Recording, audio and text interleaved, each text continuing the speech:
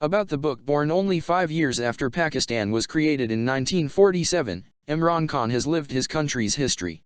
Undermined by a ruling elite hungry for money and power, Pakistan now stands alone as the only Islamic country with a nuclear bomb, yet it is unable to protect its people from the carnage of regular bombings from terrorists and its own ally, America. Now, with the revelation that Pakistan has been the hiding place of Osama bin Laden for several years, that relationship can only grow more strained. How did it reach this flashpoint of instability and injustice with such potentially catastrophic results for Pakistan? Recounting his country's history through the prism of his own memories, Imran Khan starts from its foundation, ripped out of the dying British Raj. He guides us through and comments on subsequent historical developments which shook the Muslim world: the wars with India in 1965 and 1971, the Iranian Revolution of 1979, the Soviet invasion of Afghanistan, the 9/11 terrorist attacks, and America's retribution 10 years later with the assassination of bin Laden, to the current controversial and intractable war in Afghanistan. We see these events viewed not only through the eyes of Westerners, but through those of ordinary Pakistanis. Drawing on the experiences of his own family and his wide travels within his homeland, Pakistan, a personal history provides a unique insider's view of a country unfamiliar to a Western audience. Woven into this history we see how Imran Khan's personal life, his happy childhood in Lahore, his Oxford education, his extraordinary cricketing career, his marriage to Jemima Goldsmith, his mother's influence and that of his Islamic faith, inform both the historical narrative and his current philanthropic and political activities. It is at once absorbing and insightful, casting fresh light upon a country whose culture he believes is largely misunderstood by the West. A Personal History. Imran Khan Bantal v. Press Uiden, Foyle, 1N1, ONBYE Johannesburg Trans World Publishers 61-63 Uxbridge Road, London W55SAA Random House Group Company www.transworldbooks.co.uk First published in Great Britain in 2011 by Bantam Press, an imprint of Transworld Publishers. Copyright Imran Khan 2011. Imran Khan has asserted his right under the Copyright, Designs, and Patents Act 1988 to be identified as the author of this work. This book is a work of non-fiction based on the life, experiences, and recollections of the author. A CIP catalog record for this book is available from the British Library. Version 1.0 EPUB ISBN 9781446438244 ISBN 9780593067741, HB 9780593067758, TPB. This e-book is copyright material and must not be copied, reproduced, transferred, distributed, leased, licensed, or publicly performed or used in any way except as specifically permitted in writing by the publishers, as allowed under the terms and conditions under which it was purchased or as strictly permitted by applicable copyright law. Any unauthorized distribution or use of this text may be a direct infringement of the author's and publisher's rights, and those responsible may be liable in law accordingly. Addresses for Random House Group Ltd companies outside the UK can be found at www.randomhouse.co.uk. The Random House Group Ltd REG number 954,0924681097531. Cover about the book. Title page. Dedication map of Pakistan. Contents. Prologue, A Coalition of the Crooked, November 2007. Chapter 1, Can I Still Play Cricket in Heaven? 1947-1979. Chapter 2, Revolution, 1979-1987. Chapter 3, Death, and Pakistan's Spiritual Life, 1987-1989. Chapter 4, Our Failed Democracy, 1988-1993. Chapter 5, Angels in Disguise, Building a Hospital, 1984-1995. Chapter 6, My Marriage, 1995-2004. Chapter 7, The General, 1999-2001. Chapter 8, Pakistan since 9/11. Chapter 9, The Tribal Areas, Civil War. My Solution. Chapter 10, Rediscovering Iqbal, Pakistan's Symbol and a Template for Our Future. Epilogue. Picture section. Acknowledgements. Picture acknowledgements index. About the author. Copyright. This book is dedicated to Suleiman, Qasim, and the youth of Pakistan. Prologue. A Coalition of the Crooked, November 2007. Blank faces. Faces with no expressions. That's what I remember. About 20 of them had surrounded me and a few were pushing me. I asked them, "What is it you want? Do you know what you are doing?" I could see some had pistols. Beyond the locked gates of the courtyard, people were shoving and shouting. More crowds of students peered down at me from the windows of the floors that ran round the quadrangle as they tried to see what was happening. I was furious. My political party, Tehreek-e-Insaf, Movement for Justice, was allied to this group, as the students that had surrounded me were in the Islamic Jamiat-e-Tulba, UT, the students' wing of the Jamaat-e-Islami, Pakistan's oldest and most organized religious party. Both Jamaat-e-Islami and Tehreek-e-Insaf were part of the all-parties democratic movement campaigning for an end to General Pervez Musharraf's military dictatorship and the restoration of Pakistan's Chief Justice. Yet here these students were working for a dictator who had issued orders to arrest me and behaving just like a gang of street thugs. Although I had heard tales about the UT, I had not fully realized the kind of people they were. Everyone on the campus of the university is scared of them. Once known for their ideological views and great discipline, they appear to have degenerated into a kind of mafia or fascist group operating inside the university, bearing guns, and beating people up. They stifle debate in an educational establishment that has in its time produced 2 Nobel laureates. The University of the Punjab was established in the late 19th century by the British, in the country's second city, Lahore.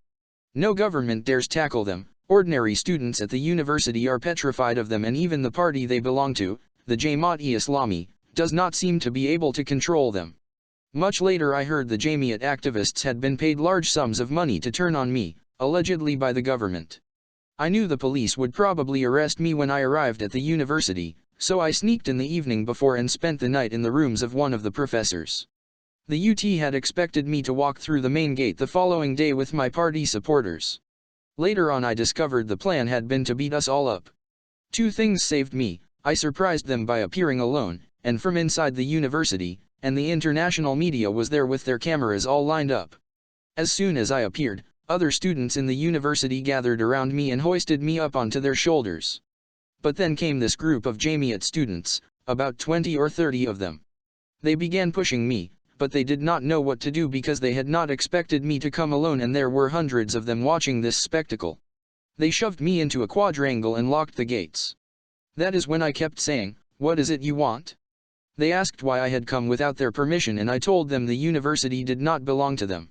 I asked them if they realized their party's policy was to oppose the state of emergency Musharraf had declared, and yet here they were supporting it. "Do you know what you are doing?" I said. There was no response. I saw the head of the UT standing about 20 yards away and speaking on his mobile. He was looking at me and clearly talking about me. I don't think he knew what to do. Some professors arrived and the Jamiat youths shoved them around too, and I could see the professors were scared of them. At this point I had been eluding arrest for almost 2 weeks. The country was undergoing yet another period of turmoil, and President Musharraf had declared a state of emergency. On the evening of November 3, 2007, I had been giving a talk at the Lahore University of Management Sciences when someone passed me a note saying that the heads of all the political parties opposed to Musharraf were to be put under house arrest, including me. I had already been held under house arrest the previous year when President Bush visited Pakistan. That was aimed at stopping me staging a protest against the US president because of his hypocrisy in supporting Musharraf, a military dictator, while invading Iraq with the justification of installing democracy. So initially I was not too worried. Even under house arrest, I could still manage my political party. I finished my speech, held various meetings, and returned sometime after midnight to my Oid family home in Lahore's Zaman Park, where my father and younger sister lived with her family. It was only when the police barged into our house that I began to sense a difference. Normally the police were very polite with me. This time their manner was more aggressive. There was no mention of house arrest, but rather of orders for my detention. I insisted they show me a warrant, and while they went off to get it, a journalist called me on my mobile. "Imran, I'm sitting with the superintendent of police here," he said. "All of the other political leaders have been put under house arrest, but you are going to jail. Your orders are for jail." With barely minutes to spare, I asked my nephew to check outside to see whether there was any possibility of escape. He told me that while the police had surrounded most of the house, they had left unguarded a 10-foot-high wall on the edge of our garden. I slipped out the back and sprinted for the wall, and my nephew helped me climb over into the garden next door. I had spent my childhood in Zaman Park, and many of my relatives still lived nearby. While the police came in and searched our family home, even my father's bedroom, despite him being sick at the time, I made for my grandfather's old house and from then on began moving from place to place every other day. Every now and then I surfaced to give a telephone interview to the press to try and get my message out to the people of Pakistan, and specifically to my workers. Then I moved again. 2 or 3 times the police arrived at a house to look for me barely 15 minutes after I had left. Later, I heard that at least 5,000 people had been detained. I was one of the last of the leading opposition politicians who remained free. I had to organize my party as best I could by word of mouth, since we had all switched off our mobile phones and many members had gone underground. Benazir Bhutto, the daughter of the former president and prime minister of Pakistan who had been executed in 1979, she herself was prime minister in 1988-90 and again in 1993-96, had recently returned from political exile. She arrived in Lahore to organize a protest march, but the police surrounded her house and the plans fizzled out. She was, however, pursued by the international media, and I decided I should take advantage of their presence to give myself up with as much publicity as possible. The best place to do this was the University of the Punjab, the biggest university in the country, where I wanted the students to mobilize against Musharraf's state of emergency. My party, Tehreek-e-Insaf, was already popular amongst the students, mainly because of the stand we had taken against the military dictator. The young people of Pakistan were my main strength, and I had seen over the years how youth across the world had played a vital role in popular campaigns, from the anti-Vietnam War movement of 1960s America to the ousting of Indonesia's President Suharto in the 1990s and, yet to come, the Arab uprisings of 2011. I wanted the students to be politicized, since dictators always try to depoliticize people in order to maintain control. They and the international media would witness my arrest. I would not be taken quietly in the night. I told the students at the university I had come to give myself up and to take me to the police. They took me outside, pushed me into a van and drove me to the gates where a police inspector was waiting for me. He looked at me over and over again until I asked what was wrong. "I am so happy to see you," he said. "What do you mean?" I asked.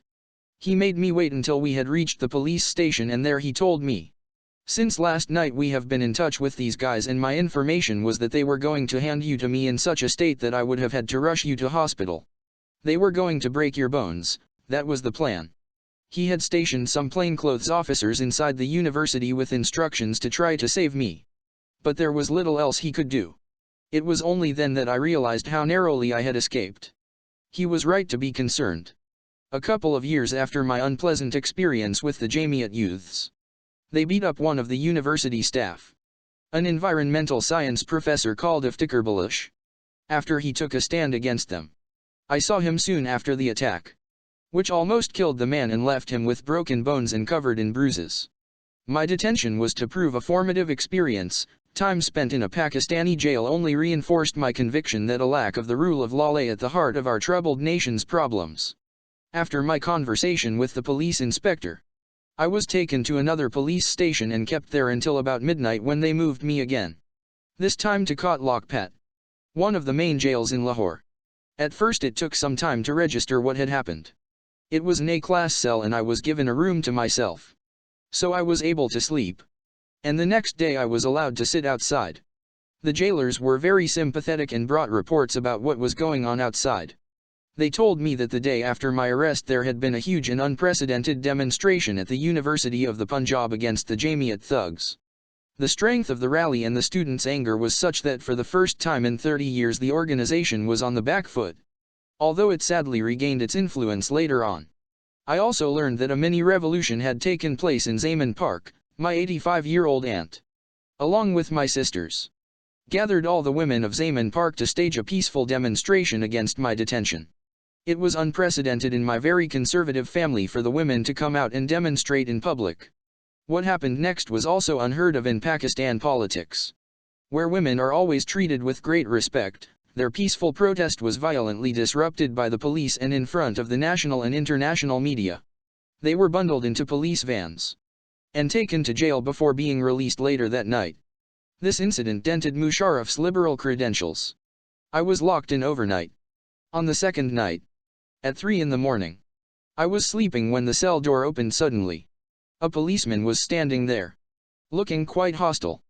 "Pack your things up," he said. "Get ready to leave." Then I was bundled into the back of a truck, where I would spend a 9-hour journey lying on a wooden bench, freezing with only a single blanket, as the wind and dust of a chilly November night blew in through the open slats. 3 policemen were sitting in front, and when we stopped for tea early in the morning, I asked them where we were going. They told me we were going to Dera Ghazi Khan, far to the southwest in the center of the country. DG Khan is one of the worst jails in Pakistan. If the authorities really want to break you, they'll send you there.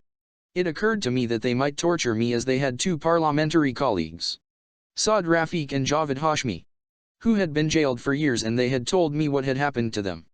But mostly it was the pettiness of it all that troubled me. It was unnecessary to send me on a 9-hour journey in a truck to a jail in DG Khan when other political leaders were being put under house arrest. I had been in the public eye for 35 years and everyone knew I was not a terrorist. Yet I was being arrested under draconian anti-terrorism emergency laws that carried the possible penalty of life imprisonment or death. It felt like a deliberate attempt to humiliate me. And since the jailers and police dealing with me were generally sympathetic and polite, I sensed the orders had come from the top.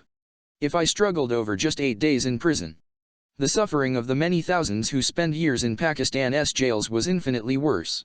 And compared to them, I was treated like a king. The jail was dirty and crowded, with 10 to 15 people crammed into each cell. My own cell was in the hospital wing and had a little bed and a filthy bathroom. But I had a room of my own. During the day I was allowed to sit outside, although at sunset I was locked in my room for the night.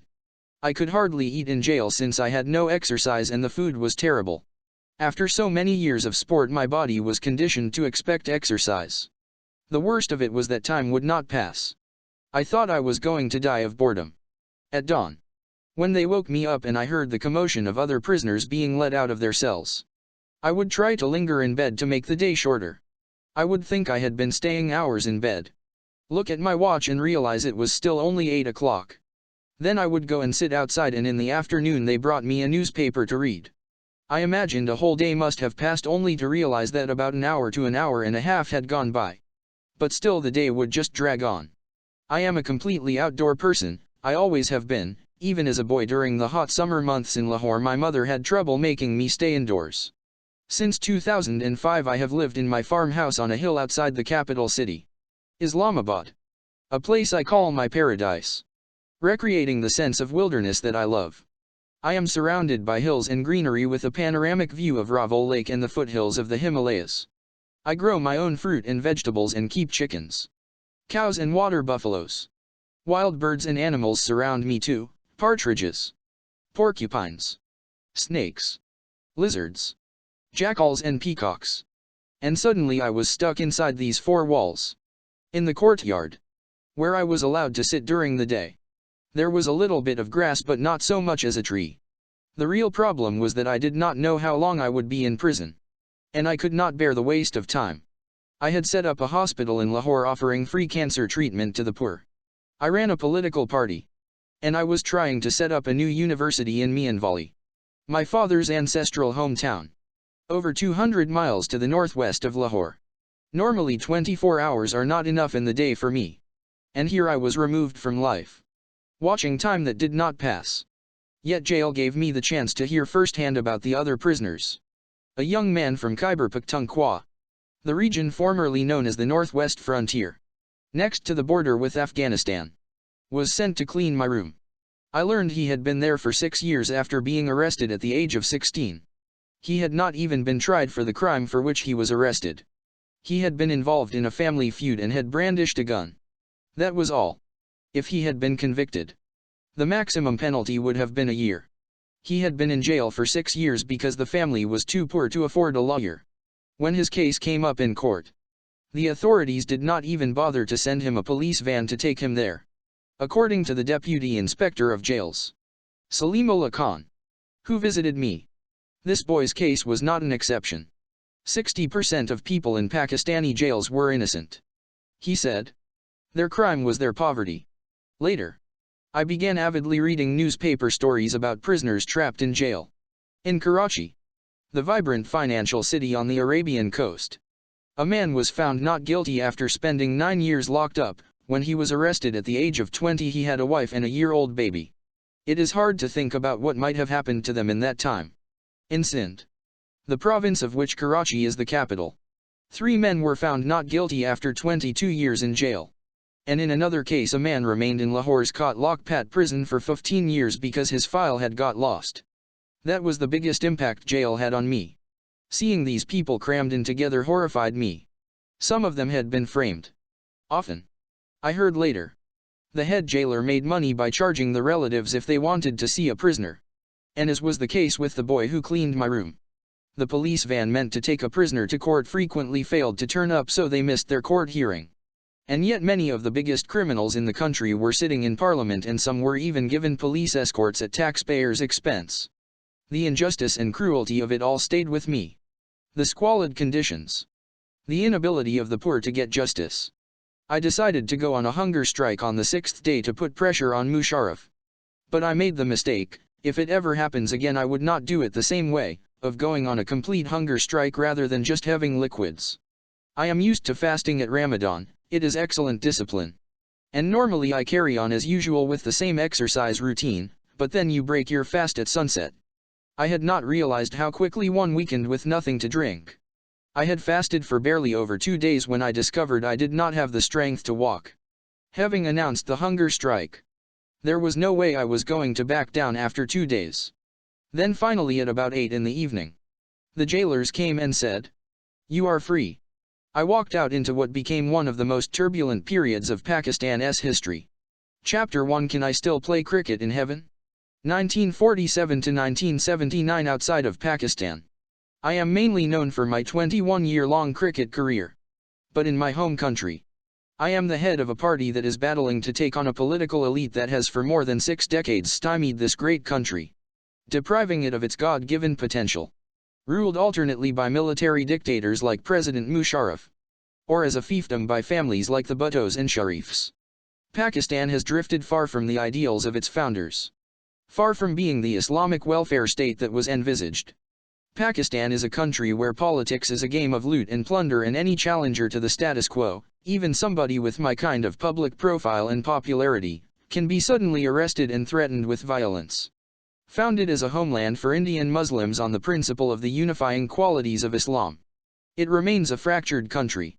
Kashmir to the northeast has been, since independence, the subject of a violent dispute between India and Pakistan. The region divided between the two. In the northwest, a civil war between the army and militants plagues the Pashtun heartlands of Khyber Pakhtunkhwa and Fata, the federally administered tribal areas. Baluchistan, a vast, rugged, unexplored and thinly populated province bordering Iran and Afghanistan, simmers with a separatist insurgency. To the south, the Arabian Sea washes against the shores of Baluchistan and Sindh, where the provincial capital Karachi is riven with fighting between various ethnic groups, including Pashtun immigrants and the descendants of Muslims who came from the other side of the border at partition, referred to as Muhajirs or refugees. Meanwhile, Punjab, home to more than half of the country's population, is resented by other provinces for monopolizing Pakistani political power and prosperity. For me, our country's woes began soon after Pakistan was created in 1947, when we lost our great leader Jinnah. Pakistan, which means land of the pure, was just 5 years old when I was born. We had such pride in our country then. Such optimism. We were a new nation, wrested out of the dying British Raj as a homeland for Muslims. Gone were the insidious humiliations of colonialism and the fear of being drowned in an overwhelming Hindu majority in an independent India. We were a free people. Free to rediscover an Islamic culture that had once towered over the subcontinent. Free to implement the ideals of Islam based on equality and social and economic justice. A democracy, as Pakistan's founding father Muhammad Ali Jinnah said. Not a theocracy. We were to be the shining example in the Muslim world of what Islam could achieve were it allowed to flourish. Such dreams we had. It was only much later that we discovered how hard it would be to fulfill these dreams, even in a brand new nation like ours, unburdened by the rigidities of history. As the years went by, we built our own tormented history, and drifted further and further away from the ideals that had inspired Pakistan's creation. Pakistan's roots lay in the final days of the British Raj in India. Before then, the territory, roughly defined as the Punjab, The Northwest Frontier Province. The coastline on the Arabian Sea of Sindh Province and Baluchistan had not been defined as Pakistan but, over the centuries, became first part of one empire and then another. The British, initially through the East India Company and later through the British Army, controlled the area from the early part of the 19th century onward. From the 1880s, though, the aim for millions of people throughout the subcontinent who wanted self-determination was the end of British rule. The Indian National Congress, which initially included Muslims, worked to achieve this end. The British did not want to relinquish control, but the Second World War weakened Britain economically and politically.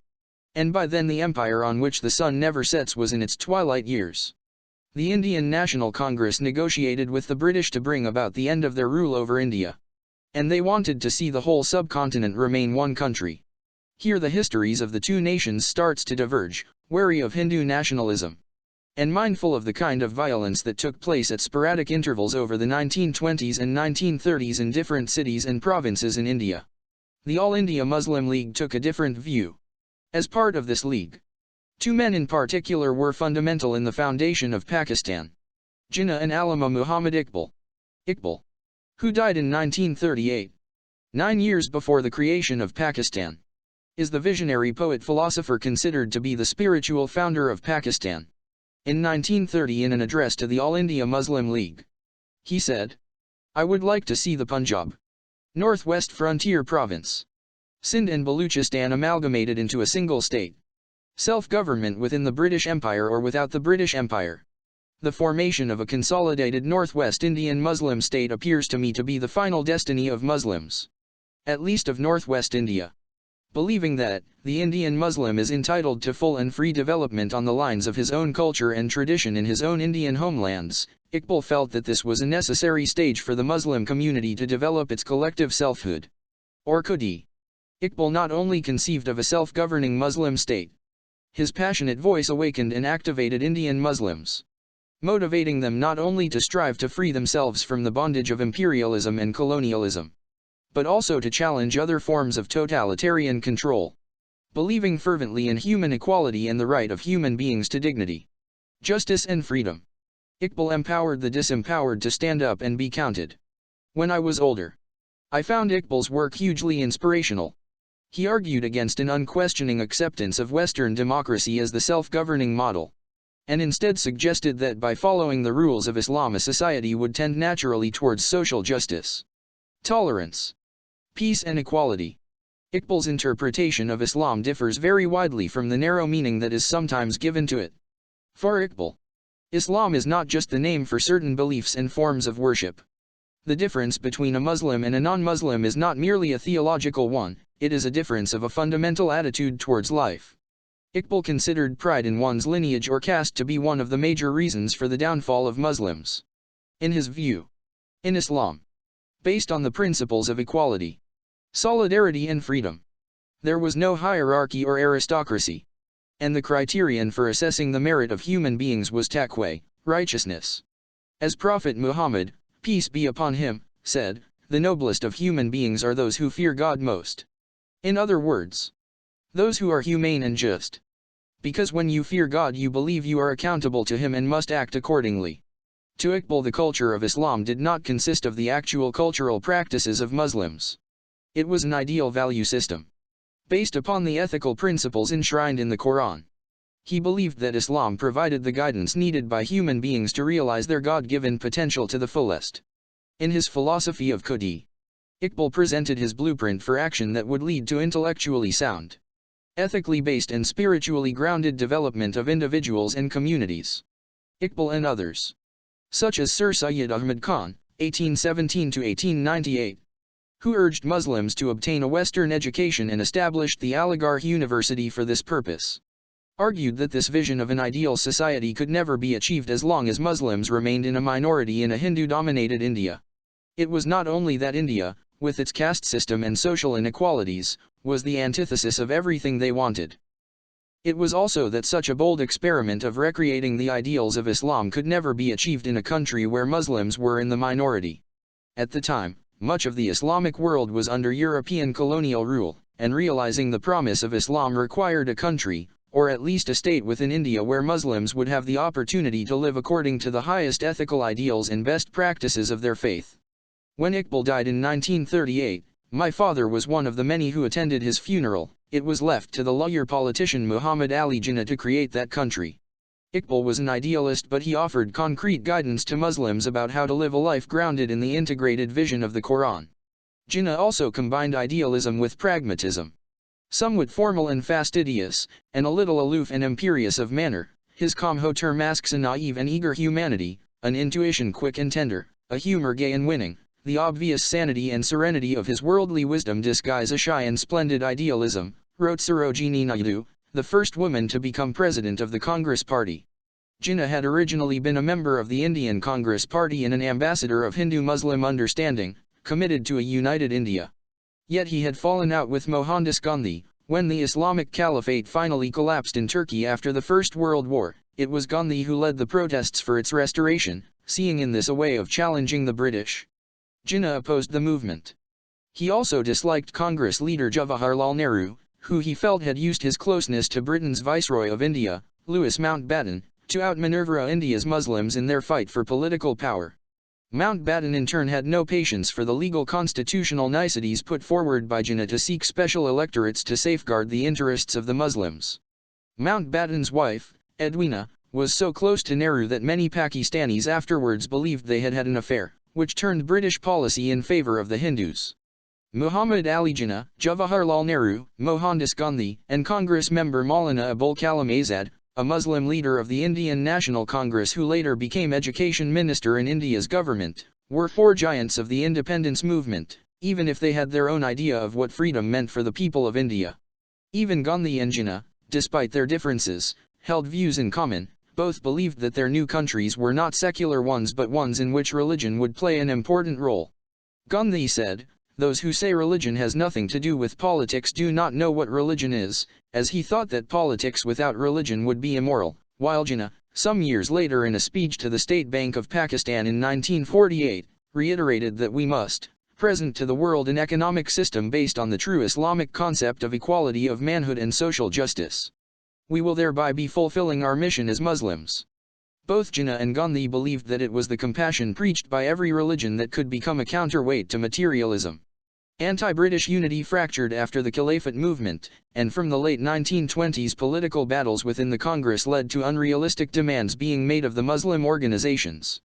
This intransigence meant that Hindu revivalists were left with the greater part of the blame for the failure to reach some form of Hindu-Muslim agreement, observed Professor Francis Robinson. Jinnah no longer believed Muslims would be safe in a united India. At a meeting of the Muslim League in Lahore in March 1940, Jinnah added his voice to a call for the creation of two states, one for Hindus, the other for Muslims. It is extremely difficult to appreciate why our Hindu friends fail to understand the real nature of Islam and Hinduism. They are not religions in the strict sense of the word, but are, in fact, different and distinct social orders. And it is a dream that the Hindus and Muslims can ever evolve a common nationality. He declared. The Hindus and Muslims belong to two different religious philosophies, social customs, literatures. They neither intermarry nor interdine together and, indeed, they belong to two different civilizations which are based mainly on conflicting ideas and conceptions. Their aspect on life and of life are different. It is quite clear that Hindus and Muslims derive their inspiration from different sources of history. They have different epics, different heroes, and different episodes. Very often the hero of one is a foe of the other and, likewise, their victories and defeats overlap. To yoke together two such nations under a single state, one as a numerical minority and the other as a majority, must lead to growing discontent and final destruction of any fabric that may be so built for the government of such a state. At this time, democracy was still evolving in the world and people did not believe that it could accommodate different religions and ethnic groups. In what is known as the Lahore Resolution, the meeting rejected the concept of a united India on the grounds of growing intercommunal violence, and demanded that the areas in which the Muslims are numerically in majority as in the northwestern and eastern zones of India should be grouped to constitute independent states in which the constituent units shall be autonomous and sovereign. 7 years later, Pakistan was born. Although it was, as Jinnah complained, A moth-eaten state, with far less territory than its supporters had envisaged. It was created in two wings. West and East Pakistan. Separated by 1.000 miles of Indian territory. The great provinces of Punjab and Bengal had been split apart. And at least 1 million people died in the tide of migration as Muslims moved into Pakistan. And Hindus and Sikhs fled to India. I had an uncle in the Pakistani army who was protecting the Punjab border crossing at the time. He always said that the bloodshed he saw during those 6 weeks was worse than anything he had seen in 4 years of fighting against the Japanese on the Burmese front in the Second World War. He was appalled by the butchery, from which not even women or children were spared. Estimates of the numbers who died range from 200,000 to over 1 million. More than 12 million were made homeless by the act of partition and had to travel long distances to settle in new parts of the country. And vast refugee camps sprang up as a result.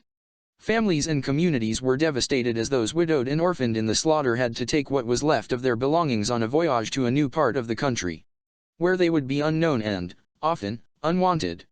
Margaret Bourke-White, the American photographer and the first female war correspondent, called partition a massive exercise in human misery.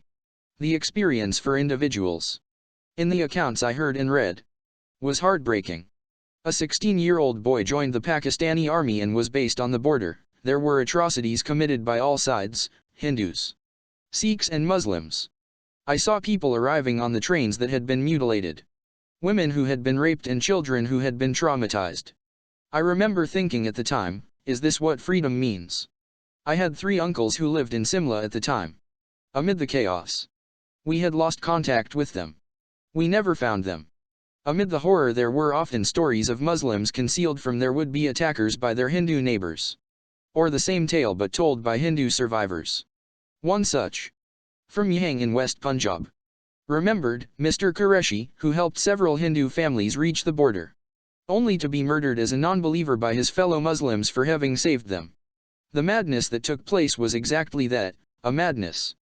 No one anticipated or dreamt that such things would happen. And certainly no one expected the violence to reach such heights. Was it a reaction to the end of British rule? A release of pent-up frustrations after the decades of humiliation?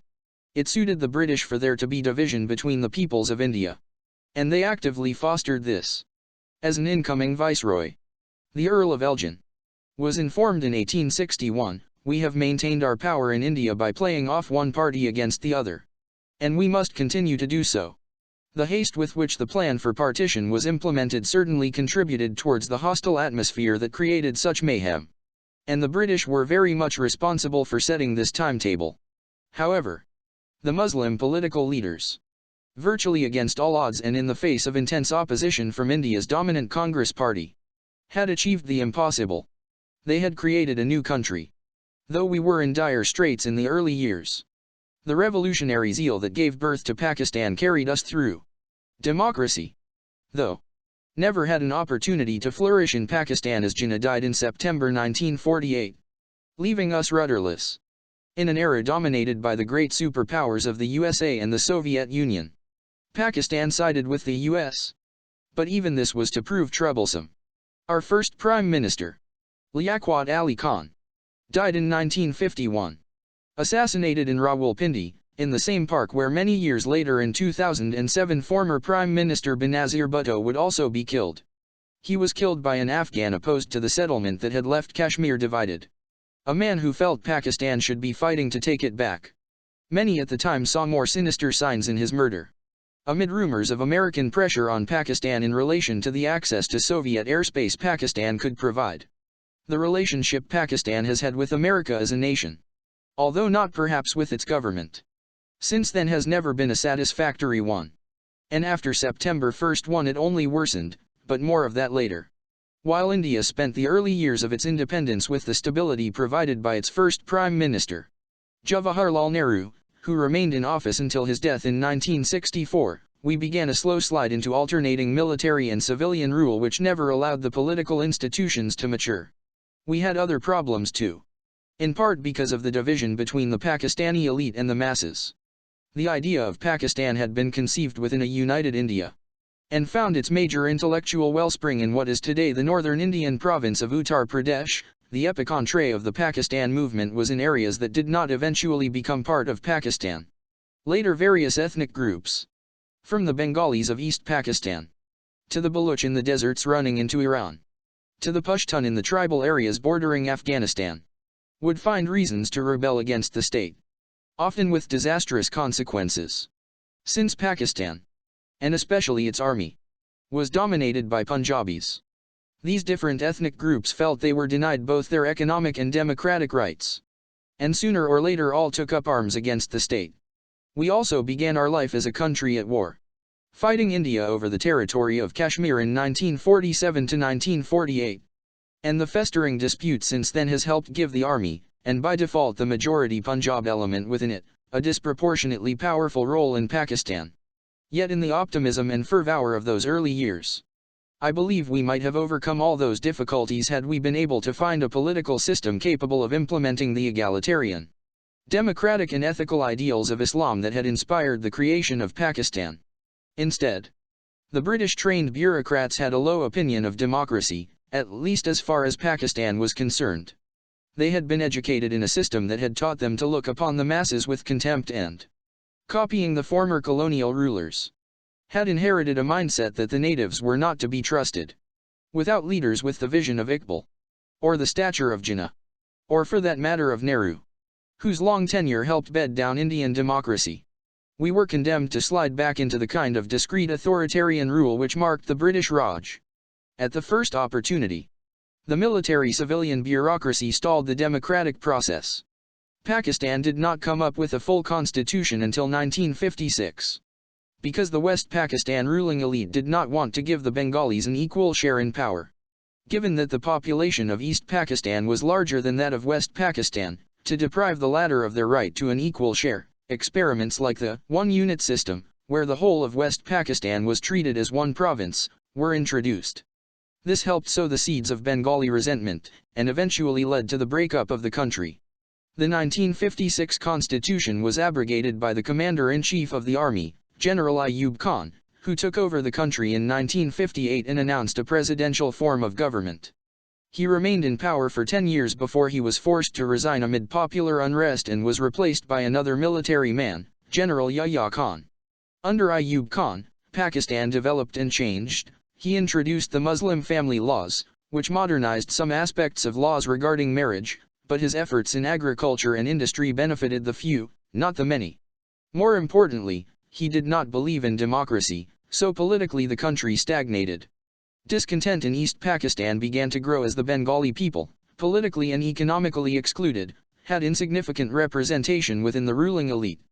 The creation of Bangladesh in 1971 was a direct consequence of this prolonged military rule, along with the reluctance of the ruling classes of West Pakistan to treat East Pakistan as an equal.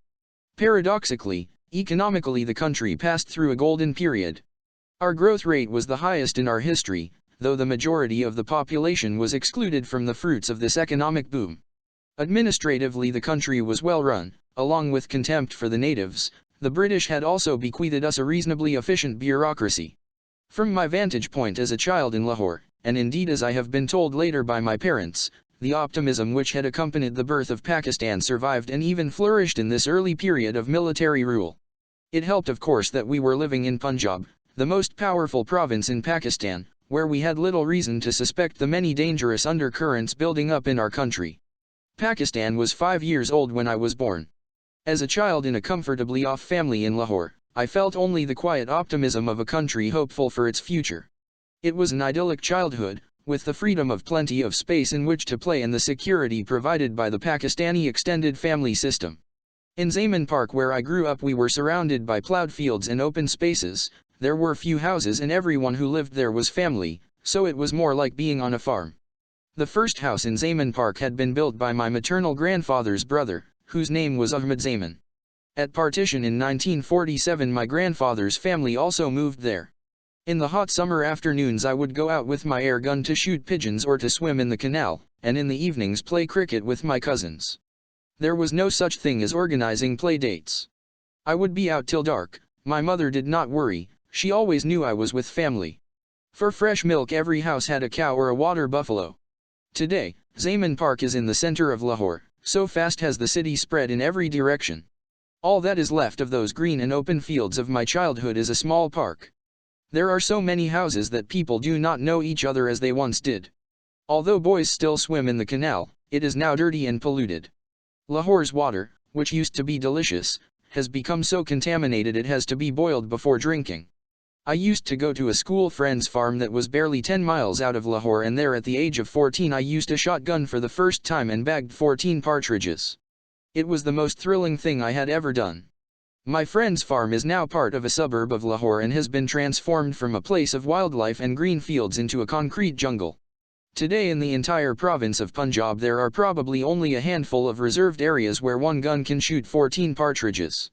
My mother would make us children go to see our maternal grandmother with our cousins every day for half an hour.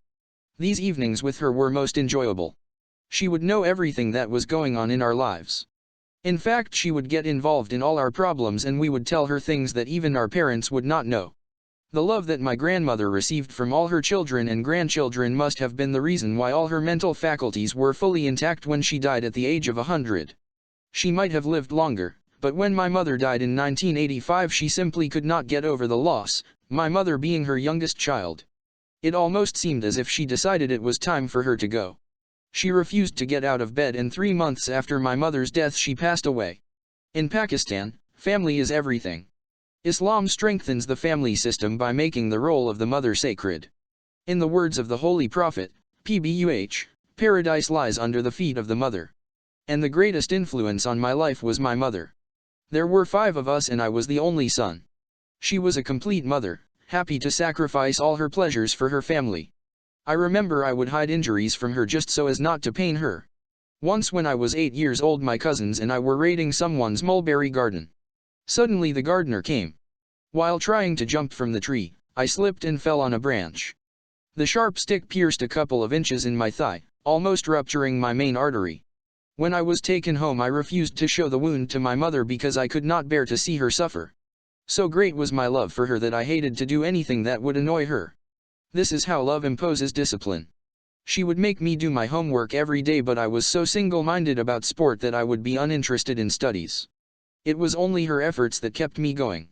However, apart from my homework my mother would never push me to do anything if I didn't want to do it. As its name suggests, there is a park in the middle of Zaman Park, where all us cousins, ranging from children to adults in their 20s, would play cricket and hockey. Matches would be played with such aggression that one year visiting hockey teams refused to play us.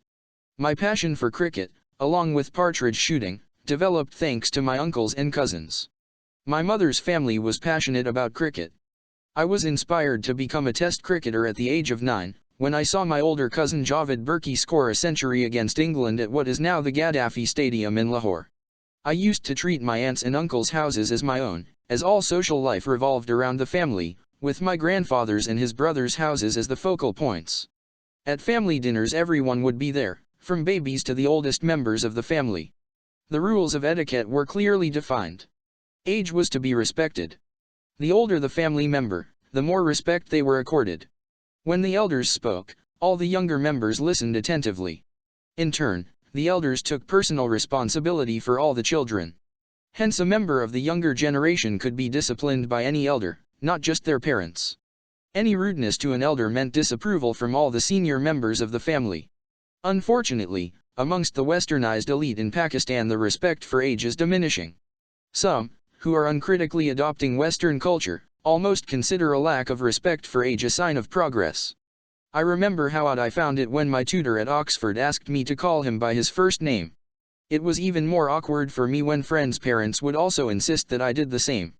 Our value system was also molded by the attitudes of the elders. The younger members would carefully observe what was approved and what was condemned by the seniors. It was never the fear of being punished that made all of us follow family etiquette, but the fear of everyone's disapproval. Moral standards were high because immorality would have meant being ostracized. The greatest fear was to give a bad name to the family. Everything depended upon the reputation of a family, from arranged marriages to social acceptability. Any slight by an outsider on the character of a family member would mean an immediate closing of ranks by a united family front. It also put immense responsibility on family members to conform to certain moral and ethical standards.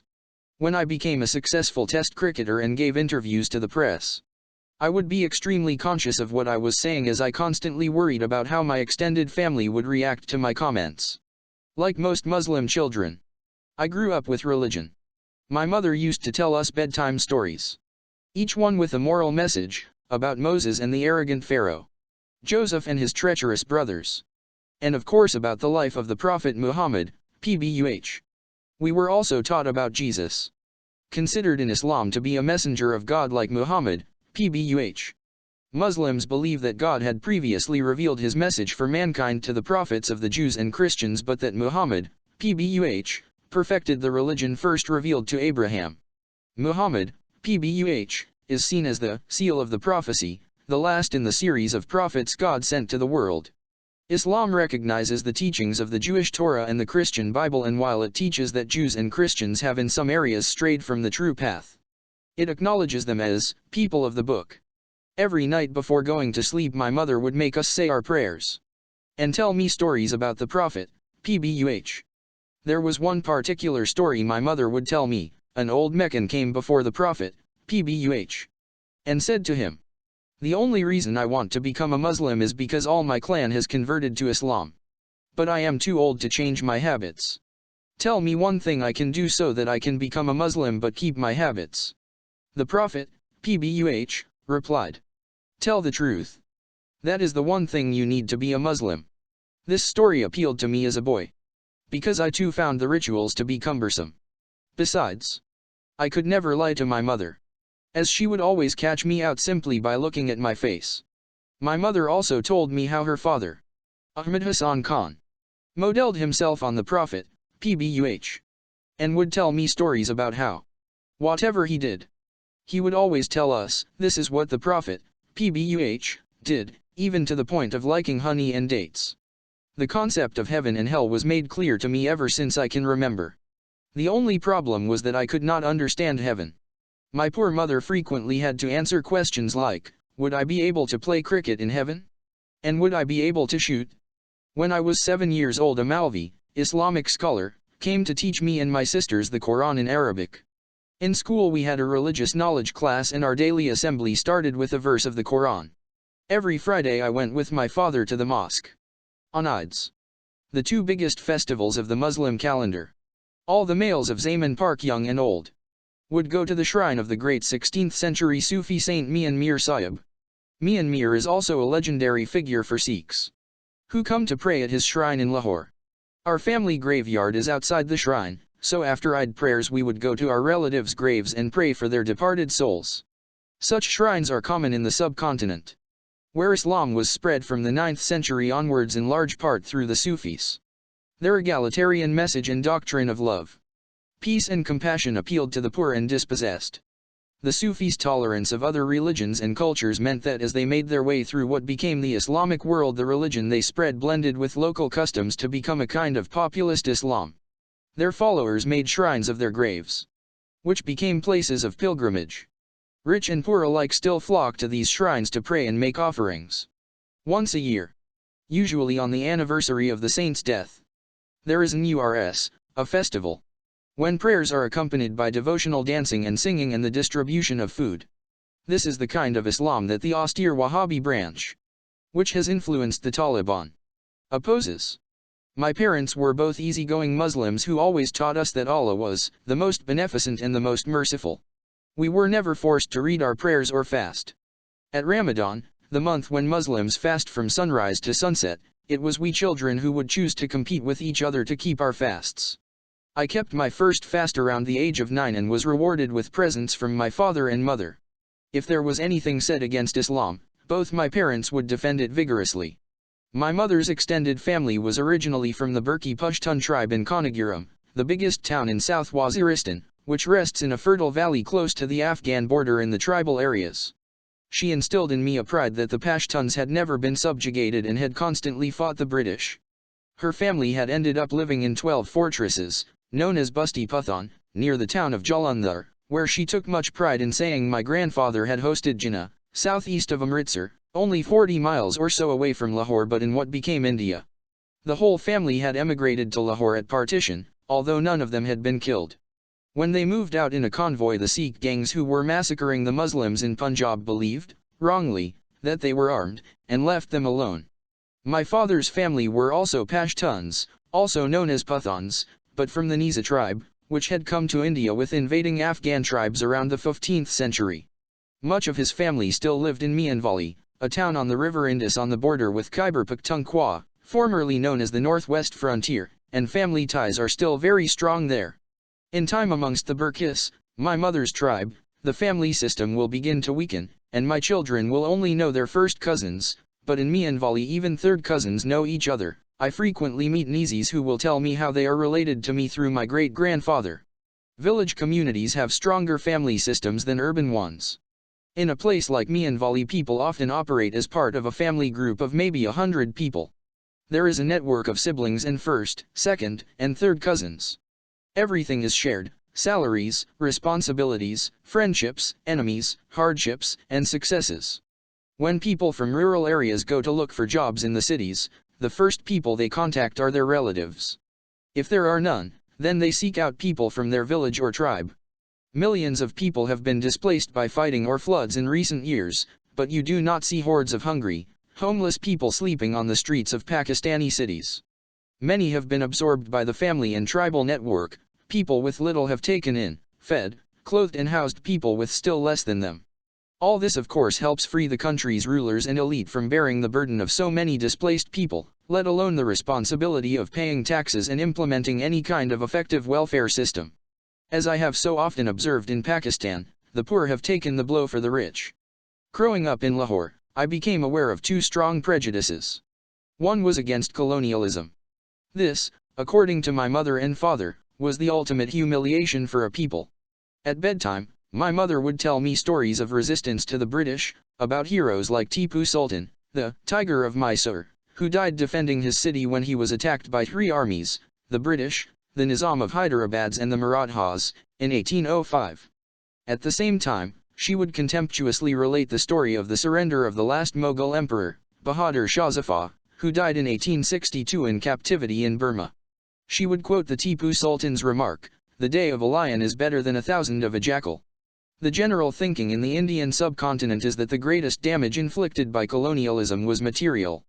There is no doubt the subcontinent did suffer in such a way. In the 1700s the CDP of India was almost 25% of the world's economy. By the time the British left it was around 2%. The British lawyer Cornelius Walford estimated in 1879 that there had been 34 famines in the previous century or so of British rule, but only 17 in the preceding 2,000 years. M. Akbar writes, the Mughal response to famine had been good governance, embargo on food export, anti-speculation regulation, tax relief and free kitchens. If any merchant shortchanged a peasant during a famine, the punishment was an equivalent weight in flesh from his body. That kept hoarding down. Millions died in these catastrophes. A materialist lobby feels that British rule gave India a strong administrative system along with an infrastructure of roads and railways. Up to a point this is true as well.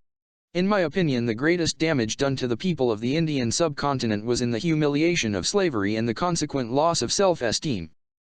The inferiority complex that is ingrained in a conquered nation results in its imitation of some of the worst aspects of the conquerors, while at the same time neglecting its own great traditions. It destroys originality as the occupied people strive only to imitate the occupiers. Furthermore, this slavish mimicry wrecks any sense of leadership in the elite, the people with the most expensive education in the country. One of Iqbal's great qualities was that he provided such new and original thought, despite having lived his entire life under colonial rule. In a well-known verse he told his son, "My way is not one of being wealthy but of fakiri spiritual poverty. Your kudi selfhood do not sell. In poverty make a name." The legacy of colonialism led to our other prejudice against India. We as a nation felt we had been cheated out of Kashmir by the pro-Indian last Viceroy of India, Lord Louis Mountbatten. Hatred against our neighbor, in Punjab especially, reached its height in the 1950s and 1960s since so many Muslims had migrated from East Punjab at partition in 1947 and hardly a family had not lost loved ones in the bloody massacres during the border crossing. It was only later, when I toured India playing cricket, that I realized how much we have in common and lost this prejudice. Islam.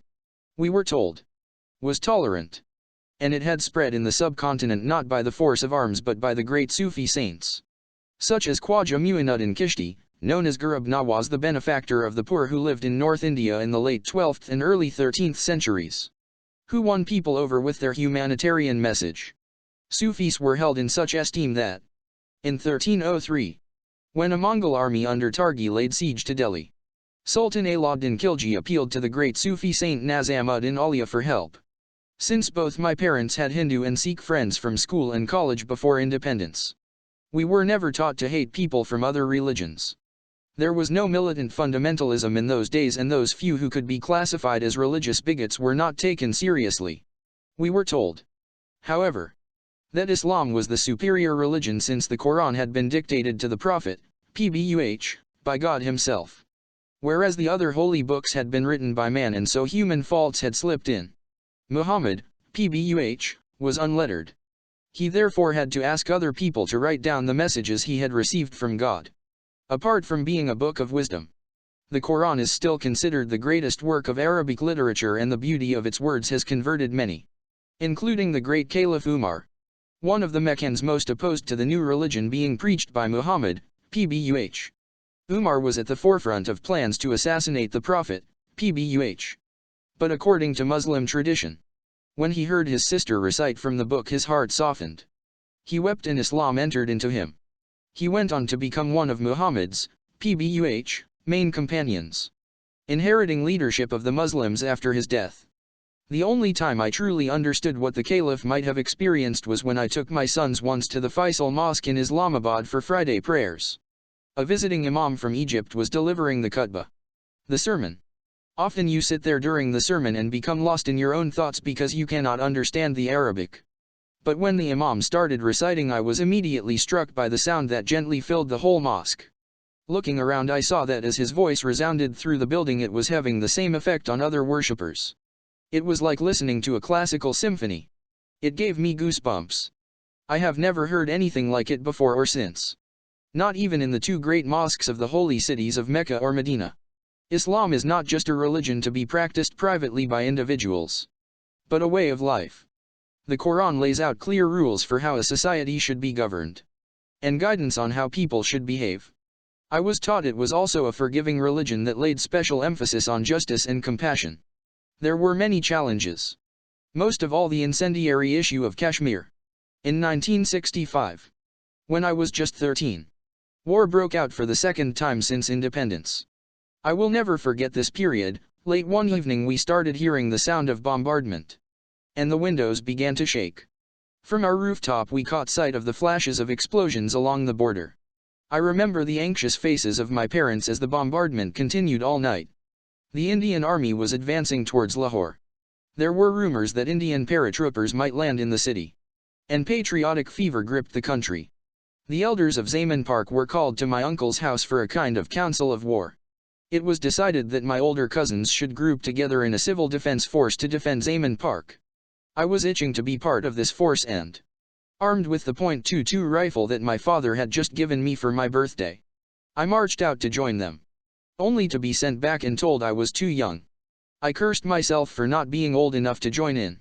Along with my mother and sisters, I was sent away from the city for my safety. As we approached Pindai, I remember seeing open areas outside the city swarming with warriors from the tribal areas volunteering to assist the army. Later I found out that my overzealous cousins almost ambushed, shot and killed two innocent people, mistaking them for Indian paratroopers. Everyone in the country was united in a desire to defeat the enemy. I don't think Pakistan had ever witnessed such unity. The nearest thing to it was perhaps when we won the World Cup in 1992. As I grew up I developed a passion not only for my country but also for the Pakistani countryside. Every summer I would go with my parents and sisters to the hill stations to escape the oppressive heat of Punjab. I can still remember the thrill I felt as the car slowly ascended the mountain road and the air cooled. Only those who have experienced the intense heat of the Punjab summer can understand such relief. There was no air conditioning in those days. We had picnics and walks in the forest. Saw monkeys, jackals, porcupines and a huge variety of birds. Occasionally we even saw the tracks of a leopard. Once, when I was about 5 years old, during a trip to the hill station Dunga Kali, over 200 miles to the northwest of Lahore. A leopard killed a donkey right outside our rest house in the middle of the night.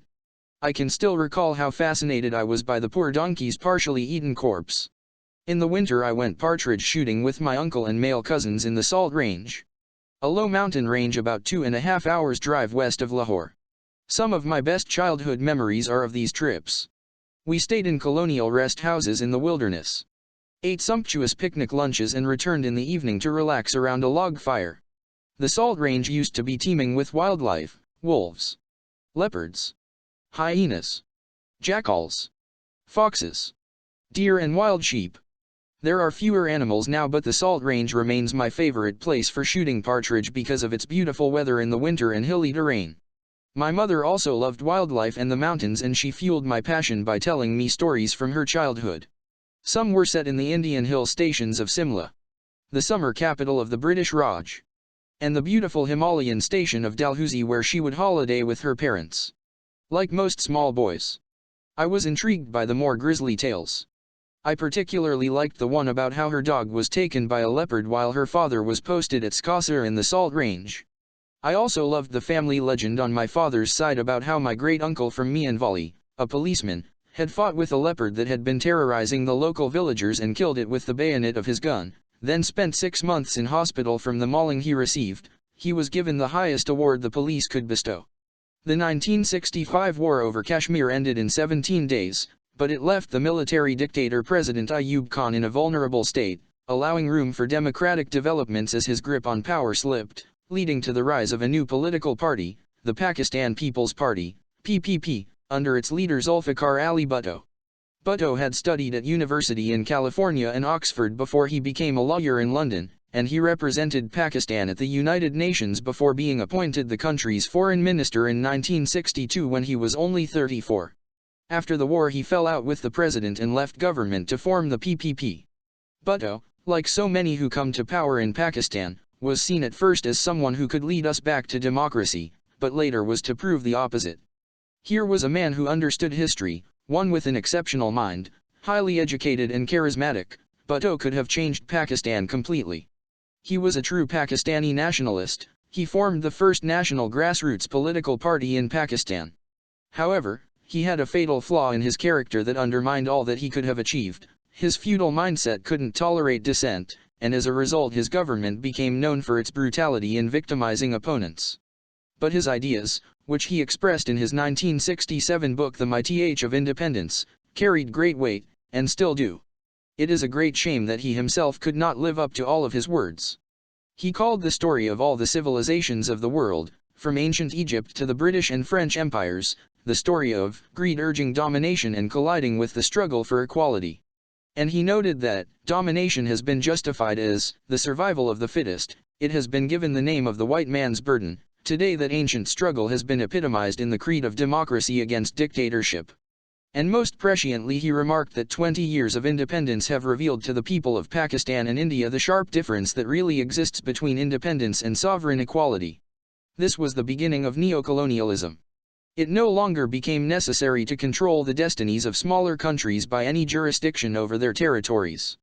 The British had developed neocolonialism in India in the previous century, in the princely states, of which there were well over 500, where they didn't have to rule directly as they had puppet rulers to do their bidding. Today in Pakistan, with drone attacks and raids in our cities, our sovereignty is compromised by those who are puppets of the US and have followed US diktats against the interests of the people of Pakistan. It is this aspect of neocolonialism that is breeding extremism in Pakistan today. Back then I was still young, a teenager, and in the late 1960s I trekked in the Karakoram, the mountain range spanning the borders between Pakistan, India, and China.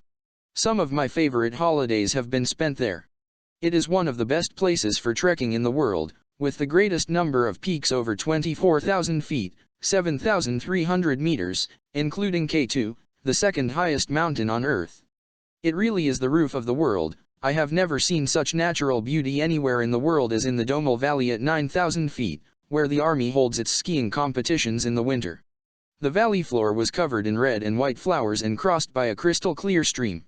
It seemed to be the picture of paradise, and every morning I was there I had to tell myself I wasn't dreaming. The people in this area of Pakistan were warm and friendly, untainted by tourism. On one trip one of our two jeeps broke down on the Karakoram highway. A young man passing by offered to take us to his village for the night. We zigzagged up a dirt track for about 40 minutes before ending up in a tiny village on the edge of an emerald-colored lake and surrounded by thick pine forest. The villagers served us delicious food, including the best mushrooms I have ever tasted. There was a full moon and we sat all night by the lake listening to the wind blowing through the pines. Pakistan's northern areas are almost twice the size of Switzerland. Who knows how many such idyllic places still exist there? We came across similar hospitality in Hunza, a stunningly beautiful valley supposedly the inspiration behind the mythical land of Shangri-La. When I first went there in 1967, locals untouched by materialism greeted us with apricots and peaches, inviting us to stay in their houses. Amongst the endangered species to be found in the Karakoram is the secretive snow leopard with its distinctive gray-green eyes, and I remember seeing snow leopard cubs found by a shepherd and presented as a gift for the Mir of Nagar, the ruler of what was until 1974 still a princely state located in the north of Gilgit-Baltistan, the most northerly point of Pakistan. Hunza used to be so remote it could only be reached via a terrifying journey up hairpin bends overlooking thousand-foot drops in old Willis Second World War jeeps. Every so often if you dared to look down you would see the wreckage of a jeep that hadn't made it. Then came the Karakoram Highway, sometimes known as the ninth wonder of the world because of its elevation, the highest in the world for a paved road, and because of the sheer difficulty of building it. It took the Pakistanis and the Chinese 20 years to finish and cost the lives of almost 900 construction workers. The Karakoram is still by far the most beautiful mountain wilderness in the world and the people are still friendly, but progress has taken its toll. Population explosion, massive deforestation by the timber mafia and package tours are quietly threatening this paradise. Sadly, the modern world has brought unwelcome changes to many parts of Pakistan. Among those changes is the rapid increase in the population, which has grown from 40 million in 1947 to 180 million by 2011. The beauty and wilderness of our country is fast disappearing. But it was already evident in the 1950s and 1960s that this is only one of the problems that would bedevil Pakistan. These problems began in the very fabric of the state itself. Born out of our slavish adherence to the traditions and institutions of the departing British. Far from shaking off colonialism, our ruling elite slipped into its shoes. The more a Pakistani aped the British, the higher up the social ladder he was considered to be. In the Gymkhana and the Punjab Club in Lahore, Pakistanis pretended to be English. Everyone spoke English including the waiters, the men dressed in suits. We, the members' children, watched English films while the grown-ups danced to Western music on a Saturday night. Indeed, some Pakistanis even spoke Urdu with an English accent and ate curry and chapatis with a fork rather than with their hands. While a native had to struggle to get membership of these clubs, any European could simply walk in, the waiters would not dare question whether he was a member or not. The Sindh Club in Karachi, the ultimate refuge of the self-loathing Brown Sahib, did not allow itself to be contaminated with any native Pakistani symbols. Established by the British in 1871, it resisted even Pakistani national dress, banning it until 1974. The small westernized elite, comprised mainly of civilian bureaucrats and military men, also inherited the colonial contempt for the natives. Far from trying to implement Iqbal's vision, they took advantage of a colonial system meant to control the people. All the colonial institutions were left intact, and as a result the only change for ordinary Pakistanis was that they had a new set of rulers, the Brown Sahib instead of the Gora, White, Sahib. Often these people were even more arrogant in dealing with the masses than the colonialists, just as slave foremen were sometimes more brutal to the slaves than their masters were. A practice that continues to this day, as we'll see in Chapter 8 with the way Pakistani security forces acted in their treatment of Afghans. Almost all the bureaucrats came from the elite English language schools built by the British and modeled on their own public schools. When my father returned after doing his postgraduate degree at Imperial College London in 1948, he was only the second person from his hometown to have become an England returned. And almost the entire town came to greet him at the railway station. An England returned would find his social status rise dramatically, and he could have his marriage arranged to a girl well above the status of his family. Then, as even now, Marriage advertisements in India often state a preference for a girl with fair or wheatish complexion. Centuries of invasions from the northwest meant that the ruling classes were often fairer than those ruled, leaving an ingrained color consciousness on the Indian psyche. An England returned would automatically become a VIP in Zaman Park. When any of my older cousins came back after studying at an English university, we would bombard him with questions about life there. That knowledge alone gave them status. During their time in India, the British had embedded an inferiority complex amongst the natives with great care.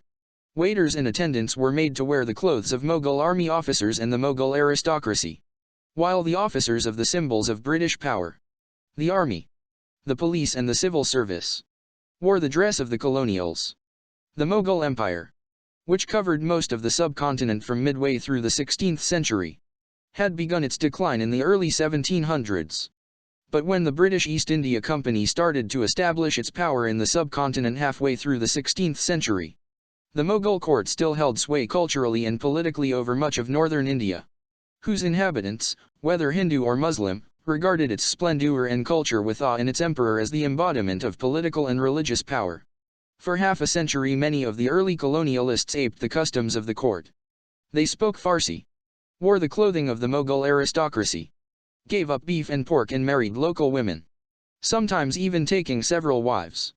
The British historian William Dalrymple has done much to chronicle the change in attitudes as, between the mid-18th and the mid-19th century, the British took on and defeated all their military rivals in South Asia. With the French, the Siraj-ud-Daulah of Bengal, Tipu Sultan of Mysore, the Marathas and the Sikhs all vanquished, the British became more confident of their grip over the region. And imperial arrogance set in. Evangelical Christianity also played a major part in breeding a culture of British superiority and a determination to unseat the Mughal emperor and humiliate the once great dynasty.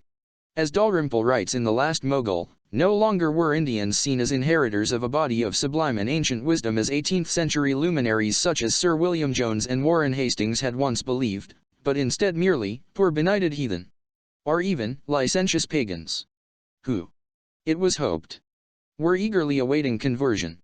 India had a decentralized system of education before the arrival of the British. Each village had its own schools supported by revenues generated locally, while colleges and madrasas, religious schools, of higher education were run by educational trusts, or waqf boards. Waqf is an Islamic term for an endowment for a charitable purpose. When Bengal was conquered by the East India Company in 1757, it was discovered that 34% of the land generated no taxes because it was owned by various trusts, giving free education and health care. According to a survey by C.W. Leitner in 1850, some of these madrasas were of an extremely high standard, as good as Oxford and Cambridge. Thanks to the properties owned by the trusts, they could afford to pay handsome salaries to attract high-quality teachers. Leitner also surveyed the Hoshiarpur district in East Punjab and found there was 84% literacy in the area. When the British left India it was down to 9%. The British abolished the trusts, confiscated the waqf and endowments, centralized the education system and set up elite English language schools. These were meant to create a class of Indians who, in the words of the 19th century administrator Lord Thomas Macaulay, would be Indian in blood and color but English in taste, in opinions, in morals, in intellect, to render them by degrees fit vehicles for conveying knowledge to the great mass of the population. Behind their backs, the British used to contemptuously call these brown sahibs baboons, later, babus, the Hindi word for father, only not so in this context. The impact of the British implemented education system ran far deeper than the use of English and a love of cricket. Rather, it had been used by the British for a century to subjugate the local culture and create a ruling native elite. The British were too few to dominate India themselves and relied on the acquiescence of a layer of natives to enforce their rule, a form of collaboration which was one of the most humiliating aspects of colonialism. I went to a school very much in the English mode, Aitchison College, the nearest Pakistan had to Eton. Like the majority of my schoolmates, I considered myself superior to those students who went to the government-run Urdu medium schools. In the English medium schools not only were all the subjects taught in English, but everyone was required to speak in English. Boys caught speaking in Urdu during school hours were fined, despite it being the official language of Pakistan. Our Muslim society with its traditions and rituals was left behind with our families, and felt disconcertingly old-fashioned. The message of our education was that you had to copy the ways of the superior colonialists to make progress in life. We were to be transformed into cheap imitations of English public school boys. Our role models naturally became Western, whether they were sportsmen, movie idols, or pop stars. Besides, we could not help but notice that the older generation was deeply impressed by the colonials and their culture no matter how much they disliked them. It was only much later that I realized how much our education dislocated our sense of ourselves as a nation. At the time, I thought more about playing cricket on Atchison's beautiful sports fields. Today our English language schools produce Desi Americans, young kids who, though they have never been out of Pakistan, have not only perfected the American twang but all the mannerisms, including the tilt of a baseball cap, just by watching Hollywood films.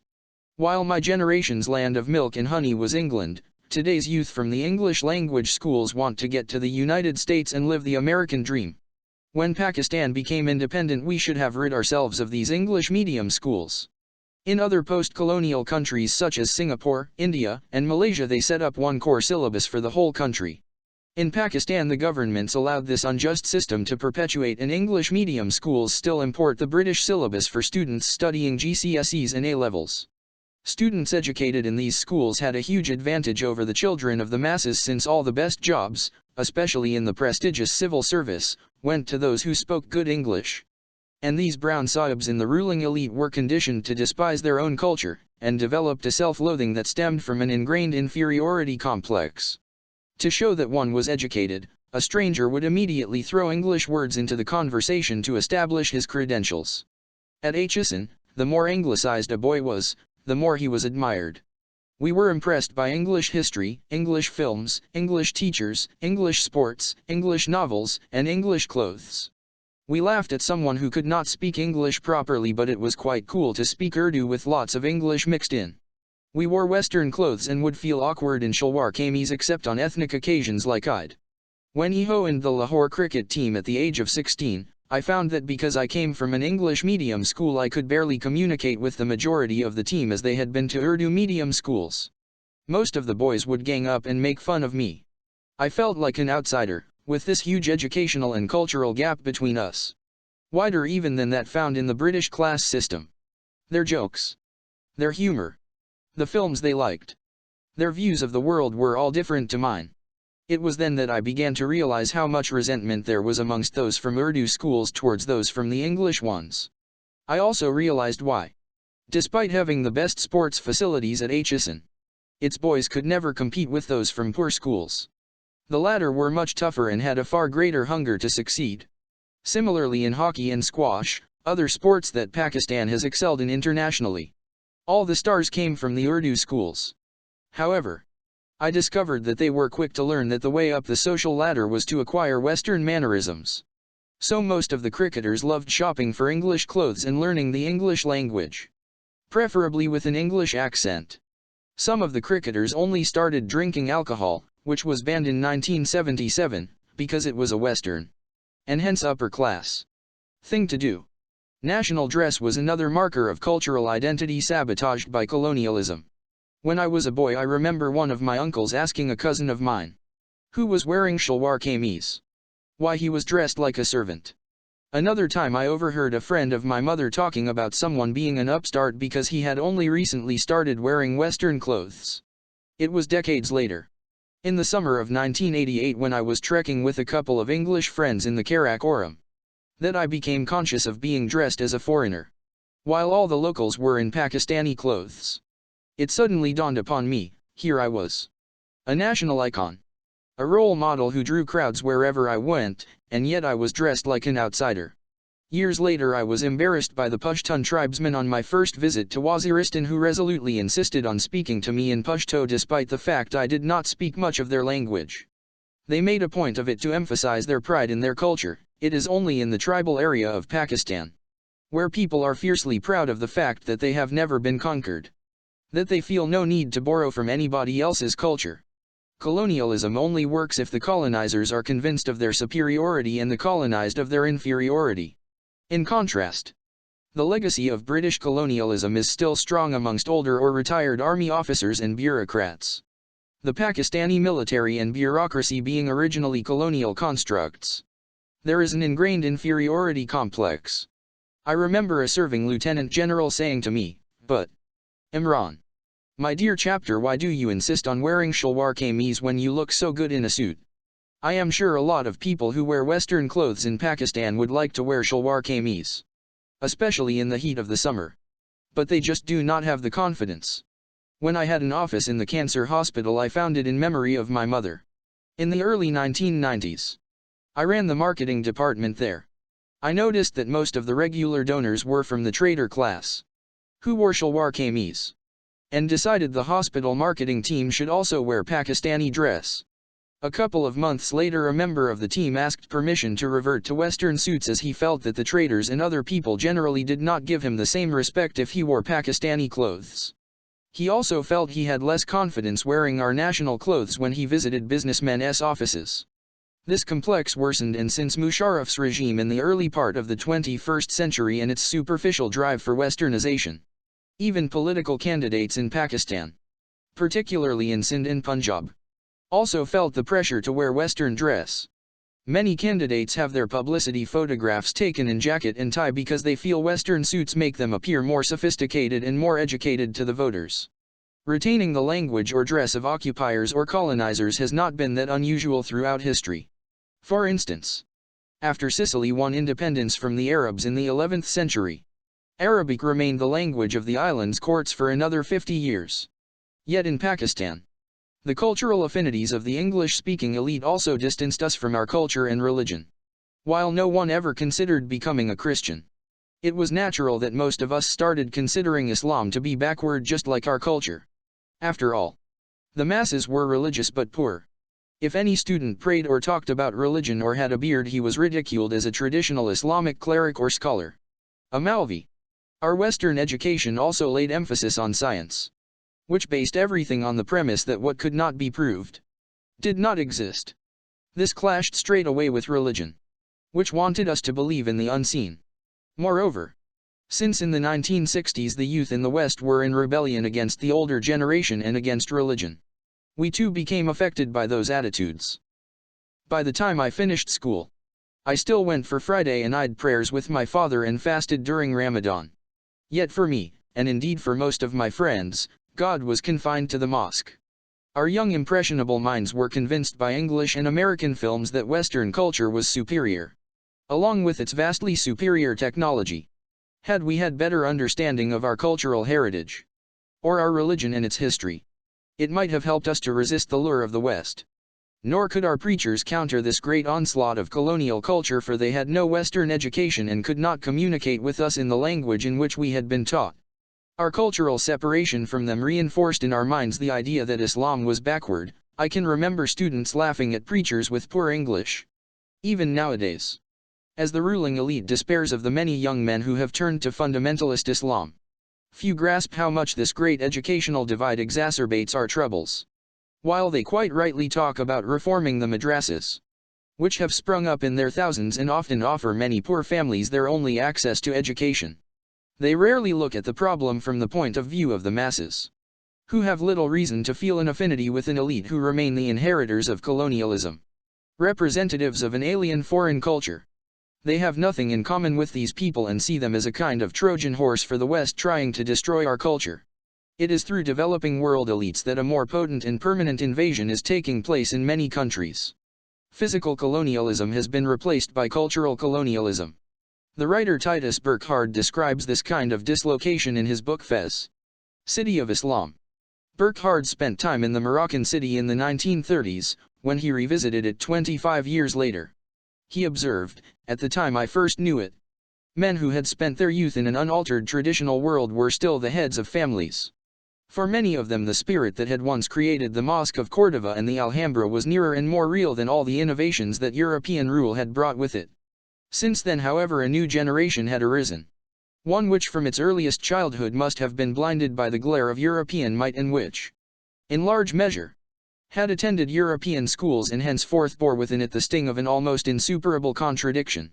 For how could there be any reconciliation between the inherited traditional life which, despite all its frugalities, carried with it the treasure of an eternal meaning, and the modern European world which, as it so palpably demonstrates, is a force oriented entirely to this world, towards possessions and enjoyments, and in every way contemptuous of the sacred? These splendid men of the now dying generation, whom I had once known, had indeed been conquered outwardly, but inwardly they remained free. The younger generation, on the other hand, had gained an outward victory when Morocco gained independence some years ago, and now ran the grave risk of succumbing inwardly. The jolt came in 1971. In the elections of 1970, the Awami League of East Pakistan, the party demanding autonomy there, had won a majority in parliament. Yet Zulfikar Ali Bhutto, the leader of the Pakistan People's Party, PPP, which had won in West Pakistan, conniving with the military dictator General Yahya, deprived the Awami League of East Pakistan of the chance to form a government. The people of East Pakistan rebelled against what they saw as their disenfranchisement by the more powerful West Pakistan. Yahya Khan, the president and army commander-in-chief, sent in the army to suppress the dissent, the same army that had held the first free elections on an adult franchise in the first place. As the troops descended on East Pakistan, Bhutto returned to Karachi from Dhaka triumphantly proclaiming that Pakistan had been saved. But the result was a terrible war in which thousands of civilians died and millions of refugees poured into India's West Bengal. I was with the West Pakistani under-19 cricket team on the last flight out of East Pakistan before the army went in. As we played the East Pakistan team, we could feel the hostility towards us, not just from the crowds in Dhaka Stadium but from our sporting opponents too. The captain of the East Pakistan team, Ashraful Haq, who later became a friend of mine, told me at dinner that evening about the great antagonism felt towards West Pakistan. He told me that many like him would want to be part of Pakistan were they to be given their due rights, but as things stood there was a strong movement for independence. I was shocked to hear this because we had no idea about the feelings of the people of East Pakistan, thanks to total media censorship in West Pakistan. However, it had never occurred to me or many others that there was any chance of the country breaking apart. West Pakistan made a series of blunders which allowed India to subsequently exploit the situation.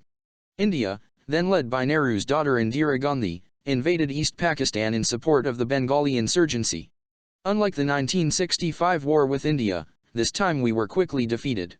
Our army signed a humiliating surrender in Dhaka and the Indians took 90,000 prisoners of war. Our country was split in two and East Pakistan became the newly created Bangladesh.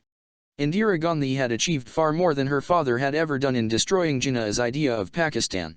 It was meant to be a homeland for the Muslims of the subcontinent. Now, after a bitter civil war and a crushing defeat, which still haunts our army, it had become a homeland only for West Pakistanis.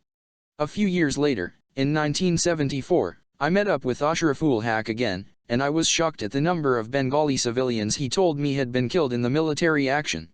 The figures listed by both sides are hard to verify, but it is possible that hundreds of thousands of civilians died in the civil war that lasted several months, and millions more fled into India seeking safety.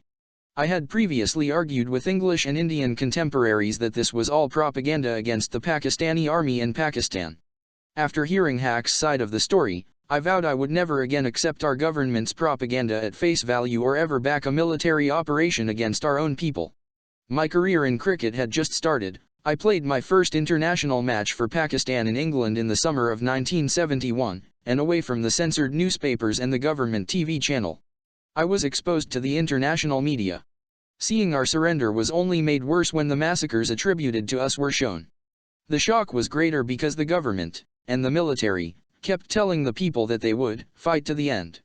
Only 24 hours before the surrender, General Niza from my tribe, the commander of the forces in East Pakistan, had defiantly given an interview on the BBC where he declared the army would fight to the last man. The surrender caused mass depression and a loss of faith in our country. Like everyone else in Pakistan, I had believed the propaganda of our state television, who had labeled the Bengali fighters as terrorists, militants, insurgents, or Indian-backed fighters, the same terminology that is used today about those fighting in Pakistan's tribal areas and Baluchistan. Then, as now, we fought the symptoms rather than addressing the root cause of the violence, our failure to address the legitimate aspirations of Pakistan's many ethnic groups. I also had the opportunity to see for myself how my country was perceived abroad. I had a rude awakening. 4. Without the protection of my family, I suddenly felt lonely and insecure. For the first time, I had to make an effort with people and found it quite difficult. After the tour I stayed back to finish my education at the Royal Grammar School in Worcester. I found it almost impossible to make friends with the British. My friendships with my cousins and a few school friends were informal and deep. We would drop in at each other's houses at all hours. And, since we had grown up together, our bonds were strong and could withstand fighting and jealousy. Now I was faced with a situation where I did not know anyone. Nor did I understand British culture, which was very different to the joint family system in which I had grown up. The friendships that I had in England were never as meaningful as those I had in Pakistan, until much later. Following the completion of my A-levels in 1972, I began my studies at Oxford. It was a huge culture shock. The youth rebellion was in full swing and the English culture we knew through our English schoolmasters, books, stories and anecdotes of my parents' generation had disappeared under a blitz of sex, drugs and rock and roll. Traditional British values, which stemmed from the Victorians' ideas on morality and had so impressed the older generation in Pakistan, were being rapidly discarded in Britain itself. Dismissed as hypocritical. Films and pop stars were advocating free sex, drugs and bad manners. It was fashionable to swear and prudishness was dismissed as boring. The biggest attack was on religion and on God. In Pakistan, the English-speaking elite considered the mullah backward. But even they never dared publicly attack him. Most of them would follow Islamic rituals and considered themselves religious. However, in Britain, religion became a source of ridicule. Lampooned in Monty Python's Flying Circus and in the film The Life of Brian in the 1970s. As well as in television skits by Benny Hill portraying priests and nuns as sexual perverts. Our role models were Mick Jagger and David Bowie. While our intellectual thinking was defined by the then popular Marxist rejection of religion. From Darwin's theory of evolution to Nietzsche proclaiming the death of God. We were encouraged to believe religion belonged to a pre-logical stage of human development.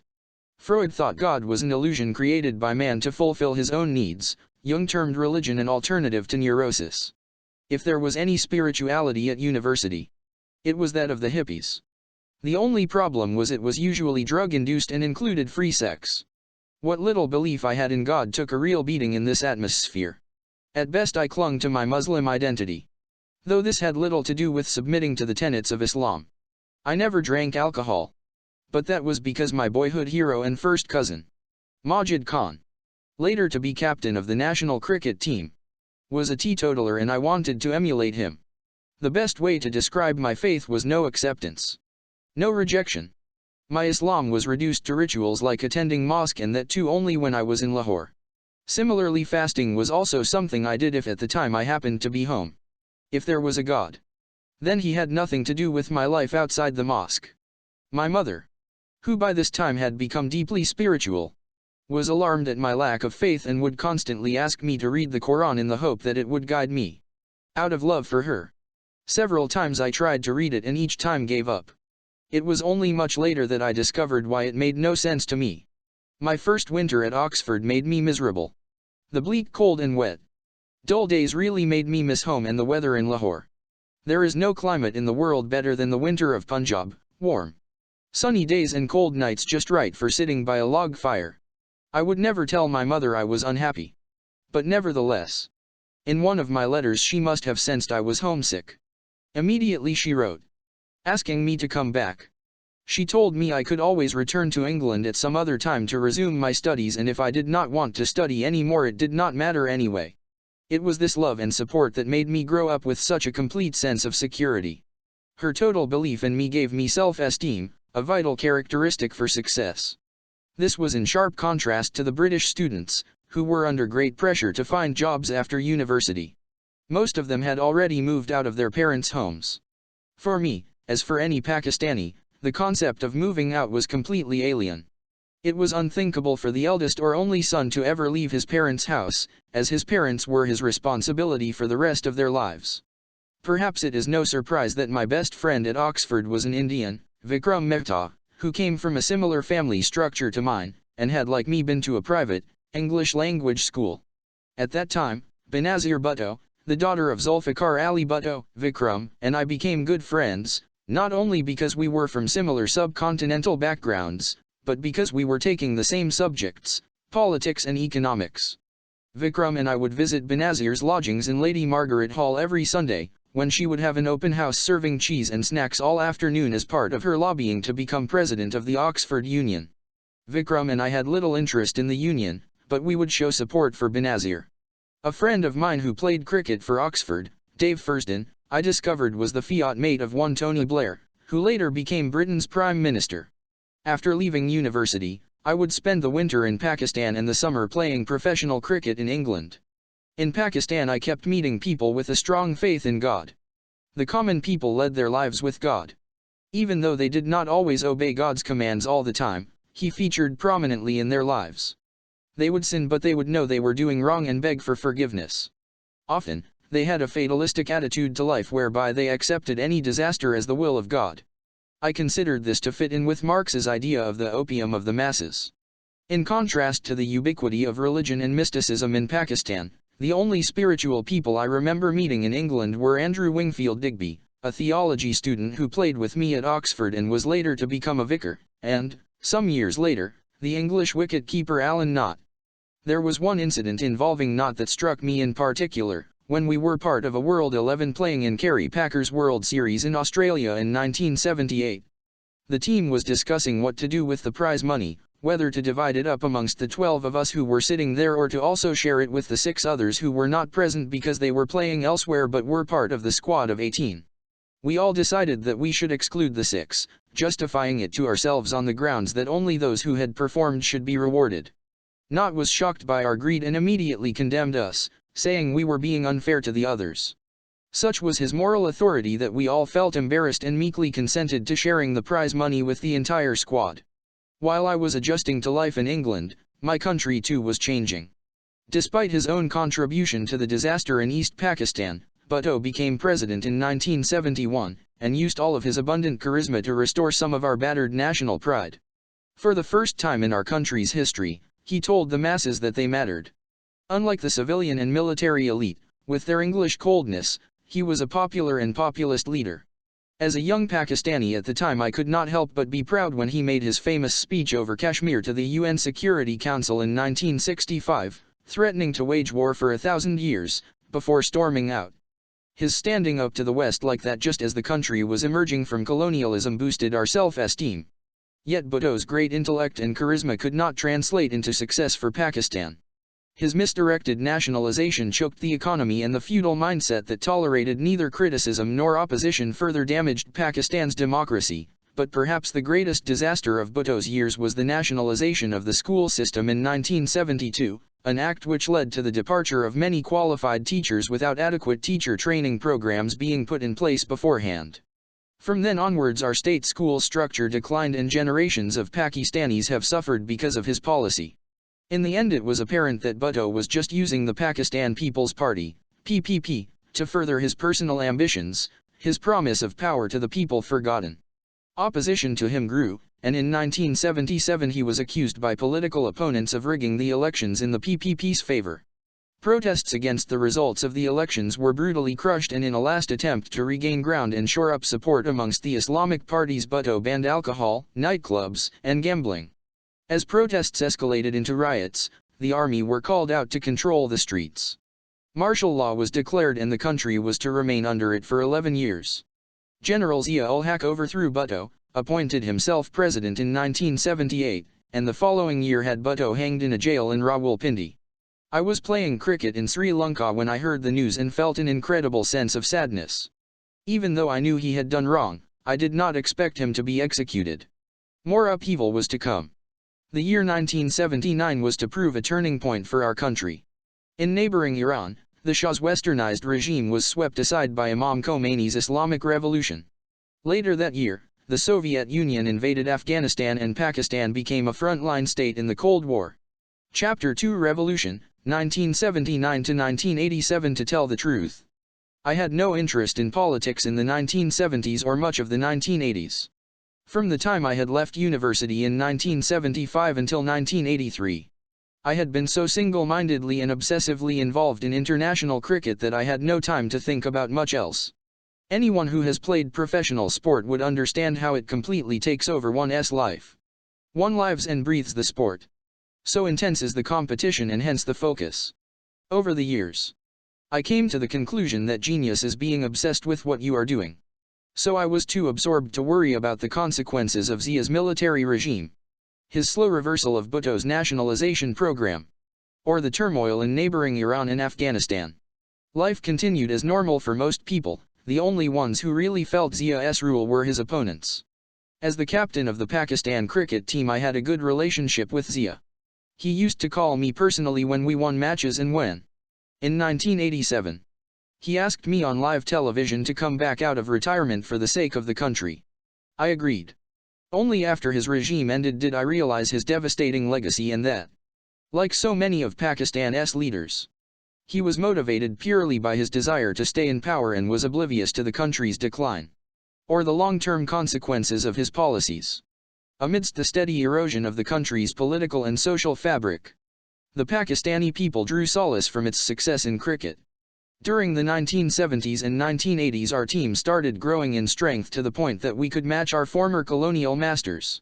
For teams like Pakistan, India and the West Indies, a battle to right colonial wrongs and assert our equality was played out on the cricket field every time we took on England. My friends, and two of my greatest opponents on the cricket field, Sir Vivian Richards from the West Indies and Sunil Gavaskar from India, were both examples of sportsmen who wanted to assert their equality on the cricket field against their former colonial masters. I know that the motivation of the great teams produced by the West Indies in the 1970s and 1980s was to beat the English. For Viv in particular, it was about self-esteem and self-respect, the two things that colonialism deprives the colonized of. Sport was not the only way to demonstrate post-colonial independence. I little realized how far the Islamic Revolution in Iran in 1979 would transform the Muslim world. However, it was a watershed moment in the way the West would view the Muslim world. When the Soviet Union invaded Afghanistan later that year, putting Pakistan in the front line of the Cold War, few of us fully grasped the extent to which that too would affect Muslim thinking, in the world in general and Pakistan in particular. I had visited Iran in 1974 when I went to stay with a school friend from my time at the Royal Grammar School, Worcester in England. Seeing the economic and cultural divide of Iranian society and women in mini-skirts in the bazaars of Tehran surprised me. In today's Lahore and Karachi I have seen a similar disparity, rich women going to glitzy parties in Western clothes, chauffeured by men with entirely different customs and values. But at the time I had never seen people behave in such a westernized way in a Muslim country and was shocked by their disregard for the cultural mores of the masses. I remember the look on the faces of the stallholders in the bazaars as these women in short skirts sashayed past. The Iranian Islamic Revolution a few years later was to draw heavily on the support of the Bazaars, who formed the backbone of a traditional, devout middle class in Iran that felt threatened by the Shah's attempts to impose an alien culture upon them and enraged by his role as a puppet of the West. In Pakistan, however, westernized people like me were, when we visited our ancestral villages or went into rural areas, or even the old city of Lahore, we had to respect local customs and sensitivities. The women in our family would wear the chador, a cloth covering the head and shoulders, leaving only the face exposed, or the burqa, a long garment covering the whole body. Even in Lahore my mother always covered her hair when she went shopping in the bazaar. To this day most women in Pakistan wear the traditional shalwar kameez with dupatta, headscarf. Only very recently have younger urban women started to wear jeans. The Iranian Revolution was a reaction in part to rapid westernization and secularization campaigns in Iran by Reza Shah, the ruler of Iran from 1925 until he was forced to abdicate by the Allied powers in 1941, and then his son Muhammad Reza Shah Pahlavi. The latter was a brutal autocrat seen to be beholden to the United States after he was restored to power following a 1953 CIA-backed coup to overthrow nationalist Prime Minister Mohammad Mossadegh. Mossadegh had had the temerity to stand up for the rights of the Iranian people and seize the country's oil production, which had hitherto been controlled by the British government's Anglo-Iranian Oil Company. Muhammad Reza Shah's sweeping social and economic changes alienated the poor, the religious, and the traditional merchant class who grew resentful of an elite enriched by the 1970s oil boom. Meanwhile, There was a growing class of rural poor who had moved to the cities in the hope of benefiting from the petrodollar-fueled economic growth but found themselves unemployed, consigned to the slums and increasingly under pressure from inflation as the economy overheated. The revolution led by Khomeini promised to return power to the people and restore religious purity to Iran. The events of 1979 in Tehran and the establishment of an Islamic state highlighted to the world the revolutionary potential of Islam and its power to threaten the established order in the Muslim world. The overthrow of a tyrant was welcomed jubilantly by ordinary people in Islamic countries, most of whom were also suffering under the anti-democratic rule of leaders they viewed as Western stooges disconnected from the economic realities and religious faith of their people. As with the Middle East revolts in 2011, a sense of euphoria rippled across the region. The broad base and strength of a movement that had toppled such a powerful US-backed regime was also inspiring to people long resentful of colonial interference and Western hegemony. And it had been achieved through relatively peaceful means, with mass demonstrations and strikes. In Pakistan there was tremendous excitement, and I could sense this when I returned from playing cricket in England in the summer months. Since independence we had already been governed by 4 different constitutions. We had run through parliamentary democracy, Ayub Khan's presidential democracy, which was effectively a military dictatorship, economic liberalization and martial law. Yet here was Khomeini standing up to the West with a new system that was both Islamic and anti-imperialist. The political Islam of the Iranian Revolution filled the void left by the failure of Arab nationalism in the Muslim world. Socialism had been discredited and communism had never really taken off in a culture where religious faith is such an intrinsic part of life. As the Iranian slogan went, neither East nor West, Khomeini had forged a new path that owed little to either the Western powers or communist Russia. And he explicitly presented his ideology as an exportable political solution to the entire Islamic world. Consequently, the West was terrified the Muslim world had reached a new turning point. At stake were Western puppet regimes in oil-producing countries like Saudi Arabia, whose royal family Khomeini openly criticized. In the same way that the West turned a blind eye to corrupt regimes that claimed to safeguard the free world from the evils of communism, from then on, autocratic rulers could manipulate Western fears in order to clamp down on any political opposition in the name of fighting Islamic fundamentalism. The 9/11 attacks on the United States further reinforced this tendency. It was also at this point that the West started sending NGOs into Muslim countries to encourage secularization, often in the name of liberating our women or promoting human rights. Whenever there is unrest in an Islamic country, the old fears about Iranization or Islamization of the country in question are raised by the West. Only recently, in early 2011, this happened when the people of Egypt and Tunisia toppled their dictators. Other countries, too, faced internal dissent but dealt harshly with it. However, in Yemen and Bahrain, the actions that in Libya would lead to NATO intervention were allowed to continue as the regimes were deemed pro-Western. Zia, keen to legitimize his unconstitutional takeover of Pakistan, felt the mood created by the Iranian Revolution and responded accordingly. His predecessor, the Oxford and Berkeley-educated Zulfikar Ali Bhutto, had used religion to counter his Western secular image by pandering to the religious parties. Bhutto's 1973 constitution confirmed Pakistan's identity as an Islamic republic. The teaching of Islam was made compulsory in schools and a council of Islamic ideology was set up to advise on Islamic legislation. He had declared the Ahmadi sect non-Muslims. His critics, though, only hardened their demands, campaigning for the introduction of more Islamic laws. Zia cashed in on the opposition to Bhutto from the religious parties, which equated secularism with anti-Islamism. He was prepared to go much further than Bhutto, pledging on coming to power in 1977 to make Pakistan an Islamic state.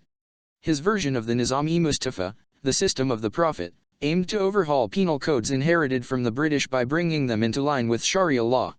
Emboldened by events in Iran, from 1979 he introduced still more reforms, Islamizing the economy and education system. He tried to introduce interest-free banking, imposed the automatic deduction of zakat, a proportion of one's wealth which every Muslim has to contribute annually, from bank accounts and invested in madrasas. The Hudud Ordinance imposed strict punishments for crimes, including adultery, and its abuse by a corrupt police and judicial system undermined the legal status of women, especially in the lower strata of society. Zia revamped so many laws, but failed to introduce true Islamic social justice. In fact, his regime actually promoted inequality and corruption. His political use of Islam was aimed more at capturing the mood of the time.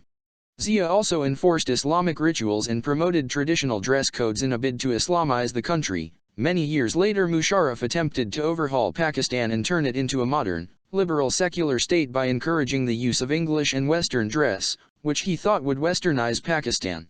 Zia's Islamization and Musharraf's enlightened moderation failed in their aims, as in such situations people follow the latest diktats, but inwardly carry on as before. Both Zia and Musharraf failed to understand that imposing outward observances will neither instill a sense of religious faith nor propel a country into the 21st century. General Zia's Islamization program received another boost with the Soviet invasion of Afghanistan. Practically overnight he became a key Cold War ally of the Americans, who now forgot their qualms about backing a military dictator. Perhaps this was the origin of the saying that you need the support of the three as to lead Pakistan: Allah, the Army, and America.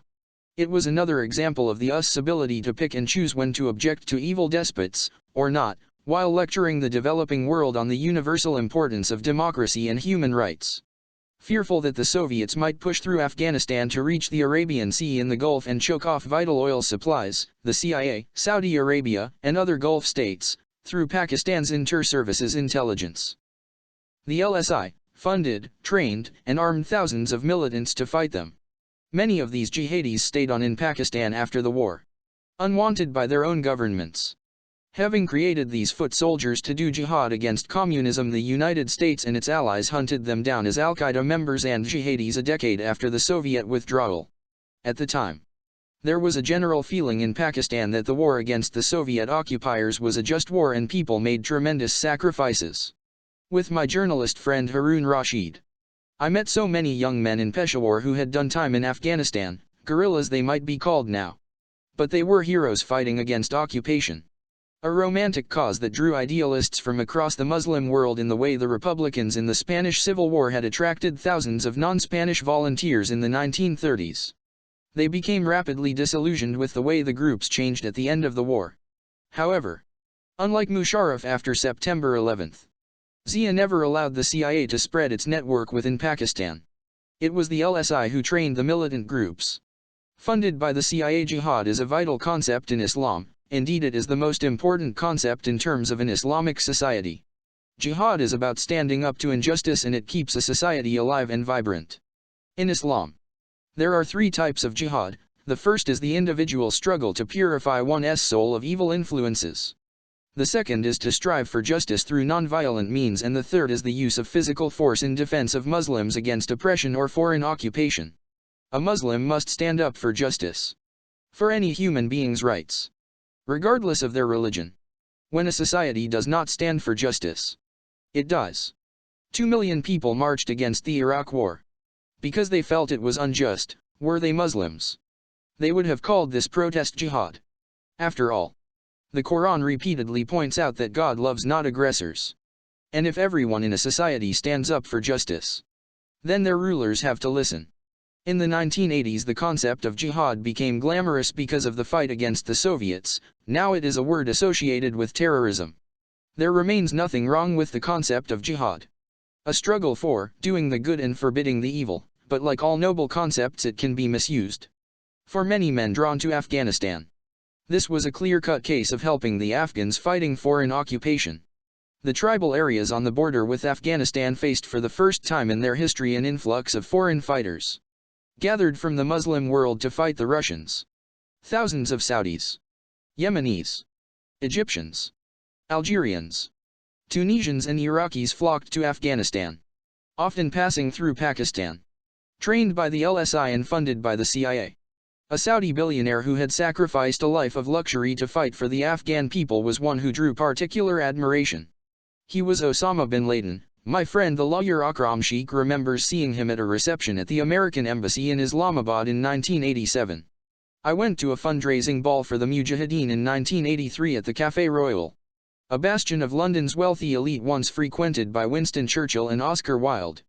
It was a very fashionable cause to support, with campaigners in the UK including Lord Cranborne, an old Etonian Conservative MP, and in the United States, Joanne Herring, the Texan socialite portrayed in the book and film Charlie Wilson's War, The Legendary Pushtun Pride.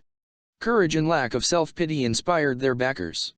In 1985, Ronald Reagan famously introduced members of the Mujahideen as the moral equivalent of America's founding fathers during their visit to the White House. Amongst them was Gulbuddin Hekmatyar, leader of the Hezb-e-Islami political party and paramilitary group, a key figure in the Afghan jihad against the Soviets and the main recipient of foreign funding for the cause. He is now waging a jihad against NATO forces in Afghanistan, who as far as he is concerned are foreign occupiers just as the Russians were. He is now wanted by the United States for participating in terrorism with Al-Qaeda and the Taliban, and termed by the State Department a specially designated global terrorist. Pakistani Pashtuns living along the Durand Line, which, when it was drawn up in 1893 by the British to mark the border between Afghanistan and what was then British India, had split the tribes, have always felt the repercussions of the tumultuous events in Afghanistan.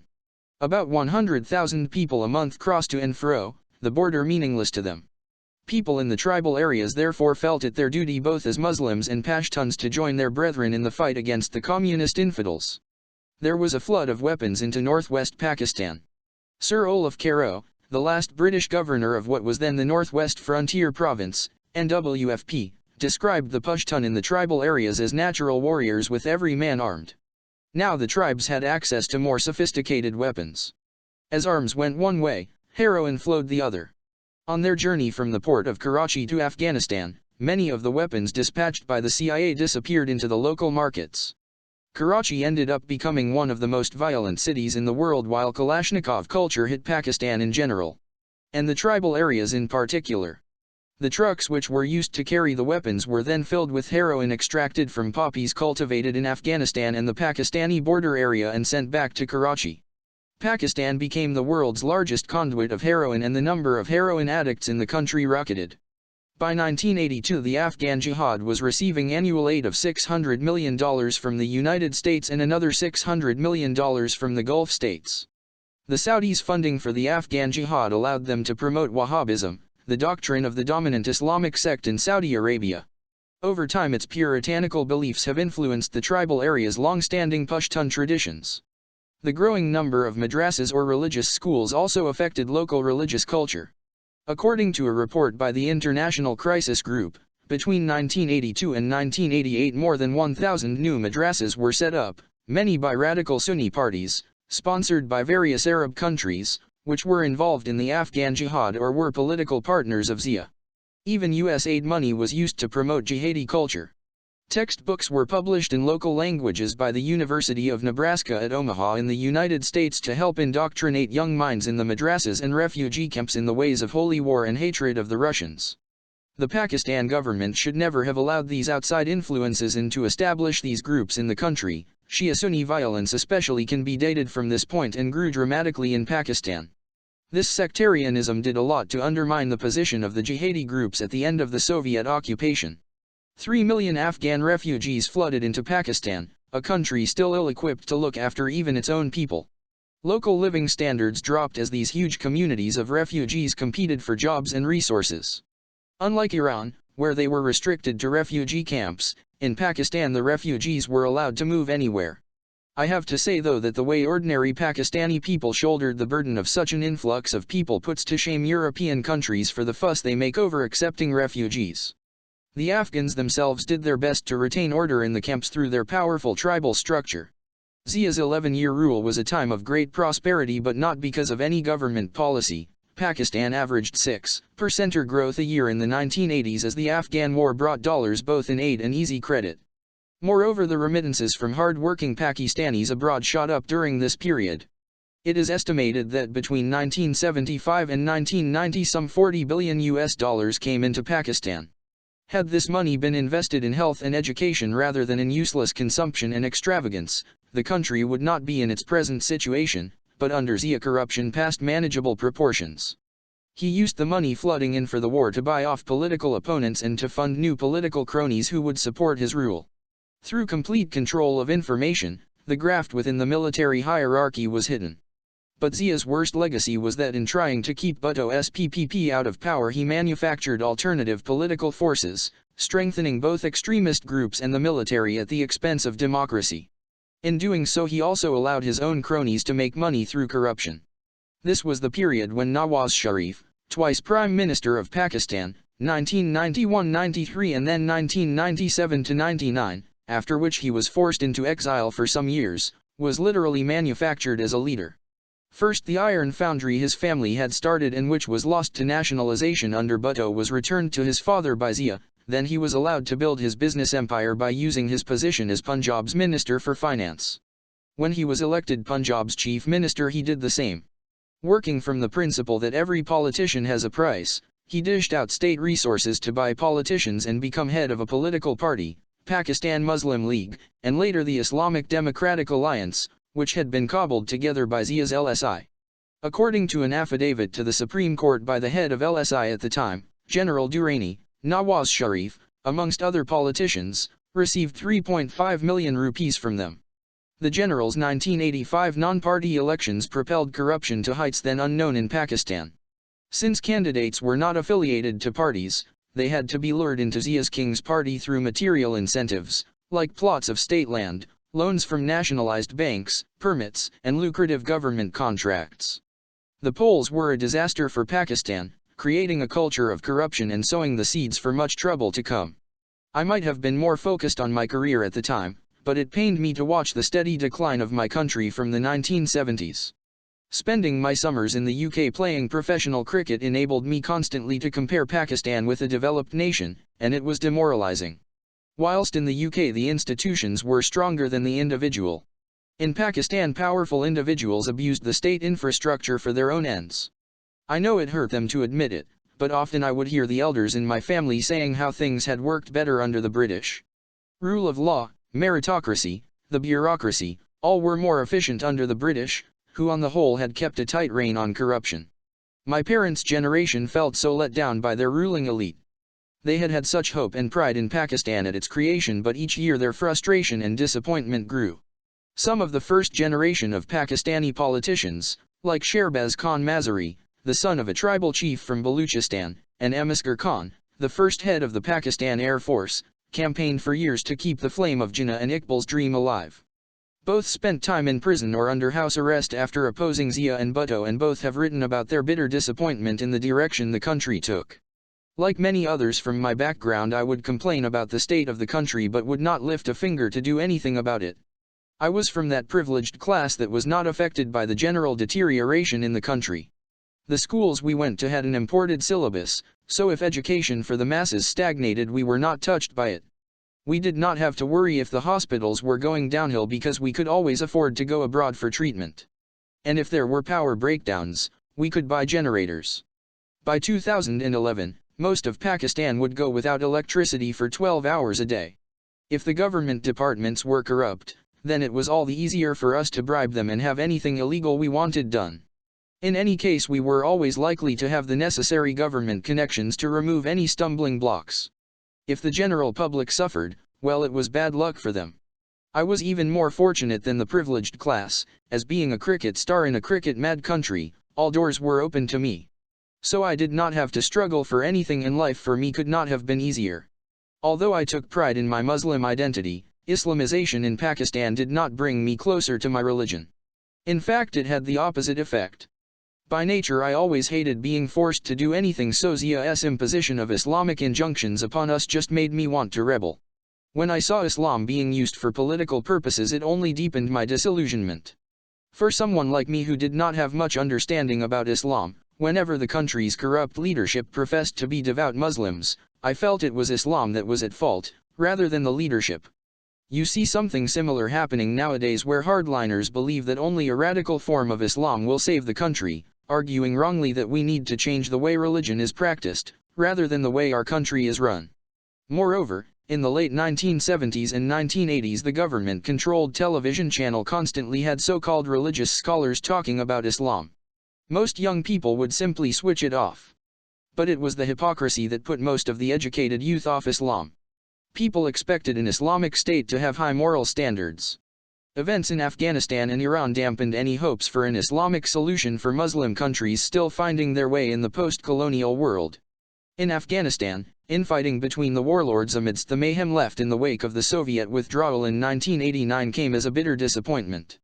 The Afghan jihad leaders, glorified as religious warriors, now behaved like criminals, resorting to extortion and murder in their battle for personal power. So many had died, so many ordinary foot soldiers had made great sacrifices, but their leaders betrayed them. The Taliban, which as a group first rallied in order to rid the people of the chaotic tyranny of the warlords, initially gave a semblance of rule of law to the war-ravaged country. But with their unenlightened version of Islam, their inability to understand the essence of the religion, combined with aspects of the harsh rural Pashtun culture, they began to look increasingly oppressive.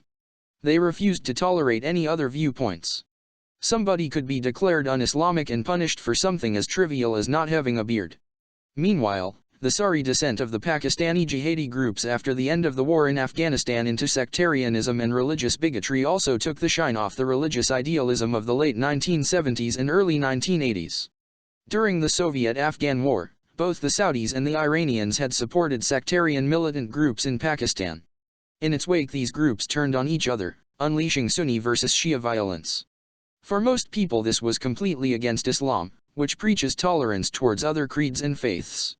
Even Iran, which had aroused such expectations in the Muslim world, disillusioned those looking to Tehran for a lead on democracy Muslim style. In particular, people were nervous about the power of Iran's Guardian Council of ruling religious leaders, which had the power of veto over democratic decisions. Again, this was completely contrary to the democratic message inherent in the Prophet's teachings. Democratic principles were an inherent part of Islamic society during the Golden Age of Islam, from the passing of the Holy Prophet, and under the first four caliphs.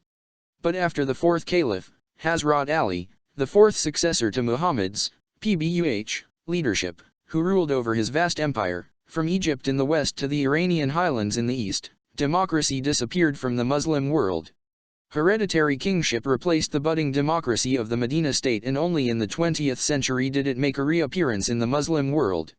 In the 18th century, Shah Waliullah attributed the decline of the Mughal Empire in particular and Muslims in general to the institution of monarchy, which, according to him, was degenerative and bound to decay. Today in the majority of the Islamic world there are Sham democracies which have not given freedom to the people, hence the urgency and anger of the revolutionary movements spreading across the Middle East in early 2011. An Islamic state has to be a democracy and a meritocracy. In an ideal Islamic society there should be no hurdles in the way of a man achieving his God-given potential. Islamic legal discourse covers both spiritual matters and the rights of an individual in everyday life. On the one hand it deals with prayer, worship, fasting and pilgrimage. On the other, it protects the most basic human needs and rights expected under civil law in the West, the rights to life, religion, family, freedom of thought and wealth. An Islamic state also guards against the executive accumulating too much power by emphasizing that even a ruler is not above the law. Of the first four great caliphs after Muhammad, two ended up in front of a judge in a court of law. Hazrat Ali himself lost a case against a Jewish citizen because the judge refused to accept the testimony of Hazrat Ali's son. In Islam, since all sovereignty belongs to Allah, both the executive and the people have to stay within the limits of His laws. The founding fathers of the American Constitution also strove to do the same by making the Constitution supreme. This is why when Jinnah was asked in 1947 about the Constitution of Pakistan, he said its basis would be the Quran. Justice, compassion, welfare and equality, along with democracy, are at the heart of Islam. Yet we saw non-Islamic Western states having greater ethical and moral norms. When I arrived in the UK in the 1970s, it was the first time I had seen a proper welfare state. Coming from Ayub Khan's Pakistan, I was amazed by the level of social security. I felt like the Islamic scholar Muhammad Abduh, 1849–1905, who said on his return from a trip to Europe to his home in Egypt, "I saw no Muslims in Europe, but I saw a lot of Islam and of his homeland. There are a lot of Muslims here but no Islam." This quotation is perhaps even more relevant today, as the spirit of Sharia, Islamic law, is more visible in Western countries than in the Muslim world. Until I started educating myself about it. Like the majority of Western-educated people in Pakistan, I too believed Sharia to be some medieval set of laws irrelevant to our times. It conjured up images of fanaticism, women in veils, terrorism, intolerance and the abuse of human rights. Part of this stems from the prejudice in the Western media about Islam. A prejudice that dates back to the Crusades. Unfortunately, it must also be blamed on the extremely unenlightened interpretation of Islam by certain Muslim regimes and groups. In theory, the Islamic State should be a welfare state. That is why I find it strange that in Pakistan people who stand up for Islamic values are called rightist. Islamic values actually have more in common with leftist ideologies. In terms of social equality and welfare, Hazrat Umar, the second caliph of Islam, who ruled from 634 until his death in 644, set up the first true welfare state in the history of mankind, even introducing pensions. Widows, the handicapped, orphans and the unemployed were registered and paid from the state treasury. Moreover, the Quranic injunction of zakat, which exhorts Muslims to give 2.5% of their wealth to the poor and to charity, meant that it was compulsory for citizens of an Islamic state to look after the vulnerable. The idea of setting up waqf, welfare trusts, that ran orphanages, hospitals, madrasas and sarais, free accommodation for travelers, long preceded the concept of trusts in Europe. Yet today Europe has the best social security system, particularly in the Scandinavian countries. And even the United States spends billions of dollars a year on the welfare of its people. Sadly, the vast majority of Muslim countries have no welfare system at all. The poor in Pakistan have no safety net other than their own families or tribes. They cannot afford education, health or justice. According to the UNDP, United Nations Development Programme, 54% of Pakistanis face multidimensional deprivation, meaning they lack access to proper education and health facilities and a decent standard of living. Almost two-thirds of the country lives on less than $2 a day, and about 40% of Pakistani children suffer from chronic malnutrition. How can Pakistan be called an Islamic society? Returning in the winter to Pakistan after playing cricket in England through the summer, I watched the changes in my country with the nagging anxiety of someone who saw it deteriorating each time I came home. Yet I never thought of leaving. I could never imagine another home but Pakistan. Nor did it even enter my mind at this stage to enter politics. In fact, I could not think of anything worse. By the early 1980s, like most of the privileged class, I was coming to the conclusion that, since Pakistan's problems were so many and so insolvable, the best thing to do was to just look after myself. Besides, what could politics possibly give me? I had the life that many young people, in Pakistan and elsewhere, dreamt about. I was a rich and glamorous cricket star, jet-setting all over the world. Politics was considered a dirty business for those who could not do anything else. Most of the students from my school who went into politics were hopeless at both academic subjects and sports. Usually they belonged to feudal families with political ties. No one thought of politicians as selfless people who wanted to make Pakistan a better place to live in. Neither did I take much interest in social work or charity. Sure, I attended fundraising dinners every now and then, but hardly ever because I was touched by the cause of a particular charity, more because of the social occasion. I hardly ever gave zakat, feeling I had done my duty to society once I had paid my taxes. Despite this, it was around this time I began to contemplate that there could be a God. It had nothing to do with Pakistan's Islamization, but it's something to do with cricket. By 1982 I was close to my peak as a cricketer. I had been playing all year round for almost 7 years. During this time I began to observe a phenomenon that players called luck. There were times when I would be in great form yet would not have much success, whereas at other times I would be feeling lousy and yet do well. I also found that in closely fought contests there was usually one point that would tilt the contest in favor of one team. Sometimes this would have nothing to do with playing ability. For instance, many times during my cricketing career an umpiring mistake or bias had cost one team the match, even the series. There were other times when a contest was being won by a team and some non-cricketing phenomenon like rain would tilt the game in the other team's favor. The toss of a coin also sometimes made the difference between winning and losing. And a peculiar phenomenon which only pace bowlers would appreciate is that sometimes a ball just does not do anything, no matter how helpful the conditions, while at other times a ball will swing in unhelpful conditions. This was because of the way it was stitched together.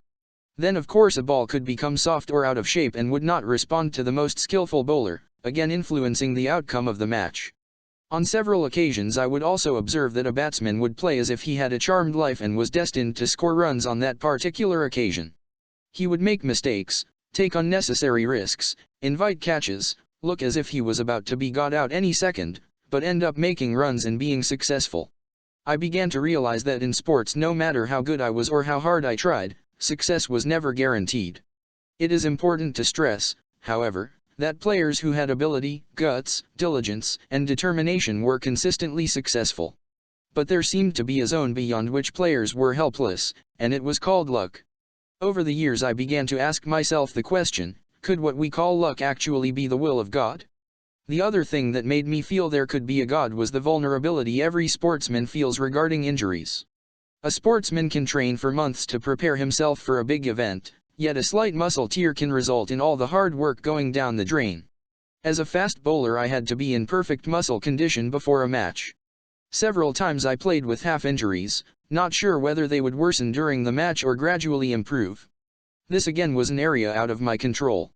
In 1982 I was at my absolute peak as a fast bowler in terms of physical strength, experience, and skill, and was poised to go for the world record for the highest number of test wickets.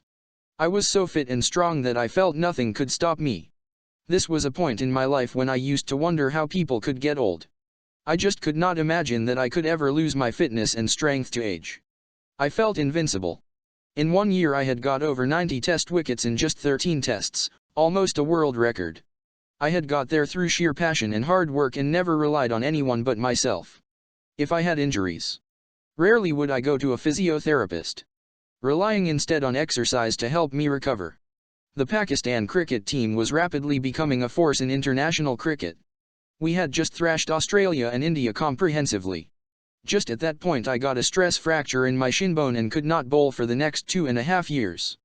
During this time the majority of the doctors I saw felt that I would never bowl again. My whole world came crashing down. Only an athlete can understand the shock of a potentially career-ending injury. It was the most devastating thing that had happened to me in my life so far. I also lost the confidence acquired through my success in cricket. Success always creates jealousies in certain quarters, and all this came out now. There was a spate of nasty articles against me. A couple of players who would not have dared to cross me when I was fit took the opportunity to put the knife in, feeling that I was finished and it was safe to vent their animosity. I used to deal with such people by performing on the field and shutting them up. Now I felt defenseless and had no clue how to deal with the situation. I became a recluse and in my mind made it into a huge crisis. But with hindsight it was a storm in a teacup. Much later I read a book by the eminent cricket writer and historian David Firth about how many cricketers had committed suicide once they could no longer play cricket. Whilst I was never in danger of that, I understood their torment. Not knowing whether I would bowl again made me feel extremely unsure and insecure about my future. In such a state of mind I saw an astrologer and a couple of clairvoyants. Until then I had never believed anyone who claimed to be able to tell the future, and frankly I had never needed to. I had so much self-belief that I felt I could achieve anything through my own talent and hard work. I was never one of those sportsmen with trivial superstitions about objects or habits that would bring me luck in a match. My experience with both the astrologer and the clairvoyants was highly unsatisfactory. Most of what they said was wrong. I vowed that I would not bother with them again. In my state of uncertainty and vulnerability, despite all my doubts, I would turn to God. Especially when, on the long and painful road to recovery, I would start feeling twinges in my shin bone. Twice I had bowled too soon without waiting for the bone to heal properly, and both times the crack reappeared. The third time I was careful, but whenever I felt pain I was never sure whether I would make it or not. Chapter 3: Death and Pakistan's Spiritual Life. 1987 to 1989. Pakistan came into existence as a country because of Islam and the Islamic beliefs of its founders and citizens. Through circumstances I came to understand Islam better than I had done in my youth, which led me to understand Pakistan, to appreciate its history and the course it was taking. As I learned more about Islam and about being a Muslim, it became clear to me that I was on a path, one that would lead me to greater engagement with the political life of my country. A spiritual person takes on responsibility for society, whereas a materialist only takes responsibility for himself. In Pakistan I often came across people who had some sort of spiritual experience or were deeply religious. This was especially true of the elders in our family. My mother started to become more spiritual when I was about 10 years old. She and her sister met a female Sufi from Sahiwal. a district south of Lahore, and used to travel to visit her quite regularly. Spiritual guides, or peers, are quite common in Pakistan. Millions of people, particularly in rural areas of the country, follow them, consulting them on everything from religious matters to sickness and family problems. My mother always tried to encourage me to follow my religion, but it was hard for her to relate to me in the way that I can relate to my children, as she had no way of really comprehending the impact of the competing cultural forces in my life. With my sons, I can understand what it means to grow up a Muslim in today's Western society. Meanwhile, my father was also religious, but in a different way. While he had immense respect for the great Sufi saints of the subcontinent, he believed in a direct relationship with God, and didn't feel he needed a spiritual intermediary or a guide as my mother and her sister did. I had my first spiritual experience when I was nearly 14 and already quite skeptical about religion and God. My mother was so excited because her spiritual guide, Purji, came to visit us in Lahore for the first and last time. She introduced me to Purji, hoping she would pray for me and offer me guidance. The woman was sitting on the floor with 3 or 4 of her disciples, her head covered by a chadar. She never looked up at me and I never saw her face. She did not say anything for a few minutes and then suddenly said I had not finished the Quran. I was utterly shocked. Only the Maulvi who came to teach me the Quran knew that I had not finished it. My Quran lessons used to be after school, and the last thing I wanted to do at the time was to read the Quran. All I wanted to do was to go and play with my cousins in Zaman Park. After a year, the poor Maulvi accepted that I was a hopeless case. And one day we both schemed to tell my parents that I had finally finished the Quran. My mother looked at me and immediately knew from my shocked face that her spiritual guide was spot on. Purji told my mother not to worry, that I was a decent soul and would turn out all right. I saw the relief pass across my mother's face. Purji went on to say that I would be very famous and make my mother a household name. When my mother died 21 years later of cancer, I built a hospital in her name, and today the Shaukat Khanum Memorial Hospital, SKMH, is renowned across Pakistan. The sense of achievement I was to feel when this hospital opened was far greater than anything I had achieved in cricket. It gave me a surge of pure happiness. The overhaul of my lifestyle from that of a sports star to a humanitarian worker and politician initially met with some skepticism. But as I began my spiritual journey, I started to discover happiness comes from all those things that are considered to be boring by the mass media and the culture of self-indulgence it promotes: giving charity, helping others, family life, and achieving selfless goals. My mother's long and painful death in 1985 was the catalyst for this change in me, a turning point in my life, forcing me to face up to my utter helplessness as I tried to ease her suffering. I first heard the news of my mother's cancer when my sister Alima called me in the summer of 1984. What had been initially diagnosed in Pakistan as a stomach infection had turned out to be cancer of the colon. I was in England at the time, recovering from the stress fracture in my shin bone. I brought my mother to the UK for treatment, but by the time we took her back home in September, the cancer had spread to her liver. Her last 6 weeks were very painful, and even today I have to block from my mind the memories of this time. Out of sheer desperation and helplessness, I would beg the Almighty for help. All my family prayed for her too. So vulnerable was I that I even brought home a faith healer, who turned out to be a complete quack. There was, I soon realized, a whole industry existing in Pakistan of quacks, faith healers, and fake spiritualists who prey on vulnerable people. For a few months after my mother's death, I completely removed from my mind the idea of God. However, my internal debate about whether he existed or not later resumed. I had become embittered towards God. If he did exist, how could he have put my mother through so much pain? She was very religious and had been such a selfless mother. The experience of my mother's death coupled with my stress fracture had made me realize how vulnerable I was. The complete faith I had had in my own strength and capabilities was no longer there. It was almost as if someone had put me in my place by making me aware of my many limitations. I again started saying my prayers every morning. This was really like an insurance policy, a sort of safety net in case God really did exist.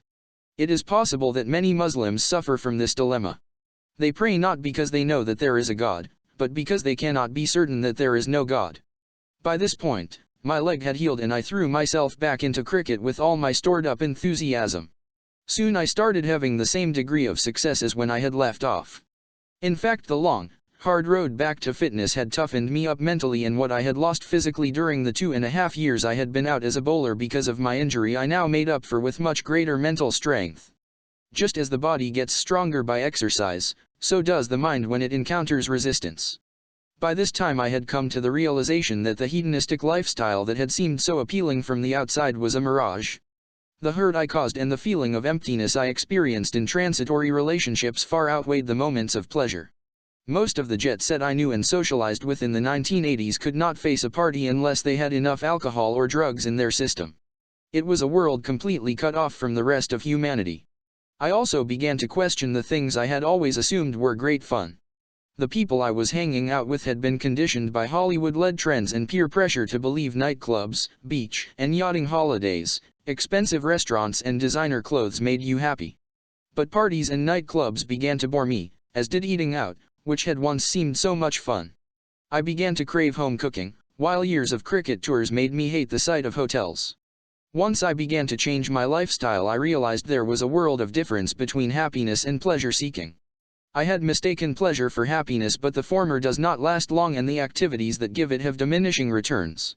Over the years I had seen so many destroy their lives through hedonism. Alcoholism and drug addiction have ruined the potential of so many pop, film, and sports stars. I could easily have slid down that slippery slope, entering that world as I did as an impressionable 18-year-old just as the sex, drugs, and rock and roll revolution was at its peak. What saved me from disaster was cricket. I had to be fit to perform at the highest level, and therefore never indulged too deeply in that lifestyle. I also had too much self-respect to allow myself to be humiliated on the cricket field due to overindulgence elsewhere.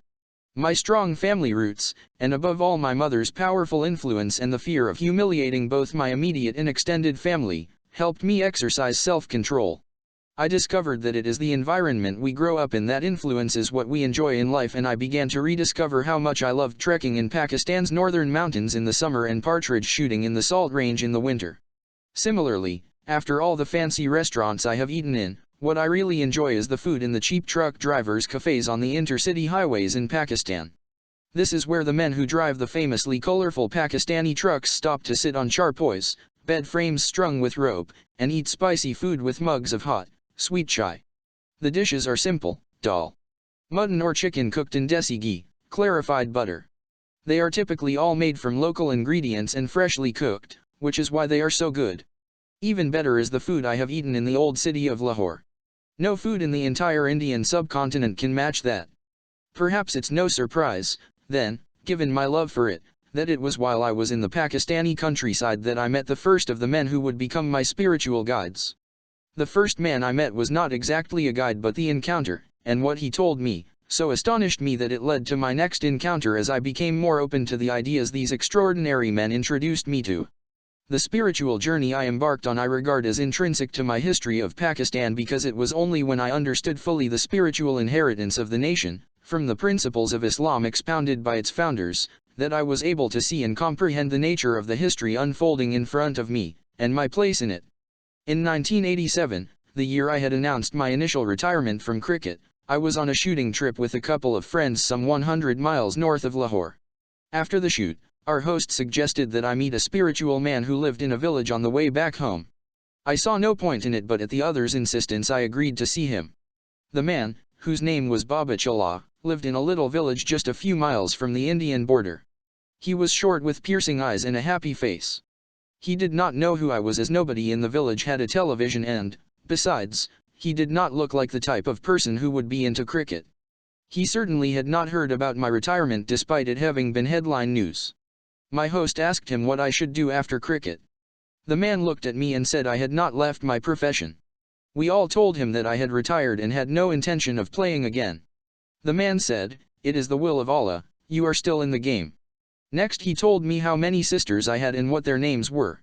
He then turned to one of my friends, Mohammed Siddiq, and told him that he would be double-crossed in a business deal and that he should immediately take his money out of the project, but that things would eventually be resolved.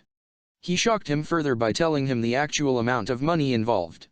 We left his place perplexed. What was the trick? On the way back we discussed how he could have known the names of our family members. What we found most difficult to comprehend was how he knew the exact amount of money involved in Siddiq's project. 3 months later, at a dinner given for the cricket team in Islamabad, General Zia asked me to take back my decision to retire for the sake of the country, and again captain Pakistan. Within weeks I was leading the national team on a tour of the West Indies, and my friend's business dealings unfolded as Babachala had predicted. How could that man in the village have known? I kept thinking. My mind also went back to my mother's spiritual guide, who had been able to tell that I had not finished the Quran. Just over a year after that, I came across someone who would become the single most powerful spiritual influence on me and completely change my direction in life. A friend in Lahore had invited me for lunch. The only other guest was a frail-looking, clean-shaven man in his 60s by the name of Mian Bashir. The lines on his face showed that he had seen a lot of suffering. He was a retired junior civil servant who I was told was struggling to make ends meet on his meager pension. The man sat quietly throughout lunch with a disinterested look on his face. After lunch he politely asked me if I constantly read a certain verse from the Quran. I told him I hadn't even heard of the verse. His face went into a deep frown. He closed his eyes, took on an expression of concentration and then said, "Sorry, it was your mother who would read that verse for your protection." With astonishment, I realized that he was absolutely right. When I was a child, before I went to sleep, my mother would repeat a verse from the Quran 3 times and blow on me. He went on to say that I was protected because of it. Then he told me a couple of incidents about my family, about which no one else could have known and too personal to relate here. I asked him how he acquired this skill. It is the will of Allah. At times he shows me something even without my asking for it.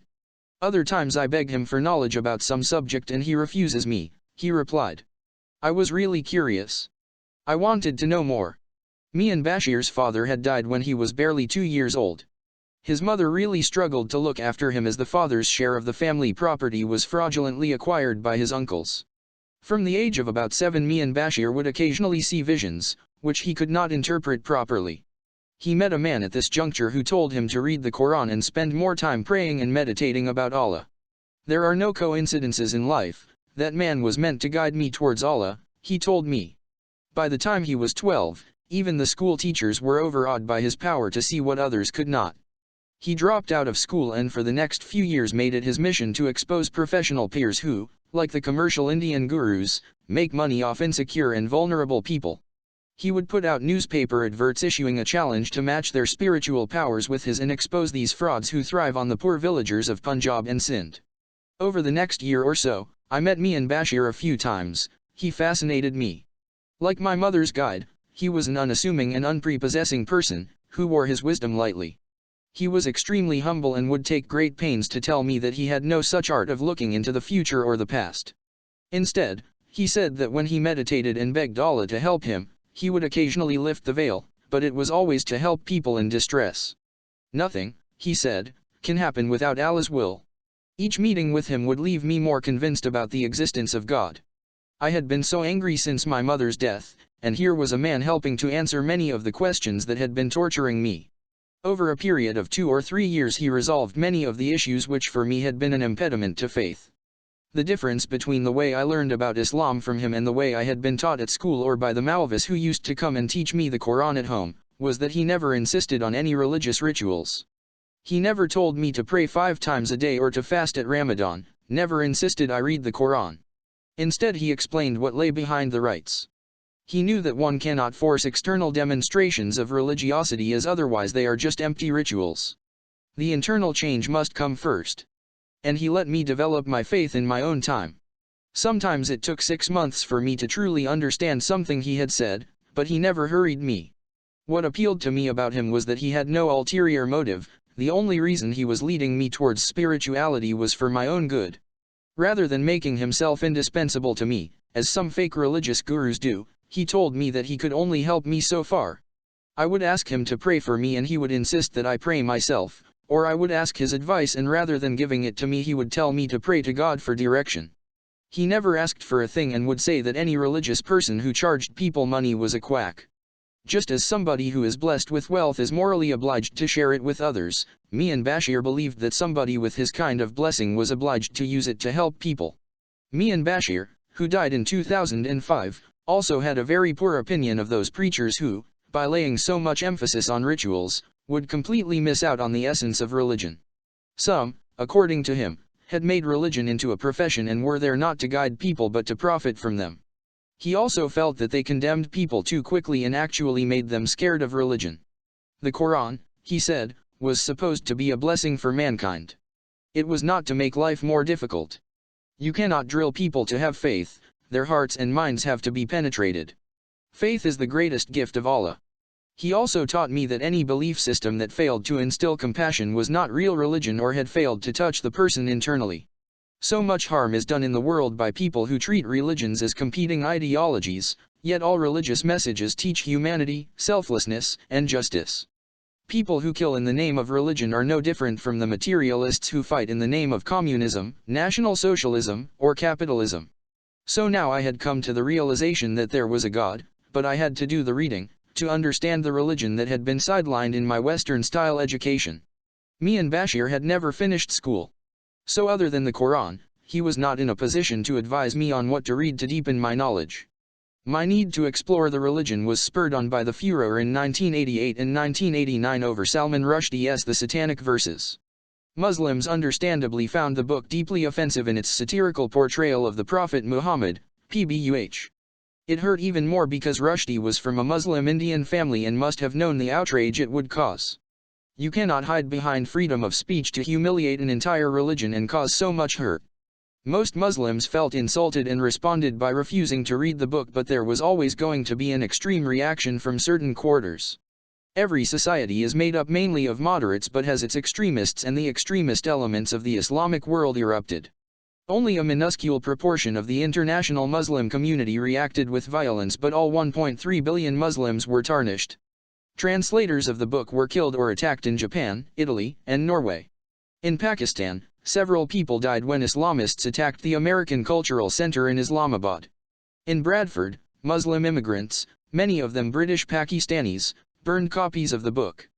British Muslim groups campaigned unsuccessfully to have the book banned in the UK as the country's blasphemy law protected only Christian beliefs.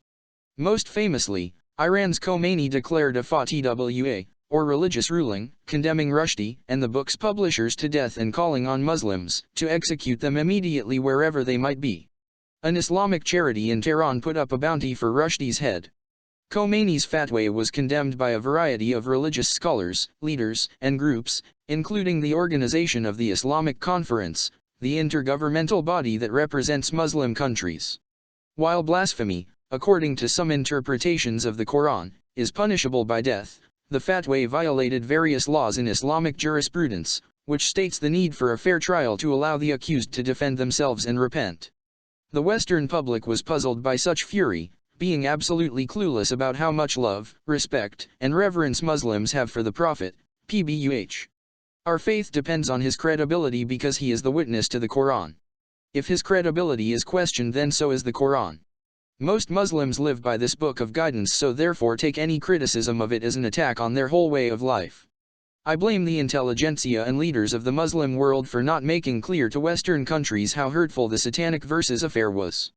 The OIC, Organization of the Islamic Conference, an association of Muslim states, should have sent a delegation to the European Union and US Congress to explain to them the offense caused by slandering the Prophet, pbuh. Otherwise, how could the West understand, when in many Western countries people are allowed to make fun of religious figures?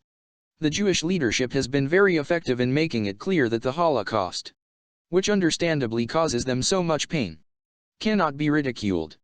The Muslim elite should have followed their example. There was nobody to defend the religion, though, and Islam was under attack, with people in the West drawing comparisons with the book burning of Nazi Germany. I didn't have the depth of knowledge to defend it either. While leading Pakistan on a tour of New Zealand at the time, I was constantly being asked about whether Islam was a violent religion. So I started reading books about Islam and found that my mind was more stimulated than it had ever been. I was inspired by the writings of great scholars like Iqbal, the poet-philosopher integral to the founding of Pakistan, and Ali Shariati, an Iranian writer and sociologist, who regarded himself as a disciple of Iqbal.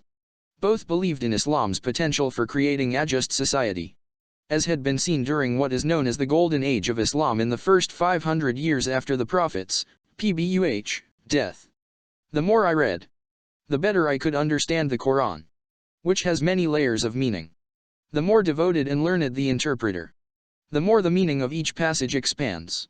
I was also drawn to the writing of Charles L. E. Guy Eaton, a British convert, a former diplomat, writer and broadcaster. Eaton was one of the foremost Muslim intellectuals of the West.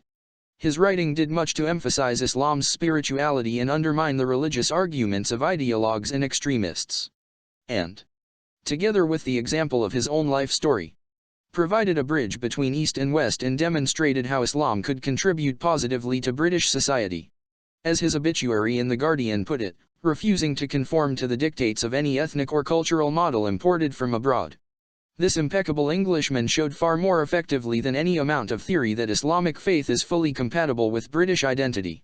Because my roots were Islamic but my education was Western.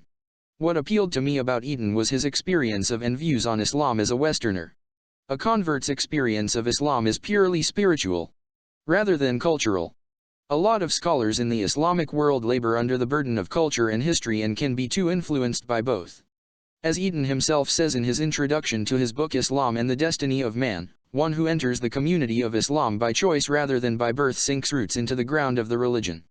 The Quran and the traditions of the Prophet, but the habits and customs of the Muslim peoples are not his. He lacks their strengths and is immune from their weaknesses, immune, above all, from the psychological complexes which are the result of their recent history. Besides Eaton, another convert who fascinated me was Muhammad Asad, who was born an Austrian Jew under the name Leopold Weiss in 1900. Asad was a scholar and diplomat who was given Pakistani citizenship and advised on the drafting of Pakistan's first constitution. My greatest influence at this time though was Iqbal, a philosophical descendant of the Eastern sage Rumi, the renowned mystic and poet-philosopher of 13th century Persia, one of the greatest thinkers of modern Islamic history. Iqbal had studied in both East and West and inspired in a generation of Indian Muslims an ardent desire for change. Central to his vision is his philosophy of khudi, ego or selfhood. According to this philosophy, the development of khudi comes about through self-reliance, self-respect, self-confidence, self-preservation, and self-assertion when such a thing is necessary, in the interests of life and the power to stick to the cause of truth, justice, duty.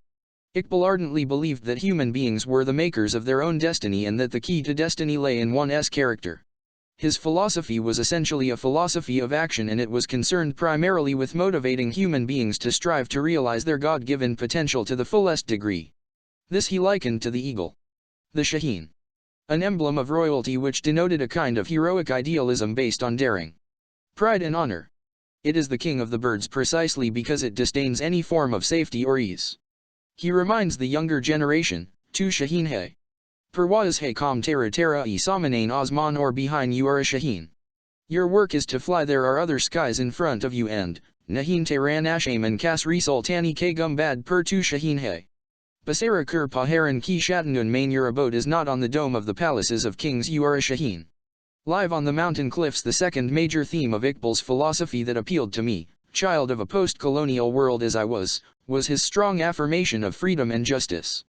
Throughout his life, Iqbal identified himself with the oppressed people of the world, and urged his fellow Muslims to rebel against all forms of tyranny, be it religious, political, cultural, intellectual, economic or any other. For Iqbal, Islam, whose very name means the submission or surrender of oneself to God, implied that Muslims should not surrender their freedom to anything except God.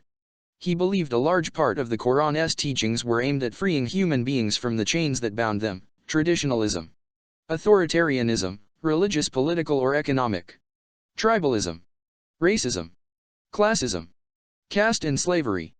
This concern is reflected in much of Iqbal's writing. He believed passionately in freedom, which he considered to be the very breath of vital living. In his eyes, a slave nation had no future. In servitude, it is reduced to an almost waterless stream. But in freedom, life is a boundless ocean, he wrote. Each country had to chart its own path. On January 1, 1938, amid the build-up to the Second World War, Iqbal made a passionate condemnation of imperialism in a New Year message broadcast on All India Radio. It was just a few months before his death. The tyranny of imperialism struts abroad, covering its face in the masks of democracy, nationalism, Communism. Fascism, and heaven knows what else besides. Under these masks, in every corner of the earth, the spirit of freedom and the dignity of man are being trampled underfoot. The so-called statesmen to whom government and leadership of man were entrusted have proved demons of bloodshed, tyranny and oppression. The rulers whose duty it was to protect and cherish those ideals which go to form a higher humanity, to prevent man's oppression of man and to elevate the moral intellectual level of mankind, have in their hunger for dominion and imperial possession shed the blood of millions and reduced millions to servitude simply in order to pander to the greed and avarice of their own particular groups. After subjugating and establishing their dominion over weaker peoples, they have robbed them of their religions, their morals, of their cultural traditions and their literatures. Then they sowed divisions among them that they should shed one another's blood, and go to sleep under the opiate of serfdom, so that the leech of imperialism might go on sucking their blood without interruption. This message is even more relevant today. Reading and understanding all this was an exciting time of discovery for me, but others were rather perplexed. My sisters, and particularly my father, were amused as they looked upon me as someone who was totally immune to religion. As for my friends, both in Pakistan and England, they started wondering if I had gone a little crazy. They could not understand what had come over me. I didn't fall out with people over it, but after too many passionate arguments I became frustrated, and decided I could not explain faith to people who believe that if something cannot be explained scientifically, then it cannot exist. Faith is something you feel. You cannot explain it. Many assumed my transformation was a result of the trauma of reaching the end of my long-running career. My friends knew me to be a rational and completely non-superstitious person, so this passionate belief in the unseen was a mystery for them, as was my complete change of lifestyle. One of my closest friends, Yusuf Salahuddin, grandson of the great Iqbal, thought I had become a fundamentalist. Amongst sections of the westernized elite in Pakistan, if you start to talk about religion you are automatically branded a mullah. Years later I was speaking to Yusuf Islam, the former Cat Stevens, and he told me how difficult it was for him when he discovered God. He cut himself off from his past life, stopped singing, dumped his old friends and changed his clothes. It took him a while to come to terms with the change in his thinking and to reconcile it with his environment. It was hard enough for the people who knew me intimately. For the ones who only knew me as a sports star with a playboy reputation, the reaction was even more extreme. I was accused of being a hypocrite or of suffering from a midlife crisis or a nervous breakdown. I remember an article in an English-language Pakistani newspaper that compared me with another Pakistani cricketer, Fazal Mahmood. He was the pin-up sportsman of his time, and led a glamorous life until his retirement, when he turned to God. I suppose people thought that sometimes a professional sportsman needs to replace one passion in his life with another, and often religion can fill that void. My internal journey had started before I left cricket. I too used to think Mahmood had become a bit weird. Now I realized that, like me, he saw through the glamour of the fast life and began to search elsewhere to satisfy his soul. There is a section of Pakistan's westernized class that is not just secular, but actually anti-Islamic, and they use the figure of the mullah or the fundamentalist to attack Islam. Former Turkish Prime Minister Necmettin Erbakan talked about a similar attitude amongst the anti-Islamic elite in Turkey. In an interview he once described how they started booing and thumping their desks whenever the Prophet, PBUH, was mentioned in parliament. This part of Pakistani society and its media really went for me, accusing me of being a born-again Muslim. Yet no spiritual transformation happens overnight or comes out of nowhere. It is an inner journey that takes time and is shaped by various events in your life. Neither is it a straightforward journey, and there were times when I relapsed or had doubts. The Quran warns the believer that their faith will be tested by crises.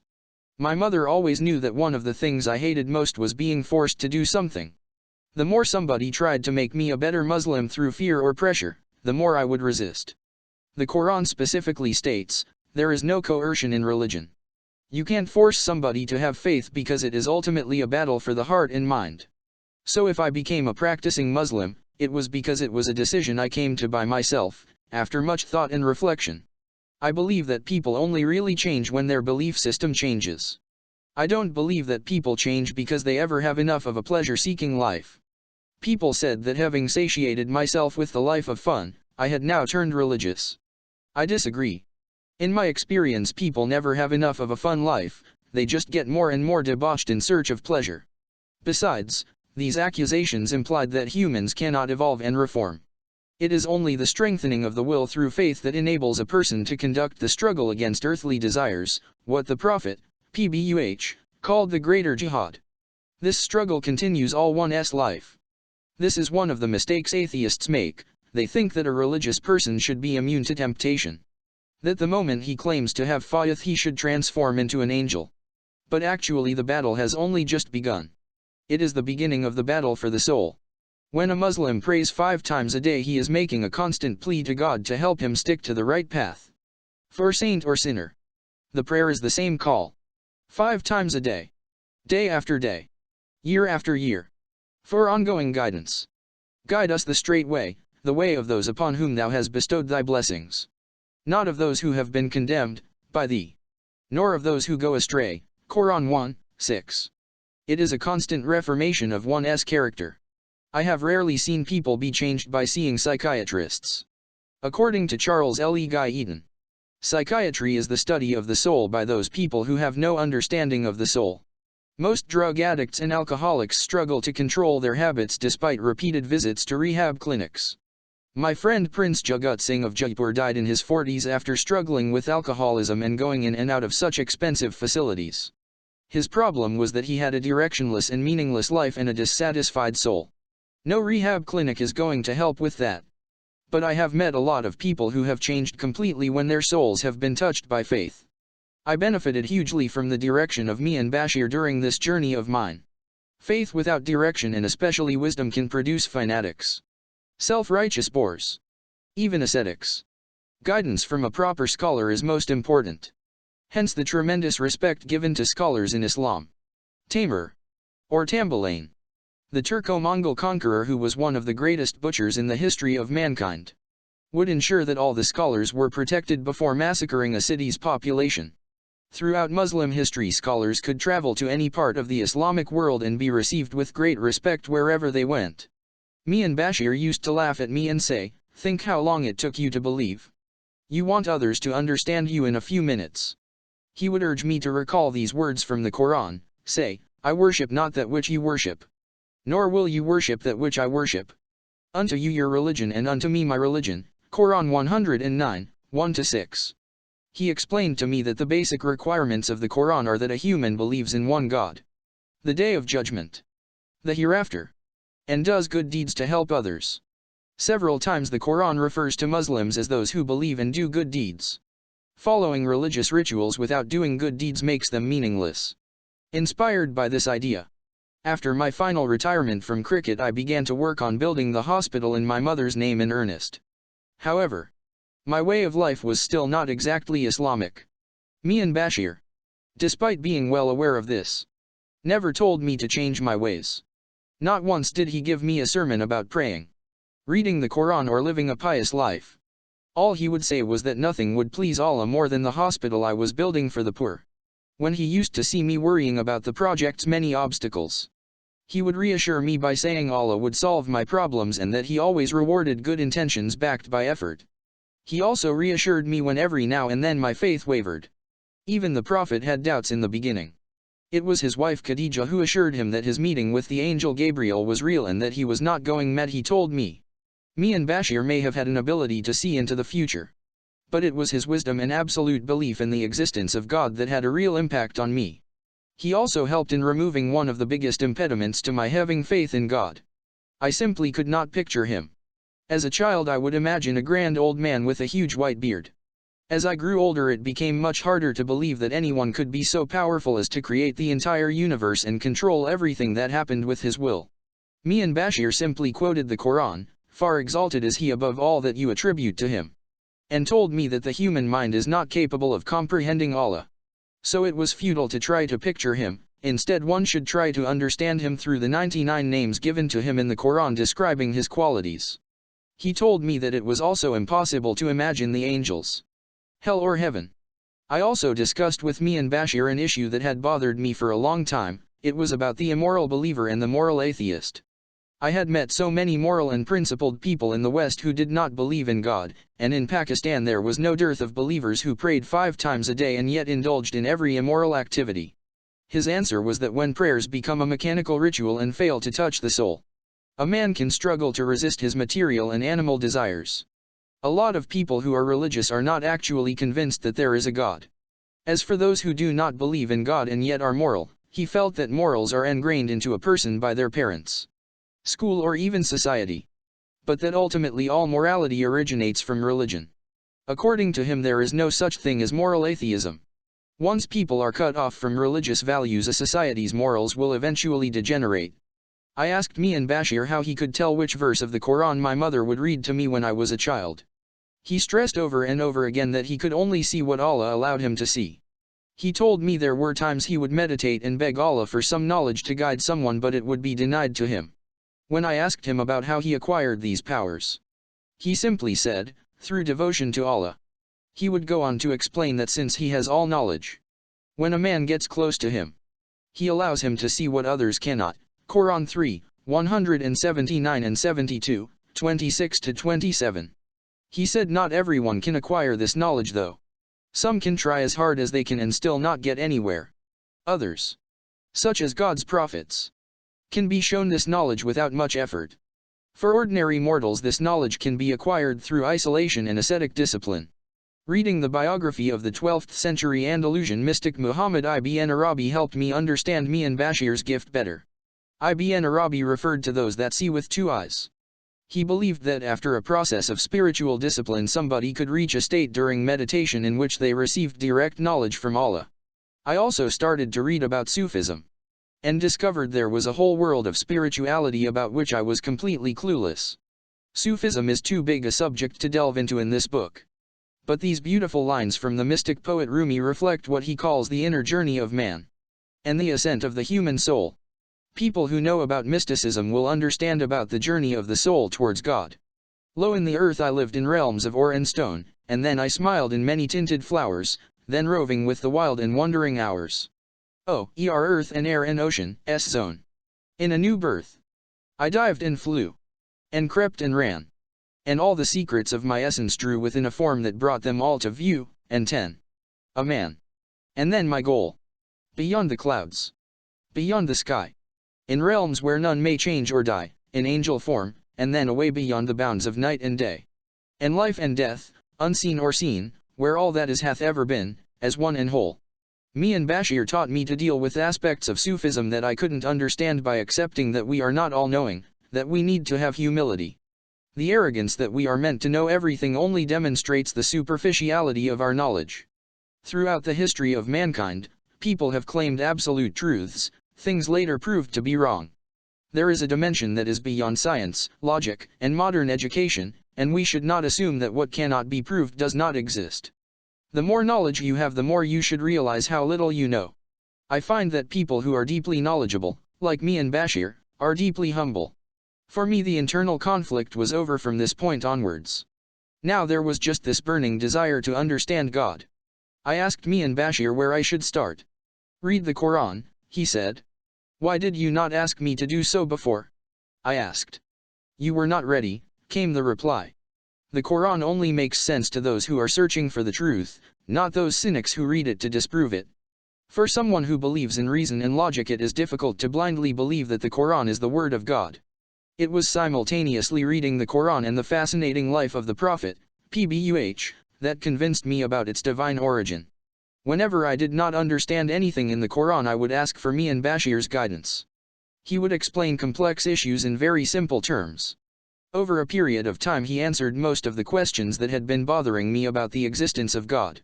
One of these was why, if there is a God, was there so much suffering in the world? The answer came, when you have faith there is a hereafter which is eternal. God is not here to save us from difficulties but to give us the strength to overcome them. Years later, my son Suleiman, when aged about 12, asked me the same question. This life is just a test for that hereafter. Other questions that I had were answered by reading the Quran. The book that had seemed so difficult to get interested in now offered jewels of wisdom on every page. Having said this, I admit in all humility that I do not have answers to all the questions, and I would like to think that, as the Prophet, PBUH, stated, I will keep learning from the cradle to the grave. Neither do I claim to be an Islamic scholar, but I would like to use the example of my spiritual journey to put right some of the myths and misconceptions about Islam in the West. A great religion has been maligned thanks not just to ignorance in the Western world, but also ignorance amongst Muslims about Islam's true essence. There is so much debate about moderate and radical Islam, but there is only one Islam. People can be moderates, radicals, or liberals in any human community, but all the world's great religions have at their heart a message of compassion.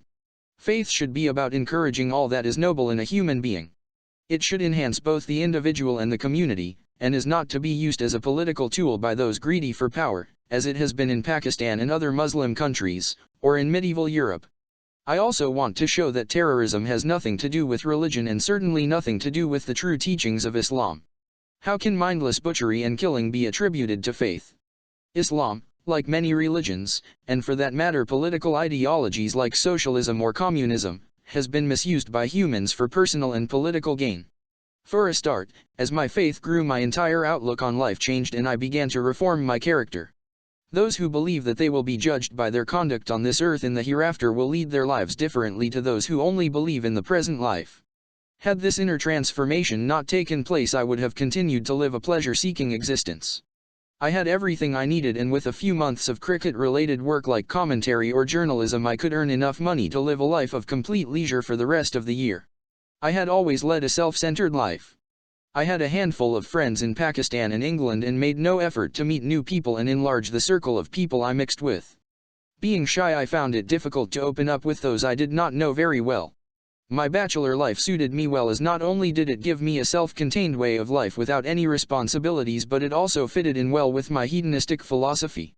I had no desire to have children as they did not fit in with the way I wanted to live.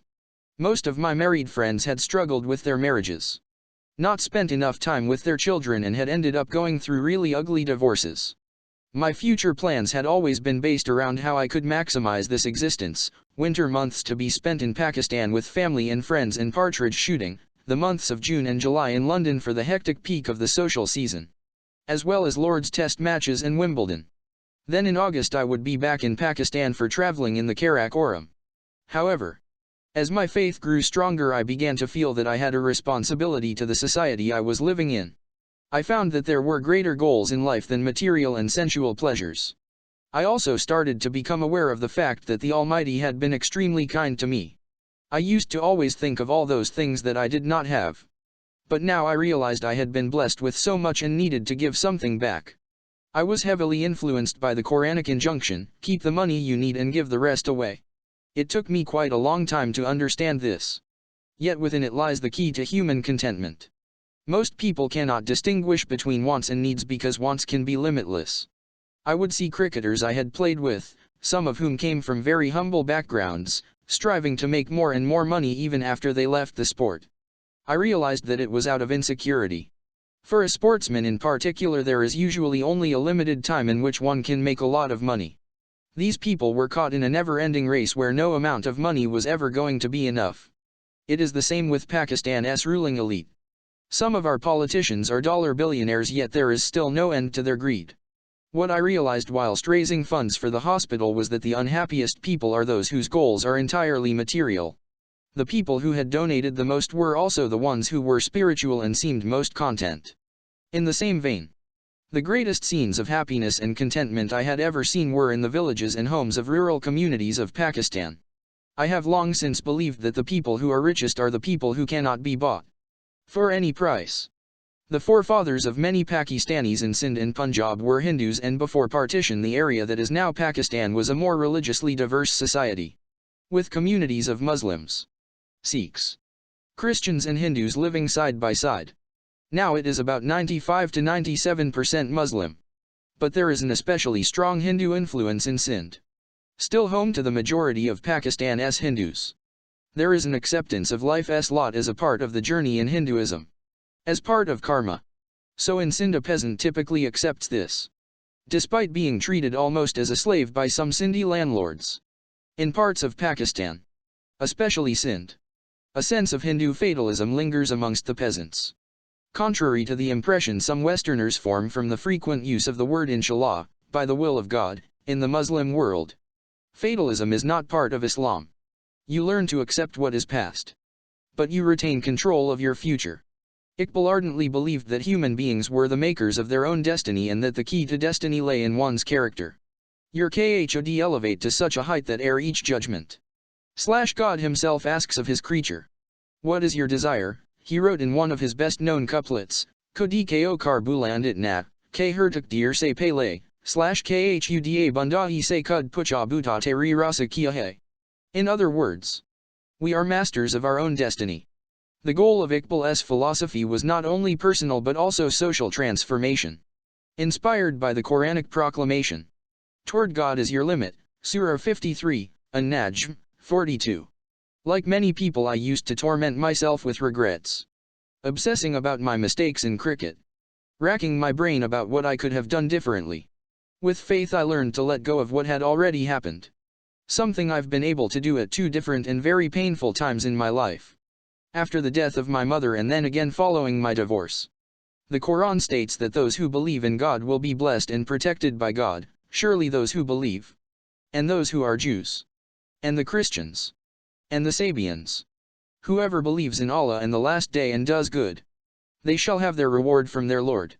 And there is no fear for them, nor shall they grieve.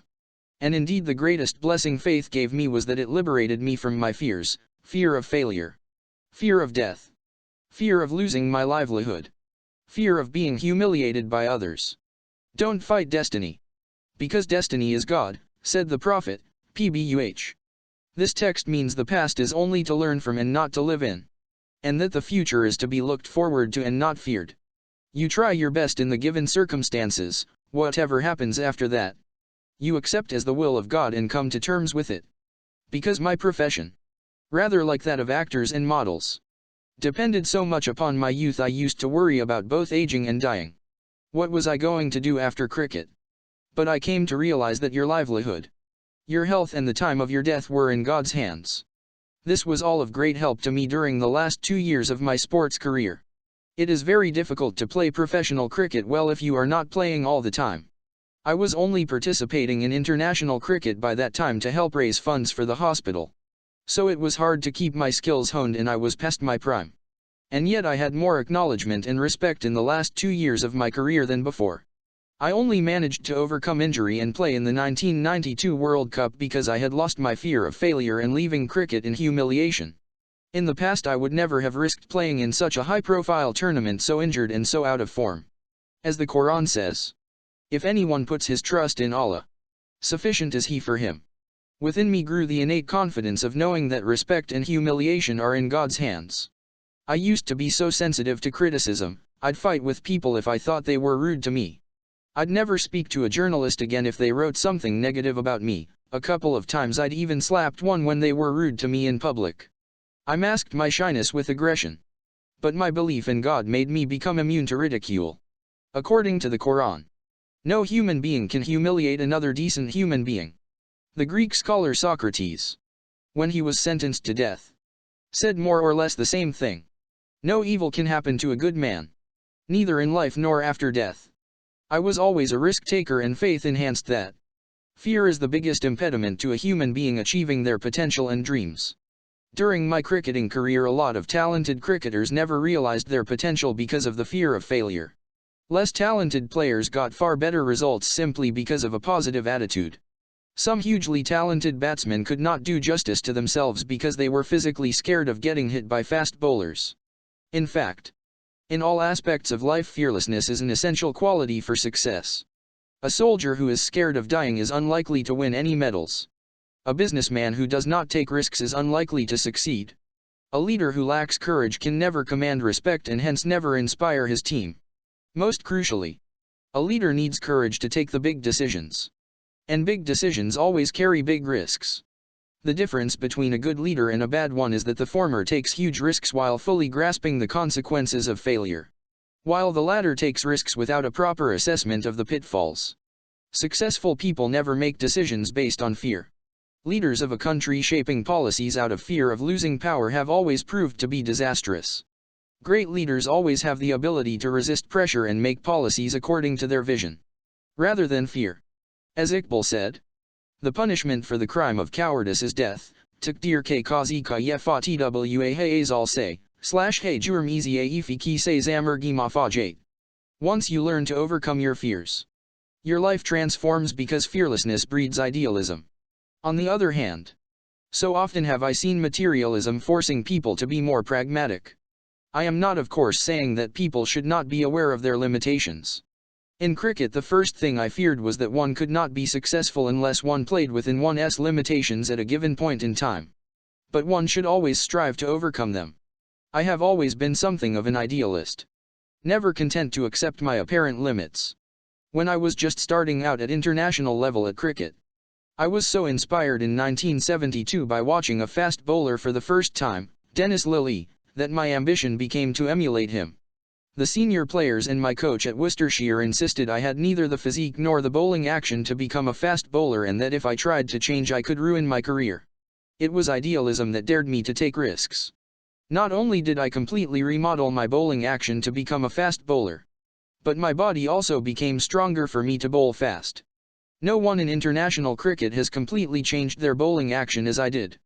As Iqbal says, Gabriel told me at the beginning of time, do not accept the heart that is enslaved by reason. Had Sir Edmund Hillary been a slave to reason, he would never have climbed Mount Everest. Lastly, faith helps you to control your material desires and steels your will. This is part of the inner jihad, the battle between soul and body. I used to consider fasting to be a ritual that was inconvenient and a hindrance to my routine. I would not fast if I was in training as I would be worried about getting dehydrated.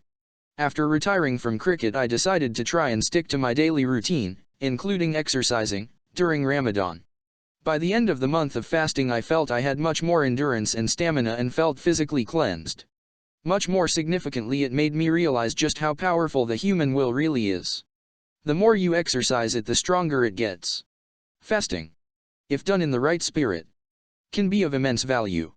There are a lot of Muslims who destroy Ramadan's value by sleeping during the day and staying up eating all night. During the long, difficult years I was building the cancer hospital, praying became to me more than a meaningless ritual. I found that prayers were the best way to relieve stress, provided one prayed with the knowledge that there was a God and he was listening. Previously the only way I would fight stress was by exercising.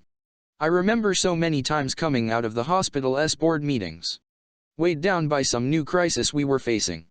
Since the entire burden of fund collection was on my shoulders I would always assure the senior staff at the hospital not to worry as I did not want to demoralize them. Then I would head straight to the beautiful mosque in our hospital and pray for help. I always felt relaxed afterwards.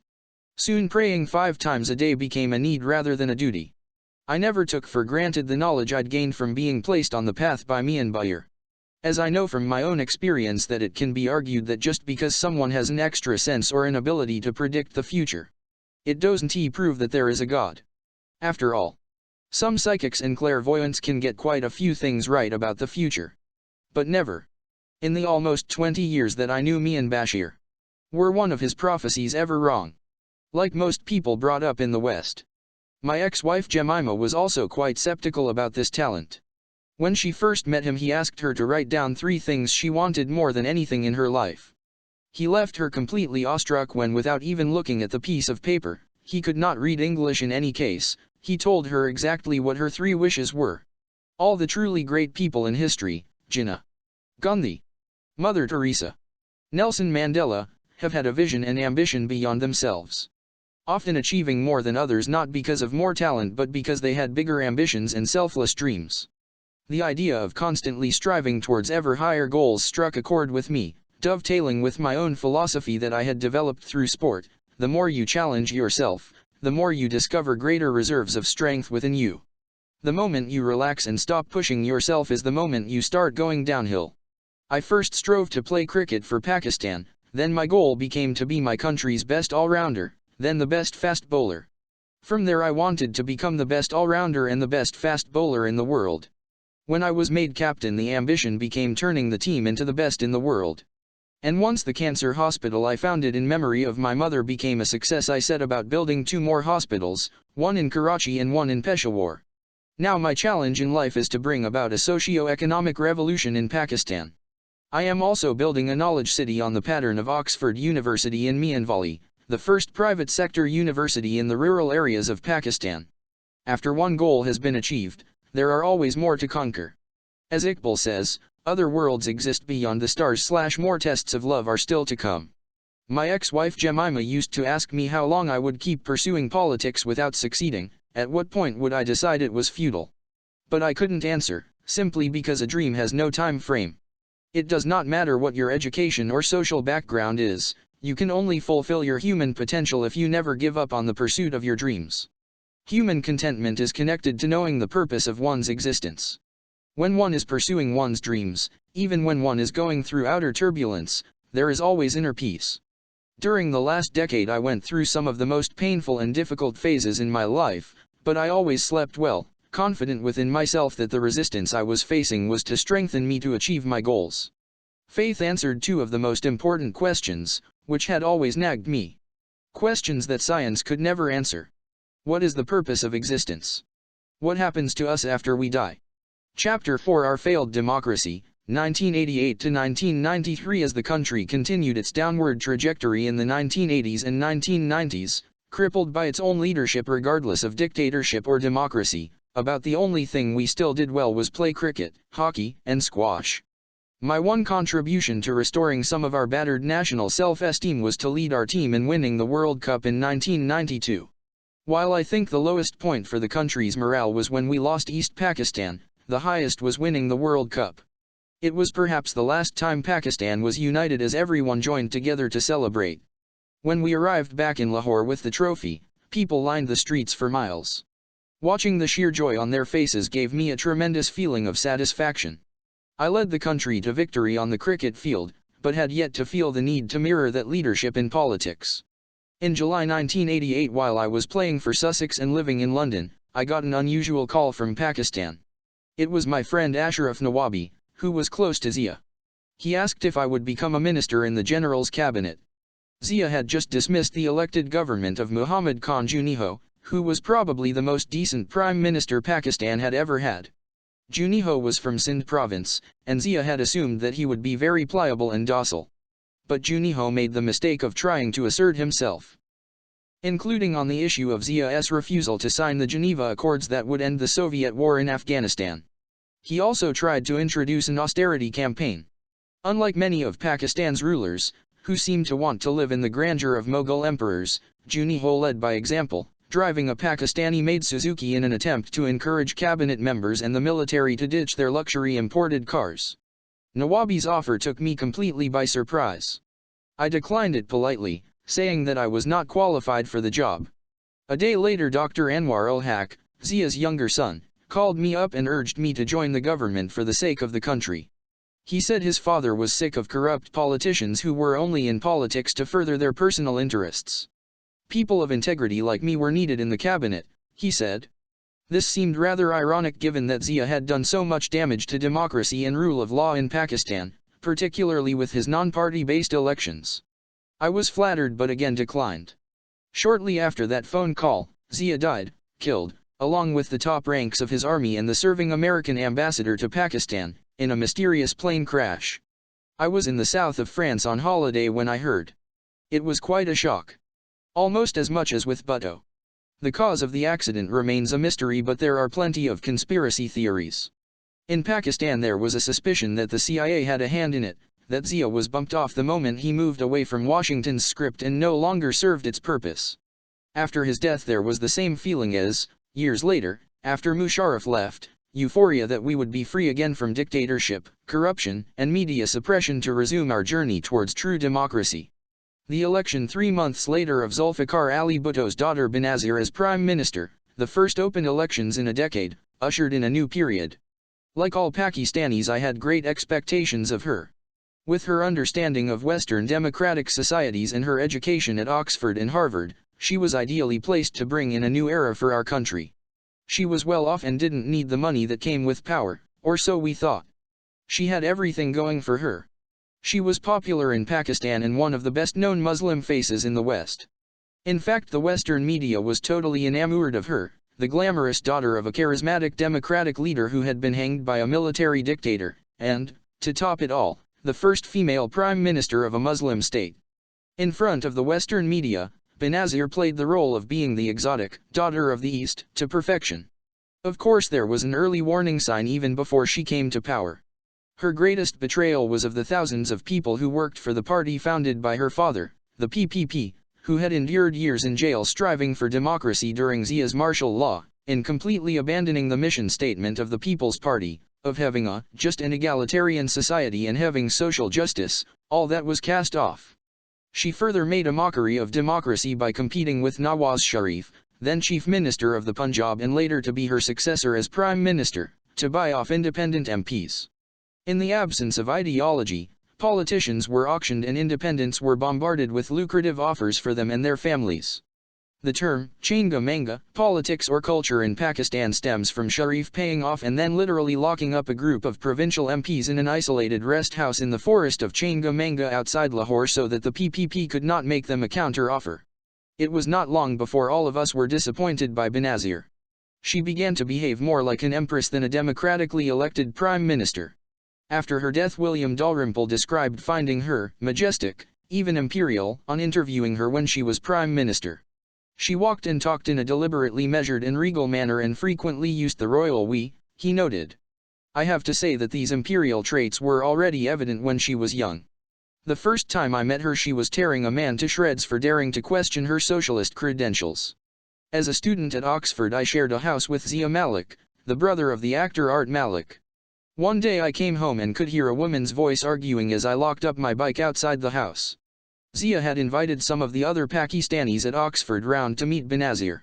However, he had managed to enrage the guest of honor by complaining that effective land reforms had not been implemented in Sindh. It was obviously a sensitive topic for Benazir, as her father had made a token attempt to undermine the power of the feudal landlords with some limited land reform in 1972. I tried to calm Benazir down and after that initial meeting we became good friends. She had a reputation for being polite to the English and imperious with fellow Pakistanis. I remember seeing her at a reception in 1974 held by the Pakistani embassy in the Netherlands in honor of the visiting Pakistan cricket team. Aged only about 20, she was ordering the ambassador around as if he was her personal servant. To the bemusement of me and the rest of the team, the poor man was scurrying round moving chairs and tables for her. It was also quite obvious that Benazir was ambitious from a young age. She stayed on at Oxford for an extra year after I left and I always presumed it was because she was so determined to become president of the Oxford Union. Benazir's problem, though, was that her first ever job was being prime minister. And she only became prime minister because she was her father's daughter just as her son Bilawal became chairman of the PPP at the age of 19 because he is his mother's son. Benazir had struggled, spending 6 months in jail and several years in and out of house arrest, but she had not had to fight her way to the top of her party, nor spend years in the political front line, fighting her party's cause. That is not to underestimate the suffering that years of confinement must have caused such a young woman, but it is not preparation for leading a country. How on earth can you run a country when your first job is to be prime minister? She had not been tested by the rigors of the journey towards leadership, nor developed a vision or ideology, nor learned about management or institution building.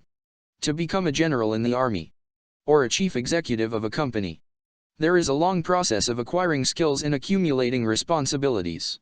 Family dynasties in politics inevitably lead to incompetent leadership and decay. Their dominance of South Asian politics is precisely why true democracy has foundered in the region. A meritocratic system is vital for democracy. In some ways dynastic politics is even worse than a monarchical system. At least with a monarchy a prince or princess is given a grounding in the art of leadership. Bilawal Bhutto, a young man who has spent half his life outside Pakistan, is far less equipped to lead than, for example, the UK's Prince Charles. If Benazir was woefully inexperienced for the job, she was also unfortunate in her choice of husband. Asif Ali Zardari, the son of a feudal family, he had achieved little in life off the polo field. In her defense, Benazir's position did not make it easy for her to find a decent husband. By the time she came to marry, at the age of 34, she was already considered old by Pakistani bride standards. Besides, her family was hounded by the Zia regime, so people were terrified of associating with them. It is very dangerous to be on the wrong side of politics in Pakistan. It was therefore difficult for her to meet normal people. I introduced her to a cousin, Kamar Khan, at one point and they thought about marriage, but then Al Zulfikar, the organization set up by her brothers to avenge their father's execution. Hijacked a Pakistan International Airlines flight in 1981 and she was thrown back in jail. By the time she emerged, Kamar Khan had married a wife chosen by his family. So she ended up with Zardari, whom she loved so much that she gave him free rein to use his position to amass as much power and money as possible. He treated Pakistan as his personal estate and considered it his feudal right to abuse power and take commissions on government contracts, with estates in France and, though now sold, in Surrey. It was clear where the money was going. Soon he was known as Mr. 10%. Although from my one and only meeting with him I can say his price was double that. The construction of the hospital, about which more later, gave me an insight into the way he worked. In 1989, I went to Benazir's home, by Lawal House, in Karachi to ask for assistance in raising funds for the hospital, since I was trying to help compensate for the lack of social services provided by the government. I thought I would get help in kickstarting the project. She was busy, so we were given an audience with Zardari. Since I had been friendly with Benazir at Oxford, I expected a sympathetic hearing. He was charming and extremely flattering towards me. However, he offered no help, and instead spent most of the time talking to my friend Tariq Shafi. Tariq comes from one of Pakistan's most powerful textile industrialist families, and Zardari asked him to set up a couple of factories in Sindh, PPP's stronghold, saying he needed to provide some employment in the province. He suggested that if 20% of the shares in the business were given to him, he would remove all bureaucratic hurdles and help obtain loans from the nationalized banks. Needless to say, no help on the hospital was ever forthcoming, either from Benazir or her husband. So imagine my surprise 5 years later when a week before the opening of the hospital I had an unexpected visit from an old friend called Navaid Malik, whom I had not seen for years. Bhutto was at that point in her second term of office, after being dismissed in 1990 on charges of corruption and incompetence and then voted in again in 1993. Navaid brought a message from her and Zardari saying they wanted to honor our hospital by cutting the ribbon. Although the hospital had already started operating on a small scale, we had set the official opening date for December 29, 1994 and had decided that the ribbon would be cut by our first cancer patient, a 10-year-old girl from a poor family called Sumira Yusuf. Ordinarily it would be flattering for any institution to have the Prime Minister opening it, but of course I refused. I was later to learn the cost of snubbing the royal couple's request. Benazir had become quite unpopular because of corruption scandals surrounding her husband and had presumably wanted to cash in on the euphoria in the country surrounding the opening of the hospital.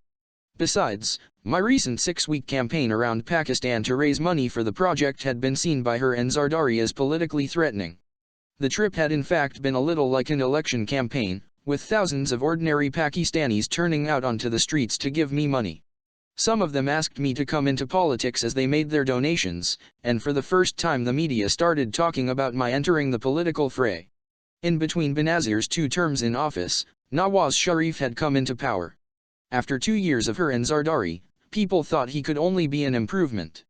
However, rather than building up the country, he expanded his own industrial empire. It grew at a phenomenal rate under government patronage, a staggering 4,000% from 1985 to 1992.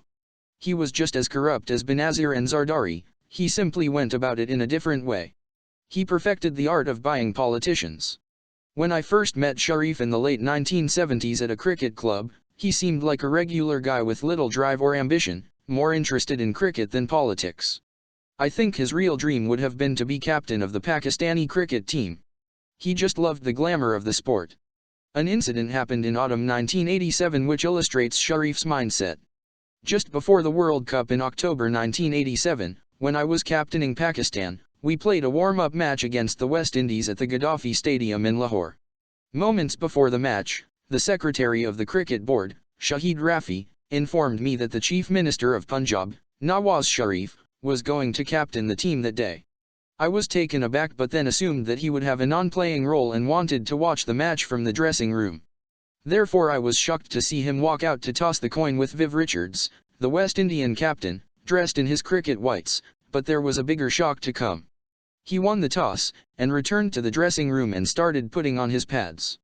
None of the team could believe what we were seeing, he was going to open the innings with Mudassar Nazar against the West Indies, one of the greatest fast bowling attacks in cricket history. Nazar wore batting pads, a thigh pad, chest pad, an arm guard, a helmet, and reinforced batting gloves, while Sharif simply had his batting pads, a floppy hat, and a smile. For those who are not conversant with cricket history, it is important to know that this was a fast bowling attack not seen before or since in the cricketing world. Such was the West Indies' blistering pace, with 4 bowlers bowling above 90 miles per hour. It was the sort of attack that had destroyed the careers of many a talented batsman, international batsmen, professional cricketers, who would have sleepless nights when they were due to face the West Indies. And here was Nawaz Sharif, who had no experience of playing at this level of cricket, walking out, unprotected, to face this deadly attack. Clearly he would not have the reflexes to defend himself if a short ball was aimed at his body, so there was a risk of a serious injury. I quickly inquired if there was an ambulance ready. As we watched the first ball, by a 6 feet 6 inch West Indian fast bowler, hit the wicket-keeper's gloves even before Sharif could lift his bat, the team sighed with relief that it wasn't straight. Mercifully for Sharif, the second ball was straight at the stumps, and before he could move his stumps lay shattered. For those who don't understand cricket, Sharif was trying the equivalent in academic terms of a child, having just finished primary school, attempting to write a PhD thesis. When I was a schoolboy I indulged in a daydream, that I would be at a test match, the team would discover they were a player short, I would put up my hand and be brought on to suddenly become a hero. This seemed to be Sharif's dream too, as if he could bypass the whole process of working your way up the ladder and become a hero. It was only when I started growing up, as a teenager, that I learned there are no shortcuts to achieving big dreams. There is a whole struggle a person has to go through to reach the top in any profession. Here we are talking about the chief minister of the biggest province of Pakistan having such fantasies. Sharif had been forced into politics by his father, who wanted to protect his business interests. Sharif had a similar handicap to Benazir, in that he was given power without ever having earned it the hard way, through his complete loyalty and subservience to Zia, rather than experience. He proceeded quickly through the ranks of the Punjab government, progressing from finance minister to chief minister in 1985. Military dictators always look for pliable politicians, and he fitted the bill perfectly. Sharif appeared to view public office not as a responsibility but as a means to get rich, and once he became prime minister in 1990 many of the family assets were acquired through loans from nationalized banks that have never been paid off. The Pakistani press soon started to print allegations that senior politicians were trying to bully banks into giving them multi-million-dollar loans. Under Sharif's government, the culture of lifafa journalism also sprang up. A JJFIA is a packet, or bribe.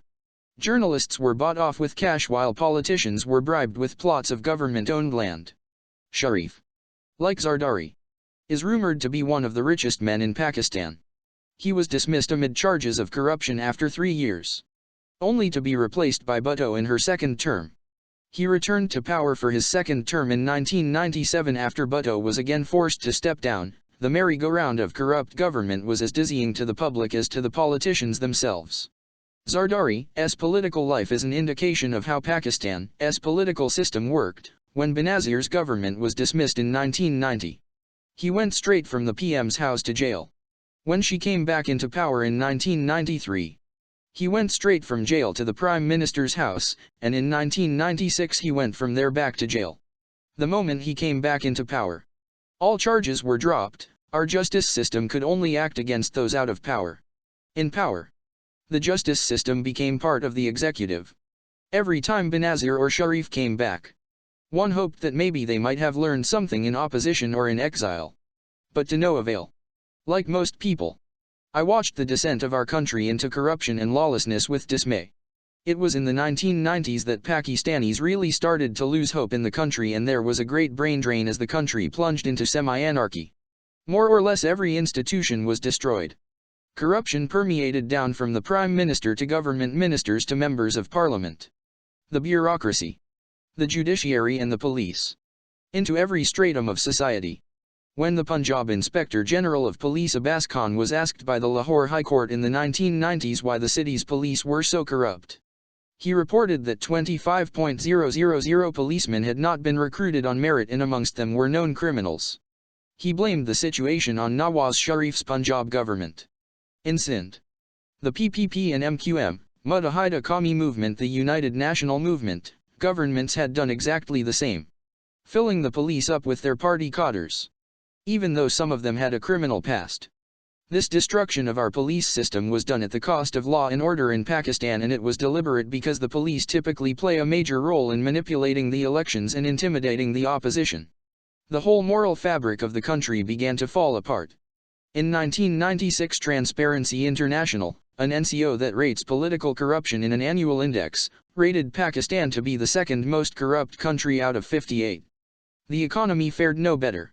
Unemployment coupled with inflation, due mainly to indirect taxes, forced people to turn to crime. The drug mafia boomed.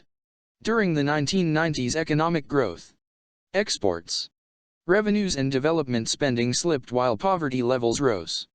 Economic sanctions slapped on the country following Pakistan's first nuclear test in 1998 only added to our woes. What pained me in particular was the environmental and cultural destruction. For me, the beauty of Pakistan was never in our cities. It was in the mountains and the wilderness. In the UK, the environmental movement had got into full swing by the 1980s, while in Pakistan we were destroying everything worth preserving without any concern for future generations. I could not bear watching our forests decimated, our rivers polluted, historical monuments destroyed, and above all our wildlife disappearing. Our tree cover suffered more under democratic governments, because members of the timber mafia would fight elections with money made from cutting forests. One of the most powerful and ruthless organizations within Pakistan, the timber mafia, engages in illegal logging, estimated to be worth billions of rupees each year, wrote the British newspaper The Guardian. In the summer of 1993, I was driving along the Karakoram highway and saw timber, the remains of conifers hundreds of years old, lying on either side of the road for around 50 miles. I was so upset about it I wrote an open letter to the caretaker Prime Minister at the time, Moeen Qureshi, who had taken over after Nawaz Sharif resigned from his first term in office as Prime Minister. He did take measures to crack down on illegal logging, but they didn't last long. The problem is that Pakistan hasn't changed the law since the days of the British. The fine is a few hundred rupees. Pakistan has one of the lowest percentages of forest cover in the world, 2.5% according to a 2009 study by the UN's Food and Agriculture Organization. The deforestation rate stands at 2.1% a year, the highest in Asia. Already limited by an arid or semi-arid climate in parts of the country, our forestry has been further decimated by large-scale deforestation and degradation. Not surprisingly, floods are now a problem in many areas as a result. Successive governments have allowed Pakistan to squander both its forests and its water supplies as a growing population competes for dwindling resources. But politicians in Pakistan have no sense of the environment or of aesthetics. Most of them are only interested in making a quick buck. They have houses in fancy foreign locations, their wealth is stashed abroad, they educate their children in the UK, Canada, or the United States. They have no stake in the nation's future. Every time the government changes in Pakistan, there is an exodus of crooked politicians who scuttle away to their safe havens abroad. There they bide their time till the new government has been discredited and then come back to start their looting and plunder again. Nor do they have any knowledge of the Pakistani countryside, rarely venturing beyond the cities.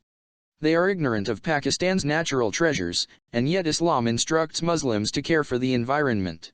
Amidst the destruction being wrought by our politicians, Pakistan's World Cup win was a much-needed boost for national morale. The irony was that I had never planned to stay in cricket into the 1990s. I had already retired following the 1987 World Cup, but a year later General Zia requested my return to the sport on national television. At a dinner organized for the team, he took me into another room and warned me about what he was going to do. "Don't humiliate me by saying no," he said. "I am going to ask you to come back for the sake of your country." Touched by the appeal to my sense of patriotism, I of course had to say yes.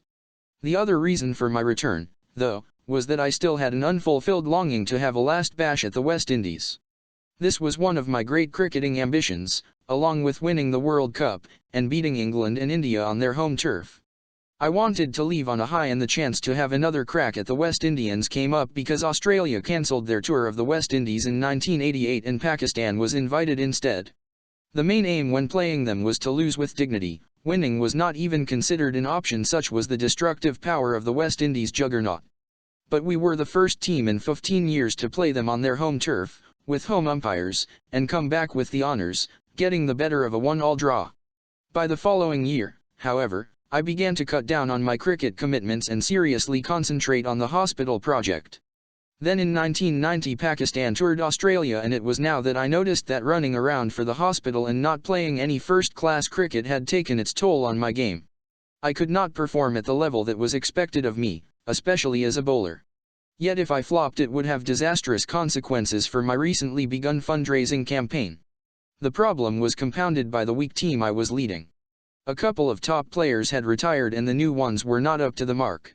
Although we lost the series, I personally had a successful tour and went on to win Cricketer of the Year in Australia as a batsman.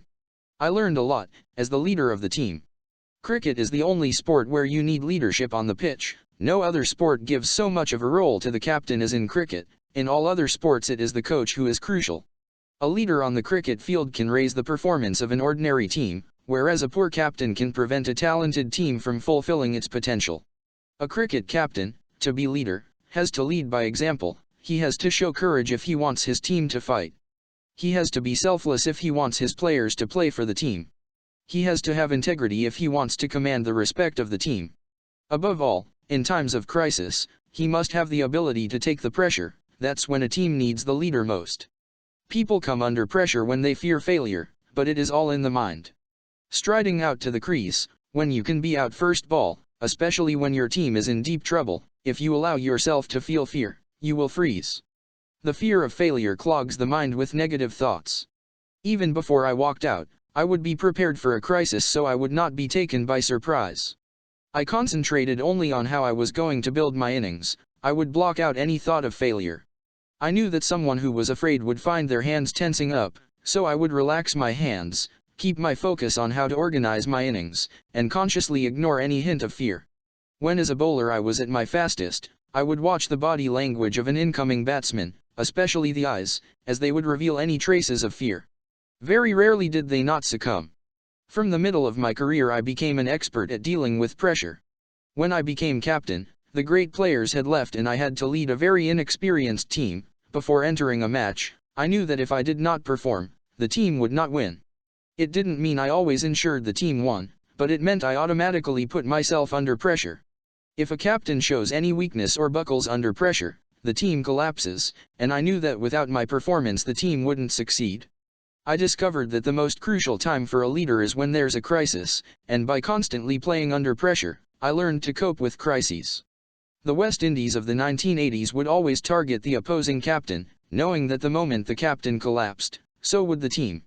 I feel my greatest achievement in my cricket career was that I was the only captain in the 1980s who played 3 series against the far superior West Indians and who did not lose. Every other team was crushed by them. When I got back from Australia in 1990 I decided I would give up the sport. I thought it best to leave on a high and I wanted to concentrate on the hospital. I simply could not risk another series and wanted to leave on my own terms rather than putting myself at the mercy of the selectors. Hardly anyone in international cricket, and particularly Pakistani cricket, leaves with dignity. Without officially announcing my retirement, I stopped playing, and spent the next 6 months working on the hospital and doing the things I had missed most while being on the cricket circuit, trekking in the mountains and shooting partridge.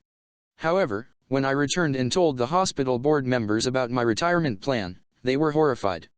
They all felt there was no way we would be able to collect significant funds for long once I was out of cricket. None of them had any idea about the game, all they noticed was the publicity in the press. I knew nothing would give more pleasure to the cricket-mad Pakistani nation than winning the 1992 World Cup held in Australia, which was at that point more than 2 years away.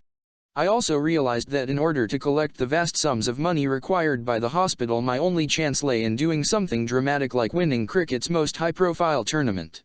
So I started preparing a year in advance, meticulously planning the team I would need to execute my strategy. Knowing that it would be the last time I would play international cricket, I put everything into getting as fit as I could despite being 39 and way past my physical prime. Since I knew that the hospital's future depended upon our World Cup win. Before leaving for Australia, I told the hospital marketing team to prepare a strategy for fund collection in case we came home with the trophy. This was my 5th World Cup. And my 3rd as captain. It was the only time I told the press that we would return victorious. Unfortunately, my plan started going wrong the moment we landed in Australia. Our star one-day batsman Saeed Anwar and our fast bowler Walker Younis, both key players in my strategy, both match winners, got injured and were ruled out. A good team is lucky to have 4 match winners. Then 2 days before the World Cup was to begin, I ruptured a cartilage in my shoulder. It was only when a Melbourne specialist examined me that I realized the true extent of the injury. He said I had to rest it for at least 6 weeks. I was shattered. It was a disaster on so many levels. Only a sportsman can understand the utter disappointment and demoralization of getting an injury after all the hard work and training that goes into preparing for a major tournament. I also realized that my not being able to play would have a devastating impact on the morale of my young team. What's more, I had staked the hospital on winning. The manager Intikhab Alam and I decided to keep my injury a secret from the team. My worst fears were realized when the team did disastrously without me in the 2 opening matches against the West Indies and England. Although over the years I had become mentally strong by taking on challenges, especially my comeback from the stress fracture in my shin bone, I would never normally have played with such an injury, mainly because I would have been too scared to fail. I would certainly not have played if the team was good enough to win without me. So I began to play by taking cortisone injections to the shoulder as well as oral painkillers. Never had I played in my 21-year career in such a bad way. So serious was my injury that after the tournament it was fully 6 months before I could lift a glass with my right hand without feeling a shooting pain from my right shoulder to my neck. Those who remember that World Cup will recollect that midway through the competition we were 3rd from the bottom. The bookies rated our chances 50-1. My cousin Javed Burki, who was the chairman of the selection committee as well as my childhood hero, called me up regarding the issue of sending a replacement for another injured player. He seemed to have given up on us from the tone of his voice. I told him we would win. There was silence at the other end. Later he told my sisters that he was convinced I had finally flipped. My closest English friend, Jonathan Murmajan, called me to cheer me up, as a true friend would do in bad times. It was he who broke it to me about the 50-1 odds.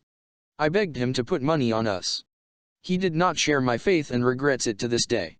One of my oldest friends, Moby, advised me not to come back to Pakistan afterwards, telling me to take a holiday in Europe for a while to let the country cool down. Such was the growing hostility against me.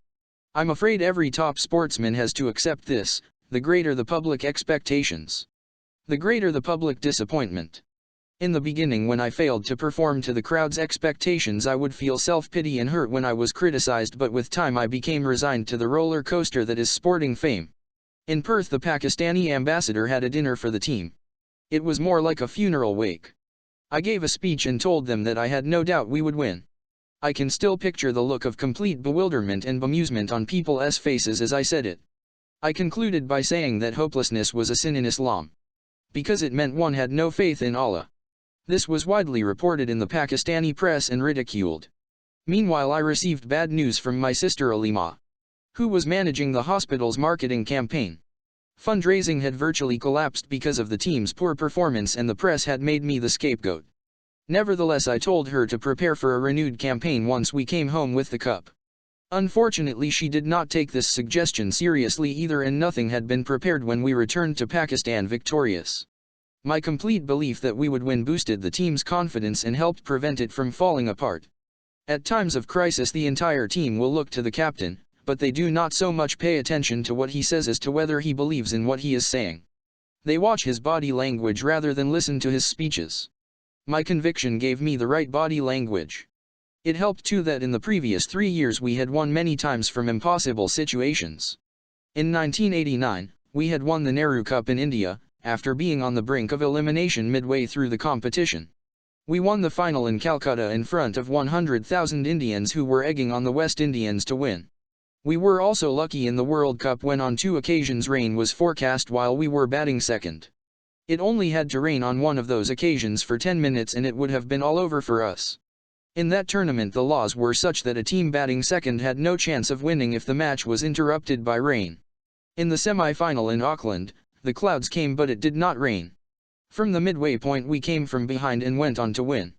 20 minutes after the match finished it started to rain, and it rained for the next 24 hours. My love affair with cricket had been over since 1987, after that I had played only for the hospital.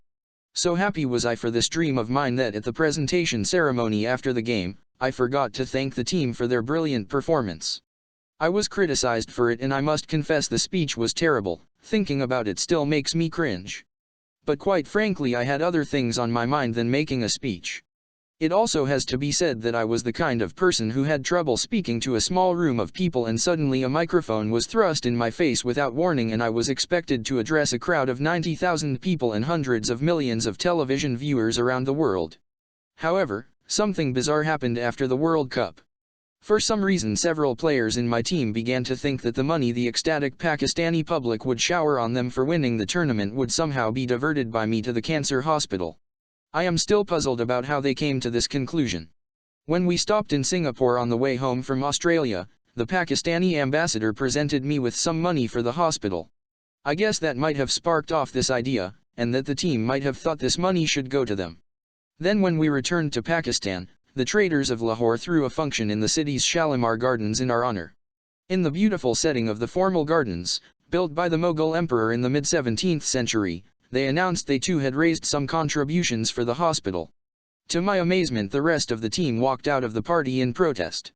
I had had several great shocks in my life by that point: my mother's death, hearing about the massacres in East Pakistan from Ashraf-ul-Haq, breaking my leg at the peak of my career.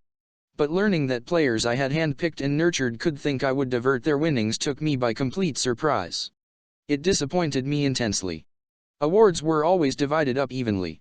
If you were man of the match, the winnings were shared amongst the team. For 10 or 11 years I had been man of the series almost every series and I had always shared everything. Most of the team were later to apologize for their behavior, a few of them said they had been misled and they all blamed each other. I can't help feeling that the seeds of greed were sown after the 1992 World Cup. Altogether the winnings were £90,000 each. No Pakistani cricketers had ever made so much money. The team that I left in 1992 was the best team in world cricket and should have dominated the sport for the next decade, and they were the favourites to win the next two World Cups of 1996 and 1999, but that team never lived up to its potential. From 1993 this great team was dogged by match-fixing allegations, culminating in the ultimate disgrace of sport fixing in 2010. The three tours where I was tested the most as a captain were India in 1987, the West Indies in 1988 and the 1992 World Cup. India was hard because the tour was played there, with Indian umpires. With a Pakistan team on paper inferior to the Indians especially under home conditions, losing to India, as far as the people of Pakistan were concerned, was not an option. When the two play it ceases to be a game and turns into a highly pressurized contest, putting the sort of pressure on players that they don't feel in any other series. When we had lost in India in 1979, our captain was a broken man and retired from cricket.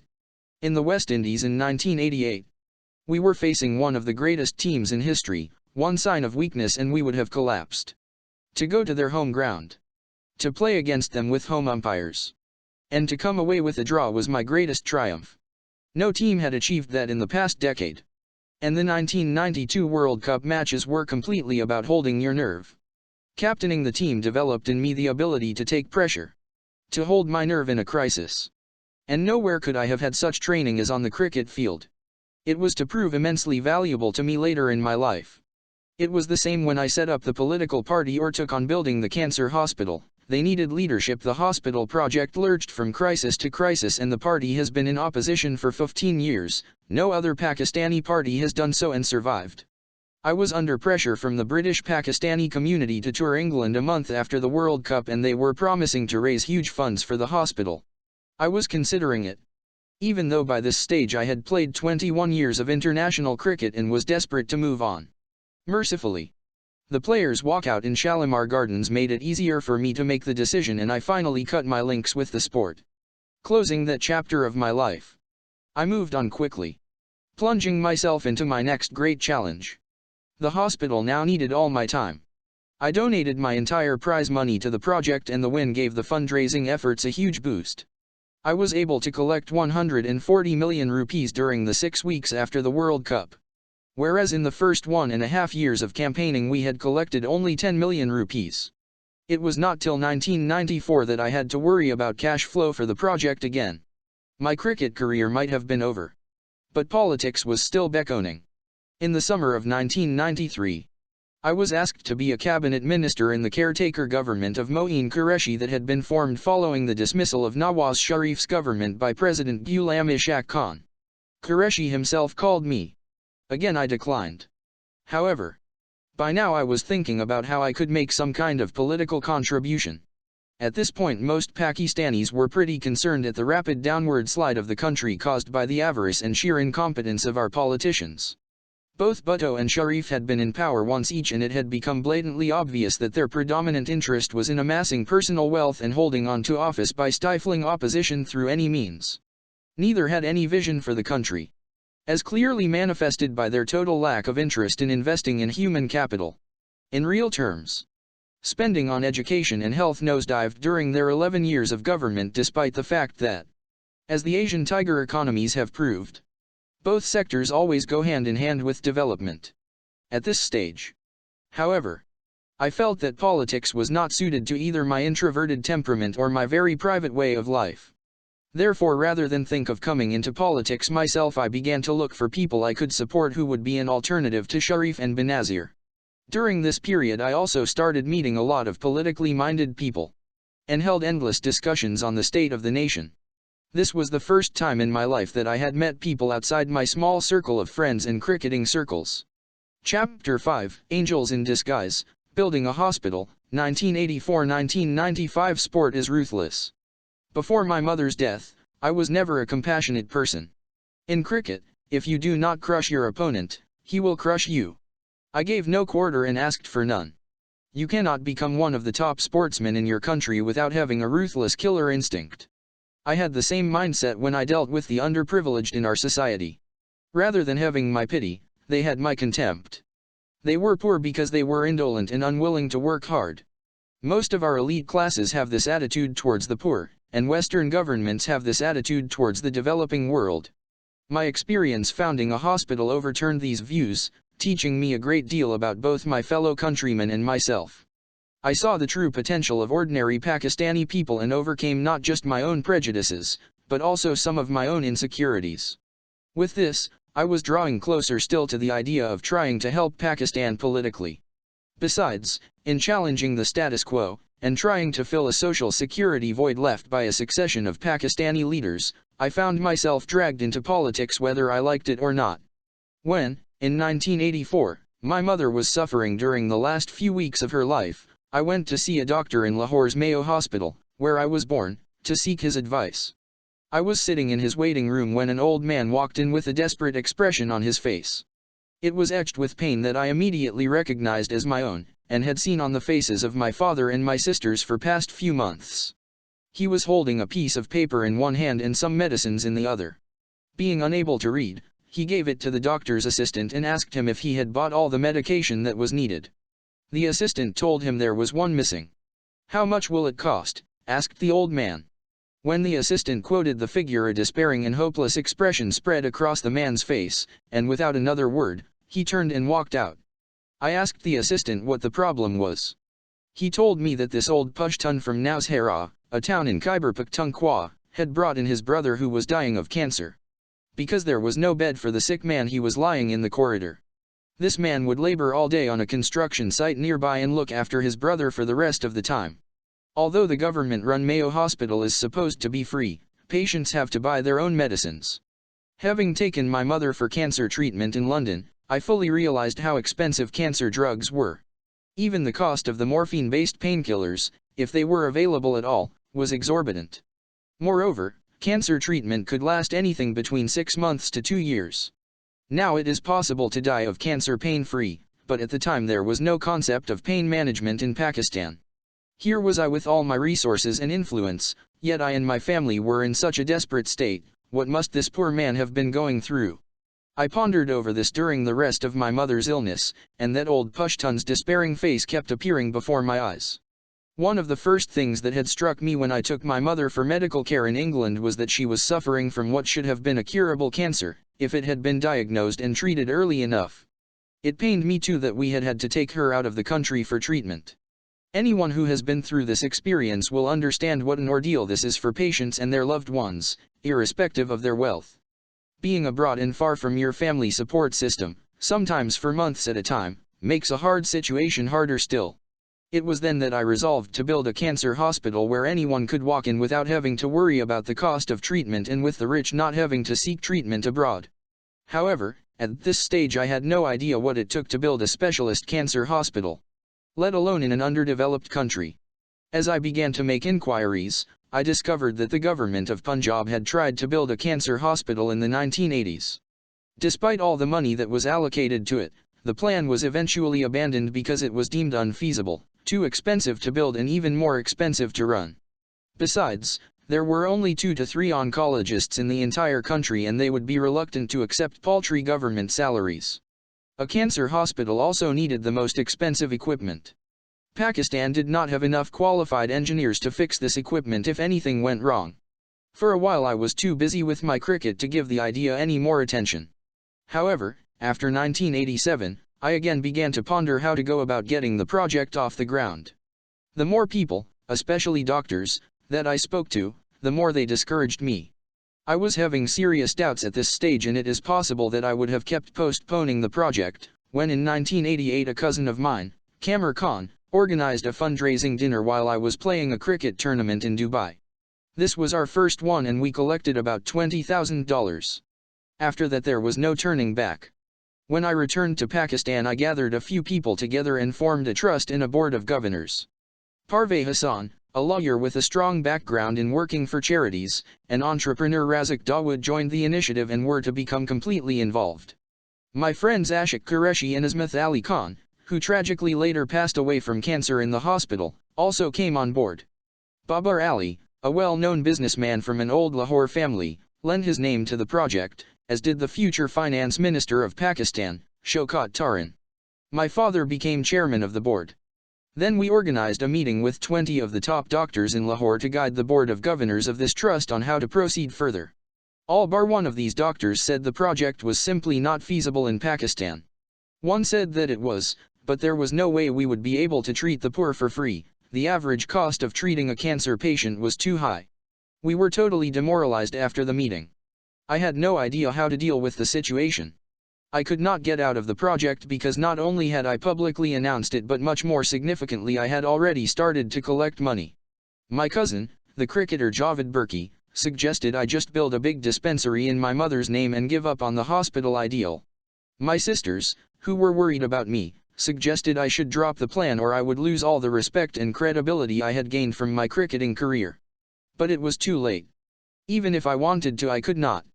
How could I return people's donations? Just as I was getting desperate, an encouraging meeting with the Pakistani Association of North American Doctors spurred me on. Their promise of help encouraged me to cut down on my cricket commitments so I could concentrate on the project. I set up an office given to me for free by a friend, Omar Farouk, and hired our first employee. Initially I did not work on the hospital out of the kind of passion I had once had for cricket. I had decided to build it for the poor, but my motivation was not out of any great feeling of responsibility towards society. It felt more like an obligation or a mission and stemmed from immense personal pain and the memory of that vulnerable moment seeing the old Pushtun in the doctor's waiting room. I was motivated too by the feeling that had there been a specialized cancer hospital in Pakistan, my mother could have been saved. My sense of charity was still limited though. My mother used to take a percentage of my cricket earnings each year to give zakat to the poor, but after she died one stopped.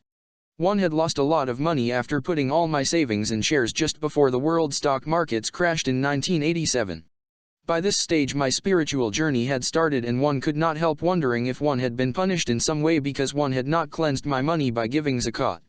One still did not give out of conviction, though, that was to come later, after one saw the generosity of the common man in Pakistan and my faith had developed to the point where one realized charity is not an option, it is a duty. The more people ridiculed the hospital project and told me it could never be done, the more determined one was to prove them wrong. This was one of the characteristics that had helped me in cricket. I was dropped after my first test for Pakistan, and most of the players ridiculed my cricket, saying that one had made my first and last appearance for my country. But it was a huge burden. One was told the hospital would be a white elephant. Others said one should focus on building a facility for primary care, saying a cancer hospital was too ambitious. But one was doing this because of the death of my mother, which had made me realize there was no cancer hospital in Pakistan. What will happen to poor people with cancer? One would ask. They will die anyway, was their reply. One day, somebody from my social circle accused me in front of some friends of doing it all for publicity, just as celebrities endorse charities to get their names in the papers. One nearly hit him. His sneering was typical of certain sections of Pakistan's elite. They are completely decadent and utterly cynical. Desperately envious of anyone who has succeeded in the West, they are keen to drag you down to their level if you so much as aspire to help the country. The only other time one truly lost my cool in the face of detractors was in England. One met with a group of British Pakistani doctors at Shazan restaurant in Knightsbridge and they started to ask me a lot of technical questions about how the hospital would work. One of them in particular ridiculed the whole plan. He badgered me on technical points, as if to taunt me with my lack of medical knowledge. He told me this was not my field, that one would fail and ruin the great reputation one had made from my cricketing career. One almost left the dinner, so furious was I. The problem was that one was consulting all these doctors, but doctors, like most technocrats, are enslaved by logic. They are concerned with practicalities, whilst one was always a dreamer and my struggle in cricket had taught me to believe that nothing was impossible if one never gave up. They were realists whereas one was and always have been an idealist. However, the concept of the hospital was still not clear at this stage. We had a volunteer doctor who was helping us but unfortunately she did not have the experience to undertake such a huge project. Our big break was still to come. One was in New York for a festival cricket match when one happened to meet a Pakistani cancer specialist called Dr. Tawzeef Ahmed at a dinner party. One told him of the project's difficulties. He responded by saying that there was only one Pakistani doctor he knew who had the capability of handling such a massive undertaking. The man in question happened to be none other than my first cousin Dr. Naushirwan Burki, my mother's favorite nephew. It was Naushirwan who took on the entire medical side of the project, while one began to concentrate on the fundraising. A huge burden was lifted from my shoulders. Although there were a lot of people who played a heroic role in building the hospital, one have no doubt that Naushirwan was the most crucial. Had one not met him at that point in time, one would still be groping in the dark. At his first presentation to the board we all heaved a huge sigh of relief. Here finally was somebody who really knew what they were doing. He gave us the confidence that this dream could one day become a reality. Naushirwan was no ordinary doctor. Not only is he an outstanding pulmonologist but his brilliant mind was always curious about every aspect of the health system. This was the perfect challenge for him. From the United States, where he was a professor at Kentucky University Hospital, he planned every aspect of the project, from selecting the architects, hiring the medical staff and, using his contacts in Kentucky, getting the best quality equipment at the best prices. Although my quest for God had begun after my mother passed away, I was still leading a self-centered way of life. However, my faith and the hospital grew together. The hospital tested my belief in God to the limit and all the time kept strengthening it. In turn, my growing faith helped the hospital. It was a symbiotic relationship. The project removed all doubts within me that were it not for the will of God, it would have failed due to the many blunders made by me and my well-meaning but inexperienced team. So many times the situation appeared hopeless. Yet somehow things would work out. When the hospital opened after a record construction time of 3¼ years. Rather than feel arrogant and brag about it, I felt totally humble. Another great lesson in building the hospital was overcoming my pride and bringing my ego under control. Ever since I can remember I have always wanted to be self-contained. And hated to ask anyone for anything. I would feel a loss of dignity even asking my father for money, whereas Pakistanis often have no problem accepting money from their parents. When I announced the hospital project and the expected funds did not come, I was left with no option but to go out and ask for money. This was harder than anything I had ever done.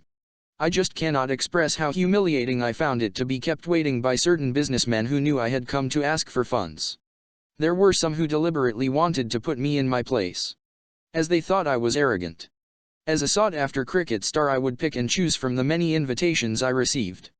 I often turned down those from people who had made a lot of money and wanted to use their newfound wealth to rub shoulders with the famous. Now I had to turn to these people for donations. The media also tried to settle old scores. As a cricketer, the press had needed me and I had been able to be selective about which journalists I talked to.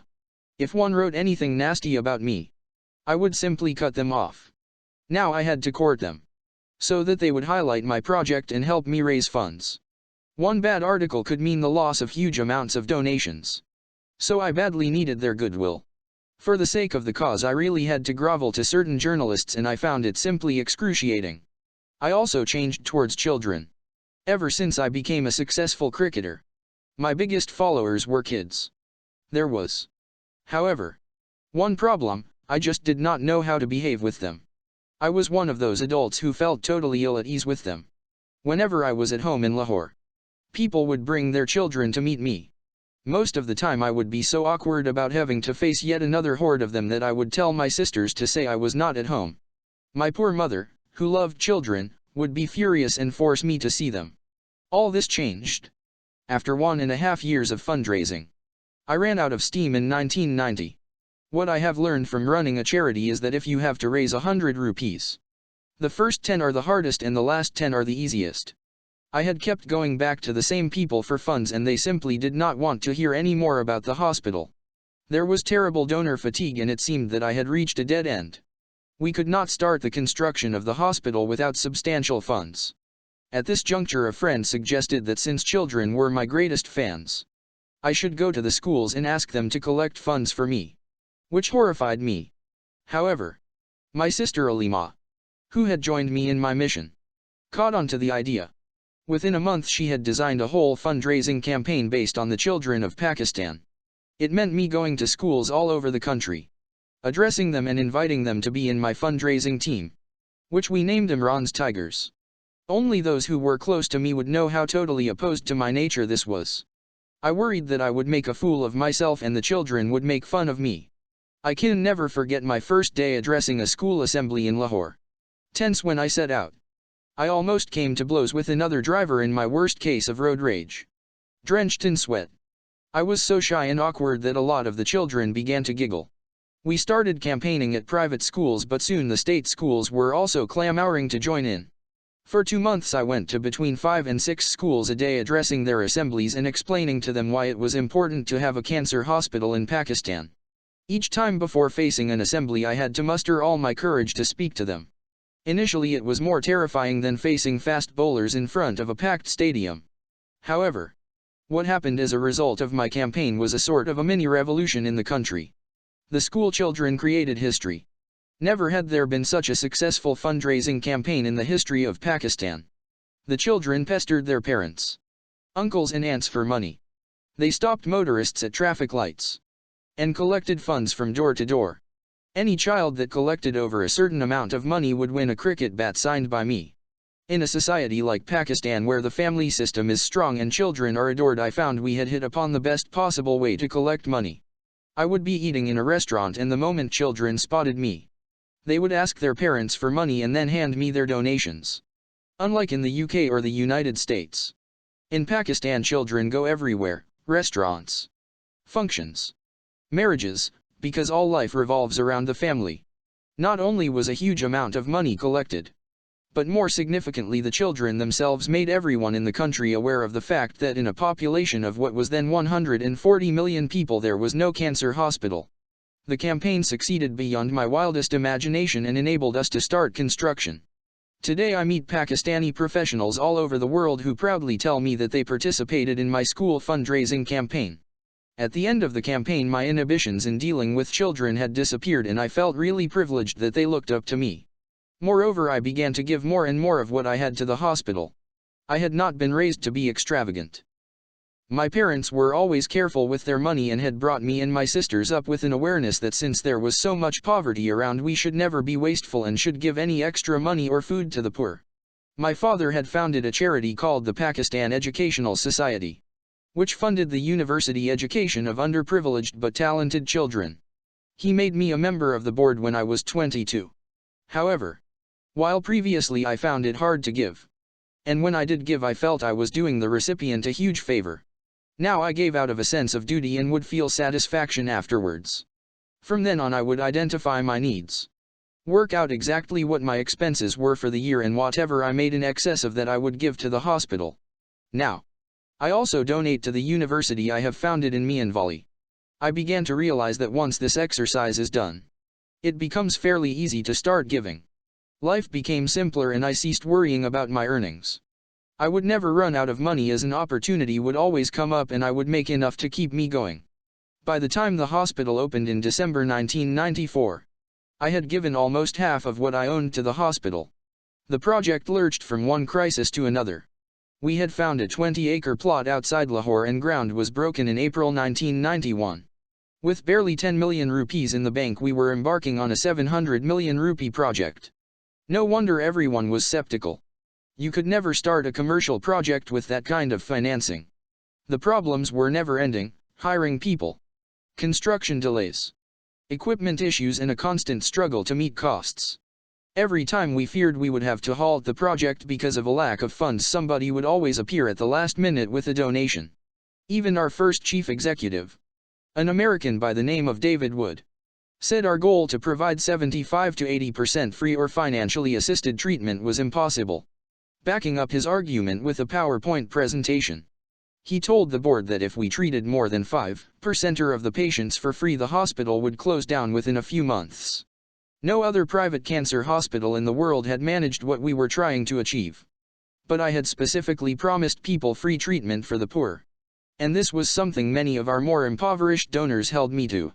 Will it really be free for the poor? They would ask. Wary after a lifetime of being let down by the rulers and elite of Pakistan. The board and I refused to compromise on our objective. Not only was the hospital going to provide the proposed amount of free treatment, it had to be state-of-the-art. And it had to be a research center. I had no idea at this stage how to finance the free treatment. We overruled Wood. The surge in donations and goodwill during the post-World Cup euphoria sustained us for a while, but by 1994 the situation was coming to a head. It was a real uphill battle because we kept running out of funds and I had to constantly travel to tap overseas Pakistanis for help.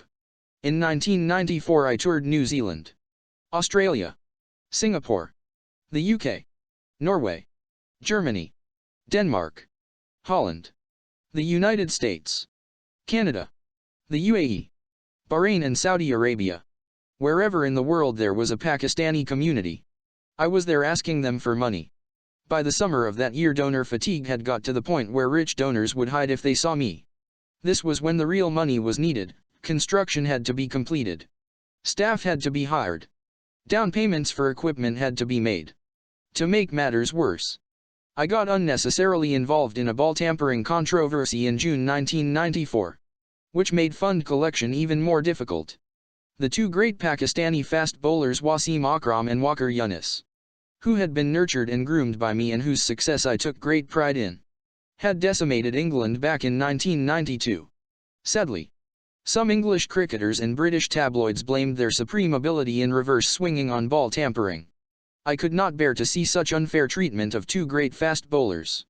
I gave an interview to a biographer about reverse swing and ball tampering and got sucked into a controversy that ended up with me being taken to court a couple of years later by former English captain and all-rounder Ian Botham and batsman Alan Lamb. The controversy and the furor that followed inevitably hurt the fundraising campaign.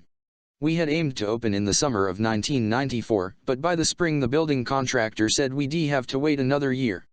The opening could be no later than December. It really had to open then because in 1995 Ramadan was in February and March. Ramadan is when Muslims make their biggest donations to charity, and we needed that money in order to offer free treatment once the hospital opened. Not only that, but if we had to wait another year, till Ramadan 1996, we would have had to bear the cost of a medical and administrative staff, all of which would have been on our payroll by then for over 14 months. Relief arrived in yet another minor miracle. A new building contractor. T.M. Khan was an extraordinary man. He asked to have all the powers he needed and to be left alone to do the job. He succeeded against all odds. But by October we still needed $4 million to open the hospital and had run out of steam again. We were brainstorming one day when I pointed out that many ordinary Pakistanis often came up to me to give me small donations of 1,000 rupees or so. The will to give was there. But how could we harness it?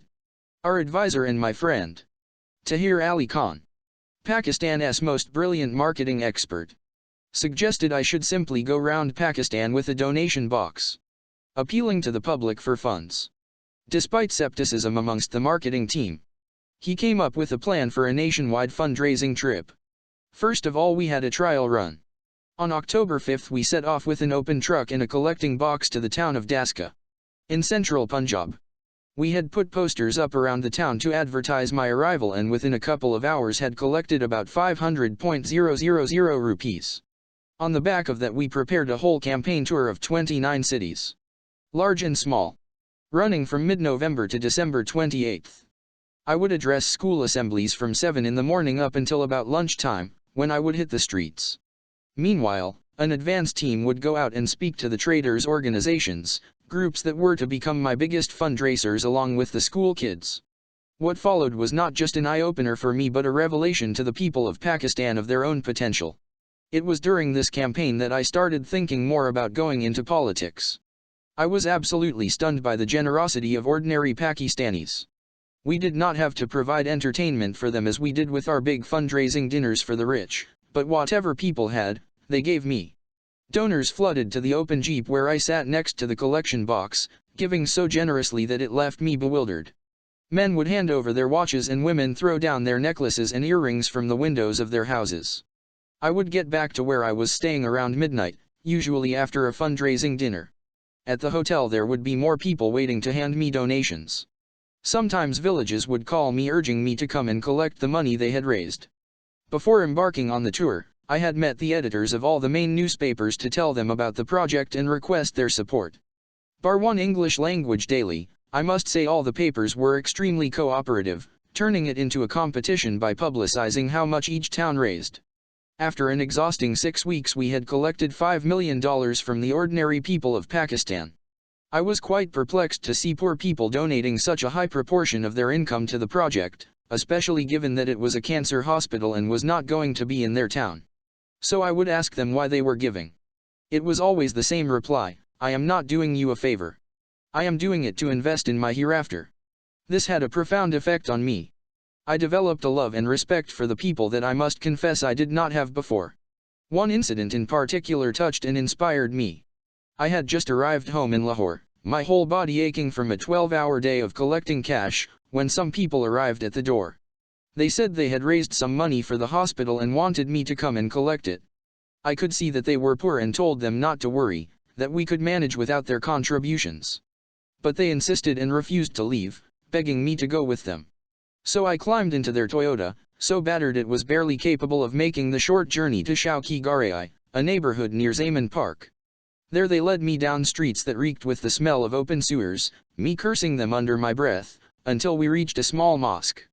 To my annoyance the money had not even been collected yet. A man used the mosque loudspeaker to announce my arrival and urged people to come and donate. I was so tired and angry I almost hit one of the men who had taken me there, but before I could storm off the locals started to come. The mosque was suddenly filled with people, the poorest of the poor, each offering me 5 rupees, 10 rupees, 15 rupees. My anger left me. I was genuinely moved and had to hold back my tears. I said I didn't want to take their money, but they insisted, maintaining they had a right to participate in the campaign and saying they were doing it for the afterlife. Many told me their stories of pain and loss, of loved ones who had suffered and died for lack of medical help. One woman recounted how her son had passed away in a hospital waiting room. The only promise I had to make before I left was that hospital treatment would be free for the poor. It proved to me that generosity has a lot to do with faith and nothing at all to do with one's bank balance. There is all this debate amongst the media, the politicians, and the intelligentsia in Pakistan about the extent to which the state should be based on Islam. And yet the common man in Pakistan lives by his religion, day in day out. It doesn't make him a saint, but it produces certain qualities, one of which is a belief in the need to give now in order to receive in the afterlife. I started thinking that such people were capable of great sacrifices. Could these people not be mobilized to fight to save our ever-deteriorating country? Surely if there was a sincere government that genuinely wanted to eradicate poverty and injustice in our society, people would mobilize behind it. Pakistan would not then have to grovel in front of other countries and the IMF and World Bank for loans and alms every few months. When I discussed this with the late Dr. Ashfaq Ahmed, one of Pakistan's leading intellectuals. He told me about a meeting he once had with Chairman Mao in the 1960s. When Mao heard that Dr. Ashfaq was from Pakistan, he said, "Your people have tremendous potential." Mao had been impressed by a story told to him by a Chinese ambassador to Pakistan. The diplomat had been playing chess with his Pakistani chess partner, who was fasting in the blistering heat of a Karachi summer. The poor Pakistani was suffering badly, and every few minutes he would pour some water on his head before making his move on the chessboard. When the Chinese ambassador asked him why he didn't just have a sip of water in private, his friend was indignant and replied, "How can you fool God?" From that, Mao decided that any people capable of such willpower and self-control must be capable of great things. It was just that the nation hadn't tapped that strength yet. It was in building this hospital that, as well as discovering the generosity of the man in the street, I discovered how hard it was to achieve anything in Pakistan while also battling bureaucracy and corruption. The night before the official opening of the Shaukat Khanum Memorial Cancer Hospital and Research Center on December 29, 1994, 50,000 people came out in the cold to celebrate in Lahore's Fortress Stadium. The next day, 10-year-old cancer patient Sumira cut the ribbon in what was the most fulfilling moment of my life. Benazir and Zardari had not forgiven me, however, for snubbing their offer to do the honors. The state-controlled television and radio that up till then had given good support to the project suddenly blanked out both me and the hospital, making it harder to collect donations. Raising the $22 million it took to build the hospital was the first hurdle, but we now needed additional funds for free treatment. The government-paid journalists launched a vicious campaign against me in the papers. Worse, barely a month after the hospital opened, I was hauled up in Lahore High Court and accused of embezzling people's donations. It was no coincidence that the court case coincided with the Zakat campaign launched during the month of fasting to raise funds. The plan was quite obvious. If we treated the poor for free before we had enough money, then the hospital would go bankrupt. If we did not do so, then quite rightly I would be exposed by the government media as a fraud. In a country where the people have been taken for a ride so many times and are so cynical about everyone, they would have believed the worst about me. Luckily, the case against me collapsed immediately. Our hospital had watertight financial controls and total transparency. Our accounts were audited by one of the most prestigious firms in the country. Moreover, I happened to be the biggest donor to the hospital at the time. Benazir's government had not realized that. Also, fortunately for me, the people did not trust the government. They were aware that because it felt threatened by me, it was trying to victimize me. Benazir's government was extremely unpopular by that point and lacked credibility. So here I was already in politics, without actually being in politics. I began to be treated as a political opponent, and a political opponent in Pakistan, whether in a democracy or military dictatorship, gets a rough deal. The entire state machinery turns against you. And in Pakistan, like in most of the developing world, the state is everywhere. My phones were tapped, and wherever I went I was followed by a car. Everyone in the government was petrified to befriend me out of fear of losing their jobs. And since we have a big government, one has to deal with government officials all the time. I was left with two choices: either Eho and Nawaz Sharif and got the protection of his party, or I had to go to Benazir's royal court in Islamabad and beg forgiveness for not inviting her to the hospital opening and convince her that I was not setting myself up as a political rival. My friend Yusuf Salahuddin, who was close to Benazir and Zardari, advised me to follow the latter course. He warned that otherwise Zardari would destroy the hospital. He offered to mediate. While Yusuf's suggestion was logical, it had the opposite effect. I went on an all-out attack in the press with both guns blazing at the governing couple's corruption. This had a far greater impact on the public than attacks from Sharif's party. Since Sharif was considered equally corrupt, his accusations against Benazir and her husband rang hollow. Especially since Benazir would immediately list the corruption charges against Sharif and his family. Now, for the first time, corruption became the #1 issue on the national agenda. Despite the setbacks, we managed to treat 90% of our patients for free that first year. We became pioneers in inventing and innovating fundraising techniques. Today many charities have been inspired by and follow our fundraising model. There were other challenges to come though. Equipment would get stuck at customs, we would refuse to pay the bribes necessary to get it released, and I would have to pull strings. The World Bank awarded us a $1 million grant for a waste disposal incinerator, but then withdrew the offer because Nawaz Sharif's government, which followed Benazir's, insisted it went to another hospital. A charity headed by the Argentinian President Carlos Menem offered to give the hospital a shipment of cancer drugs for free. All we needed was a letter from Rafiq Terror, Sharif's puppet president. He refused and the hospital lost the donation. Most shocking of all, though, was the bomb attack on the hospital in 1996, just a few weeks after I started to talk publicly about forming a political movement. 7 people died, including 2 child patients, 35 were injured and millions of rupees of damage caused. The device, planted under a chair in the waiting hall, destroyed the outpatient and endoscopy departments. If the building had not had such large windows, the whole roof would have come down.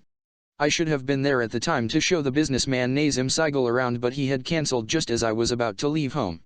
I don't think I was the target of the bomb, but the innocent lives lost and the destruction caused both saddened and made me even more determined to succeed in my new endeavor. The pressure this incident brought was something I could deal with. I repeated the system that had worked for me in cricket. I blocked out thoughts of failure, and instead focused on what I had to do to succeed. With so many obstacles, if it had been a commercial enterprise it would have closed down, but instead it went from strength to become the biggest charitable institution in Pakistan. In the end, the hospital's success was its best protection. Its work has garnered so much goodwill. It continues to treat a minimum of 65% of patients for free, with another 10% paying a fraction of their costs. And it was still the only cancer hospital in the country, for rich or poor. Sooner or later even the opinion makers would end up there, some for treatment, others to visit friends or relatives. So it became harder and harder for any propaganda against the institution to succeed. Everybody is treated equally, so that even the doctors do not know the difference between paying and non-paying patients. Rich and poor wait side by side in the waiting room and lie side by side in their sick beds. There is no special treatment, no queue barging, no taking precedence. All of this is rare in a country like Pakistan, where the rich and powerful are accustomed to VIP treatment. Today the hospital generates enough money to more than cover its annual operating budget of 3.6 billion rupees. Over half its revenues are now earned through the sale of hospital services, with the rest coming from donations from all over the world. Visits by international celebrities ranging from Bollywood heartthrob Amir Khan to Princess Diana and Elizabeth Hurley have helped raise money too. In 2006 the hospital won the World Health Organization's UAE Foundation Prize for outstanding work in health development. It has treated more than 84,000 people, including myself. I had an emergency operation there in 2009 and my father spent the last 2.5 months of his life there in 2008. Similar hospitals are planned for Karachi and Peshawar, and we are already running outreach cancer screening clinics in those 2 cities. Revenues from diagnostic centers in Lahore and Karachi and 67 pathology collection centers all over Pakistan are helping the trust increase its self-sufficiency. As for the little girl who cut the opening ribbon back in 1994, Sumira is now one of the hospital's 1,500 staff and runs the gift shop. Such is the reputation of the hospital today that politicians opposing me are petrified to attack it. On a personal level, the hospital has taught me so much. Most importantly, I learned how to build and run an institution. Crucially, if the leadership follow the rules, so does everyone else. I had learned this as a cricket captain. To discipline the team, all I had to do was to ensure that the senior players didn't break the rules. The juniors automatically fell into line. Secondly, more important than the competence of the CEO was his integrity and passion. Integrity was indispensable, as no matter how competent, a dishonest person could destroy the institution. I'd seen in cricket how passion lifted a less talented player's game so that he could contribute more than a passionless talented one. I am proud to say that today the hospital is a model institution for the whole of Pakistan. Doctors and nurses come from hospitals all over the country to see how our systems work. Along with the Aga Khan Hospital in Karachi, it has raised medical standards across the board in Pakistan. I have also come to understand better the ordinary people of Pakistan, through the small miracles, the bigger tragedies and the simple faith of those I met in the hospital's wards. There I have seen how they deal with death, accepting it as the will of God. Most moving of all was a young boy from Swat I spotted one day when I was visiting the intensive care unit. He was covered in tubes but his face radiated defiance. Impressed by his fight to stay alive, I became caught up in his case, meeting with his father and regularly checking with the doctors on his progress. By that time my son Suleiman had been born, and becoming a father wrought the biggest change on me in my life. It suddenly made me understand how vulnerable we are as parents. So I could feel the torment this man was going through seeing his son fight this life and death struggle. Then one day I went to check up on the boy and was told he had died. I sought out the father, expecting to find him a broken man. Instead he was resigned to his loss, saying it was the will of Allah. I was amazed at how quickly he had come to terms with it. I myself was overwhelmed by the boy's death and couldn't face work that day. I went home. Me and Bashir became a regular visitor to my project office while we were building the hospital as it was near his house. He was a great source of help and encouragement, partially through his ability to occasionally foresee some pitfalls but mainly because of his great wisdom that never ceased to amaze me. One day we were having lunch in my office. I was feeling a little upset that the construction committee had not awarded the air conditioning contract to the lowest bidder, who happened to be a friend of mine, Irshad Khan. During lunch Irshad called up furious, saying that there was something fishy going on as the contract had been awarded to a company that had left 2 projects unfinished and had a poor reputation in the industry. It made me feel even worse. Since he was my friend though I could not push his case as it would have been a conflict of interest. Without me telling him anything about the situation, me and Bashir suddenly told me that the person who had been awarded the contract was in cahoots with one of the members of our construction committee and was not competent enough to finish the job. I was very concerned but me and Bashir told me not to worry and that things would work out. Sure enough. A couple of months later that company was in financial trouble and the contract had to be re-awarded. It went to a highly competent competitor which thankfully finished the job on time. Chapter 6 My Marriage, 1995 to 2004 When I was leaving for England for the first time at the age of 18, my mother's last words to me were, "Don't bring back an English wife." She believed it would be impossible for a Western girl to adjust to our religion and culture. However, the decisions in my life have rarely been made through rationality and logic, more by impulse, to chase my dreams and my desires and passions. In both marriage, and my post-cricket career, I made somewhat unconventional choices for somebody of my background. Combining the outcome of those 2 decisions was to prove more difficult still. If marriage made me realize the happiness that comes from fatherhood and family life, politics taught me the price of taking on the status quo in Pakistan. This establishment is so venal that, unable to wield the usual weapon of corruption charges against me, they instead attacked me through my personal life, most particularly my wife. The thing to understand about Pakistani politics is that many politicians have so much to lose they will stop at nothing to gain or hold on to power. In terms of quality of life, political success is of no benefit to me, but for the likes of Zardari and Sharif, losing power might mean losing everything: their wealth, their homes, their status, their privileges, and potentially their liberty, since many of them deserve to be in jail. Jemima and I were to discover how vicious this political mafia could be. It was many years after my mother's warning before I even started to contemplate marriage. At a certain point, my deepening spiritual belief made me realize that I could not reconcile the life I had been leading as a bachelor with Islam. This was the most difficult part. Everything else, fasting, praying, giving zakat, was relatively easy. The reason it was so difficult was because I had lost faith in the institution of marriage. Growing up in Zaman Park I used to think getting married was the most natural thing in the world and assumed that, like my sisters and cousins, I would one day have an arranged marriage. But the older I grew, the more disillusioned I became. Most of the cricketers who played with me in English county cricket and on the Pakistani team found it difficult to make a success of their married lives. For most of them it seemed like a burden. Quite a few of them found the temptations that existed in the life of an international sportsman irresistible. Besides, most married men used to look at my life with envy.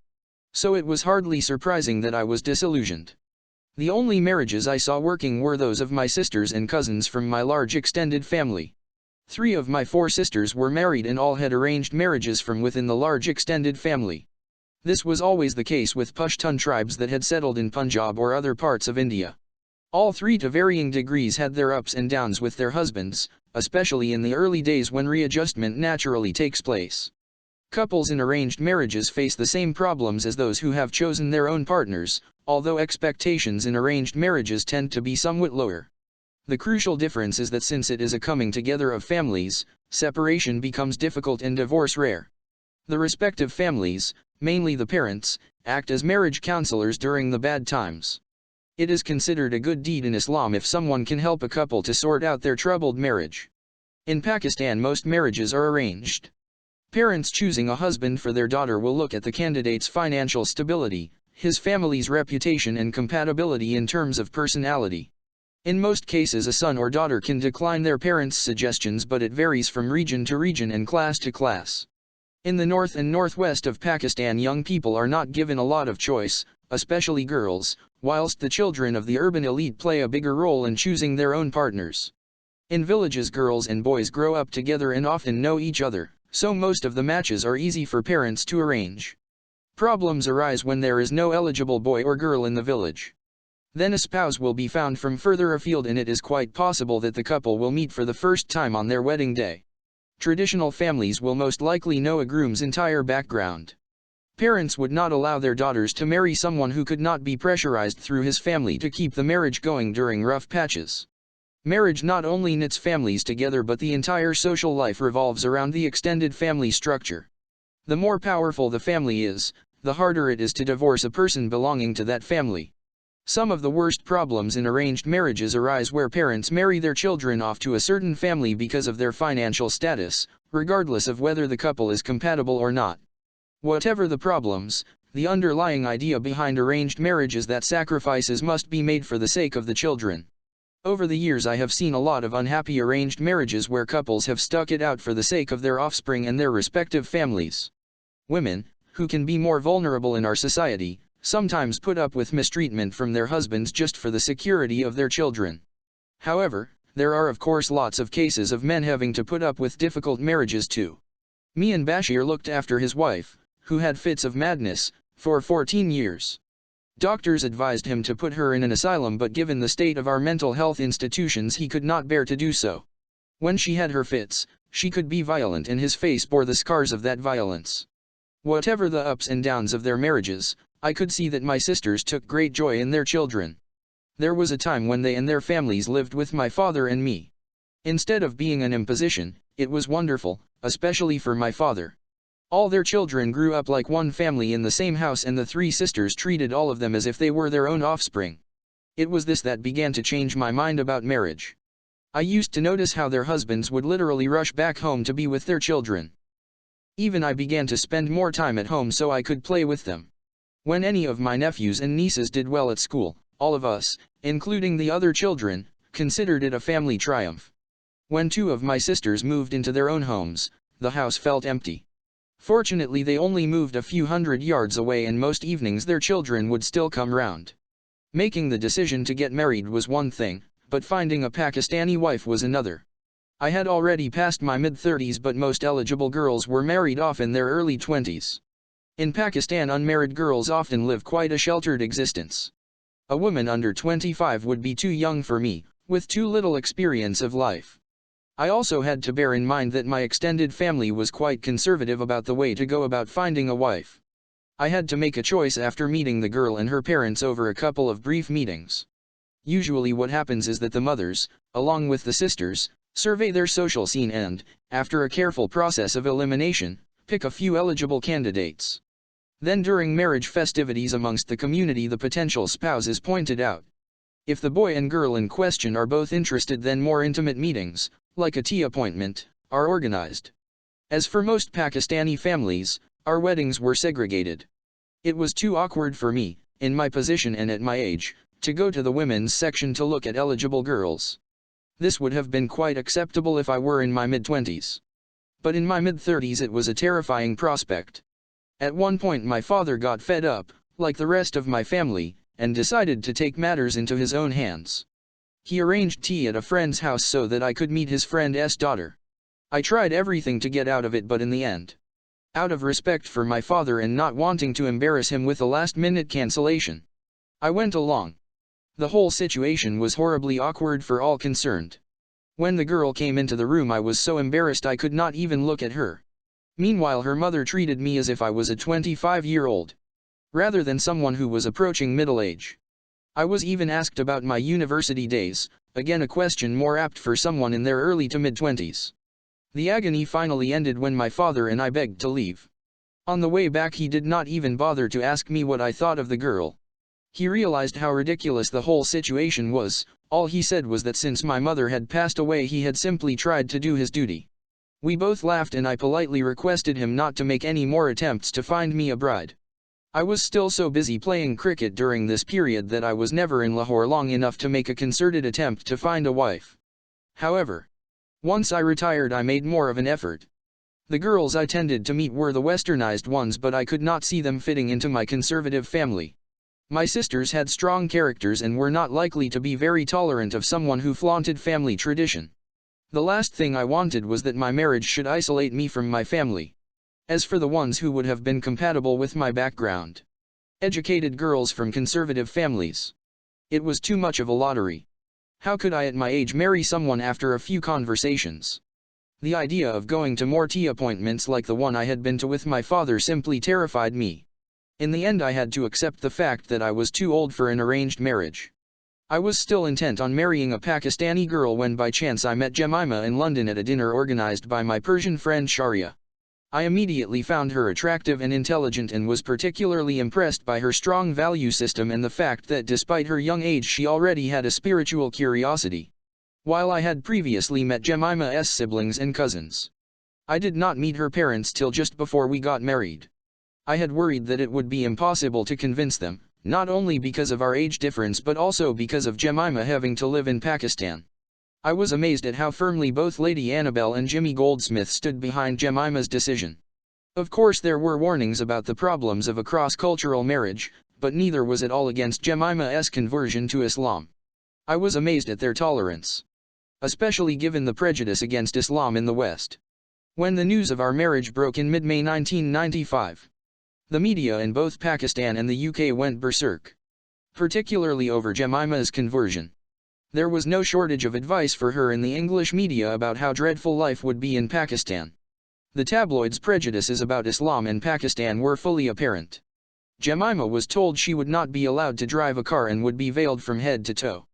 The only positive aspect of this perplexing media coverage was that outraged Muslims put forward the Islamic point of view, something that was not often visible in the Western media.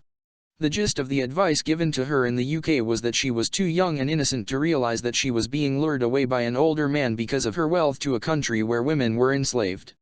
I was not surprised that my motive for marriage was thought to be her money. That very accusation was put to Jinnah when he married his bride 24 years younger than himself and a Parsi convert to Islam. After all, people with a materialistic mindset would think that. I felt this was extremely unfair to Jemima and failed to do justice to her intelligence and her attractive personality. It took great strength of character to cope with such unfriendly media exposure, all the more so because until then she had been almost entirely protected from this kind of intrusion. It was really tough on her and she coped most admirably. Though I did help Jemima by recommending books on Islam, I never tried to force my views on her. I remembered how hard my mother had tried to make me a practicing Muslim. Despite my great love for her, she had failed to convince me. It had been me and Bashir who won me over with his gentle way of never asking me to do anything and allowing me to discover the truth myself. In Pakistan, Jemima received a warm and gracious welcome. As long as they adapt their behavior to local customs, foreigners have always been received with great hospitality in Pakistan.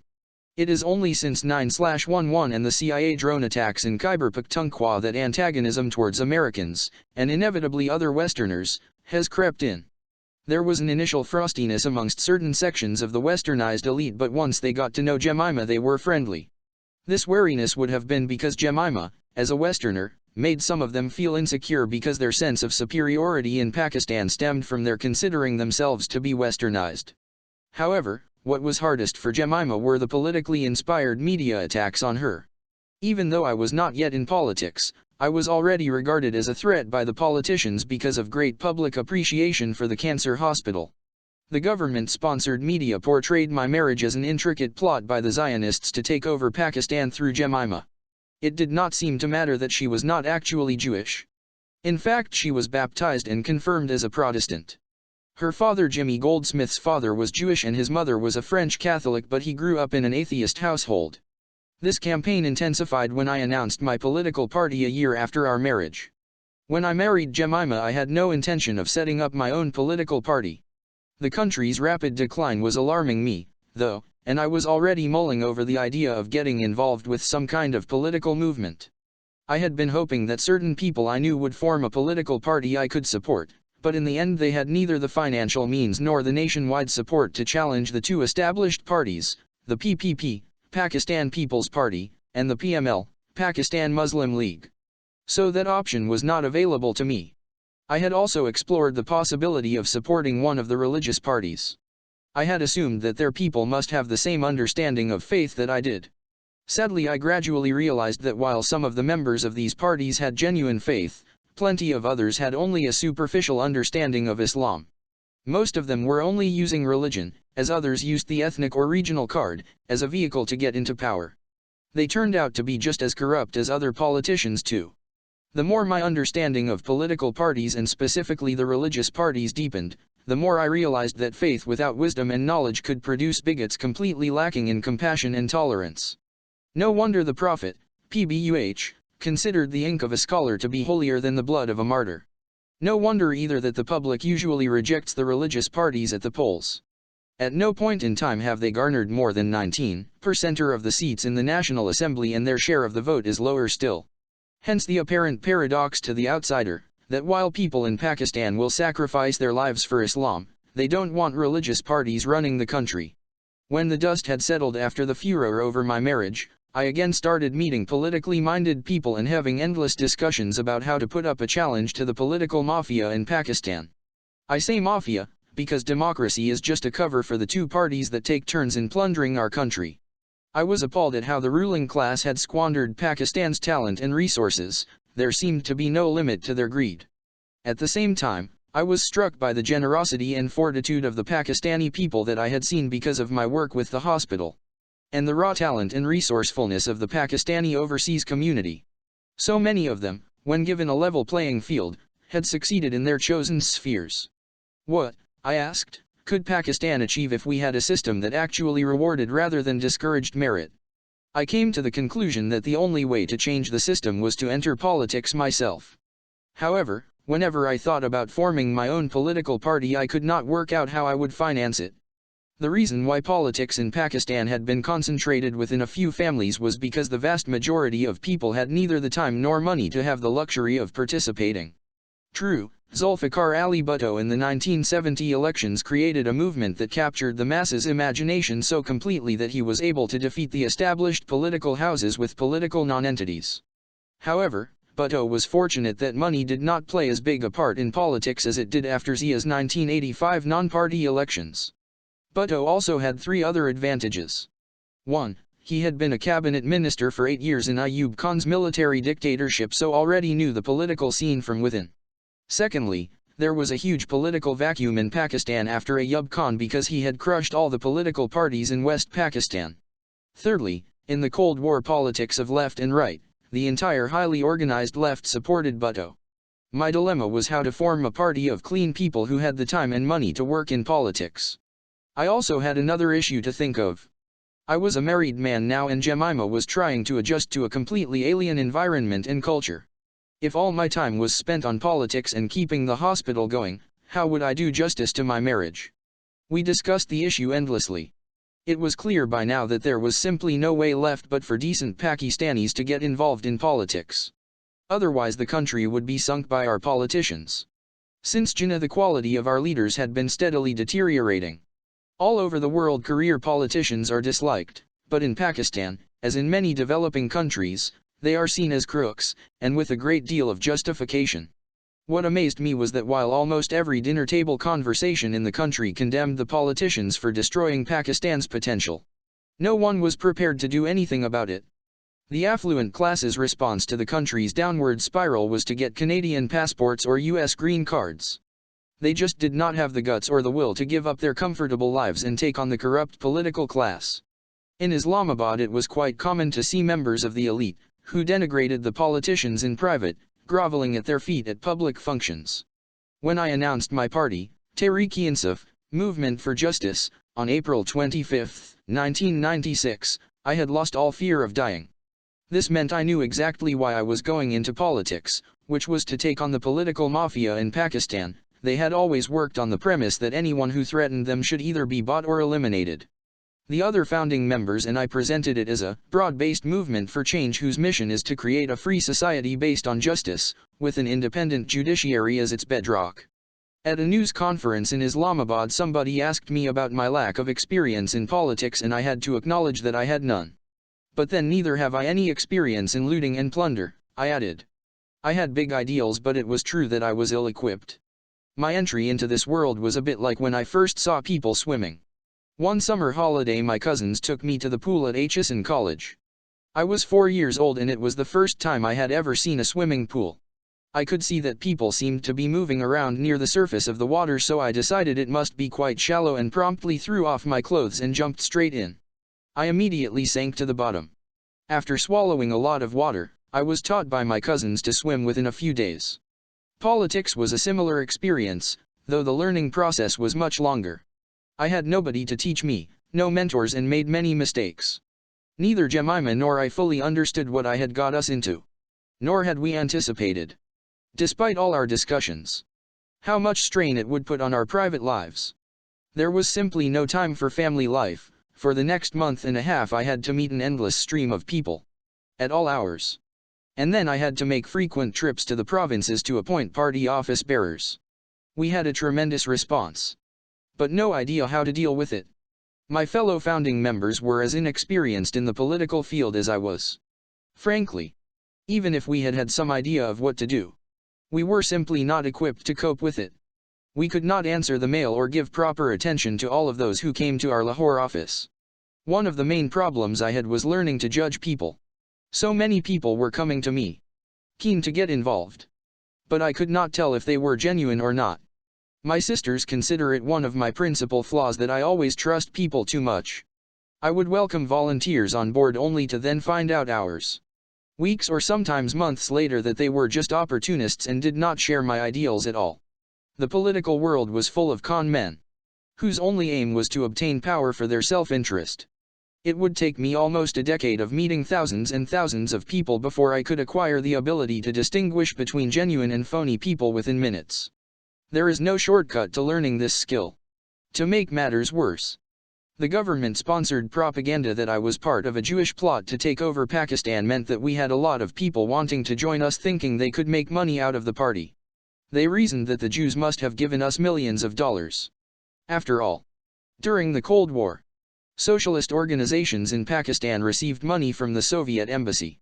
So we had funny situations where people came looking for easy money, and were shocked when we asked them for donations instead. One day I found hundreds of cars parked outside my office. I had to fight through crowds of people to get into the office itself.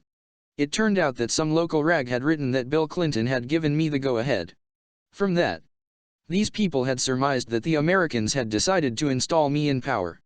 Meanwhile, I had terrible relations with the Pakistani press. As a sportsman, I had never felt the need to court journalists, as far as I was concerned. My performance said it all. But politics was different. In this arena the media could make or break you. Just like in the hospital fundraising. At the height of the chaos I had to go to England to defend myself in the libel case brought against me by Alan Lamb and Ian Botham. This stemmed from comments I had made about the issue of ball tampering back in 1994. The last thing I wanted was to waste my time with a court case, but I was left with no choice. My formidable barrister, George Carman QC, felt the chances of winning in front of an English jury were minuscule, about 10%, because Botham was a national hero. He advised me to settle out of court as the financial costs of losing were astronomical. At the start of the trial I felt fairly confident, since I knew I was innocent and that I had not made the alleged comments. But as it wore on, proceedings seemed to be going against me. I started to worry. A loss would have meant bankruptcy, and I was worried about how I would support my family if I lost. There was nothing more humiliating than the idea of living off my wife or having to borrow money. Worse still would have been the blow to my 2-month-old political party. In the middle of the case I called up Mian Bashir to ask him to pray for me. He sounded pessimistic and said, "The judge is against you." Sure enough, after the judge had done his summing up, George Carman asked the jury to leave and told the judge that for the first time in his 40-year career he had to make a complaint that the summing up was biased against his client. Despite the many stressful situations I had been in during my cricket career, the greatest tension I have ever felt was during the 6 hours or so while the jury deliberated. George Carman was already preparing me for defeat and writing his appeal. As I was waiting, I got a message from a friend saying that me and Bashir wanted to speak to me. I phoned him and found him in a cheerful mood. Allah is changing the jury's mind, he said. It returned a 10-2 majority verdict in my favor. When I got home a couple of months later, the fervor over my new party had subsided. Now at least we had a period of calm and could organize ourselves. I started touring various cities and towns to gather support and form our party's organization. The calm did not last long. On November 5, 1996, President Farouk Laghari dissolved Benazir Bhutto's government and announced elections in 3 months' time. When I met with Laghari, he told me that Sharif and Benazir had each siphoned off $1.5 billion from the country and pledged to hold them accountable. My party was only 6 months old by then and I had lost 2 months in the UK because of the court case. Nonetheless, we decided to participate in the election campaign. We felt it would be the perfect opportunity to organize ourselves as a national party. Plus I felt it was an ideal way to really get the issue of corruption debated publicly in the run-up to the polls. I realized that there was no way we could make much of an impact as far as votes were concerned as we had no organization at the grassroots level.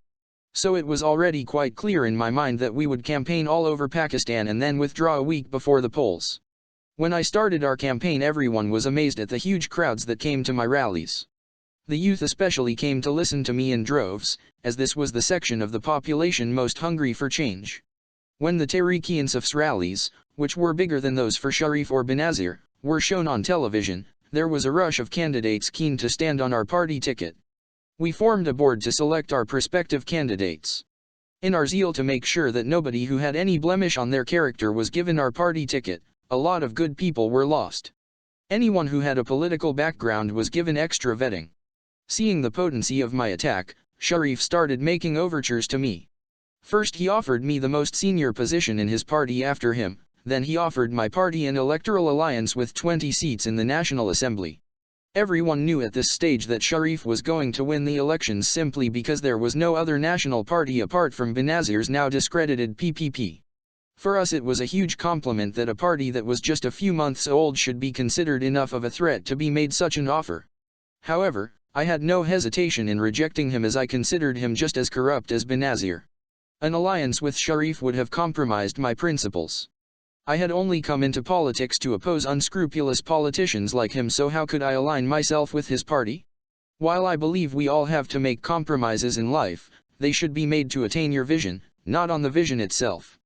I was also fortunate in that, unlike professional politicians, I did not need power for its perks and privileges. I was very clear about the fact that unless I could implement my agenda of reform, there was no need to be in politics, as I already had everything I could possibly desire in life. I felt it would be much better to be in the opposition and be a check on the government than be part of the power structure and have my hands tied. Joining Sharif would not only have meant I became part of the status quo, but I would have also lost all my credibility. The next development was that Benazir turned on Laghari, accusing him of being a traitor to the PPP. The ferocity of her attacks clearly rattled him and he threw his lot in with Sharif, forgetting his pledge to try him and Benazir for corruption before allowing them to contest elections. A month before the polls it became clear to everyone that Laghari's caretaker government had entered into an agreement with Sharif's PMLN, compromising what should have been a neutral administration. The entire establishment from then on began to bat for Sharif. Administrative officers chosen by him were posted in crucial positions in his political stronghold of Punjab. It is almost impossible to beat whichever party is backed by the establishment in Pakistan. Once the establishment makes its party of choice clear, the powerful district administration comes into action and the local power brokers fall into line. Everyone wants to be on the winning side, because only the winner can gain the influence over the powerful bureaucracy needed to dole out patronage to his cronies. Keen to align themselves with those looking most likely to take power, various other forces began to jostle for position: the big feudal families and the criminal world, the smugglers and the drug barons. In every district in the country there is an underworld element that controls anything from 500 to 2,000 votes.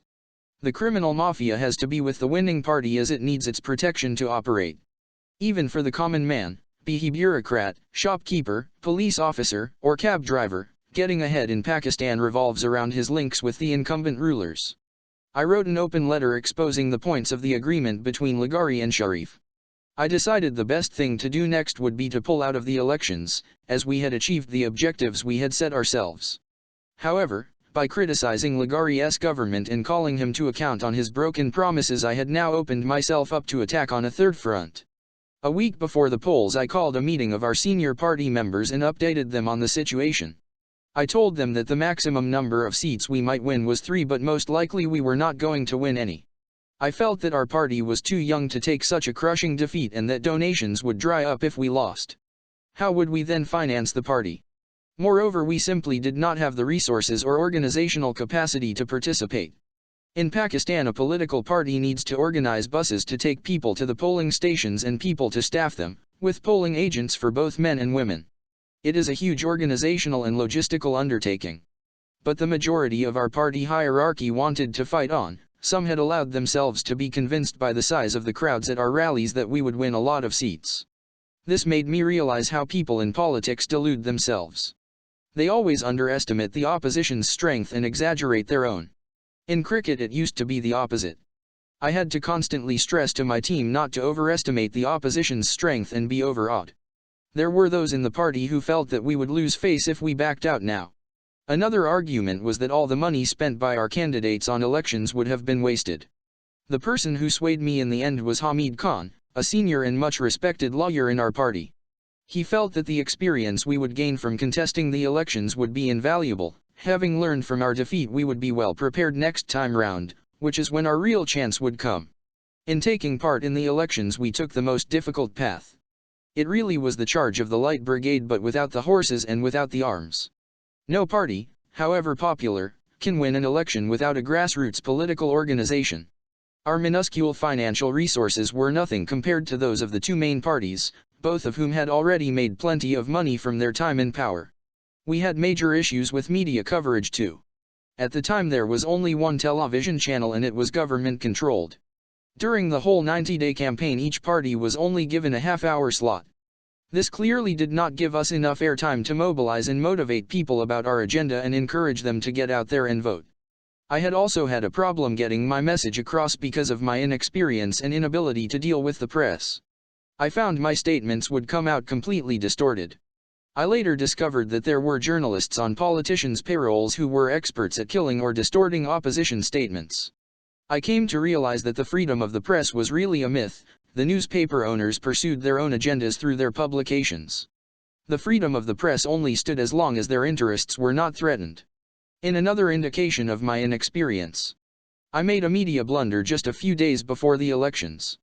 Jane, Pakistan's biggest circulation paper, quoted me saying that while we hoped for the best, it was possible that we might not get even one seat.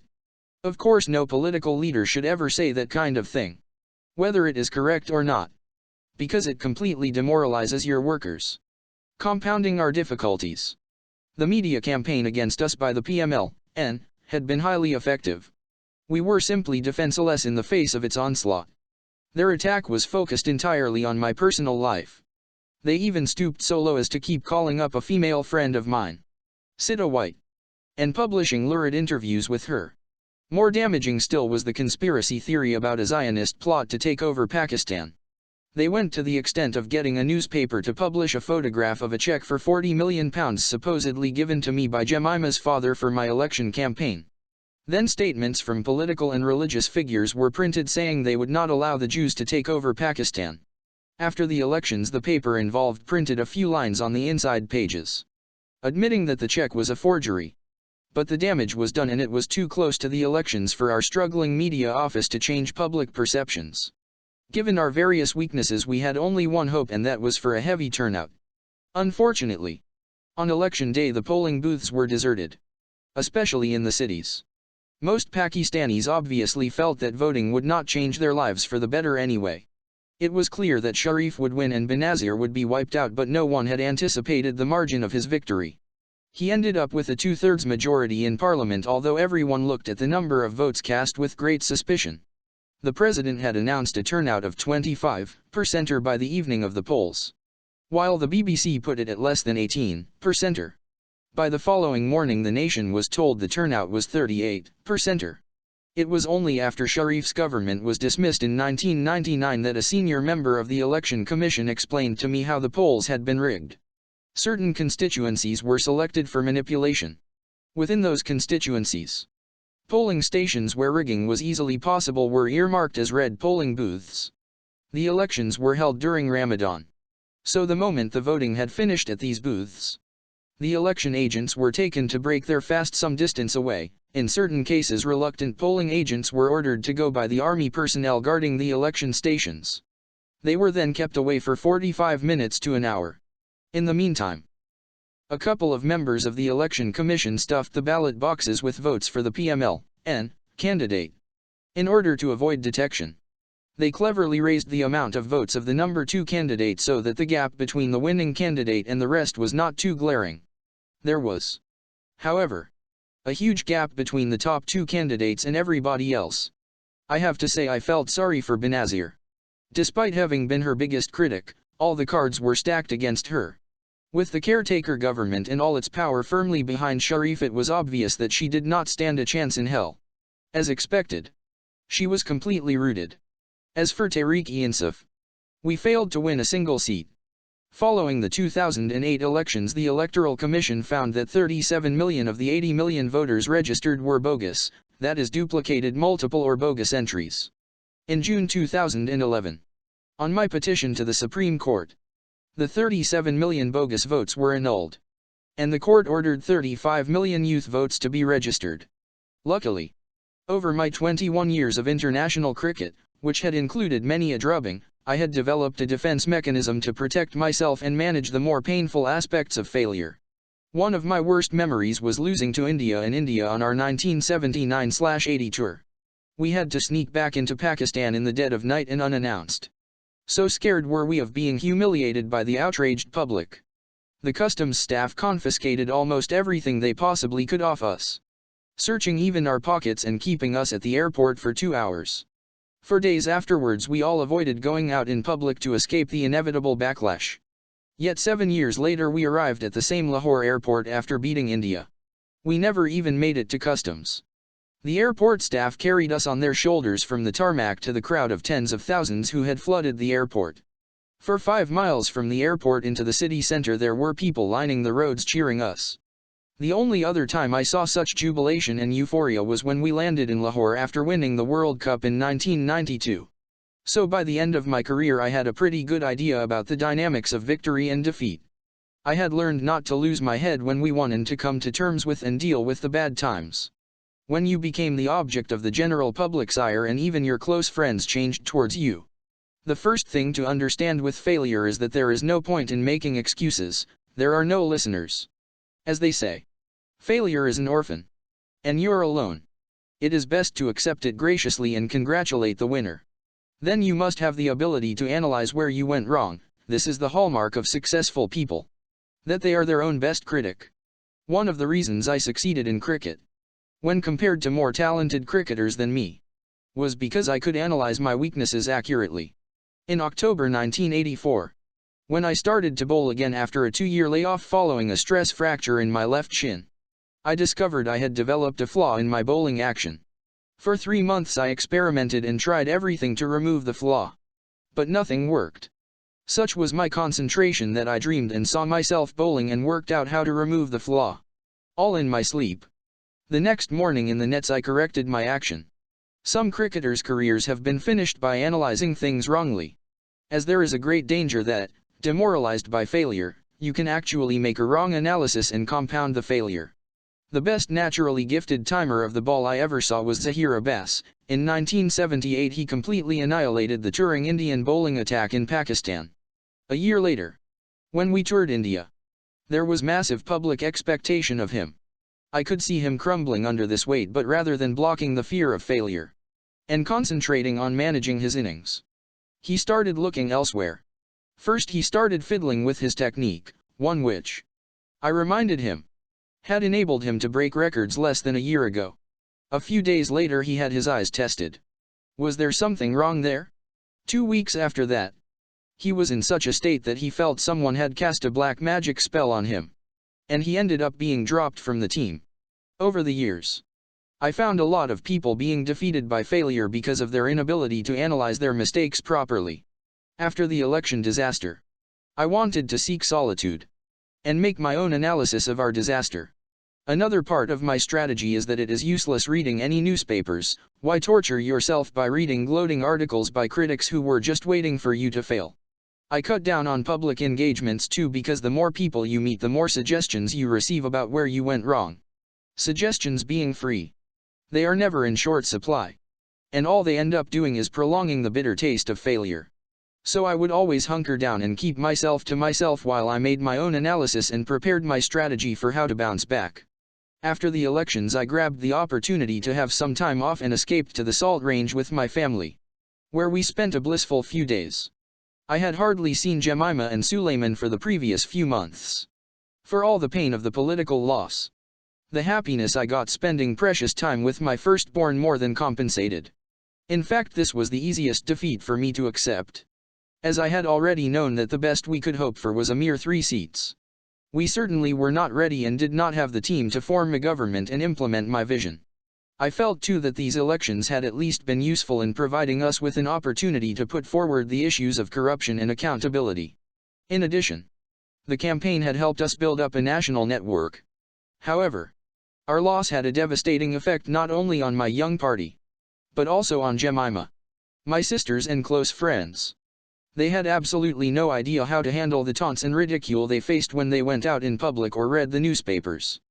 Poor Jemima, as well as putting up with the whole Zionist plot story, had to see endless articles criticizing, mocking and ridiculing her husband.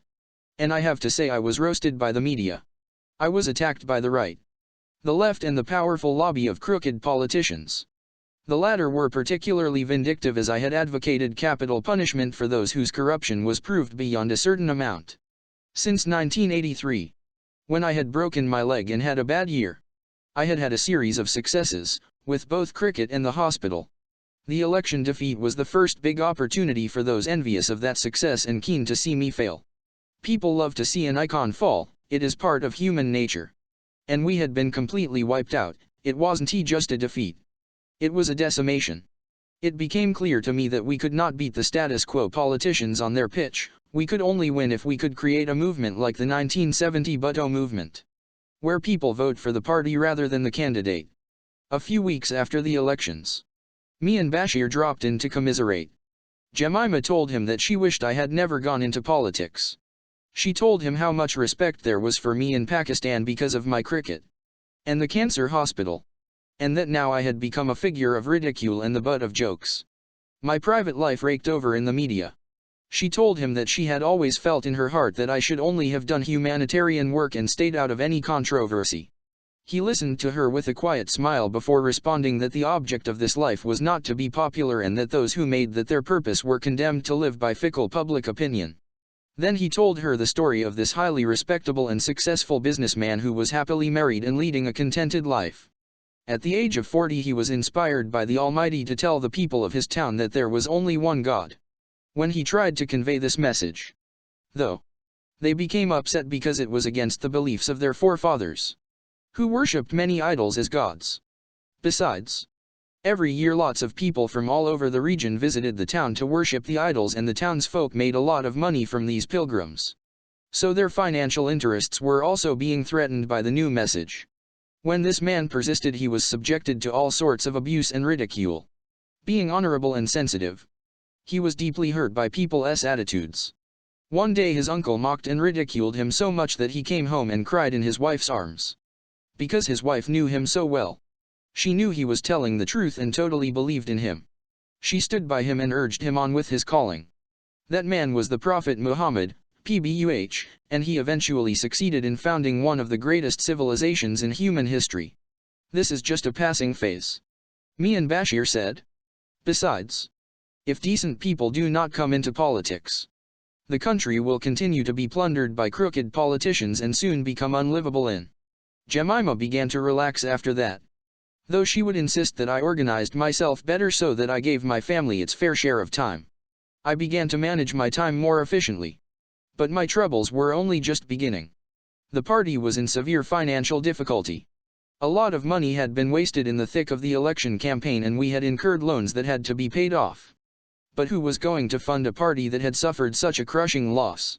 When I was captain, if we suffered a defeat, I would avoid team meetings for a couple of days because they were counterproductive and would invariably turn into a blame game that left the team divided and demoralized. The difference was that a cricket team had to rally itself for the next match, which gave them something to look forward to. In the case of my party, the next elections were 5 years away. Who was going to face the ruthless Sharif brothers all that time? Nawaz's brother Shahbaz was also a politician and the two of them were masters at victimizing their opponents. Just like a vanquished cricket team, my party started searching for scapegoats. Members who had urged us to contest the polls were crucified by the ones who had agreed with me that it was best to pull out. Others simply lost faith in my leadership. They had known me as someone who was successful in whatever field I entered. This political rout had shaken their confidence in me. These people did not realize that when I first played cricket I was not successful at all. In fact, I was dropped after my first test match and it took me 5 years before I consolidated my position on the team. After my first tour, a lot of newspapers called me Imran Khan T. The hospital project too had plenty of early hiccups. The general opinion amongst our educated classes had initially been that it was a non-starter, and even once it was built, some skeptics never thought we would be able to run it. Other differences between members of our party's Central Executive Committee that had been simmering for a while now came out into the open. Some of my senior party members went into depression. A few just left the party, usually the ones who had felt that allying with me would provide a shortcut to power. Then there were those who could not think of hanging around till the next polls or were scared of political victimization.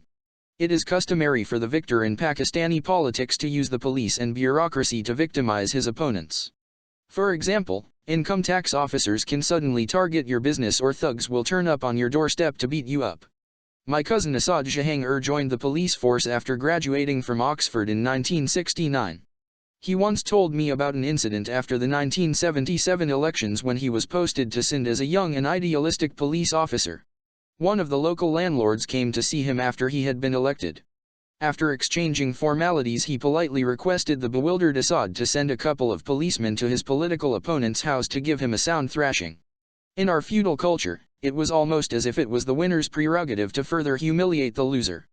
The judiciary gives no protection to the opposition either, having always been subordinate to the executive. Because of this total lack of rule of law, some Pakistanis will vote for someone despite knowing he is totally crooked out of fear of retribution or the lure of patronage. Landless peasants are especially vulnerable because their landlord can threaten to turf them out of their homes or beat them up if they don't vote for him or whichever party or candidate he is supporting. Losing the elections not only made collecting money for the party difficult, but it hit the cancer hospital. Each year it had a huge deficit because of treating the majority of its patients for free. At this point it only generated 30% of its revenues, and for the rest we relied on donations. During the elections, my powerful political opponents had, as well as targeting my personal life, made allegations about the hospital in the press, claiming that it was not in fact treating the poor for free and that donations were being used on my election campaign. This inevitably caused some donors to doubt us and fundraising stalled.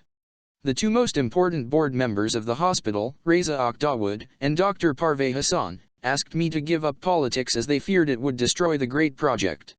They told me to be realistic and that I had no chance of succeeding in our corrupt political culture. All my life I have been told to be pragmatic. I heard this again and again during the course of my cricket career and all through the early years of the hospital. But I resolutely remain an idealist. For me, pragmatism today in Pakistan means accepting a corrupt and oppressive status quo. At times like this in my life, when things seem hopeless, I always look back to similar occasions, in cricket or in the hospital, when persistence eventually led to success. Nonetheless, even my idealism was tested in 1997, which was to prove an extremely difficult year. Aside from my political woes and the hospital funding problem, I had a personal financial crisis. The court case in England against Botham and Lamb had drained me financially, and since they had appealed against the verdict against them, I could not get my costs back. Had the case gone to appeal, there was no way I could have fought it as I had spent so much money during the elections. To top it all, Jemima's father, Jimmy Goldsmith, was dying from cancer and she was totally distraught. He passed away in July 1997, leaving his family and friends bereft. A few weeks later Princess Diana died. Her visit to the hospital earlier in the year had brought fresh donations, giving us enough breathing space for me to organize some more fundraisers and stop it going under. She had offered to attend a fundraiser in Saudi Arabia later in the year to help further. Her death capped what was the worst 12 months of my life since 1985 when I lost my mother. Looking back, the only thing that made me happy that year was watching my son Suleiman grow up. For me, nothing in my life gave me more joy than having children. Had I known how happy they would make me, I would have got married when I was younger. Aside from my faith and my family, what helped me during this period of my life were the lessons I had learned in cricket. They told me that there were no shortcuts in life. If you wanted something, you had to work for it. And that hard work was never wasted. If one had a passion for what one wanted to achieve, then hard work ceased to be drudgery. You only lose when you give up in your mind. In addition, I had learned that circumstances never remain the same, but never must one give up if one feels one is heading towards defeat. I used to find that at the start of a 5-day test match one could never predict how the 5 days would pan out, as it was dependent on so many factors. The pessimists in the team would sometimes conclude after the first day that we were going to lose and more or less accept defeat. Being an optimist, I always used to look at it differently. I found unexpected situations would suddenly give you the opportunity to make a comeback in the game. For instance, the weather would change, or the way the pitch was playing. Or the other team could just make a mistake you could capitalize on. If you hadn't already given up, you could make the most of these variables. I have kept this attitude in life. Besides, hopelessness is faithlessness. There were people within my party, as well as plenty of political commentators, who started predicting that after Sharif's heavy mandate no one would be able to dislodge him for the next decade. At this point my party was completely written off by everyone. Sharif's party itself was already planning for the next 20 years, so carried away was it by its 2/3 majority. I thought differently and was to be proved right. With my usual dogged optimism, I set about dealing with the various issues on my plate. First was the hospital. On the back of Princess Diana's visit, we had started a campaign to invite all opinion makers, journalists, columnists, and newspaper editors to the hospital to visit. By the beginning of 1998, all these efforts combined to lift the hospital's finances out of danger. By 1999, donations had gone back to the pre-election level. Meanwhile, my personal financial problems started easing up too. I began to write and commentate on cricket just enough to make my contributions to the party and pay the bills. In 1999, Botham and Lamb dropped their appeal. So I did not have to think of additional funds. With better organization, I also began to have more time to enjoy family life. My greatest sacrifice for being in politics was not always being able to spend as much time as I wanted to with my family. In April 1999, the Almighty blessed us with our second son, Qasim. Politics, however, was still a problem. I had managed to settle the party's debts within the year, but raising money was almost impossible.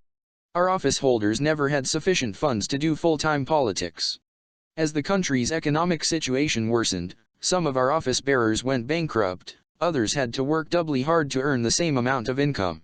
A lot of my time was spent in settling disputes, usually when the workers of a particular area would refuse to acknowledge a senior office bearer because he was not giving enough time to the party. If the head of a district did not work, the whole district would become inactive. We were up against the feudal landlords and career politicians, people who had often inherited a constituency and had the infrastructure and resources to do politics full-time. I also had difficulty finding leadership for my party. This is in fact a general problem in Pakistan. During my cricketing career, I always used to wonder why there was so much intrigue within the Pakistan cricket team. I played cricket in England for several first-class teams, Oxford, Worcester, and Sussex. I also played for New South Wales in the Australian Sheffield Shield competition. I never saw any intrigue against captains in first-class teams I played for in England or Australia, even though some were pretty poor. Yet in Pakistan there were always groups within the team that were ready to undermine the captain whenever they lost. I was made captain in 1982 when the team rebelled and refused to play under the incumbent skipper. After I retired in 1992, there were multiple changes in the captaincy. Pakistan made close to 30 changes between 1992 and 2010, while in that same period Australia had only 4 different captains. I also had a problem of frequent infighting within the fundraising committees for the hospital that I had set up in various cities abroad. After a lot of research, I realized that the reason for lack of leadership in Pakistan is partly because of our school system. Almost all of our test cricketers and political workers are state school educated, but sadly the public education system has deteriorated dramatically in the past 40 years. Most schools just do not groom students in the art of leadership, failing to teach them how to handle responsibility. It was different at HSN, where there was a system of prefects, head boys, and team captains. On top of that, we had military training so that we were taught about teamwork and the qualities a leader needed to command respect. Unfortunately, the vast majority of our private schools and almost all the government schools have neither any sports facilities nor any extracurricular activities. Students therefore do not have the opportunity to learn that authority brings with it responsibility, and abusing that position loses one the respect of one's subordinates. Despite my struggle to find the right people to work with and the sheer drudgery of the endless traveling, my crisscrossing of the country was highly educational and at times inspiring. This was especially so when I met people who, with no resources but lots of passion, were doing everything they could for Pakistan. I found the biggest hurdle in my way was cynicism. People had been led up the garden path so many times that they were skeptical about everyone. How could they be sure I was not like the previous politician offering change? The period of about 4 years after our failed election bid was one of great learning. Meeting so many people was an education in itself. I learned to judge people more effectively and gradually began to be able to make up my mind very quickly about the mindset of those I was dealing with. Sharif had corrupted politics so much that most people were looking to make money out of it. I found dealing with such types the worst aspect of politics. I learned to get to the point quickly. This ability to distinguish between the important and the trivial allowed me to manage my time better. Also, after dealing with our devastating electoral loss, and the subsequent stream of crises within the party, I had a good understanding of my team and knew which members I could depend on. I had discovered in cricket that you only know the real worth of your players when they are put under pressure. As I had predicted, Sharif was not to last long. Between his economic mismanagement and growing disregard for the institutions of a modern state, antagonism towards him mounted. In September 1999, virtually the entire opposition formed the Grand Democratic Alliance, GDA, on a one-point agenda to campaign for his removal. That year he had railroaded the 15th Amendment, which would have given him dictatorial powers as the Amir al-Momineen, or leader of the faithful, through parliament with his brute majority. He was already behaving like a Mughal emperor after pushing through the 13th Amendment, which made the presidency impotent, and the 14th Amendment, which made the parliament a rubber-stamping body and meant that no member of his party could disobey the chairman or they would lose their seat. After the 15th Amendment there would have been no check to his already unprecedented powers. We feared that once the Senate election took place in March 2000, Sharif would then command a majority there too, enabling him to make the 15th Amendment law. Sharif and his party had already done something that remains one of the most disgraceful events in our country's history. Senior members of his party, along with party workers, physically attacked the Supreme Court of Pakistan in 1997, and the Chief Justice, who had dared to start contempt proceedings against Sharif, had to flee from the court.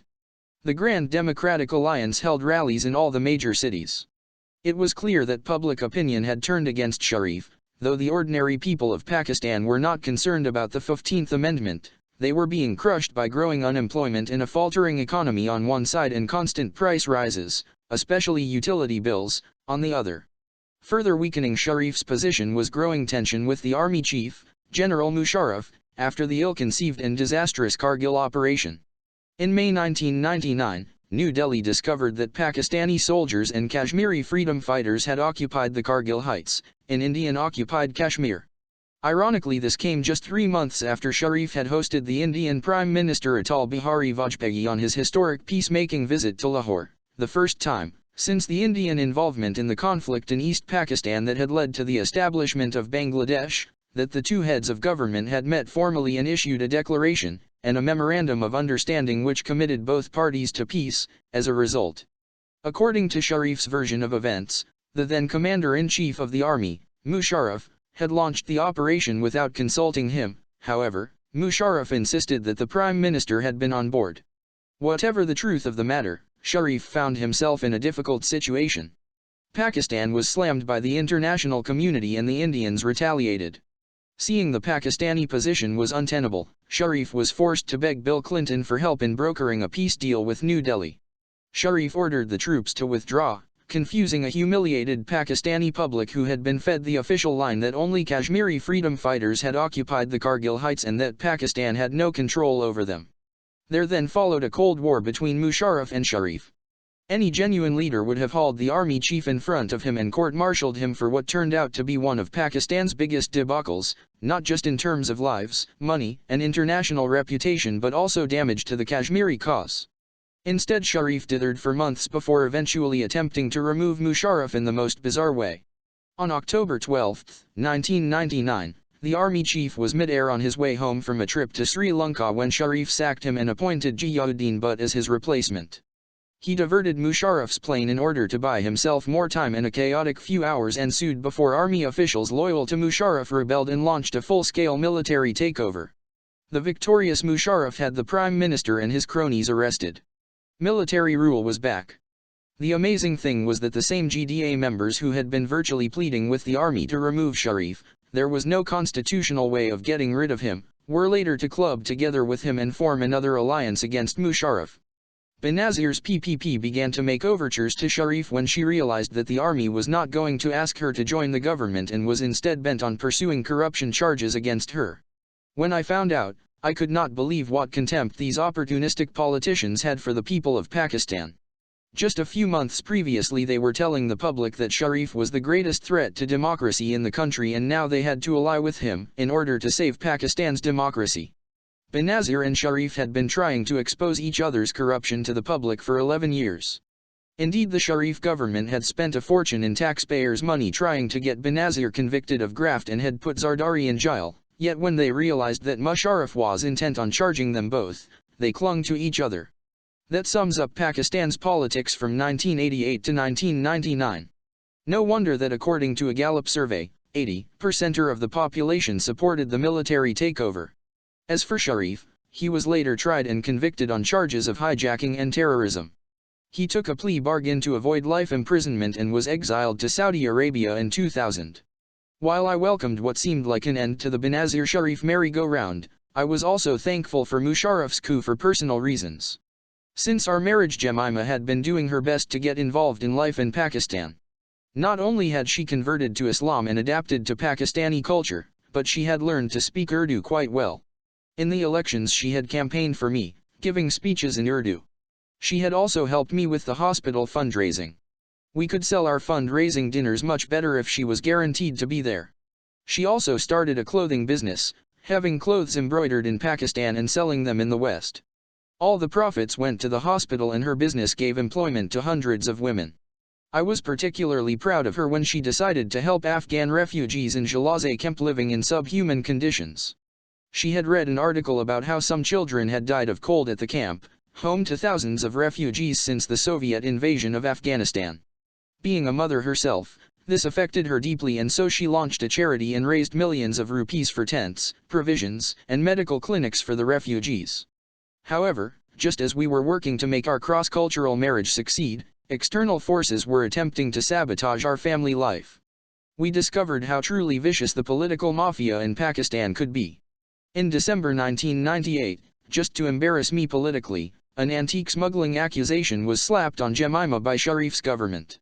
It alleged that tiles Jemima had sent to her mother as a Christmas present were antique, despite the fact that they were bought from a shop that never even claimed they were of historical interest.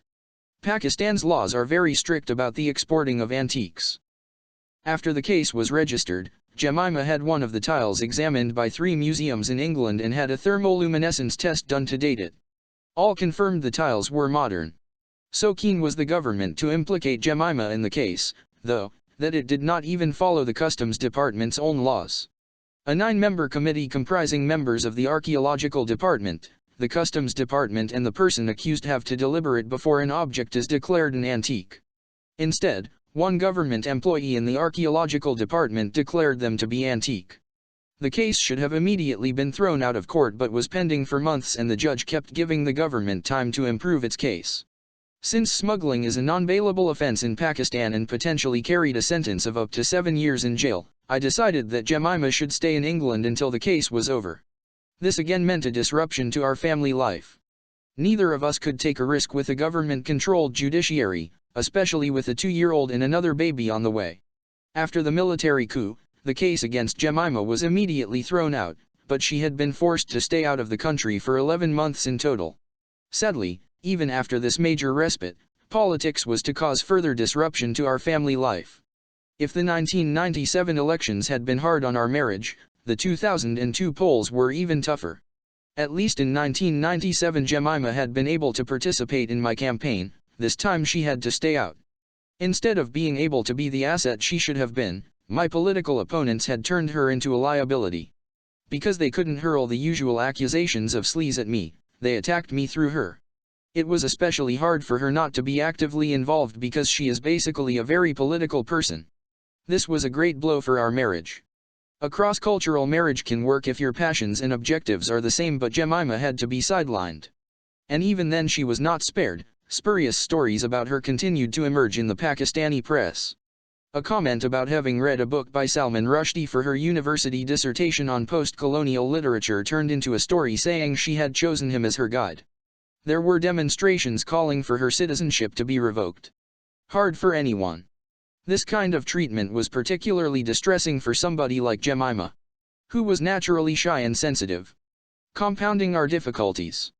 During the campaign I was away touring the country for about 5 months. I was campaigning almost single-handedly, my best candidate having withdrawn. I barely saw my wife and children. In the end, the party won 1 seat, my own in Mianvali, which, given the lack of freedom the elections were conducted under, with the whole state machinery helping my opponent, was a great achievement. It came at a heavy personal cost. When I returned home to Islamabad I found Jemima demoralized and for the first time realized that she was losing the battle and giving up. I had already started to harbor guilt about her being so unhappy. She had tried incredibly hard.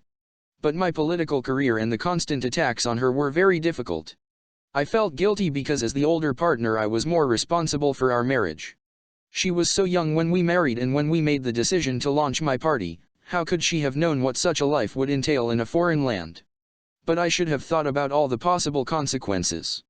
For the first time I began to think that maybe I had been irresponsible. Just because I was battle-hardened after years of struggle did not mean that my wife should have been thrown at such a tender age into the turbulent world of Pakistani politics.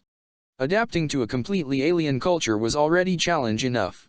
Personal attacks on people's families, especially their wives, are rare in Pakistani culture. It had never occurred to me that people could stoop so low as to attack a young foreign woman because of her husband's political work. So when Jemima said she wanted to return to England to study for a 1-year master's degree in modern trends in Islam at London's School of Oriental and African Studies and take the boys with her, as devastating as the news was, I didn't resist. As always, I believed that somehow circumstances might change. I hoped that if the political climate improved I could lure her back. Or that she would come to realize that the life we had created together in Pakistan was worth staying for. But in my heart I knew it was the beginning of the end. Above all, a marriage cannot work with 2 people living on different continents. Within a year I could see that she was absorbed by her life back in London with her family and friends and was happy there. The 6 months leading up to our divorce and the 6 months after made up the hardest year of my life. The children's obvious distress exacerbated the misery. They are always the ones who suffer the most in divorce. Suleiman, being older, felt it more, and seeing his pain doubled my pain. I missed them terribly. Nothing filled the void. I loved fatherhood more than anything I had ever experienced in life. Having had children after my cricket career, I had been at home to watch every phase of their growing up and was a hands-on parent. An experience so many fathers miss out on because of their work. My life had been work and family. I hardly ever saw my friends or went to dinner parties. Now not having them around was the hardest thing to come to terms with. For the first time I began to understand how people could lose the will to live. Usually someone who wakes up every morning with optimism and joy at facing a new day. I suddenly found it hard to get out of bed. Once again, faith got me through these difficult times. Once I had come to terms with the divorce, I picked myself up and threw myself back into pursuing my political and humanitarian work. The optimist in me cannot help but see the brighter side of a situation, and I felt that in many ways I was luckier than most in my divorce. There was no acrimony. None of the bitterness caused when one partner has been unfaithful to the other, no financial disputes and no lawyers involved. Jemima is very generous in giving me time with the boys. They come to stay with me during their school holidays and I then devote myself entirely to them. Whenever I'm in England, I stay with my ex-mother-in-law, Lady Annabel, who still treats me as part of the family. Her sons Ben and Zach are like younger brothers to me. The rest of the time I am free to focus on my work. Moreover, the burden of Jemima's unhappiness was lifted from me, and if there's one thing worse than seeing a loved one leave, it's seeing a loved one unhappy.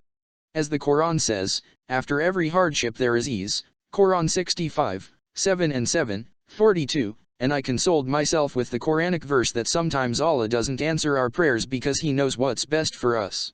It is hard to say that with hindsight I would have done things differently anyway.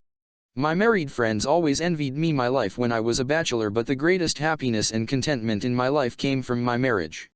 I always was a risk taker, so I was willing to take the lows with the highs.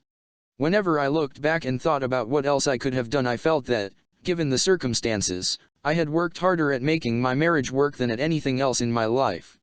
So there were no regrets. If anything could have prevented me from marrying Jemima, it was the realization that she was maybe too young and inexperienced to be presented with such a challenge. It pained me that she had to endure all the suffering that divorce entails. She gained 2 beautiful sons, though, and a second home in Pakistan, where she was much loved. She is still very attached to the country and always the first to rally round when disaster befalls us, be it floods or earthquakes. People often ask me why I didn't go to London to save our relationship, but it was never an option. I could never imagine living in London, just making a living out of cricket journalism. For me that would have been a purposeless existence. I cannot even imagine life without a passion and a purpose. Once I had cricket, now I have my political struggle, which was to become all the more urgent after the turmoil in Pakistan unleashed by the 9/11 attacks. And Jemima knew that. She did not marry a lounge lizard. My drive was one of the things that had attracted her to me. I think I would have been diminished in her eyes if I had lost that drive. Chapter 7 The General, 1999 to 2001. After Musharraf had come to power in a military coup in 1999, many of us in Pakistan hoped he might bring a new lease of life to our country, following years of unstable and corrupt civilian governments. Nawaz Sharif's plans to award himself dictatorial powers under the 15th Amendment were a genuine threat to any hope of establishing a proper democracy in Pakistan. Thank God we are saved, I thought at the time, as Musharraf promised to hold fresh elections, introduce genuine democracy and clean up corruption. Initially sincerity oozed out of him. Yet even at my first encounter with him, in a secret meeting a few months after the coup, the alarm bells should have rung. I should have realized then and there that the general had no vision and no understanding of the importance of the rule of law. He had already issued his first Provisional Constitutional Order, PCO, and thrown a few judges out, but he had left 2 of the most corrupt judges in place. So I took the opportunity to ask him why he hadn't cleaned up the judiciary properly. Surely, I said, if his main concern was good governance and curbing corruption, this was the first thing he had to do, because only a strong, independent judicial system can act as a check and balance on an executive. All of the worst instances of corruption in developing countries come from politicians having too much power. The reason they get away with it is because the judiciary is always subservient to the executive, or is in fact an extension of the executive. Imran, Musharraf said, if we touch the judiciary we'll become pariahs for the international community. Of course he'd already done this himself. As it was, he should have worried about fixing Pakistan first, and then worried about the rest of the world. If the people of Pakistan had been behind him, he could have handled the world. As he was to find out 7 years later, when he did remove the Chief Justice, even the backing of the world's only superpower could not keep him in power when the people of Pakistan turned against him. The same thing happened to the Shah of Iran, and more recently Hosni Mubarak in Egypt and Zine El Abidine Ben Ali in Tunisia. When the Iranian people turned against him, there was nothing the Americans could do to save him. At first, many of us overlooked Musharraf's early errors, thinking he was being badly advised, or that he did not understand politics. And we had been so disillusioned by the corrupt governments of Nawaz Sharif and Benazir Bhutto that had ruled Pakistan for the previous 11 years that we were full of hope. In the end, though, it became apparent that his only vision was how to keep himself in power. Every compromise he made was to strengthen his own position. Just as an earlier dictator, General Zia-ul-Haq, had seized on the Soviet invasion of Afghanistan in 1979 to make himself indispensable to the Americans, So too did Musharraf use the 9/11 attacks on New York and Washington to bolster his position. On September 11, 2001, I was speaking at a political rally near Peshawar, the capital of Khyber Pakhtunkhwa, when I heard about the attacks on New York and Washington. As we watched the second plane fly into the tower live on television, I felt a sense of foreboding. Like many, I was shocked and appalled by the sight of people so desperate to escape the inferno inside that they threw themselves out of the building. Never had I seen such a horrific tragedy live on television. It had a huge impact on everyone I knew. My first thought was to hope the hijackers weren't Muslim, my second was to hope they weren't Pakistani. When it emerged they were Arab, I knew that nothing would ever be the same for the Muslim world again. As far as Pakistan was concerned, though, the fact that none of its nationals were involved made little difference. A media circus descended on Islamabad within a week and we suddenly found ourselves on the front line of the war on terror. Musharraf, previously viewed with suspicion by the Americans, suddenly became a key U.S. partner. When U.S. President Bill Clinton had come to Pakistan in 2000, he had refused to have a photograph taken of them shaking hands, so wary was he of being seen to endorse a military dictator. But all concern for Pakistani democracy evaporated after September 11, as Musharraf became Washington's greatest ally against Islamic extremism. U.S. dollars poured into the country, just as they had in Zia's time, as Musharraf helped the Americans against Pakistan's former Afghan Taliban allies. After September 1, he rounded up hundreds of people and handed them over to Washington for bounty. According to the charity Reprieve, 95% of the people handed over by Pakistan were innocent. In his memoir, Musharraf declared that he had transferred over 700 al-Qaeda suspects to the United States, yet in doing so he had violated Article 4A of the Constitution, which states that any person on Pakistani soil cannot be given over to another authority unless he is taken to a court of law and provided with the chance to prove his innocence.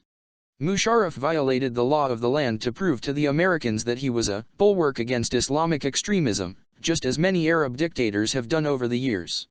The United States in turn used Musharraf, its commitment to democracy, so loudly proclaimed during its later invasion of Iraq, abandoned in favor of the war on terror. It cared only that the Pakistan army should be used as cheap mercenaries in America's war.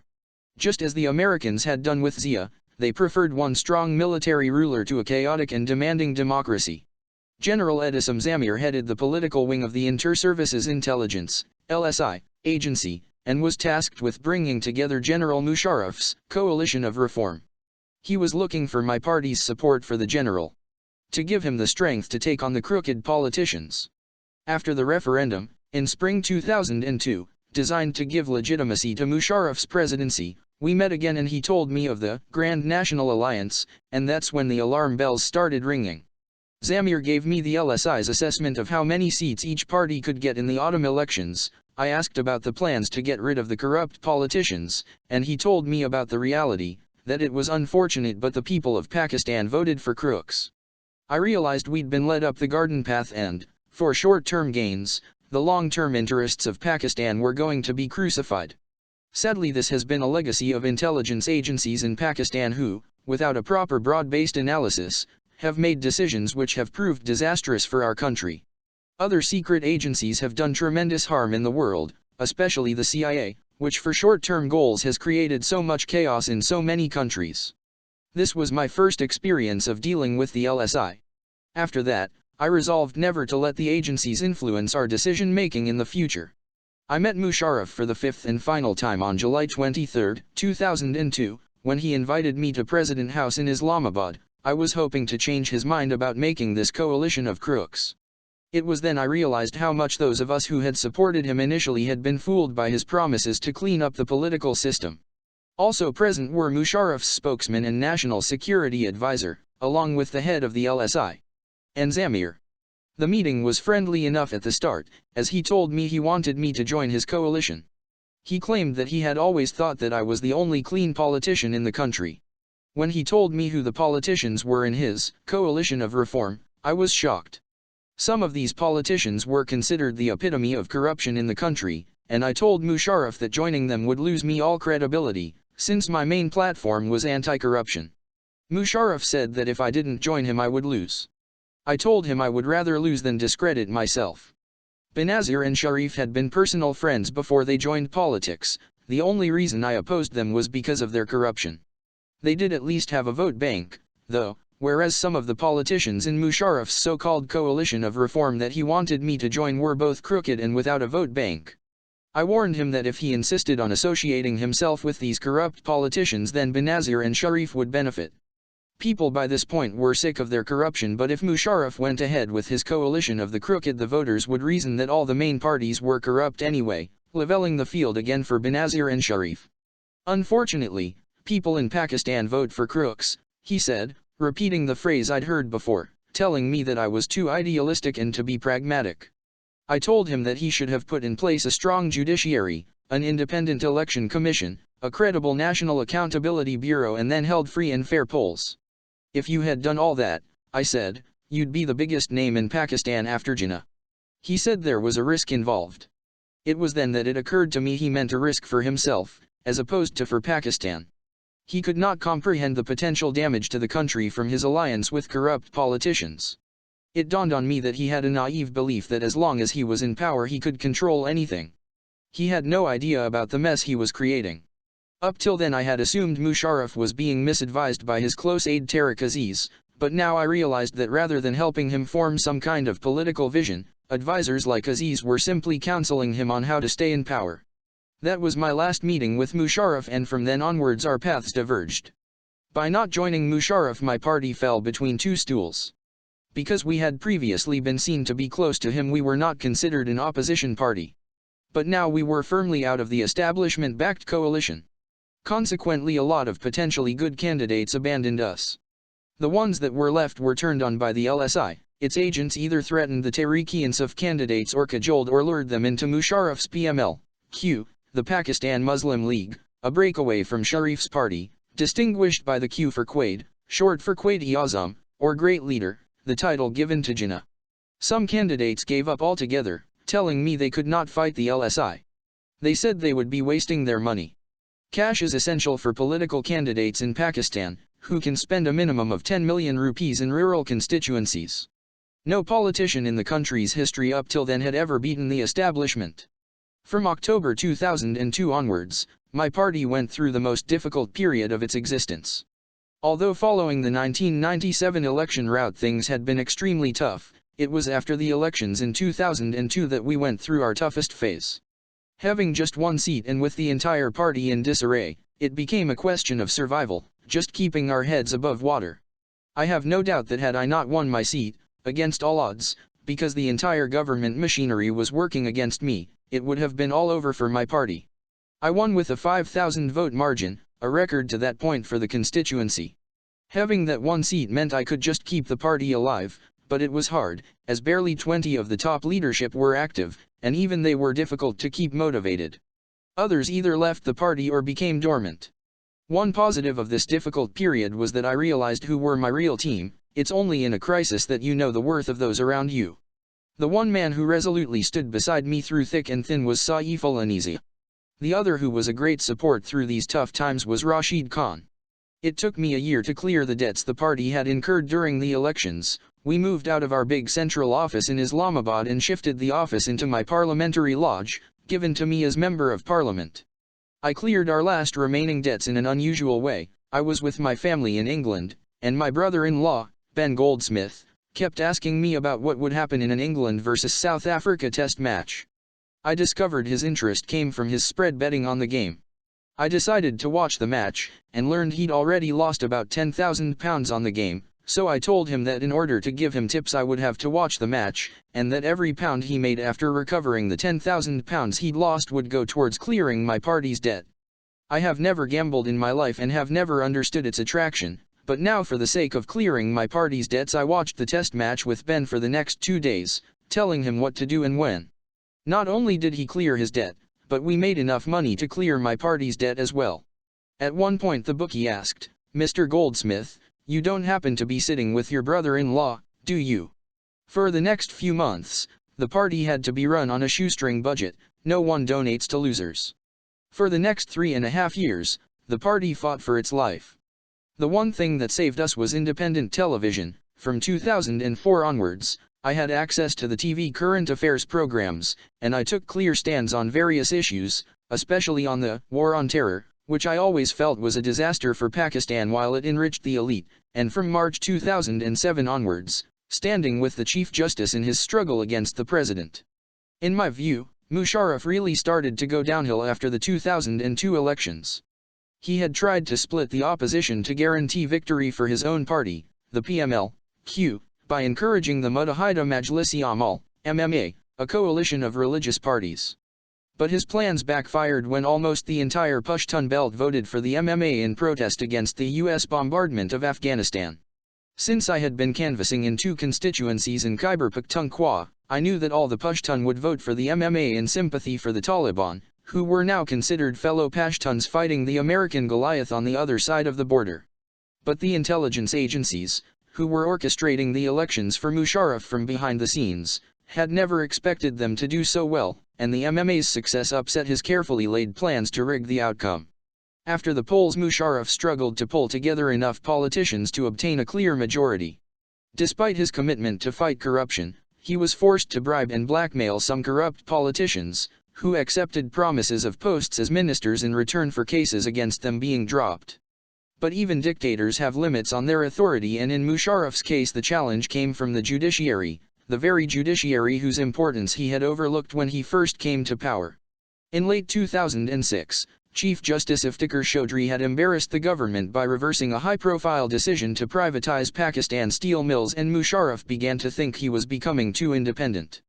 The Chief Justice had also initiated investigations into the forced disappearances of people believed to have been detained without due process by the Pakistani military and intelligence services as part of their contribution to the War on Terror.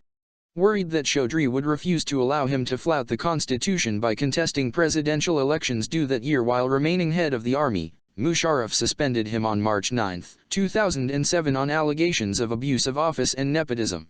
He had not, however, anticipated the strength of the popular reaction. A move that might have been carried out quietly in Zia's day, when the only TV channel was the government-owned one, was now loudly broadcast by the independent television media. Ironically, Musharraf had during his regime encouraged the boom in commercial television channels. And initially he was the chief beneficiary as he came across well on television compared to the discredited politicians. A more active media was not to his advantage, though, once his popularity started to wane. Developing countries persist because the governments are not held to account by a judicial system. Corrupt politicians cannot afford to allow an independent judiciary. In Pakistan, every military dictator has subjugated the judiciary. Sadly, even the democratic governments have never allowed an independent judiciary to flourish, from Bhutto, through his daughter Benazir, to Sharif, whose senior party members physically attacked the Supreme Court. There are currently 15 injunctions from the Supreme Court, including those dealing with corruption, being defied by Zardari's government. Musharraf now tried to crack down on the judiciary as protests against his treatment of Chaudhry spread like wildfire. The Chief Justice refused to stand down, and the media and opposition parties, my party being in the forefront, leapt to his defense as our country's lawyers took to the streets for the first time. A constitutional crisis threatened as the wave of public sympathy for the lawyers' movement stoked calls for an end to Musharraf's 7.5-year military rule. This was a defining moment. The Chief Justice was supposed to uphold not only the rights of individual Pakistanis but also those of the country's institutions and the constitution. If the state could not even protect his rights, how could it protect the rights of the most vulnerable sections of society? The lawyers' movement was a significant development for Pakistan, offering hope of a plank of civil society activism that did not represent any particular religious or political group. The way in which the surge in independent media had sharpened political consciousness in Pakistan was consistently underestimated by Musharraf, and later by Sharif and Benazir. After years of only state television, PTV, there was now a plethora of current affairs programs and chat shows to fuel debate about the state of the nation.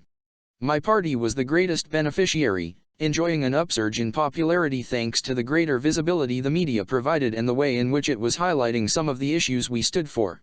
One of my party's main demands when I had founded it in 1996 was for an independent judicial system, and for years ours was a cry in the wilderness. Finally it was an idea whose time had come. The one most powerful name behind the entire lawyers' movement backing the Chief Justice was a founder member of Tehreek-e-Insaf, Hamid Khan. While he controlled the lawyers' movement from behind the scenes, I was able to mobilize my party and the politicians behind the Chief Justice. The first press conference was held in conjunction with Qazi Hussain Ahmed, then the head of Jamaat-e-Islami. Chaudhry set off on a tour of courts and lawyers' associations around the country, drawing huge crowds of people who tossed rose petals at his cavalcade and called out anti-Musharraf slogans. On May 8, along with my party members, I spent a night outside Lahore's Data Darbar Shrine, built in the 11th century, waiting to welcome Chaudhry to the city. He was supposed to have arrived by early evening but had been waylaid on the Grand Trunk Road from Islamabad by crowds of well-wishers waiting at the roadside to greet him. So he did not make it to Lahore till about 7 a.m. All night streams of people from Lahore's old city kept coming up to me to talk about what was happening. It was then that I realized something quite incredible was taking place in Pakistan. There was a general awakening of the public for the first time since I had entered politics. As the sun came up, a man shouted from the distance, "Imran, Sahib, a new dawn is rising." I'll never forget that. Pakistan had changed. The strength of support for Chaudhry panicked Musharraf, which showed a few days later in his handling of the Chief Justice's trip to Karachi. Chaudhry was due to address the lawyers of the Sindh High Court Bar Association, but his visit turned ugly. At least 39 people died and more than 100 were injured after the Mujahid Qawmi movement, MQM, allies of Musharraf, attacked Chaudhry's supporters. The MQM, initially founded to represent the interests of the descendants of the Muhajirs, immigrants who came from India in the bloody tumult of partition, now essentially operates like a terrorist organization. Karachi is their stronghold. MQM gunmen fired straight into a procession of political parties heading to the airport to receive the Chief Justice. At the time, I was participating in a live television program called Capital TLK. In the studio we watched real-time footage of people bearing MQM flags and firing into the crowds with Kalashnikovs. But the television anchors were so petrified of stating the obvious, that these were MQM supporters, that they kept referring to them as militants. The Secretary General of my party, Arif Alvi, called me on my mobile to tell me that he and other party members, who were there to demonstrate in support of Chaudhry, were under attack by the MQM gunmen. He said the police and the paramilitary Pakistan Rangers just stood by and watched the mayhem. Amongst those injured were 10 of my party members. Luckily all survived. While once upon a time in Pakistan the public would have been shielded from an event like this, now it was all broadcast on television. Human Rights Watch slammed the government for arresting opposition activists in the run-up to Chaudhry's visit. It suggested it had deliberately sought to foment violence in Karachi and failed to rein in the unrest, whether through incompetence or complicity. Musharraf's liberal credentials were in tatters. Furious, I decided to try and get the MQM leader Altaf Hussain charged in London, where he has lived in self-imposed exile since 1992 because of assassination threats. It was impossible to have him tried in Pakistan. People are too terrified of the party to testify. When there was a hearing into the violence in Karachi, proceedings were disrupted by crowds of MQM supporters and it was postponed indefinitely. I gave Scotland Yard a file on Hussain but witnesses were too cowed to come forward even in London. Then Musharraf, and later his successor Asif Ali Zardari, denied the British police permission to come to Pakistan to interview witnesses. By July 16, Musharraf was forced by public pressure to reinstate Chaudhry. But the general was now badly weakened. He tried to recover some ground by reaching a deal brokered by George W. Bush's administration, with Benazir Bhutto. Having fled the country in 1999 to avoid corruption charges, she was allowed to return to Pakistan to contest elections. In return for her agreeing to share power with Musharraf, with her as Prime Minister and him as President, he introduced the National Reconciliation Ordinance, NRO. This meant all corruption cases against her and her husband, Asif Ali Zardari, were dropped. This was made out to be something like South Africa's Truth and Reconciliation Initiative, but it was in a completely different context to post-apartheid South Africa, where it had been a question of bringing two communities together. More importantly, there was no truth. None of those people ever admitted to corruption, including Zardari. They thought by using the word reconciliation they'd be exonerated, as if this was all about political victimization. All the billions lost to corruption were waved aside by this ordinance, which later was annulled by the Supreme Court as being against the law of the land. This ordinance would come to have disastrous consequences for Pakistan. Now we have many criminals sitting in many key positions today. Corruption would turn to plunder. Yet still Musharraf remained weak, and still he remained threatened by the judiciary, who could potentially wreck his plans to get himself re-elected as president. The deal signed with Benazir, at the time one of the country's most popular politicians, gave him the political space to make his next move. In October he won the presidential polls, but controversy over his eligibility to stand rumbled on.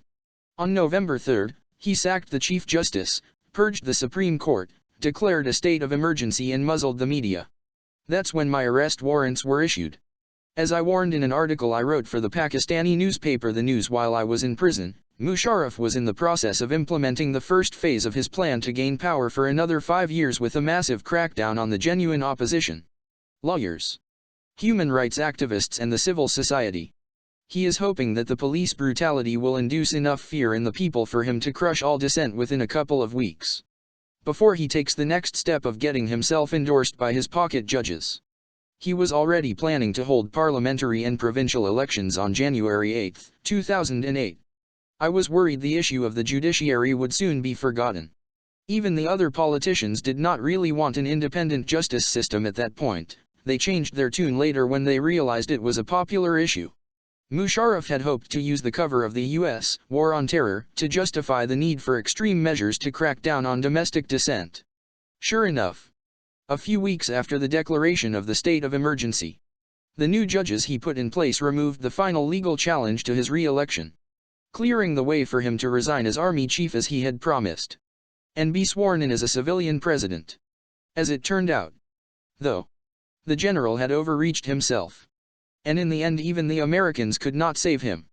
Chapter 8 Pakistan. Since 9/11, 10 years after Al-Qaeda's attack on the United States killed almost 3,000 people, the Muslim world is still paying the price. The U.S. response has led to death and destruction on a far greater scale than anything seen in Washington and New York. The vast majority of those who have died as a result of the war on terror were innocent and had absolutely nothing to do with 9/11. Estimates for the number killed in the invasion and occupation of Iraq range from around 100,000 to over 1 million. Tens of thousands of innocent Afghan civilians have likewise lost their lives. 80% of Afghanis had not even heard of 9/11, yet they have been in the middle of death and destruction for the last 10 years. In Pakistan, the analyst Farooq Salim estimates that 33,467 Pakistanis died in terrorism-related violence between 2003 and 2010. How many more Muslims will have to pay the price? The insane war on terror has decimated 2 countries, Iraq and Afghanistan, and brought a third one, Pakistan, almost to the verge of collapse. The 3 countries, despite all the U.S. aid pumped into them, were all in Foreign Policy magazine's list of top 10 failed states for 2010. Nor has the war on terror done the United States public any favors. Apart from actually making them less safe by increasing extremists' antagonism towards America, it has helped contribute to their economic downturn. Joseph E. Stiglitz and Linda Bilmes in 2008 put the total cost to the United States of the Iraq War alone at $3 trillion, although by 2010 they were saying this had proved to be conservative. The campaign against terrorism has also done tremendous damage to the reputation of the world's only superpower. A measure of a country's civilization is how it responds to pressure. When tested, the United States failed to rise to the occasion, trampling on its own principles and standards that had once inspired generations across the world, who saw in U.S. history an example of the triumph of freedom and equality over colonial rule. I, like many in the developing world, grew up impressed by the United States and its ideals of democracy and human rights. Yet we saw them all violated in the name of the war on terror. For me, the high point of U.S. moral authority was after the Second World War, when the Nazis, who were responsible for the deaths of over 30 million, were given a fair trial. Churchill wanted them summarily executed, but Roosevelt insisted on a trial. In the words of Justice Robert Jackson, the chief United States prosecutor at the Nuremberg trials, if certain acts of violation of treaties are crimes, they are crimes whether the United States does them or whether Germany does them, and we are not prepared to lay down a rule of criminal conduct against others which we would not be willing to have invoked against us. This was a show of clemency and moral universalism not accorded Muslims since 9/11. Trying terrorism suspects like conventional criminals, rather than classifying them as enemy combatants and throwing them in Guantanamo, would have given the United States a moral authority that would have helped win hearts and minds in the Muslim world at this vital juncture in history. Instead, the wars in Iraq and Afghanistan, the drone attacks in Pakistan's northwest, Abu Ghraib prison, Guantanamo Bay, extraordinary rendition, the use of torture, as well as terms like enemy non-combatants and collateral damage, have blackened America's name. Muslims were appalled by the hypocrisy and dishonesty when America attempted to hide its imperialist designs on Iraq behind the smokescreen of allegations of weapons of mass destruction and a spurious link between Saddam Hussein's government and al-Qaeda. Saddam's secular Iraq had nothing to do with Osama bin Laden and his fundamentalist version of Islam. Besides, the United States had previously backed Saddam in the Iran-Iraq War. Nor did it escape people's attention that while it proclaimed its desire for democracy in Iraq, Washington had for decades backed authoritarian strongmen in the Middle East in order to protect its own interests. During the Cold War, the threat of communism was the excuse for supporting autocrats in the Third World. Now the bogeyman is radical Islam. After September 11, governments from Russia to Israel and India have stepped up brutality against insurgents in their own countries under the cover of the War on Terror. Their vicious suppression of any kind of dissent has further fueled extremism. With revolt spreading across the Arab world in early 2011, they have been wrong-footed, caught on the wrong side of history. For years dictators like Mubarak have used the threat of Islamism to keep the United States on their side just as Musharraf did. Even during his last days in power, Mubarak tried to spook the Americans into saving him by claiming radical Islamists would take over Egypt. At the same time, Muammar Gaddafi was also blaming Libya's uprising on extremists, most notably al-Qaeda. But now the ordinary people of countries like Egypt and Tunisia have been revealed to desire nothing more sinister than democracy, rule of law, freedom, jobs, and equality. The myth that the Muslim world is made up of a small section of westernized moderates and a mass of ignorant conservatives ripe for exploitation by radical Islam has been fully exposed. The US-backed dictators and monarchs do not represent the aspirations of the people, who simply want the same rights taken for granted in the West. The irony is that these dictators or puppet rulers, as illustrated by the Shah of Iran, Afghanistan's Hamid Karzai and our own Musharraf and Zardari, can achieve very little for the United States. The policy is usually counterproductive in the end because by towing Washington's line the ruler loses all credibility and the respect of his people. As Michael Scheuer says about American foreign policy in his book Imperial Hubris, particularly in regards to Afghanistan and Pakistan, the lesson is not only that others will not do our dirty work, but that others will stop us from doing our dirty work as completely as possible. So committed are we to finding others to do hard and bloody things for us that we misread reality and enlist allies who cannot or will not do the job. In Muslim countries there is immense suspicion about certain lobbies taking advantage of the attacks on Washington and New York to pursue their interests.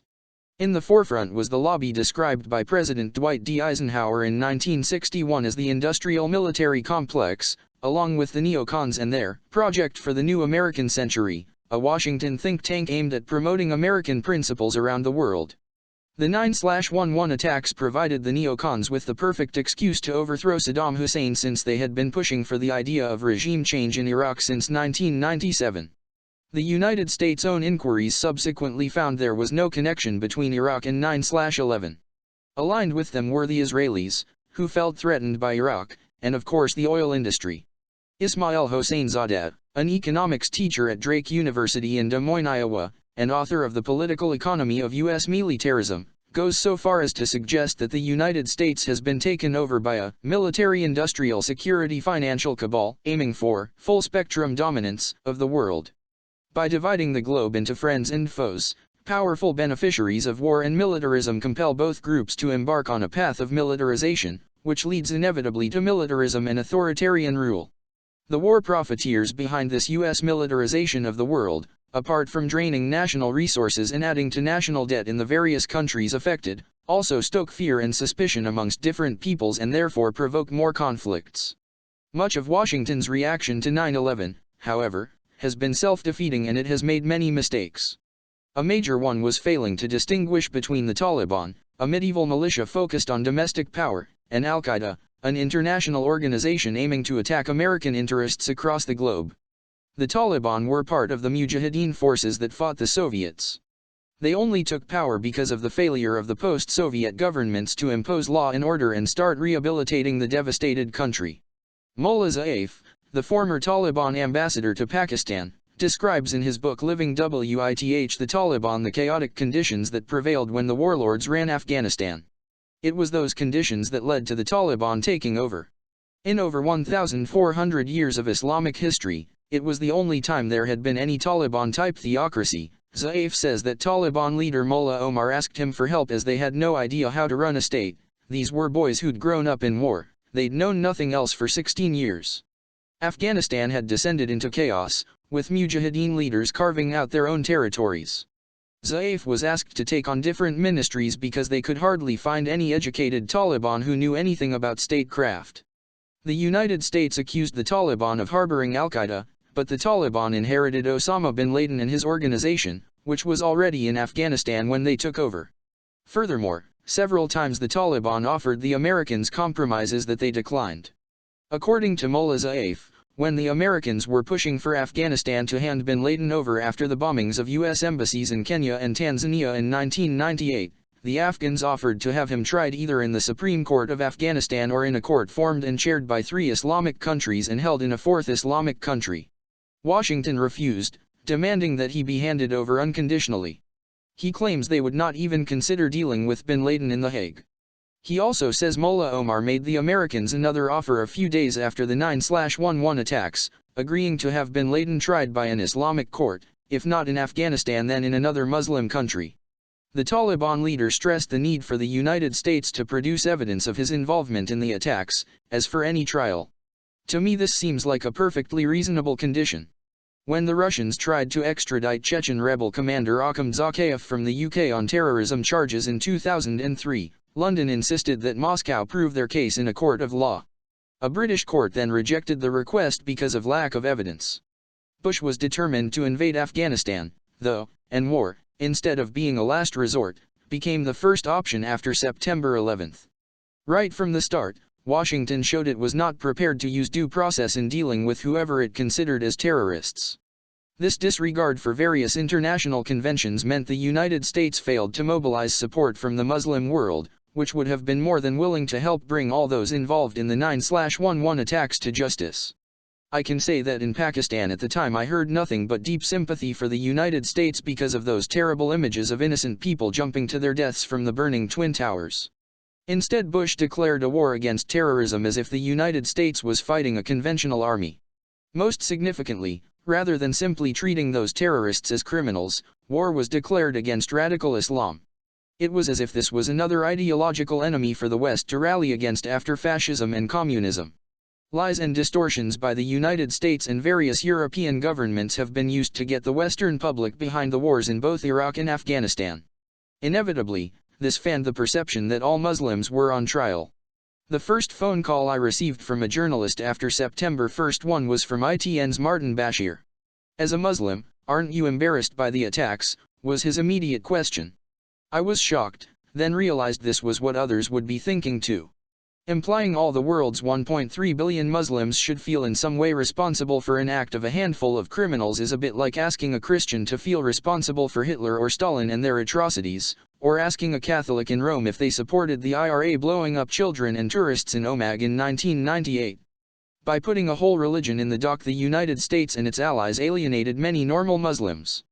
Bush's response also served to further the terrorists' cause. They were elevated from mere criminals to holy warriors acting in the name of Islam. This meant that there was obviously going to be a minority of Muslims who viewed them as martyrs and approved of what they did. This was only to get worse over the course of the decade. The death of many innocent Muslim civilians serves as a rallying call for al-Qaeda and its recruitment drive. This war on terror actually manufactures terrorists. Even if they are not prepared to go to the extremes of the late bin Laden and his cohorts, the resentments bin Laden listed are felt by many Muslims. The war on terror simply added to the list of grievances by causing the death of more innocent Muslim civilians. Many more terrorist attacks since 9/11, including the 7/7 bombings in London, the failed Times Square bombing, and recently the shooting of 2 American soldiers by a Muslim at Frankfurt Airport in Germany, were all in reaction to the wars in Afghanistan and Iraq. I was dismayed by the West's refusal to try and understand the root causes of the religious fanaticism that had been growing for years in the Muslim world, fueled by injustices against Muslims in Kashmir, Chechnya, Bosnia, Palestine, and other places. The 9/11 attacks were undoubtedly acts of terrorism, but much of the fighting going on in many of these places is a question of ordinary Muslims reacting to what is perceived as foreign invasion or occupation. When a Muslim insurgent fights, he does so in the name of Islam because to fight against injustice is jihad. Moreover, people signing up to fight alongside their Muslim brothers from other countries is simply like British or American Jews wanting to do national service in Israel. It is a question of identifying with the struggle of your co-religionists. To the Islamic world, it seems that the international community is always ready to leap to the defense of Christians, but that it turns a blind eye when it comes to Muslims' right to self-determination. The UN agreed to a referendum on Christian-majority East Timor's independence from Indonesia, but a UN resolution to hold a referendum on Kashmiri independence was never implemented, nor were various UN resolutions against Israel. There are many conspiracy theories surrounding 9/11, but for me the biggest conspiracy of all was the way in which genuine political concerns in the Muslim world over the Palestinian-Israeli issue were portrayed as religious warmongering. When Saudi Prince Al-Walid bin Talal bin Abdulaziz Al Saud suggested that U.S. policy in the Middle East, and on the Palestine question in particular, might have contributed to the 9/11 attacks, New York Mayor Rudolph W. Giuliani promptly rejected the prince's offer of $10 million for the Twin Towers Fund. "I am telling Americans what America is beginning to know already," the prince told the New York Times at the time. "America has to understand that if it wants to extract the roots of this ridiculous and terrible act, this issue of the Palestinians has to be solved." Bush claimed Al-Qaeda hate our freedoms, our freedom of religion, our freedom of speech, our freedom to vote and assemble and disagree with each other. Yet the British journalist Robert Fisk, one of the few Westerners to have interviewed Osama bin Laden, has written that the Al-Qaeda leader listed three main reasons for his hatred of the United States: its support for Israel against the Palestinians, its support of the Saudi monarchy, and the presence of U.S. troops in Muslim lands. This is backed up by bin Laden's 12-page treatise Declaration of War Against the United States, which states his intention to fight the United States and lays out his political reasons for doing so. Again, his grievances involve U.S. backing for Arab police states and Israel, U.S. presence on the Arabian Peninsula, U.S. troops being stationed in Islamic nations, and U.S. support for other countries that oppress Muslims, especially Russia, China, and India. He made no mention of hating the West's way of life or democracy. Instead of addressing the Muslim world's primary source of grievance against the United States, the Israel-Palestine situation, Washington blamed rising Islamic extremism. Bush's suggestion that there was some kind of cultural battle going on between the West and Islam risks becoming a self-fulfilling prophecy. The Western media often portrays Islam as being incompatible with Western values, in the way that communism and fascism were. But if you are going to make one religion your foe, how do you define that religion? Islam is different in every country, it varies across the world. Moroccan Islam is different to Indonesian Islam, which is different to Pakistani Islam. Even within the 4 provinces of Pakistan there are differences in the way the religion is practiced. Within every religious community there are a variety of cultures and views, and every human community and every religion has a minority of radicals. To many Muslims, U.S. interference in internal politics, its disregard for other countries' sovereignty, its backing of corrupt dictators, and most of all its invasion of Iraq and Afghanistan are just the latest examples of colonial injustices in a long list that started with Napoleon's invasion of Egypt in 1798. Young Muslims today are horrified to see the independence their forefathers battled so hard for compromised by corrupt rulers who have bartered the freedom and sovereignty of their country to get U.S. backing. Of course, the white Western man has been imposing his version of events on the world for centuries. When I was growing up we used to read comic books in which the Red Indians were the baddies and the cowboys the goodies. When I got older I discovered that actually the Red Indians were decimated, wiped off their own land, like the Aborigines in Australia. Then we had decades of governments, and with them popular culture, invoking fear over the threat of communism. Now when I watch films with my sons, the baddies are often Muslims. I expected a backlash after September 11th, but had not anticipated its ferocity. The campaign to instill fear amongst Western populations about the threat from what has at times been hysterically referred to as Islamofascism has given way to rising Islamophobia. The ascent of right-wing, anti-immigration parties in Europe, the misleading and sometimes downright sensationalist reporting against Muslims in the right-wing Western media, France's ban on the burqa, Switzerland's ban on minarets and the furor over the Muslim community center near New York's Ground Zero have helped the radicals cause and alienated ordinary Muslims. Bush's attitude of "you are either with us or against us" has hardened attitudes towards the United States, and by extension the West. Bush and Blair claimed this was a war against radical Islam, but how was the man in the street, in the West, going to differentiate between a moderate and a radical Muslim? I saw these developments from both sides, as I was in the unique position of knowing how the people in the West viewed this whole war on terror, and, at the same time, as a politician in Pakistan, I saw how the man in the Pakistani street perceived this as a war against Islam. And I watched helplessly as ignorance played a big part in this war on terror, exacerbating the divide with the Muslim world. Yet while the war on terror perpetrated the myths equating Islam with radicalism and violence, a Gallup survey published in 2008 revealed that the vast majority of Muslims worldwide condemned the 9/11 attacks. It seemed that actually most of them aspired to the West's standards on freedom of speech and politics, fair judicial systems and democracy. Like most non-Muslims, their priorities and dreams involved better jobs and security, not holy war or bloodshed. The survey's findings are clearly borne out by the 2011 uprisings in the Middle East.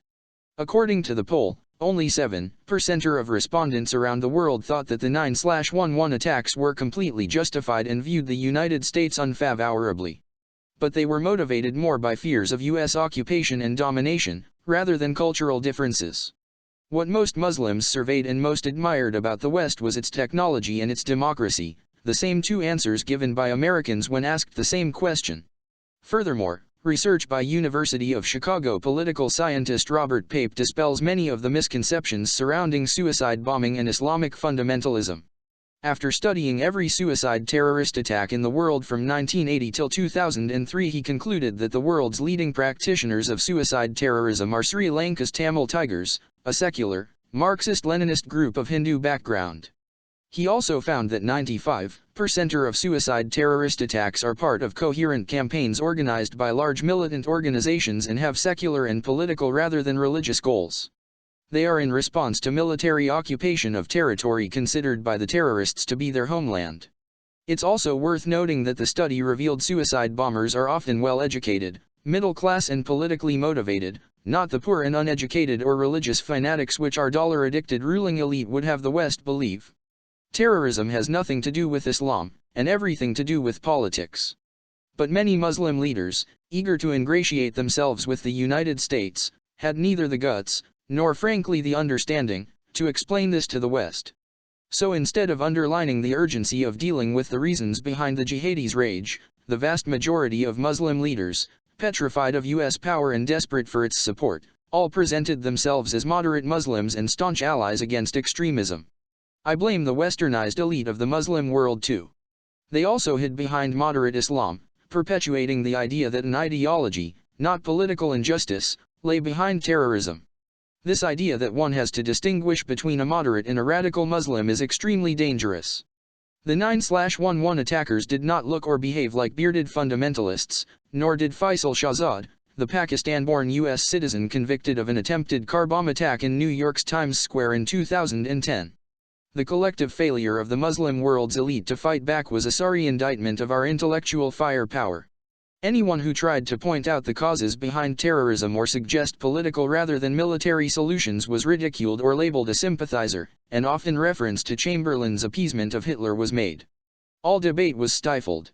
This was reminiscent of the kind of propaganda used by Joseph Goebbels, the Nazis' minister of propaganda, who manipulated the masses by scaring them with potential threats, and if anybody objected, accusing them of being unpatriotic, even treasonous. Meanwhile, Western intellectuals just did not have the knowledge of Islam to counter the rising tide of Islamophobia. Our best defense came from the left-wing media in the UK, such as The Guardian and The Independent. Unlike real liberals such as the British Pakistani journalist Tariq Ali, the left-wing media and intelligentsia in Pakistan failed to take a stand against the many human rights abuses of the war on terror. The main reason behind this was that they genuinely believed there was a threat of Talibanization of Pakistan, and they felt this perceived threat was greater than the human rights abuses caused by the drone attacks and operations by Pakistani forces in the tribal areas. Journalists and columnists who had previously presented themselves as anti-imperialist liberals suddenly backed our surrender to the US, war on terror, and their silence on the threat to Pakistani sovereignty and to their countrymen being bombarded was deafening. Most shockingly, some of those who call themselves liberals have backed the bombing of villages, whether by drones, the Pakistan Air Force helicopter gunships or artillery, and have accepted the deaths of innocent civilians, women, and children, as collateral damage. The NGOs did nothing, as most were funded by Western donors, and the mainstream parties were likewise silent because they were so scared of losing Washington's backing. That left only my party and the religious parties to take a stand. Much of my politics since 9/11 has been based around opposing corruption and Washington's war on terror, and highlighting the many devastating and long-term consequences both have had for Pakistan and for the West. Because of this I have been accused by the so-called liberals in Pakistan's English-language press of being a right-wing hardliner and even pro-Taliban. I always maintained there was never going to be a military solution, either in Afghanistan or in Pakistan's tribal areas. In fact, the war has led to a growing radicalization of our society and the creation of terrorists. According to the WikiLeaks cables released in 2010, the former U.S. ambassador to Pakistan, Ann Patterson, also considered the drone attacks and military operations counterproductive. For someone who grew up being told by my parents how lucky I was to live in an independent country after centuries of colonial rule, I found Musharraf and Zardari's total subjugation of Pakistan's sovereignty to the U.S. as the ultimate humiliation. First to go in Musharraf's string of abandoned principles was our relationship with Afghanistan. Soon after the 9/11 attacks, Washington gave him a list of 7 demands. These involved clamping down on al-Qaeda operations on the Pakistani border, handing over intelligence information, granting U.S. access to Pakistan's naval and air bases, breaking off diplomatic relations with the Taliban regime in Afghanistan and cutting off their fuel supply. Musharraf immediately agreed to all 7 demands. A good relationship with Afghanistan had been key to Pakistan's strategy of strategic depth towards India. That meant ensuring a pro-Islamabad regime in Kabul to counter any potential aggression from the east. Pakistan had recognized the Taliban regime since 1996. The alacrity with which Musharraf capitulated amazed even Washington, dismayed the Pakistani military and shocked the public.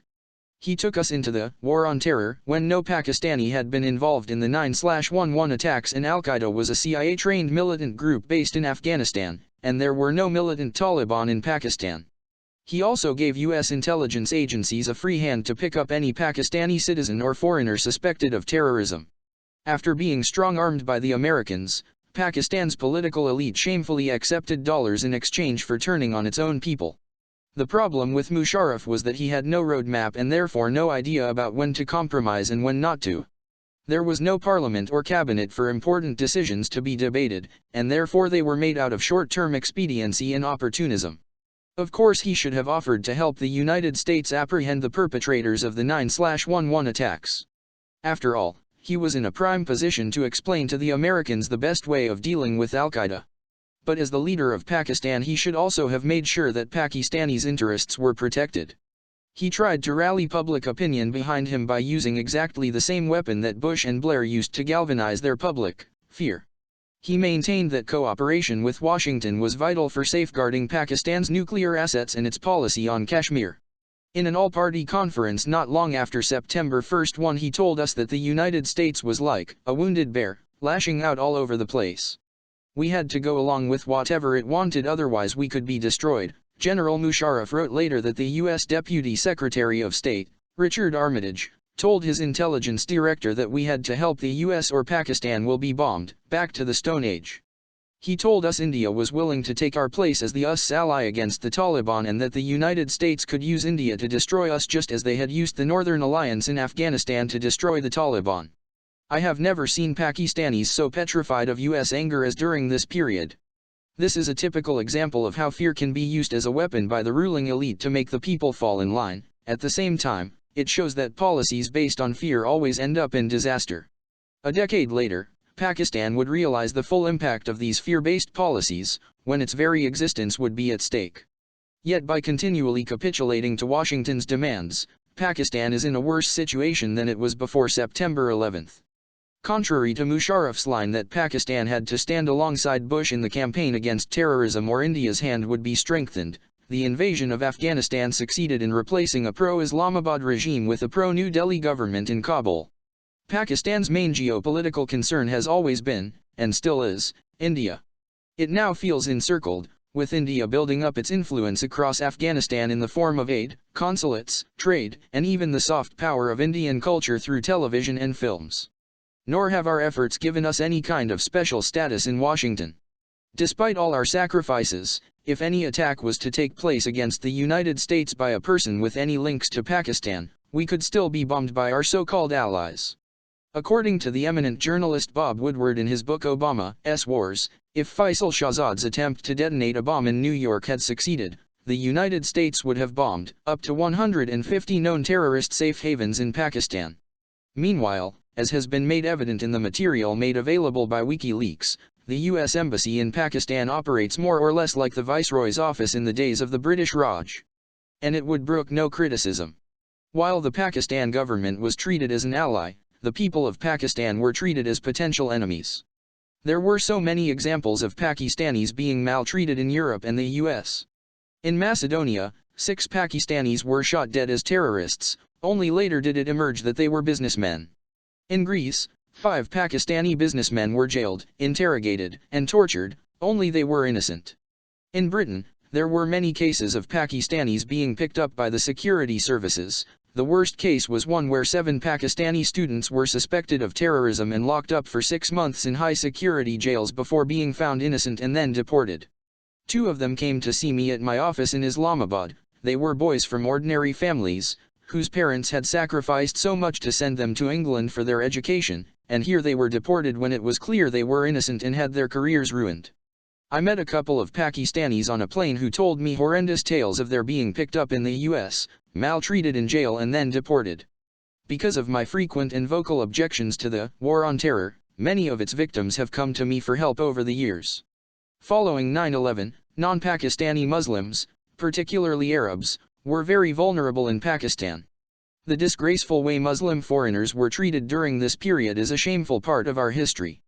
They all became potential terrorists and many were denied any opportunity to prove their innocence.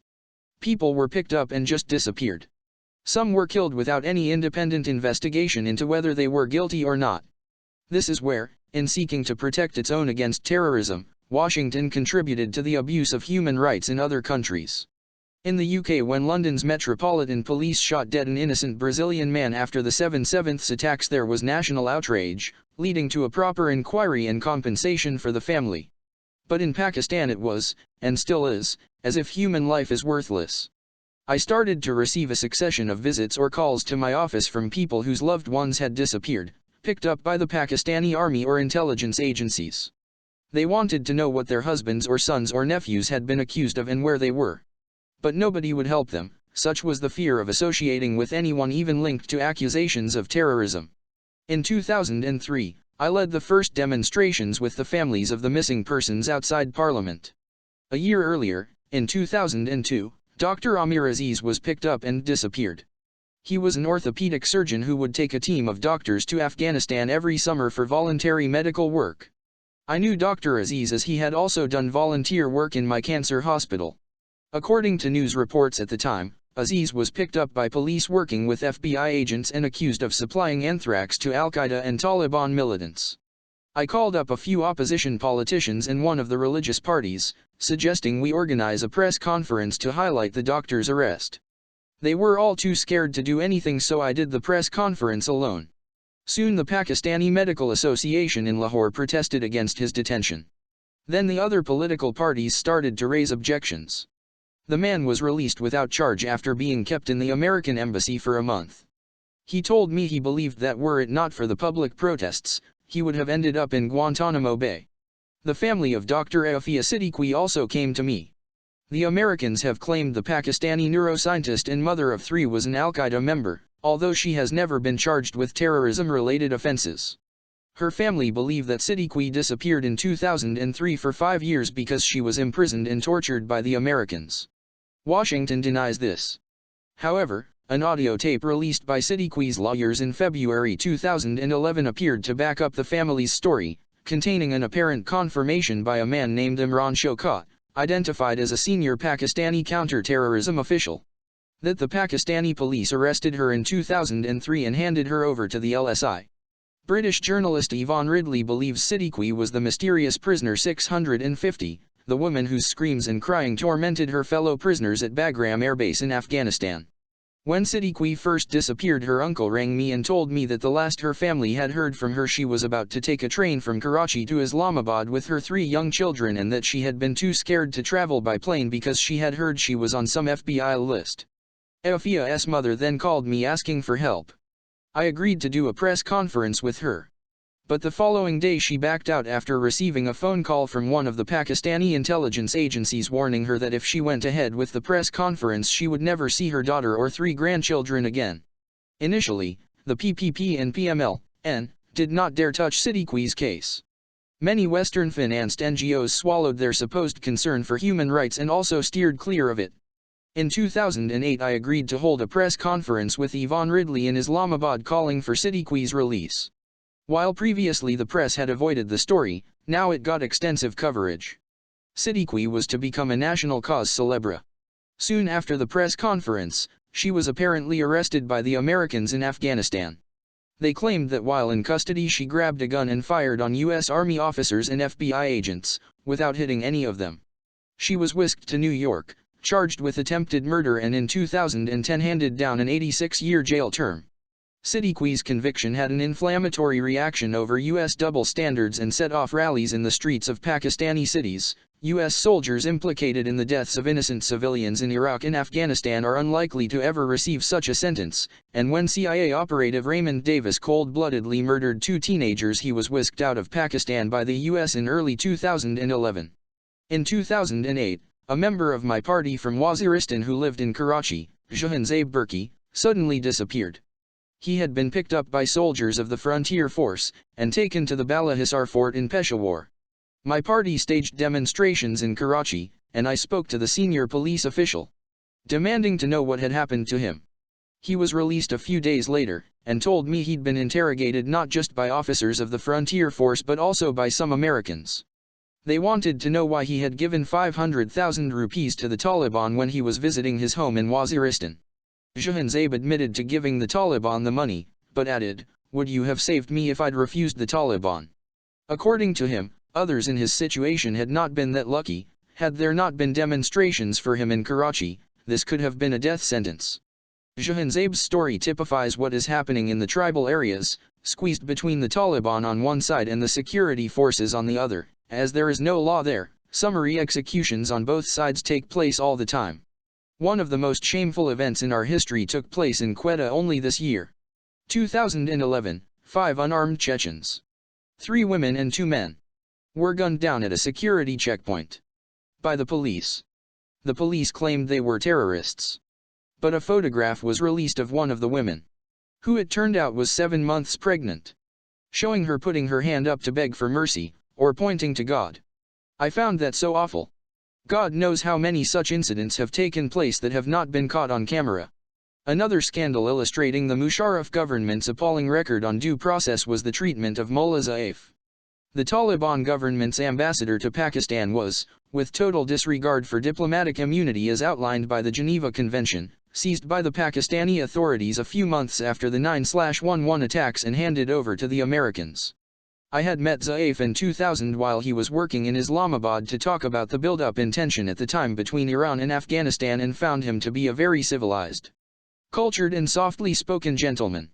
In his book My Life with the Taliban, he describes what happened when the Pakistanis handed him over to the Americans. They ripped the black cloth from my face, and for the first time I could see where I was. Pakistani and American soldiers stood around me. The Pakistani soldiers were all staring as the Americans hit me and tore the remaining clothes off from my body. Eventually I was completely naked.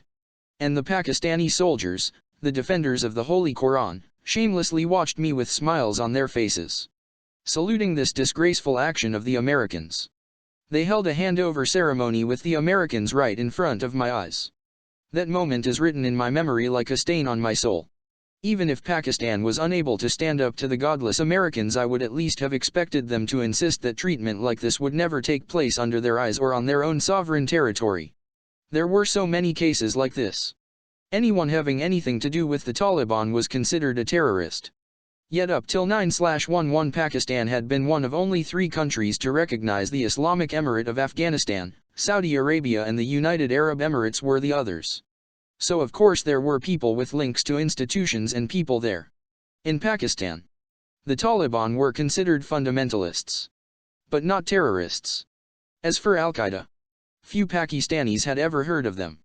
If they had, they considered them to be like the Afghan Mujahideen, a jihadi organization that had originally been formed to fight the Soviets. Regardless of what any of these terrorism suspects are believed to have done, the most important point is that due process should have been followed.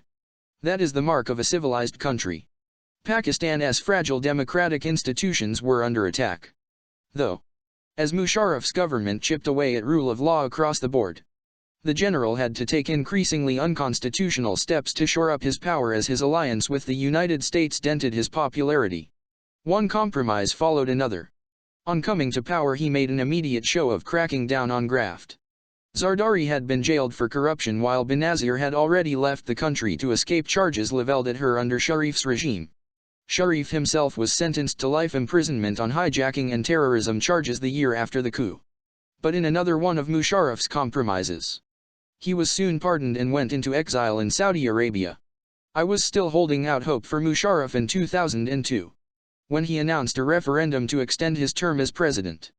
His assumption of power had been challenged by several court petitions, so he had introduced the Oath of Judges order in early 2000, which required judges to take a fresh oath of office, swearing allegiance to military rule. A few refused and resigned in protest, and others were dismissed by Musharraf. The Supreme Court was insisting that he hold national elections by October 12, 2002. So he needed a referendum to bolster his legitimacy as president after the return to democracy. My party's central executive debated for a day and a half whether to support this highly unconstitutional proposal. After all, the general had promised a return to democracy within 3 years of his coup. In the end, we could not decide, so I rang Musharraf, who invited us all to go and discuss it with him in person. He persuaded us that he needed the guarantee of another 5 years in office in order to implement his anti-corruption campaign. He succeeded in charming everyone, even the few skeptics on our Central Executive Committee. He succeeded because we were still wary of Benazir and Sharif making a comeback, amid memories of their incompetence and corruption. Nonetheless, the referendum turned out to be a disaster, drawing widespread allegations of ballot rigging. Musharraf claimed 50% of the voting population turned out, and that 98% voted yes to 5 more years of him. It was so obviously not true it was a national embarrassment. The government had been able to deploy all its resources to encourage turnout while banning political parties from holding rallies against the referendum. My party was deeply embarrassed about supporting this fraudulent referendum, and I had to go on television eventually and apologize to the nation for supporting it.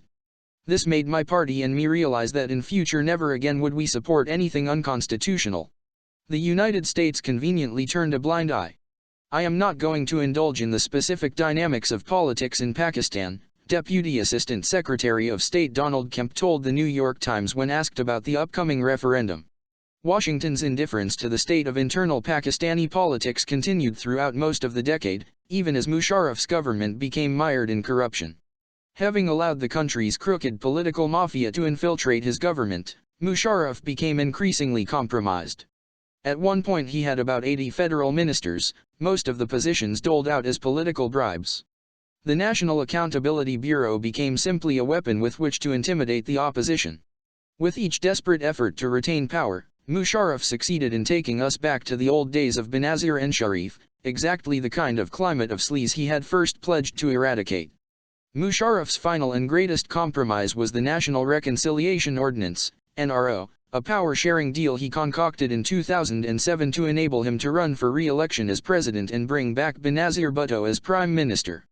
Under the agreement brokered by the Americans and the British, despite the implications for the country's governance, more than 8,000 bureaucrats, government officials, bankers, and politicians charged with corruption offenses between 1986 and 1999 were given an amnesty, including Benazir and Zardari.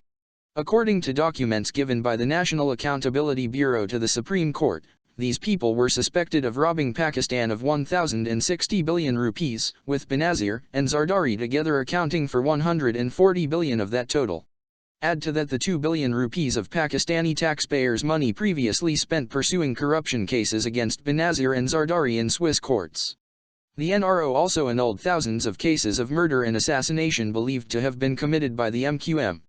This was something neither the Americans nor the British would ever have allowed in their own countries, but of course the priority was the war on terror, and the US needed a puppet government in Islamabad which had no qualms about the bombing of villages in our tribal areas, and wasn't squeamish about collateral damage. As Hilary Sinat, British High Commissioner to Islamabad from 2001 to 2003, put it in his book Transforming Pakistan, Ways Out of Instability.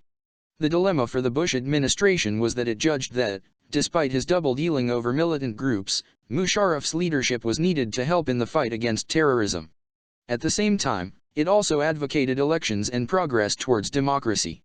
Yet the outcome of truly open and democratic elections seemed unlikely to deliver an effective system of governance for Pakistan or to provide sufficient support for the US military campaign. The only answer seemed to be for some kind of deal to be made between Musharraf and a potential elected leadership, the outcome of which, it was hoped, would do the least damage, either to Pakistan or to US interests. Of course it has damaged both, but most of all Pakistan. In brokering the NRO and giving Pakistanis the impression that Benazir Bhutto was being rehabilitated in order to do Washington's bidding, the Americans had given her the kiss of death. Much later, WikiLeaks revealed Asif Zardari had told the US ambassador that Benazir was only returning to Pakistan after getting a green light from the Americans. A few weeks before Benazir's death, I was at a conference in Delhi and talking to Mehbooba Mufti, the Kashmiri politician, when Jeb Bush, George W. Bush's brother, joined us. He asked me, were people excited about Benazir coming back? She is a dead woman walking, I said, a target to the militants on one side, because she had adopted Washington's policies on Al-Qaeda and the Taliban, and on the other side a target to politicians threatened by her, scared they would lose power. They could have her assassinated and blame the Taliban. Poor Benazir didn't have a chance. She might have escaped when Musharraf declared a state of emergency on November 3, 2007, she boycotted the election and flew to Dubai. She had seen the low turnout at her rallies, her popularity had plunged as she was perceived as a US stooge and had aligned herself with Musharraf. Sadly for her, Washington forced her to change her decision and within 48 hours she was back in Pakistan. Musharraf, after finally resigning from his army post, succeeded in his plan of being sworn in for a second term as president, but poor Benazir was assassinated in a suicide bombing at an election campaign rally in Rawalpindi in December. Zardari has vowed to hunt down those responsible, but there has been little progress in the investigation and her death remains one of the most speculated upon mysteries in Pakistani history. The government spokesman immediately blamed Taliban leader Baitullah Mursid. It was the reaction of the People's Party that was hard to understand, after making various accusations, at the establishment, at the Taliban, and at the Q League, they called for a UN inquiry. People asked, why would a party sitting in government ask the UN to conduct an inquiry when all the intelligence agencies were controlled by that party now in power? The UN inquiry took 3 years and, in April 2010, dismissed allegations against Zardari, blamed Musharraf for failing to protect Bhutto and accused police and intelligence officials of hindering the probe into her death. Everyone knew it was a cover-up and whoever had with undue haste hosed down the crime scene did irreparable damage to investigations. We didn't need 3 years of UN inquiry to tell us this obvious fact. In February 2011 an arrest warrant was issued for Musharraf in connection with Bhutto's assassination. When I came out of jail in 2007, I felt there was so much opposition to Musharraf he was unlikely to win even if he rigged the polls, and felt the APDM, all parties democratic movement, should contest the elections. However, other opposition parties and members of the lawyers' movement were less confident. Musharraf had only given us 5 weeks' notice for the elections. Emergency rule was still in place, there was a clampdown on the media and Musharraf controlled the caretaker government, the local administration, the intelligence agencies, the election commission and the Supreme Court. They felt it was impossible to have free and fair elections. If he won, he would declare the polls a referendum against the Chief Justice, and the puppet judges he had already started to fill the judiciary with would be legitimized. That would put an end to any hope of having an independent judicial system for Pakistan. The Americans didn't seem to care. The State Department kept talking about free and fair elections and reversing the state of emergency, but failed to mention the reinstatement of the judges, especially the Chief Justice of the Supreme Court. WikiLeaks, in 2011, would reveal that U.S. Ambassador Ann Patterson was not in favor of having the Chief Justice reinstated. If the judges were not reinstalled, how could there be free and fair elections? Was Musharraf going to be left to decide what was free and fair? So the APDM, the alliance of parties opposed to Musharraf, announced an election boycott on November 24. Then things started happening fast. Nawaz Sharif was suddenly and mysteriously allowed to return to Pakistan despite a 10-year ban on him re-entering politics, raising suspicions of foreign forces behind the scenes. There was considerable pressure from the Americans and the British for everyone to run in the elections and legitimize the anticipated win for the so-called Liberal Alliance. Having led the move to boycott the elections, Sharif then started to waver before finally betraying us all by succumbing to a combination of American, British, and Saudi pressure.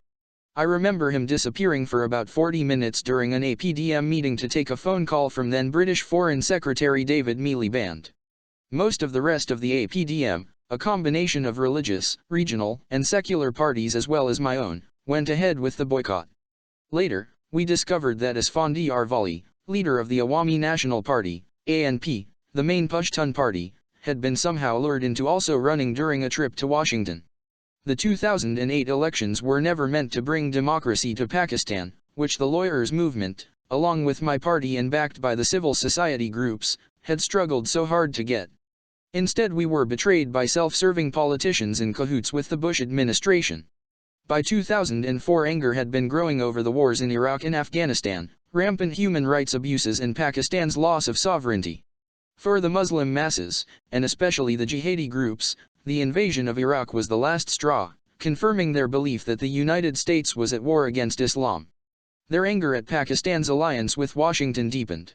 As we'll see later, the crucial turning point was when Musharraf launched military operations in Waziristan, sparking a revolt against the army by tribal Pashtuns. It was also the year that the CIA also launched its highly controversial covert campaign to target militants with drone attacks in the tribal areas. It was also the time when the jihadi groups that had been nurtured by both the LSI and the CIA during the Soviet war in Afghanistan turned against the Pakistan army. The ideological element within these groups went and joined what became the Pakistani Taliban. One of them was Ilyas Kashmiri, a former decorated asset of the LSI, who had joined a jihadi group to fight in Kashmir. After 2004, he turned against the army and was responsible for many daring attacks until he was killed by a drone attack in Waziristan in June 2011. Attacks against security forces, particularly the army and the police, shot up after 2004. There were assaults on offices belonging to the LSI and FLA, the Federal Investigation Agency, as well as against Pakistan Air Force employees. Musharraf himself became a target with at least 4 attempts on his life. In 2009, 6 soldiers died in an audacious assault on the army headquarters in Rawalpindi. Another decisive factor in this growing hostility towards the security forces was the Lal Masjid affair in 2007 when the army stormed Islamabad's Red Mosque, killing scores of religious students holed up inside the mosque and its madrasa compound. For several months beforehand, tension had been rising between the mosque's students and the authorities, but Musharraf failed to take any effective action over what should have been simply a police matter. The mosque students were fundamentalists, not terrorists, and should just have been punished for the specific crimes they had committed. They were stoking opposition to him and making vigilante-style attempts to curb what they saw as immoral activities in Islamabad, threatening DVD shops and even kidnapping some Chinese women alleged to be working as prostitutes. They were infuriated by Musharraf's campaign of reform for madrasas, his demolition of mosques built illegally on state ground, and his attempts to impose westernization as part of his so-called enlightened moderation. In their eyes, he was a Western stooge out to destroy true Islam. This is an example of how Western puppets actually fuel extremism in the Muslim world. Musharraf came under increasing pressure from the westernized elite to crack down on them. His popularity, already on the wane since 2004, had taken a further hit with the lawyers' movement that year. Seeing an opportunity to prove himself to his Western backers too, Musharraf took a typically heavy-handed approach. He could have turned off the utility supplies and waited for the students to cave in. It was summer and they would not have lasted long without water and electricity. Instead he sent in the army, despite the fact that there were also women and children within the complex. There are various versions of what exactly happened. A delegation of religious leaders had tried to negotiate a peaceful solution and, according to the newspapers, the students had been prepared to surrender if certain conditions were met. One of the two Ghazi brothers who ran the mosque told the media before the army launched its final full-scale assault that there were only 14 guns in the mosque complex at the time. Chaudhry Shujait, head of the PML-Q party, was the last to go inside the Red Mosque before the operation started. According to him, he had managed to work out a deal with those left inside the mosque, which meant they would lay down their arms and come out. When he found out that Musharraf refused to accept any compromise, he was appalled and called Prime Minister Shaukat Aziz, only to find he was out eating ice cream with his family. Even now Chaudhry becomes emotional, because he can still see the faces of the students who were incinerated inside. Nobody really knows how many died in the carnage that followed. The government claimed at least 100 militants and students were killed, but Qazi Hussain Ahmed, leader of the religious party Jamaat-e-Islami, has put the number at over 700. There has never been an investigation. The site was sealed up and the bodies removed, to be thrown in an unmarked grave. This whole debacle coincided with the APDM's first conference, which took place in London, conveniently wiping the massacre off the news. However, Musharraf's zeal was counterproductive. First of all, the Lal Masjid assault turned the Pakistani masses against him. They saw it as an issue of class rather than religion. They felt that the authorities dealt with the matter so violently because the madrasa students were from poor families, and that therefore they could get away with it. Had the students come from English medium schools, would they have been treated like that? One of the biggest reasons Musharraf was to do so badly in the 2008 elections was resentment over Lal Masjid. Even one of his strongest candidates, Sheikh Rashid, afterwards blamed the affair for his own defeat. It also had tremendous repercussions for national security. Many of the mosque students were from Khyber Pakhtunkhwa's Swat area, and militants there launched a campaign of retribution, attacking convoys and police stations and setting off bombs throughout the valley. Lal Masjid basically created the Swat Taliban, as it threw up Maulana Fazlullah, who became known as the Radio Mullah. More on him later. Musharraf was just as heavy-handed in his dealings with an insurgency in the province of Baluchistan. Since Pakistan's creation, the Baluchis have waged a succession of revolts to demand greater autonomy and a greater share of the profits from the province's rich supply of natural resources. Almost half Baluchistan's 5 million people live below the poverty line. When insurgents escalated their attacks on the army in 2005, Musharraf retaliated with a major offensive. The killing of the 79-year-old rebel tribal leader Nawab Akbar Khan Bugti provoked violent unrest in Baluchistan. It cemented Baluchi hatred of the army and turned what had been a rights movement into an armed struggle for liberation from Pakistan. This gave India the opportunity to exploit the situation, just as Pakistan had exploited the grievances of the people of Kashmir after the rigged elections in the valley by the Indian government in 1989. Today the unrest in Baluchistan is costing the country a fortune in security to try to prevent regular terrorist assaults and sabotage attacks on gas pipelines. Non-Baluchi settlers, particularly professionals like teachers and doctors, are being assassinated and hounded out of the province. Over 100,000 settlers have been forced out. The February 2008 elections were a disaster for Musharraf. Benazir's return to Pakistan was not warmly received, and, by associating herself with Musharraf through the NRO deal, she had damaged her reputation. However, her tragic assassination sparked anger against Musharraf. It became the last straw and set off a wave of sympathy for the PPP, which gained the most seats, but no clear majority. Sharif's PML-N did surprisingly well given their lack of preparation, cashing in on the popularity of the lawyers' movement. The two main opposition parties formed a coalition. It was the first time in our history that a pro-establishment party had lost the polls. Musharraf had made many mistakes in the run-up to the elections, mistakes that were both military and cultural. His campaign of enlightened moderation helped further alienate sections of Pakistani society, making them more likely to sympathize with extremists. According to an article he wrote for the Washington Post in 2004, This two-pronged strategy of his urged the Muslim world to shun militancy and extremism and adopt the path of socio-economic uplift, while calling for the West, and the United States in particular, to seek to resolve all political disputes with justice and to aid in the socio-economic betterment of the deprived Muslim world. What this probably would have meant was Muslims giving up their armed struggles against what they perceived to be foreign occupation, without any guarantee that the West would resolve conflicts in places like Palestine, Kashmir, and Chechnya or withdraw from Iraq and Afghanistan. Musharraf modeled himself on two other military men, Iran's Reza Shah and Turkey's Mustafa Kemal Ataturk. They too believed that by imposing the outward manifestations of westernization they could catapult their countries forward by decades. For Musharraf, westernization was modernization, but he used westernization selectively. The West's success lay in genuine democracy, strong institutions, education, an independent judiciary, a free media and free speech, whereas Musharraf was doing the opposite. This is the solution for the Muslim world: a genuine democracy, freedom of speech that allows open debate, an evolution of our culture, and above all rule of law. What it does not need is pseudo-westernization with Muslim westernized elites aping superficial aspects of the Western society, in reaction to which we have seen the growth of fundamentalism, which in turn stunts the growth of our culture. Musharraf took the Pakistani elite's obsession with being Western clones to new heights. There were fashion shows put on for foreign dignitaries in the houses of the president and the prime minister.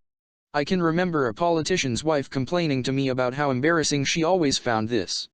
Female television presenters on some channels were told to wear Western dress. The use of English in the media was encouraged. Musharraf often spoke in English himself at press conferences, and Shaukat Aziz, then finance minister, delivered the national budget in English, a language spoken by only a tiny minority of the country. On TV, programs like the Pakistani version of Blind Date started appearing. In the past they would never have been seen on our screens due to the sensitivities of the culture of the masses. For ordinary Pakistanis, this came across as Western vulgarity and bred fear and resentment. In my constituency, Mianwali, locals told me about their dislike of it, complaining that it had become difficult for families to watch television together. And so, thanks to Musharraf and America's war on terror, Pakistan finds itself in its sorry predicament today. We now have our worst ever government, that of Zardari. A man perceived by most Pakistanis to be our most corrupt politician inherited the leadership of the PPP party following Benazir's death and became president by producing a piece of paper that he said willed the party to him and his son, which no one has been able to authenticate. On the basis of that, he has become our president. My party was the only one to protest, organizing a demonstration on Islamabad's Constitutional Avenue, where we declared we were protesting to let later generations know we were not part of this crime, where someone with a criminal record could become our president. The other parties were too afraid of Zardari, knowing he had the ability to ruthlessly exploit any weakness in a corrupt politician. The most bizarre behavior came from Sharif. Not only had he jailed Zardari for corruption during both his terms as prime minister, but he had spent millions of rupees of taxpayers' money on pursuing cases against him. Now he became Zardari's biggest supporter and in the presidential election did not even challenge his nomination papers. Of course the reason was not that Sharif suddenly had a change of heart. Through Zardari he wanted to get rid of Musharraf, and he was scared that Zardari as president would open up corruption cases against him. However, one good thing that came out of the elections was that there was a lull in terrorism, as both the PPP and the PMLN had spoken out in favor of a political solution to the war on terror and said they were against military action in Khyber Pakhtunkhwa. The lull lasted till May 2008 when, under pressure from the Americans, Zardari launched a military operation in Bajor, in the tribal areas. The bombing of the Marriott Hotel in Islamabad in 2008, when over 50 people died, was widely believed to be in response to the Bajor operation. Not only has terrorism broken all records under Zardari, but so has corruption. In 2010, Transparency International ranked Pakistan the 34th most corrupt country in the world, with about 70% of respondents perceiving Zardari's government to be more corrupt than that of Musharraf. And graft, together with incompetence, cronyism, and tax evasion, is destroying the country's economy. Major state corporations such as the railways, Pakistan International Airlines, Pakistan Steel Mills and the Water and Power Development Authority have become bloated white elephants, costing the national exchequer a total of 250 billion rupees a year. These organizations are plundered, only for the taxpayer to pick up the bill for the losses due to corruption and inefficiencies. Most controversially, Pakistan has one of the lowest tax collection rates in the world, with a tax-to-GDP ratio of about 9%, or only about 2.5 million are registered to pay tax, representing less than 2% of the population. The country relies instead on sales tax, which of course everybody pays at the same rate, regardless of income. The poor effectively subsidize the rich, and the powerful do everything they can to maintain this injustice. Our politicians are some of the worst culprits. A survey found 61% of Pakistani parliamentarians pay no tax at all. According to his 2009/2010 tax returns, the billionaire Nawaz Sharif paid income tax of 5,000 rupees, about $60, while Zardari paid nothing at all. Rich landowners also participate in this ruthless exploitation of the poor. Agriculture is untaxed, despite the industry employing almost half the population. 5% of the farmers own 37% of the land, yet they pay no income tax. So the United States, by giving the Pakistani government aid in return for its contribution to the war on terror, is simply propping up this appalling system. Why should the Pakistani rich bother to pay taxes when foreign loans and aid money are always there to cover up their incompetence and corruption and pay for their lavish lifestyle? And why should politicians bother to fix the economy when they can artificially maintain it with American dollars? This also begs the question, do American taxpayers really want to be subsidizing Pakistan's elite at a time of domestic economic woes and rising unemployment? Pakistan's economy is sinking fast. It is ill-equipped to deal with the enormous cost of bearing the brunt of America's war on terror. Zardari, speaking recently in Turkey, put the cumulative cost of the war on terror for Pakistan in the 9 years since 9/11 at $68 billion, while the total aid that has come to Pakistan is $20 billion.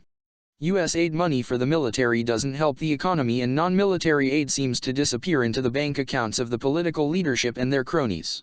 Another crutch holding up our ailing economy, and therefore the government, is World Bank and IMF loans that everybody knows Pakistan will never be able to repay. These loans, along with US and European aid money, are like bribes to the Pakistani political elite to keep fighting America's war for them. This was painfully evident when in October 2010 Pakistan's Foreign Minister Shah Mahmood Qureshi told the European Parliament, "If you want to help us fight extremism and terrorism, one way of doing that is making Pakistan economically stable." Pakistan's ruling elite threatens the West with fears about Islamic militancy to extract more money out of them. Even more blatant is a quote from Zardari in Bob Woodward's Obama's Wars. He told the Americans, "You know this country is awash with anti-Americanism, and they are going to hate me for being an American stooge. You have to give me economic resources so that I can win over the people, so that there's something in it for them." Meanwhile, the inefficiencies and distortions in the economy mean higher prices for ordinary people, who are already struggling under unprecedented inflation. That in turn fuels corruption amongst the police and government officials. In return for total subservience to the United States, the ordinary people of Pakistan have suffered immensely. The corrupt politicians have dug in deeper, the elite have got richer, and the militants are more numerous and more determined. The ordinary people of this country are facing economic hardship and bloodshed in the streets. Every day the newspapers are filled with reports of people killing themselves and sometimes their families because of desperation over how to make ends meet.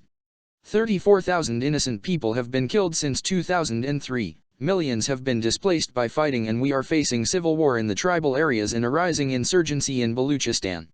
The country today faces unprecedented unemployment, inflation, breakdowns in infrastructure, shortages of gas and power, and lawlessness.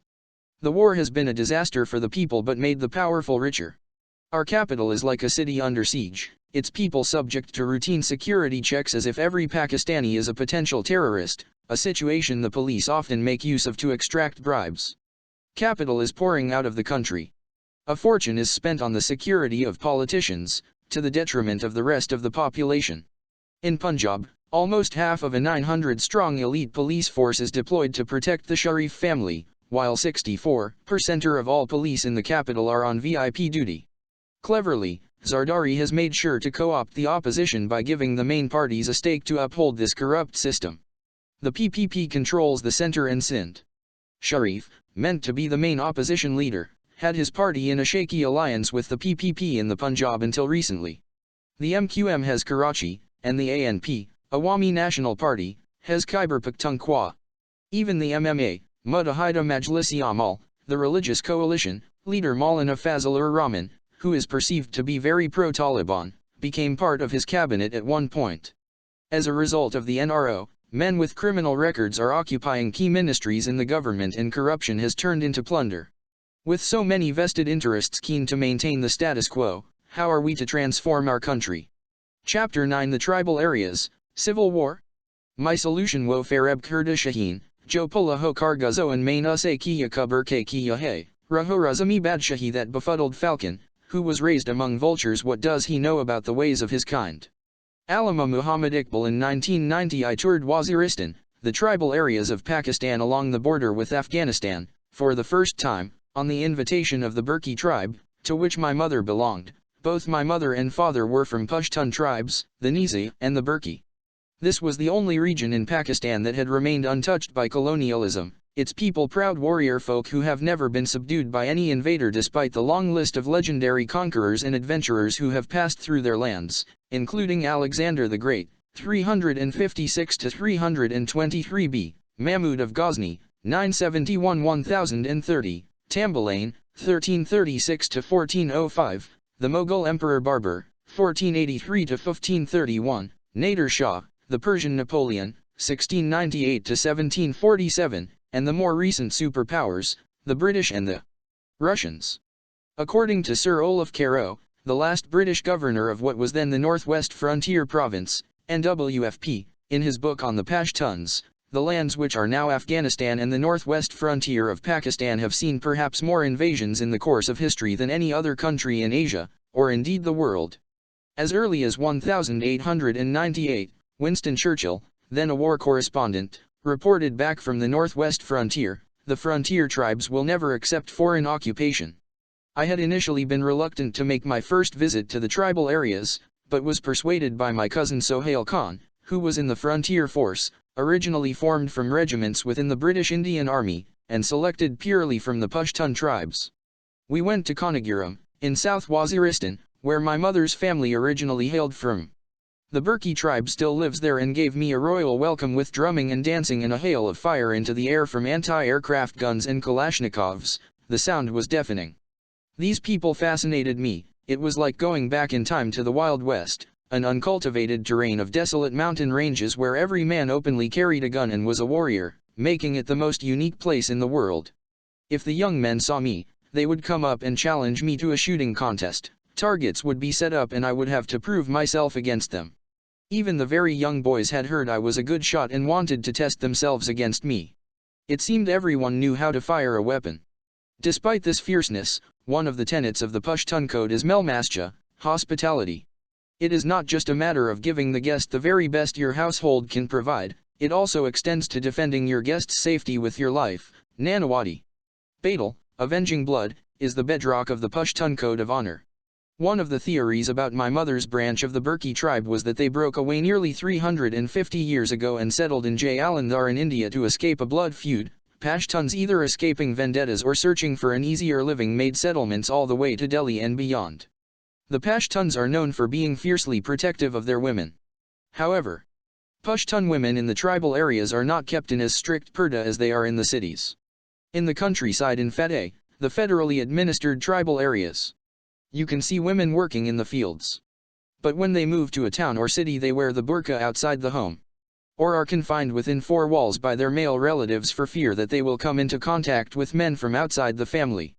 The Pashtuns maintain this extremely strong family system in some form or other even amongst their communities that have migrated to other areas. The Pashtun homeland stretches from Afghanistan, where they are the largest ethnic group, across Pakistan's tribal areas and the province of Khyber Pakhtunkhwa. But the largest Pashtun city is Karachi, in Sindh province. Waves of Pashtun migration to the commercial capital of Pakistan since the 1950s mean that it is now home to several million of them. Dr. Akhtar Hamid Khan, the founder of the Orangi Pilot Project, a social initiative in a squatter quarter in Karachi, found that because of their powerful family system the tribal Pashtuns always forged ahead of the other two ethnic communities living in Orangi. The social structure of the tribal areas that I observed, and their culture, is very different to that in the rest of Pakistan. Far from being the lawless savages of popular myth, the people have lived by an ancient democratic system which allowed them to carry themselves with self-respect and dignity. The concept of honor in South Asian culture has received a bad press because of the deeply offensive honor killings. But by upholding one's honor, impoverished people living hard lives can maintain a sense of dignity and command respect. In the tribal area, this highly decentralized form of democracy is based on the Jirga system, local councils of village elders. Similar to the Athenian democracy of the city-states of ancient Greece. Every household has a voice in the running of their lives and every man is considered an equal. Because people fully participate in decision-making, it has created self-governing communities of responsible individuals with no bureaucracy and no centralized government. In terms of dealing with crime, the Pushtun Jirga system acts as a jury that dispenses free and quick justice. A culprit will usually be known to everyone in the village and will be hauled in front of the jury. There is no question of false witnesses as everybody knows everybody else's credibility. So successful is the system that the tribal areas, until the upheavals of the past few years, have typically been almost crime-free compared to the rest of Pakistan. And this despite every man being armed. The right to carry arms is, for them, a guarantee of freedom. Just as early American jurists allowed their citizens this right. As I mentioned earlier, revenge is part of their code of honor. When someone in a family is killed, the whole family are bound to seek revenge. This code of honor is simple. And it predates Islam, it is embedded in their genes. In 1872 a Pushtun, Sher Ali Afridi, imprisoned on the Andaman Islands where he was serving his sentence, killed the visiting Viceroy Lord Mayo. He felt his imprisonment was an affront to his code of honor and had thus vowed to kill a leading British official. When someone attacks them, either the US with drone aircraft bombing villages or the Pakistani army on operations, both of these are doing more than causing casualties, they are also creating enemies.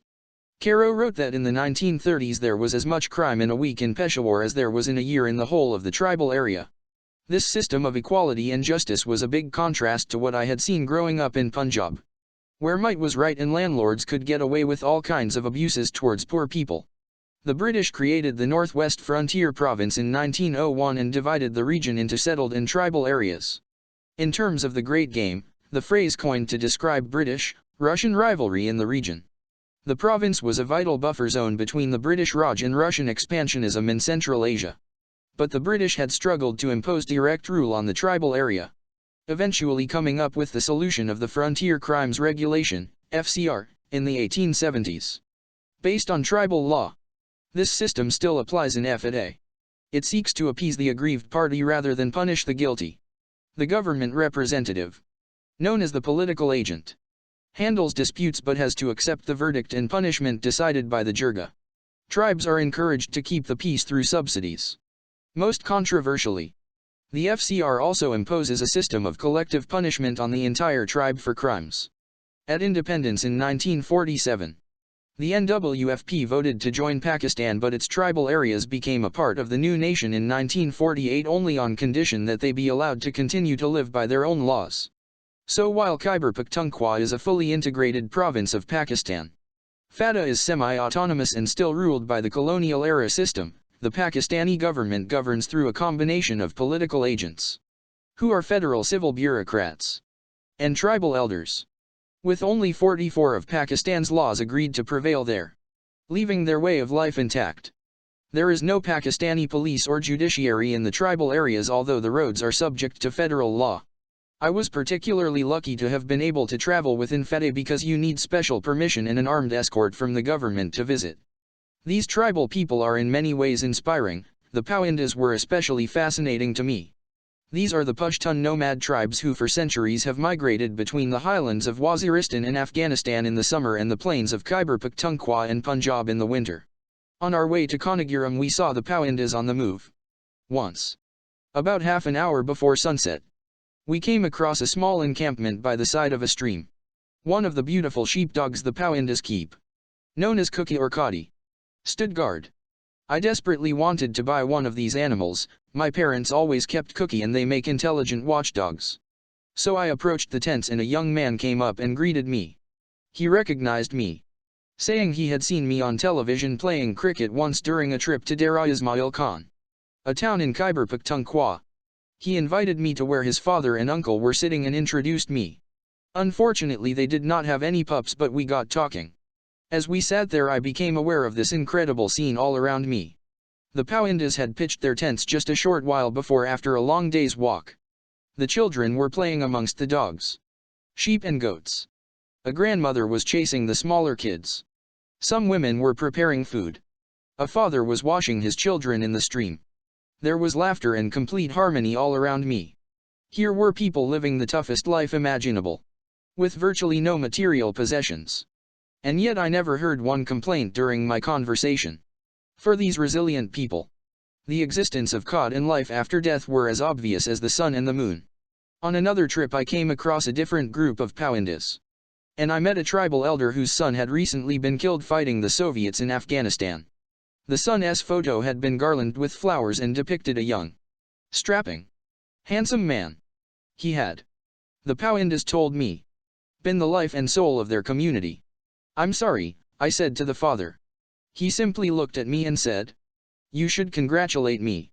My son has embraced martyrdom for a higher cause." One of the main things that struck me during a series of trips to the tribal areas that I undertook between 1990 and 1992 to research my book about the Pashtuns, warrior race, was the total lack of education. So fiercely did they defend their culture that the tribesmen never allowed the British to build schools during the Raj. Yet when I visited them I found they craved education. Everywhere I went they wanted schools, but successive Pakistani governments have given them precious few educational facilities. Without education, the tribal area's culture cannot evolve. This is particularly sad because it is a society that would respond well to education. The Pashtuns have clung fiercely to their way of life throughout the centuries. They have no fear of authority, unlike people in the rest of Pakistan, especially in Punjab and Sindh, where centuries of feudalism have made the masses bow before power. It is the confidence derived from their democratic system that has enabled the tribal people to become great generals, officers, and even rulers all over India for centuries. Unlike the poor living under the feudal system, who do not aspire to leadership, the tribal Pashtuns are brought up as natural leaders. It is this difference in mentality that made the Pashtun areas harder to conquer than much of the Indian subcontinent. Throughout history even warring Pashtun tribes will cast aside their differences and stand up to an invader. This is how, in going after a few hundred Al-Qaeda fighters for America's war on terror, the government has raised a rebellion amongst tribes with the potential fighting power of 1 million armed men. In succumbing to Washington's pressure to send the Pakistani army into the tribal areas, we have a conflict that could lead to the collapse of the Pakistani state. In addition, the people of the tribal areas remain marginalized from mainstream politics. Pakistan only gave them the right to vote in 1997, previously only the Maliks, or tribal leaders, could vote or contest elections. Most of the country's main political parties have chapters and representatives in FATE, but candidates can participate in polls only on a non-party basis. It also remains the most underdeveloped area of Pakistan, neglected by the state and isolated by its mountainous terrain, which makes the delivery of services and infrastructure challenging. About 60% of the population lives below the national poverty line, and per capita income is half the national average. Per capita public development expenditure is said to be a third of the national average. Eking a living out of the land in many areas is tough, and opportunities to earn a wage limited. The Community Appraisal and Motivation Program, CAMP, an NCO that operates in FATE, has conducted a series of surveys in the area. When asked to name a living national politician they admired, 50% or more of respondents said they could not name one or did not admire any of them. In the 2010 survey I got the highest rating at 13.1%, Zardari was the nearest contender at 4.4%.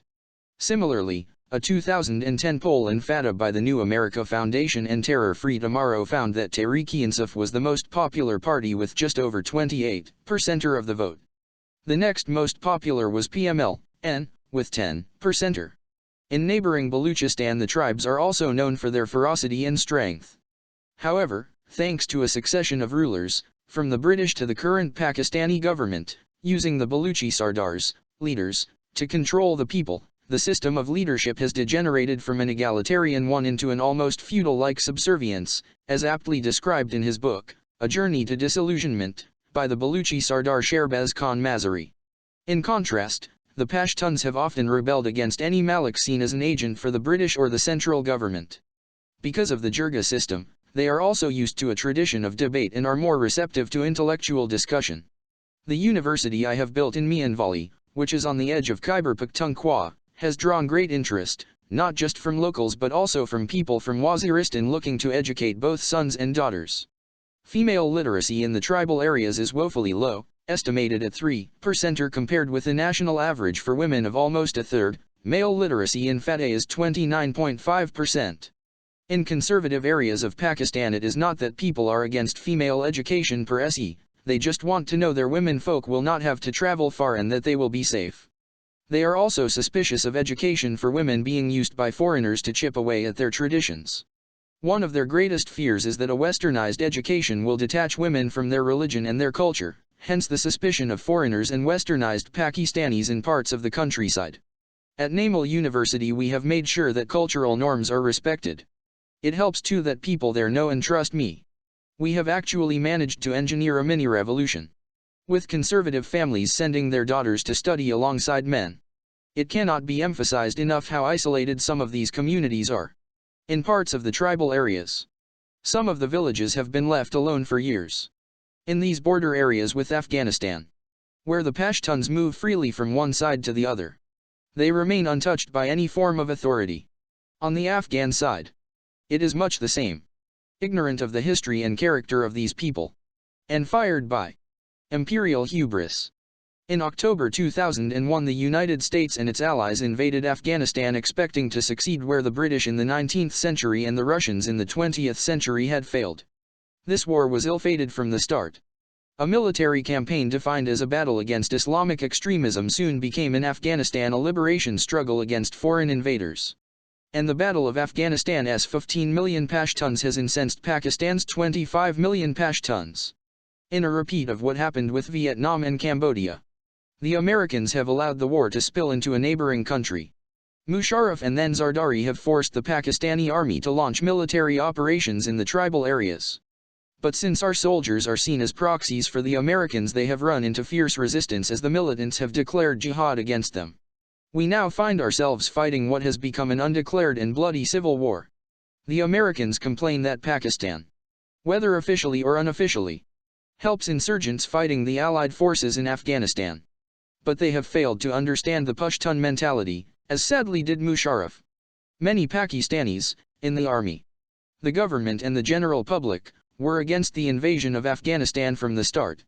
But for the Pashtun, their loyalty is clear-cut. Anyone with even a basic knowledge of the history of the region knows that for reasons of religious, cultural and social affinity, the Pashtuns feel a deep-rooted duty to help their brethren on either side of the Durand Line. For them, the international frontier is irrelevant. So no government, Pakistani or foreign, will ever be entirely successful in stopping them crossing over the 1.500-mile border to support their people or feeling obliged to offer them shelter if they venture into their territory. Soon after the invasion of Afghanistan, the Americans bombed the Tora Bora cave complex in the White Mountains, believed to be Osama bin Laden's headquarters. A few hundred al-Qaeda militants crossed the border into Pakistan's tribal areas. They were probably initially welcomed as guests by the Pashtun tribes, in accordance with their ancient traditions. The Americans claim that these militants set up bases from which to wage battle against US and NATO troops in Afghanistan. In addition, the Americans believed that al-Qaeda's leaders, including Osama bin Laden and Ayman al-Zawahiri, were hiding in the region. Washington, failing to understand that the Pakistani government only has indirect control over the tribal areas, threatened to use force if Islamabad did not prevent the tribes from harboring militants. Those who knew the region warned the government against provoking an uprising, but Musharraf was unable to stand up to Washington, and in March 2004 the Pakistan Army launched its first major operation to root out al-Qaeda, sending helicopter gunships and thousands of troops into South Waziristan. According to Lieutenant General Orakzai, suspicions that recent assassination attempts against Musharraf had been planned in South Waziristan also spurred him into sending in the troops. At this point, Musharraf put the number of foreign militants in the province at 500 to 600. Yet according to Lieutenant General Orakzai, when he took the army into the tribal areas and worked with the tribes, The tribes handed over around 250 al-Qaeda militants to the army. Thanks to pressure from Washington, Pashtun officers in the army were weeded out before the operation, and Orakzai himself, who hails from the Orakzai Agency, an area of FETE, was forced into retiring 1 month early. Major General Safdar Hussain, a Punjabi, replaced him. The operation was a disaster, with many casualties on both sides. After several weeks of fighting, the operation ended in the Shakai Agreement, in which the tribesmen agreed to encourage foreign militants to register with the authorities in exchange for a kind of amnesty. The accord soon broke down when the Americans killed Nek Muhammad in June 2004 through a drone attack. This pattern of military operations in Waziristan followed by truces continued for the next couple of years. American pressure mounted, convinced that the area was a safe haven for militants. Orakzai, who was governor of Khyber Pakhtunkhwa between 2006 and 2008, told me that most of these agreements fell apart under U.S. pressure and were never broken by the militants, including the Miran Shah Accord he negotiated in North Waziristan in September 2006.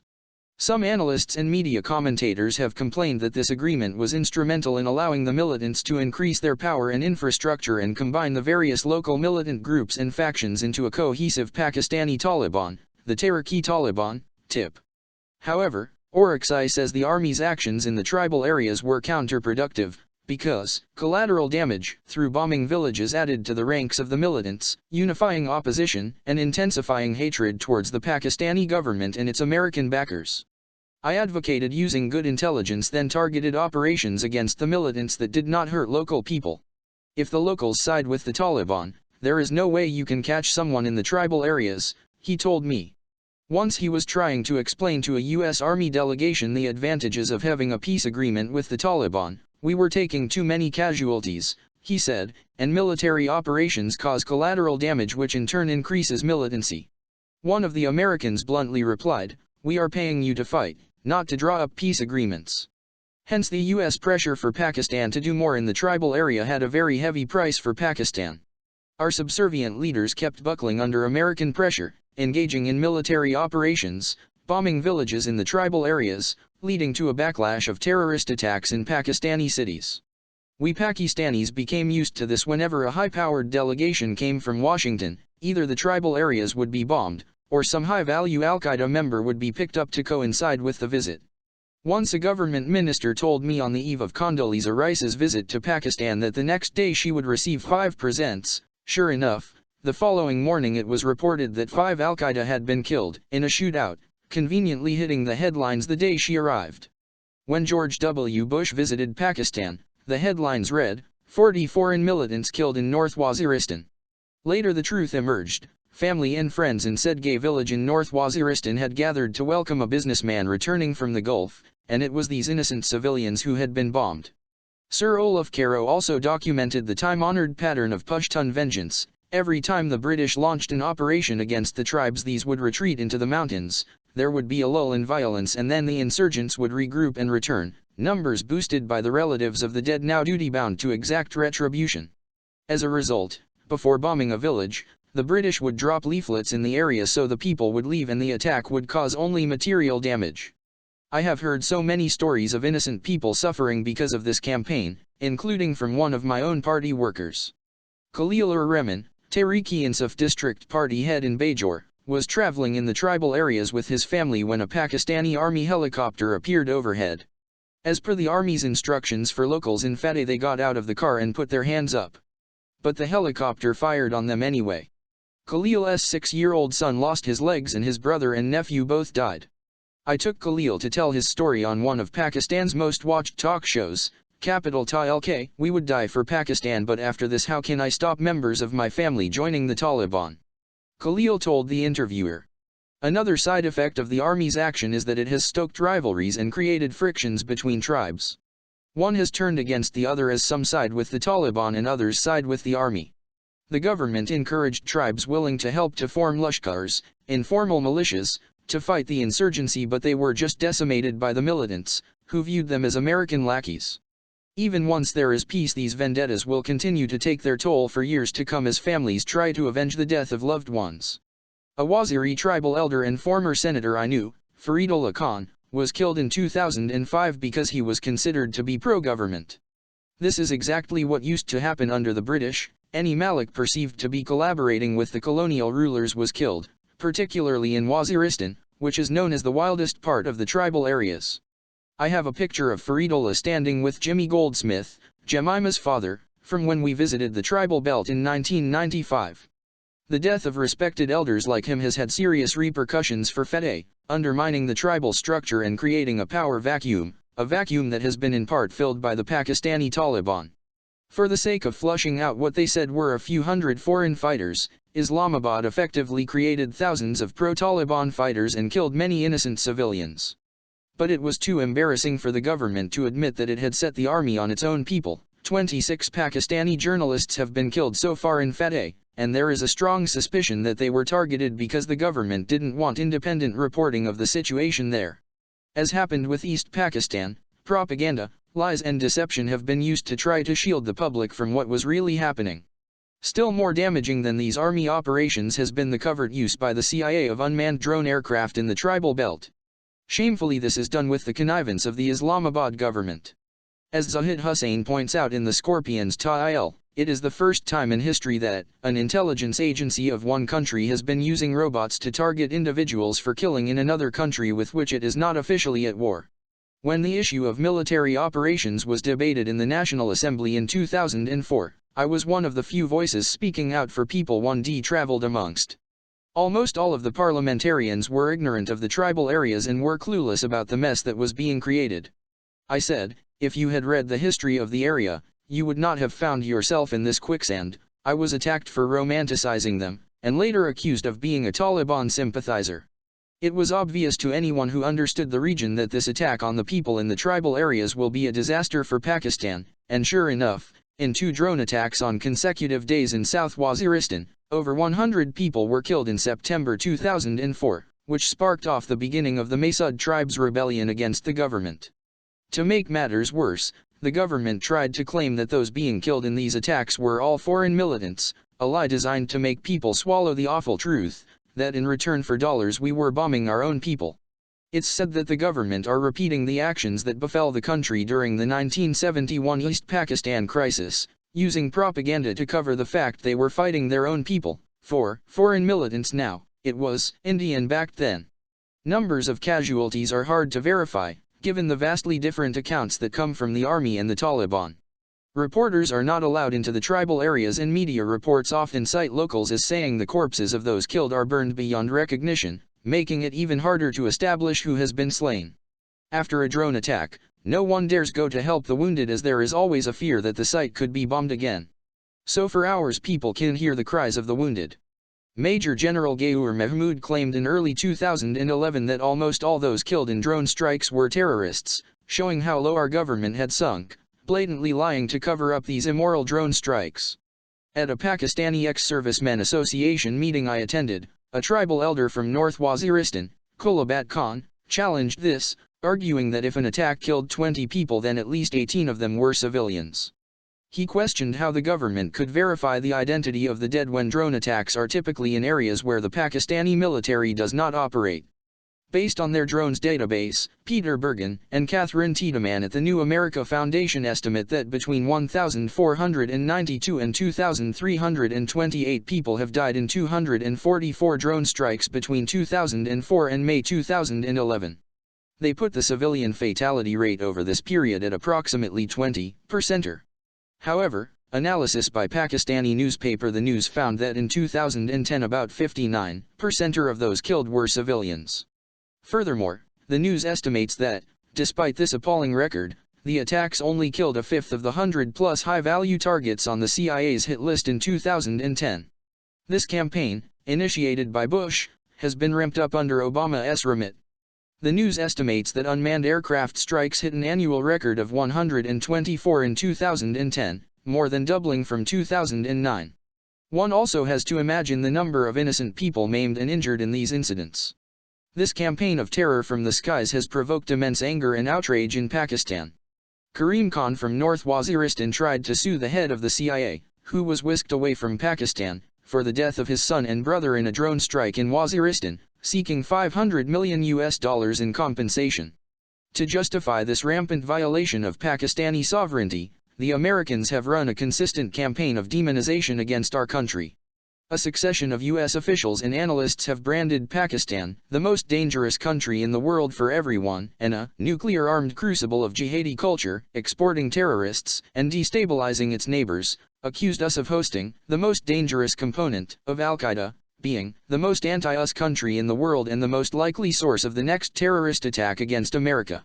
Everybody from Senator Bob Graham to Bruce Riedel, former National Security Advisor to President Clinton, as well as Vice President Joe Biden, has participated in this chorus of condemnation. What Washington fails to understand is that the existence of a small minority of hardcore militants in certain areas of the country does not mean Pakistan is on the verge of being taken over by religious fundamentalists. The war on terror is certainly pushing people towards extremes of opinion, but those who know Pakistan know that there will never be Talibanization in Pakistan. In Afghanistan, the Taliban succeeded not because of their ideology but because they promised people rule of law after years of war and the atrocities and corruption of the warlords. There is some misconception in the West that the Afghan Taliban replaced a secular government.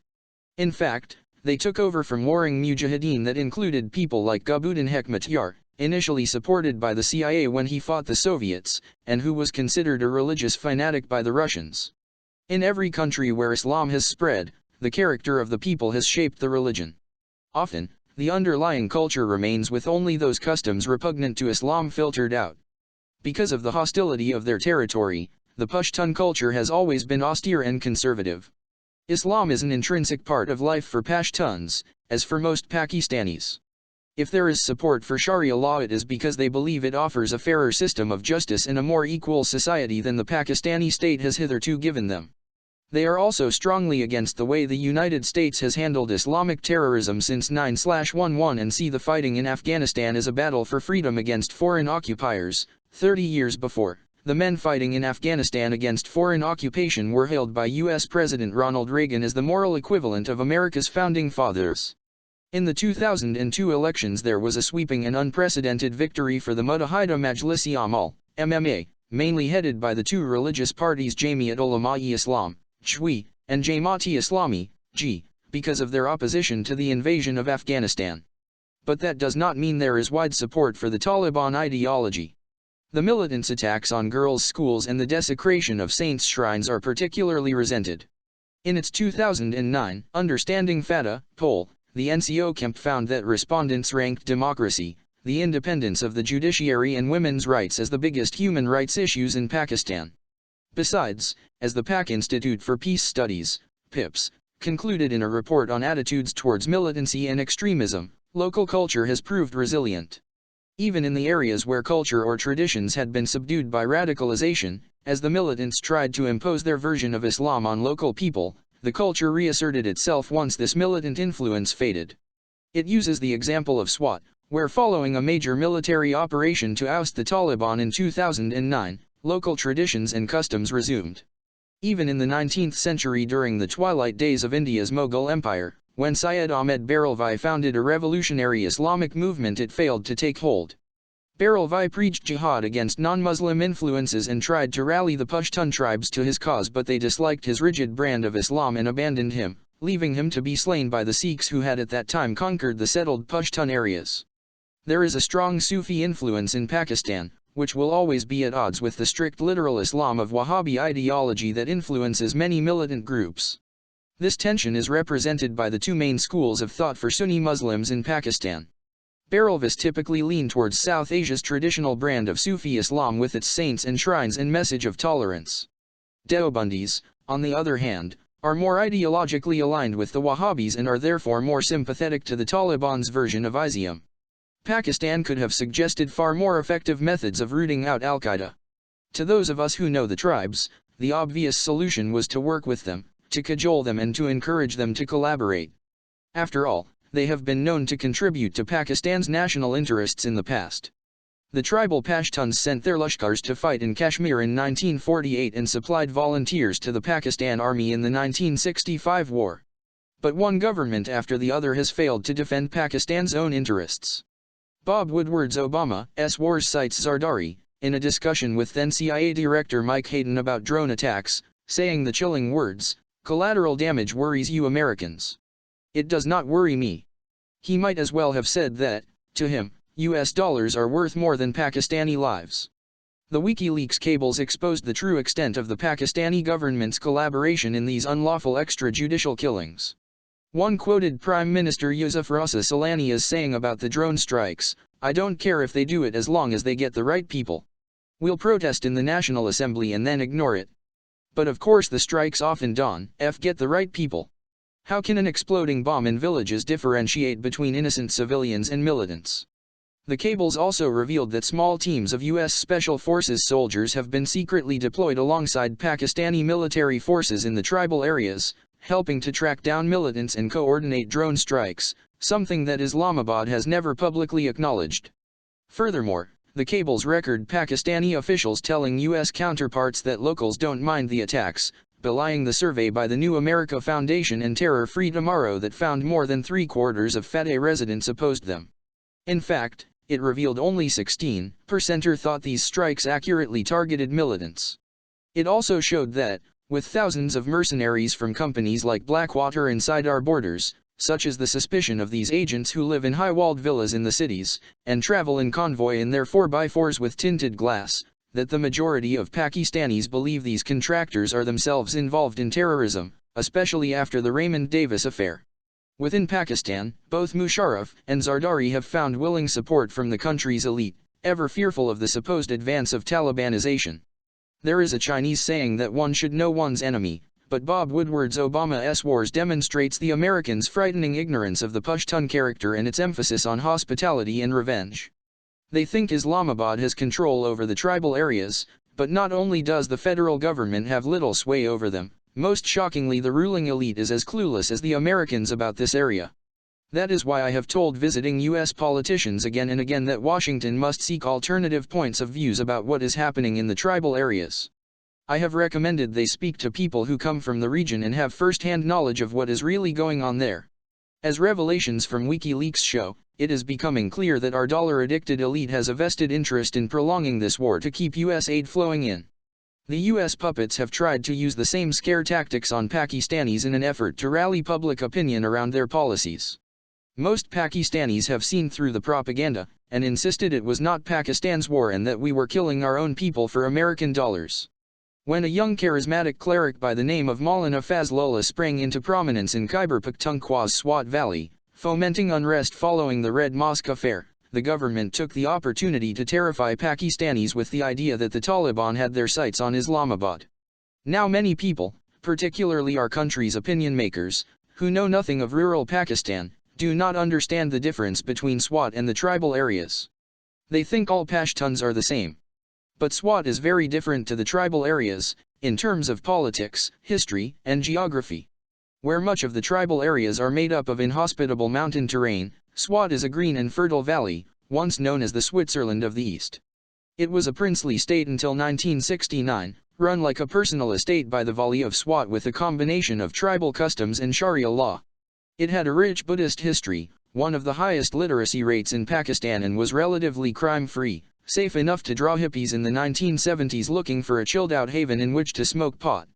Until 2007 it was still a popular ski resort and weekend getaway for the elite of Islamabad. Unlike in the tribal areas, where only 44 federal laws apply, Swat, like the rest of the settled areas, is legally and politically run like the rest of Pakistan.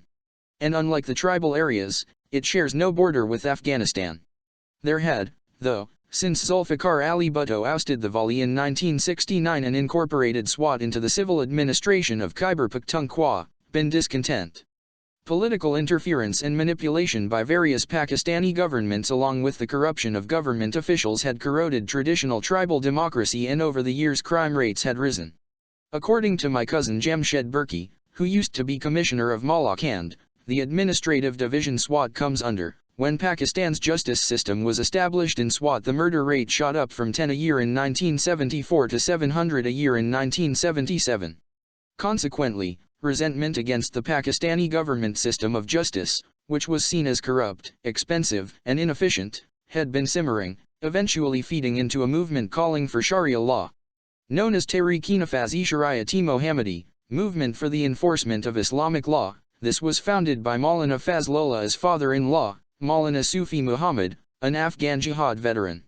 When Muhammad was imprisoned in 2002, the more radical Fazlullah assumed leadership of the movement.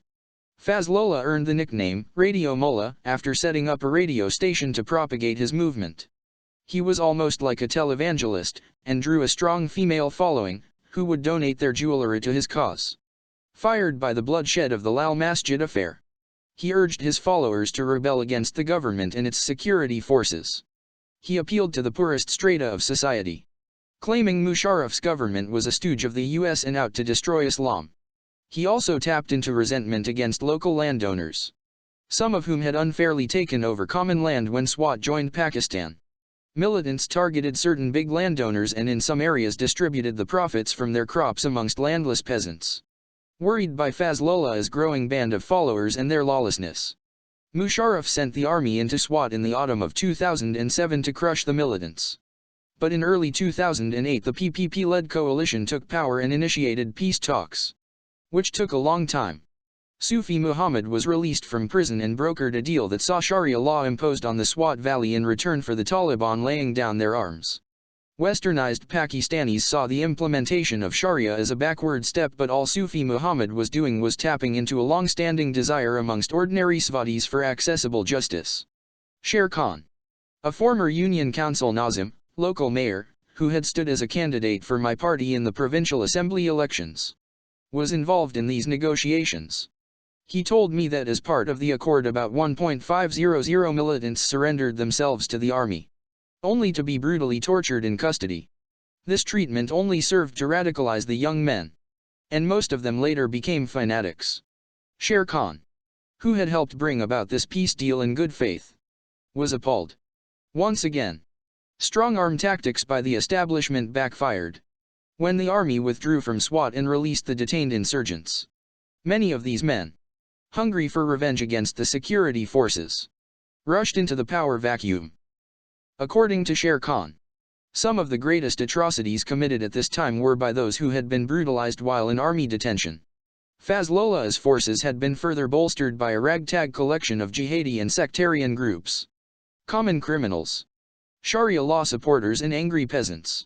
Locals began to turn against the Taliban as they imposed their brutal rule with a campaign of violence, beheading anyone who opposed them or whom they suspected of being a government spy, kidnapping, burning down schools and attacking DVD shops and barbers. The Pakistani government was able to use this total breakdown of law in order to convince their public both that this was an extension of what was happening in the tribal areas and that the Taliban were set to march on the capital. Again, the media were manipulated to rally support for army intervention. A journalist in SWAT told me at the time that intelligence agencies had told him to put out more stories on Taliban atrocities. He also said the agencies were trying to sideline the Deobandis, the ideological brethren of the Taliban, stoking Barelvi concerns about Deobandi and Taliban desecration of Sufi shrines and tombs in order to rally opposition to the militants. I am cynical about how the government handled the whole operation. Zardari dithered for 2 months before endorsing the terms of the February 2009 peace deal, waiting till April to sign the law introducing Islamic Sharia law as demanded by the militants. While he dithered, SWAT further descended into chaos. Within a few weeks, a couple of jeeploads of Taliban were spotted in the district south of SWAT, Buner. This unleashed a wave of panic with newspaper headlines warning that the Taliban had advanced to within 60 miles of Islamabad. The army operation was timed to coincide with Zardari landing in Washington, and it was no surprise that he was praised for the SWAT operation and used that to pitch for more aid. "We are fighting to save the world," he told a meeting of the Friends of Pakistan in Japan a couple of weeks later. As if a few thousand Taliban in Pakistan were going to destroy the 500,000-strong army and threaten global security. Yet what was going on in SWAT was a shambolic and mainly criminal revolt that did not even have the popular support of the locals. The government should have implemented a focused commando operation to take out the movement's top leadership. Instead, the army's full-scale assault meant more than 2 million people were displaced, many innocent lives were lost, and the local economy was devastated. Alarmed at the situation, I went to SWAT just as people were streaming out of the area. Locals told me that they had been given an hour to leave before the military bombardment started. A young boy told me he had seen dead bodies, civilians killed in army bombing. There is no doubt people hated what the Taliban were doing, but they were angry about the army's heavy-handedness. Despite the intervention, Fazlullah and his main accomplices got away, and are believed to have fled to Afghanistan. Anyone who opposed the government's strategy, including me, was branded a Taliban sympathizer. A friend of mine, Nadeem Iqbal, spent 3 months working in camps for people displaced by the fighting in Swat, and after many conversations with the camp inhabitants and army officers he came to the same conclusions. The Swat operation was done because the government wanted more aid money from Washington for services rendered, and that a more focused commando operation would have done the trick. Nadeem said it was the only time he had wanted to give up on Pakistan and get a Canadian passport. This American manipulation of Pakistani politics has only served to undermine its puppet rulers. When people see how dependent our already unpopular leaders are on Washington, it erodes their authority even more. Pakistanis are understandably incensed that the government clearly allows American intelligence agents to operate unimpeded within their country, a fact revealed by the case of Raymond Davis, the CIA operative who shot 2 people dead in Lahore in January 2011. Another man died when a car from the American consulate knocked down a passing pedestrian in its rush to assist Davis. Defying Islamabad's demands for those in the car to be handed over, Washington has allowed them to flee the country. Davis was promptly arrested, though, and the Americans have tried to claim diplomatic blanket immunity from prosecution for him, saying he killed the men in self-defense during an attempted robbery. However, newspapers have reported that he shot them repeatedly in the back, undermining that story. American officials have admitted to the press that Davis was part of a covert, CIA-led intelligence team surveying militant groups. One of the dead men's wives, 19-year-old Shamela Kanval, committed suicide by swallowing rat poison in despair of ever getting justice for her husband. In a scene that was played over and over again on Pakistani news channels, she told reporters at her hospital bedside just before her death that she wanted blood for blood. She told them she was committing suicide, because I will not get justice. The Davis case triggered demonstrations across the country, created a diplomatic firestorm, and inflamed anti-American feelings more than ever. Shamela Kanval's distraught words illustrate the kind of anger and despair that in the tribal areas leads people to blow themselves up to avenge the death of their relatives, whether from drone attacks or military operations. As David Kilcullen, a counterinsurgency expert and former advisor to General David Petraeus, and Andrew Exum, a fellow at think tank the Center for a New American Security, wrote in the New York Times, "Every dead civilian killed in a drone strike represents an alienated family, a new desire for revenge, and more recruits for a militant movement that has grown exponentially even as drone strikes have increased." Sure enough, as military operations by the Pakistani army and drone strikes have intensified, so have terrorist attacks. According to Farooq Salim at Pakistani think tank the Center for Research and Security Studies, there were only 189 terrorism-related deaths in 2003, but the toll peaked at 11,585 in 2009, when army intervention was at its height.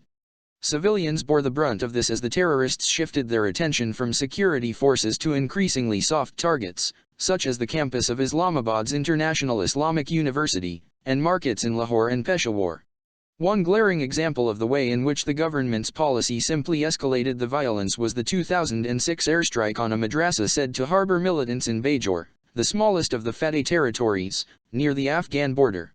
At least 80 people died, and news reports cited locals saying 62 of them were children under the age of 18. Militants vowed revenge, and it was swiftly followed by a suicide bombing attack on a military garrison, killing 42 army recruits. The man who carried out the assault was said to have been a relative of one of the children killed in the Bajor madrasa. Still worse was the cack-handed cover-up of American involvement in the madrasa bombing. The Pakistani military claimed responsibility for it, but locals and opposition politicians said that the strike was conducted by an American drone aircraft. According to the New York Times, residents said Pakistani Army helicopter gunships appeared firing rockets after the initial explosions. The Pakistani government denied the claim, although Christina Lamb of the Sunday Times later reported that a key aide to Musharraf had admitted that they had thought it would be less damaging if we said we did it rather than the us. Nor has U.S. foreign policy or military strategy fared any better in Afghanistan. Hamid Karzai's regime is undermined by the weakness of Afghanistan's state institutions, allegations of vote rigging, and its inability to control either rampant government corruption or the diabolical security situation. U.S. and NATO forces are resented for their intrusiveness, for the bombing of fields, orchards, and houses, but most of all for blunders that have led to civilian deaths. There is also immense suspicion about where most of the $56 billion development budget approved by the US Congress for Afghanistan has gone. Only a fifth of this money was at the disposal of the Afghan government, the rest was to be used by the US State Department, the Department of Defense and USAID. This all of course plays into the hands of the Taliban, who can argue that their regime provided, if not freedom, then more security than Karzai's US-backed administration. They are further uprooting what state infrastructure exists by setting up their own shadow government in parts of the country. The United States and its allies have at times tried to justify the invasion of Afghanistan by claiming they wanted to protect Afghan women's rights, but the Afghan politician and women's rights activist Malala Joya has highlighted the fact that many of the warlords returned to power with Karzai's government have just as unpleasant views on women as the Taliban. Dust has been thrown into the eyes of the world by your governments, she told The Independent. You have not been told the truth. The situation now is as catastrophic as it was under the Taliban for women. Your governments have replaced the fundamentalist rule of the Taliban with another fundamentalist regime of warlords. Joya herself has received intimidation and death threats from Afghan MPs after slamming the Afghan government for including notorious warlords in power. The question I am surprised no one asks is about men who fought the Soviet invaders of their land, and in the process lost 1 million men, but why would they not fight the Americans? The US government might have convinced their own public they were the good guys while the Soviets were the bad guys, but the people of Afghanistan saw them both as invaders. Bob Woodward has revealed how Obama, while debating whether to send more troops to Afghanistan or not after coming to power, always asked the right questions: what are we fighting for, what will we achieve, and what constitutes victory? The generals resort to their usual policy of fear-mongering and claim that if they don't win in Afghanistan then they will have to fight Islamic militants on the streets of New York. Part of the distortion of the truth is that the US are not fighting freedom fighters but the Taliban ideology. These words are very similar to those spoken by the men who promoted the Vietnam War, talking about the domino effect, that if they didn't fight in Vietnam, other countries would fall to the communists till they were on America's doorstep, and later, when Vietnam fell to the communists, 3 million people had died, and there was no domino effect. The parallels with Vietnam go deeper. The failure of the war in Afghanistan has led to Pakistan becoming a punchbag for the US, just as Cambodia became one over Vietnam. In the so-called safe haven in North Waziristan, the Haqqani Taliban group, viewed by the US as one of its deadliest threats in the area, fields a maximum of 5,000 men, although the number is probably less than that. Is it plausible that the US, with all its military might, is losing in Afghanistan thanks to these 5,000? Senior US officials push the Pakistan army to do more, blaming Pakistan for their failures in Afghanistan on the Haqqani. It is very important Pakistan doesn't share Cambodia's fate. If the Pakistan army goes into North Waziristan, after the 5,000 militants, what is going to be the fate of the 350,000 inhabitants of the area? Will they become collateral damage? CIA Director Leon Panetta, according to Bob Woodward, also piled the pressure on Obama, advising him that no Democratic president can go against military advice. Sadly, Obama, going against all his better instincts, heeds him rather than Colin Powell, who tries to tell him he doesn't always have to listen to the generals. What makes me feel sorry for Obama is that during this whole debate there was no credible government in Pakistan to advise him. A sovereign and credible Pakistani government could have helped him find an exit strategy for Afghanistan, could have pledged to prevent al-Qaeda fighters from using Pakistani soil to launch attacks on the West, could have facilitated talks, could have played a major role in bringing the various parties together. Pakistan, after Afghanistan, had the most to lose from a troop surge, yet when this vital debate was taking place, there was no input from the Pakistan government. Instead, all Zardari was interested in doing was giving Obama whatever advice would lead to Washington pumping more money into Pakistan to prop up his corrupt government. The supreme irony was that it was the US who was responsible for engineering the 2008 elections to get a corrupt and pliant government to do its bidding. The current strategy can only increase radicalization, a dangerous prospect given that Pakistan is a country with a fast-growing population, a youth bulge and high rates of unemployment. Now there will be a generation born of anger, an army of young men who lost relatives to US drones or Pakistani military operations. And that radicalization will not just be limited to the poor and dispossessed. Even for the youth of the rich elite, Pakistan's abdication of responsibility for its own sovereignty is a searing humiliation. A CNN poll has revealed that 80% of Pakistanis now view the United States as a bigger security threat to the country than India, no mean achievement by the US, bearing in mind Pakistan has fought 3 wars with India. Anger against America's political coercion and imperial designs blends with resentment against the breakdown of traditional societies by Western cultural forces into a combustible mix. For some Pakistanis, as with other Muslims, Westernization is seen as a destructive force, provoking a retreat to the security and certainty of religious codes and traditional ways of life. The tragic shooting of the governor of Punjab, Salman Taseer, in early 2011 showed only too clearly the growing polarization of Pakistani society. Taseer had attempted to defend a Christian woman sentenced to death under Pakistan's blasphemy law, and spoke out against it being used to persecute innocent people, both Muslims and minorities. As a result, he was shot dead in broad daylight outside a fashionable cafe in Islamabad by one of his own guards. The war on terror has divided the country into those who are pro-American and anti-Islam, and those who are anti-American and pro-Islam. Before September 1, Taseer's remarks recommending a change to the blasphemy law in order to prevent its misuse might not even have got a mention in the newspapers. At the worst, they might have roused a few statements by clerics wanting to mobilize support amongst their constituencies, but in the current polarized climate, everyone and anyone is at risk if they happen to be on the wrong side of the divide. The Taliban labels anybody who opposes them as pro-American. Imams of mosques who have condemned suicide attacks as being anti-Islamic have been accused of being American collaborators and shot or blown up by suicide bombers.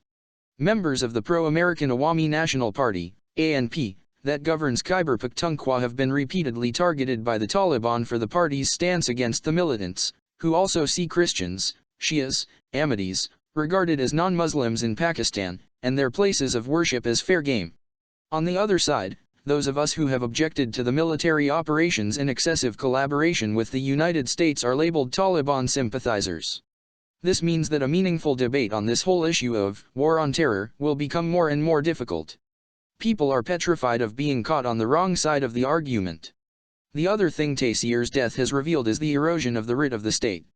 His murderer was lionized and showered with rose petals by lawyers when he appeared in court. No action was taken against religious leaders who in mosques, at rallies, and on television arguably incited murder during the period of fevered national debate that led up to the shooting. Zardari, a close friend of Taseer's, did not even attend his funeral. 2 months later, the minorities minister Shahbaz Bhatti was killed by a gunman outside his mother's house in Islamabad. As the state gets weaker and weaker, different power players are jostling to assert themselves, just as during the decline of the Great Mughal Empire various warlords and governors started forming their own independent power bases. As the politicians barricade themselves in with ever greater security details, diverting scarce resources from the streets of Pakistan, daily murders in Karachi and Baluchistan go unchecked, a civil war rages along most of our western border and crime and corruption surge higher and higher. America frequently invokes fear of the state collapsing and Pakistan's nuclear weapons falling into the wrong hands, but its tactics are fueling polarization, radicalization, and chaos, which could lead to exactly the kind of destabilization that it most fears. The weaker the Pakistani state gets, the less it will be able to control extremism. When in 2010 news reports said that senior U.S. commanders in Afghanistan were pushing to expand special operations ground raids into Pakistan's tribal areas to seek out Afghan Taliban, Anatol Levin, professor in the War Studies Department of King's College London and a senior fellow of the New America Foundation in Washington, described it as a lunatic idea. He wrote in an article widely reprinted in Pakistan that the one thing that would certainly lead to the collapse of the Pakistani state and an immense surge in extremist and terrorist strength would be if the Pakistani army were to split and parts of it were to mutiny against the alliance with America. He goes on to explain that various Pakistani army officers have warned him that the entry of U.S. ground forces into Pakistan in pursuit of the Taliban and Al-Qaeda is by far the most dangerous scenario for both Pakistan-US relations and the unity of the Pakistani army. As one retired general explained, drone attacks, though ordinary officers and soldiers find them humiliating, are not a critical issue because the Pakistani military cannot do anything about them. It's also worth bearing in mind that assassination attempts against Musharraf and an attack on the Pakistani army headquarters in Rawalpindi by militants were both inside jobs, while Taseer's murder by one of his own guards sparked fears about possible radicalization within the country's elite security forces. The discovery of Osama bin Laden's hiding place on May 2 was humiliating for every Pakistani, but his death was devastating for the Pakistani armed forces. For the first time, people openly criticized the army in the media, asking repeatedly, "How can we spend such a large part of our budget on the army, and yet it could not protect our sovereignty? How could the army not respond to helicopters flying about, to the sound of explosions and gunfire going on for nearly 3/4 of an hour, so close to their academy?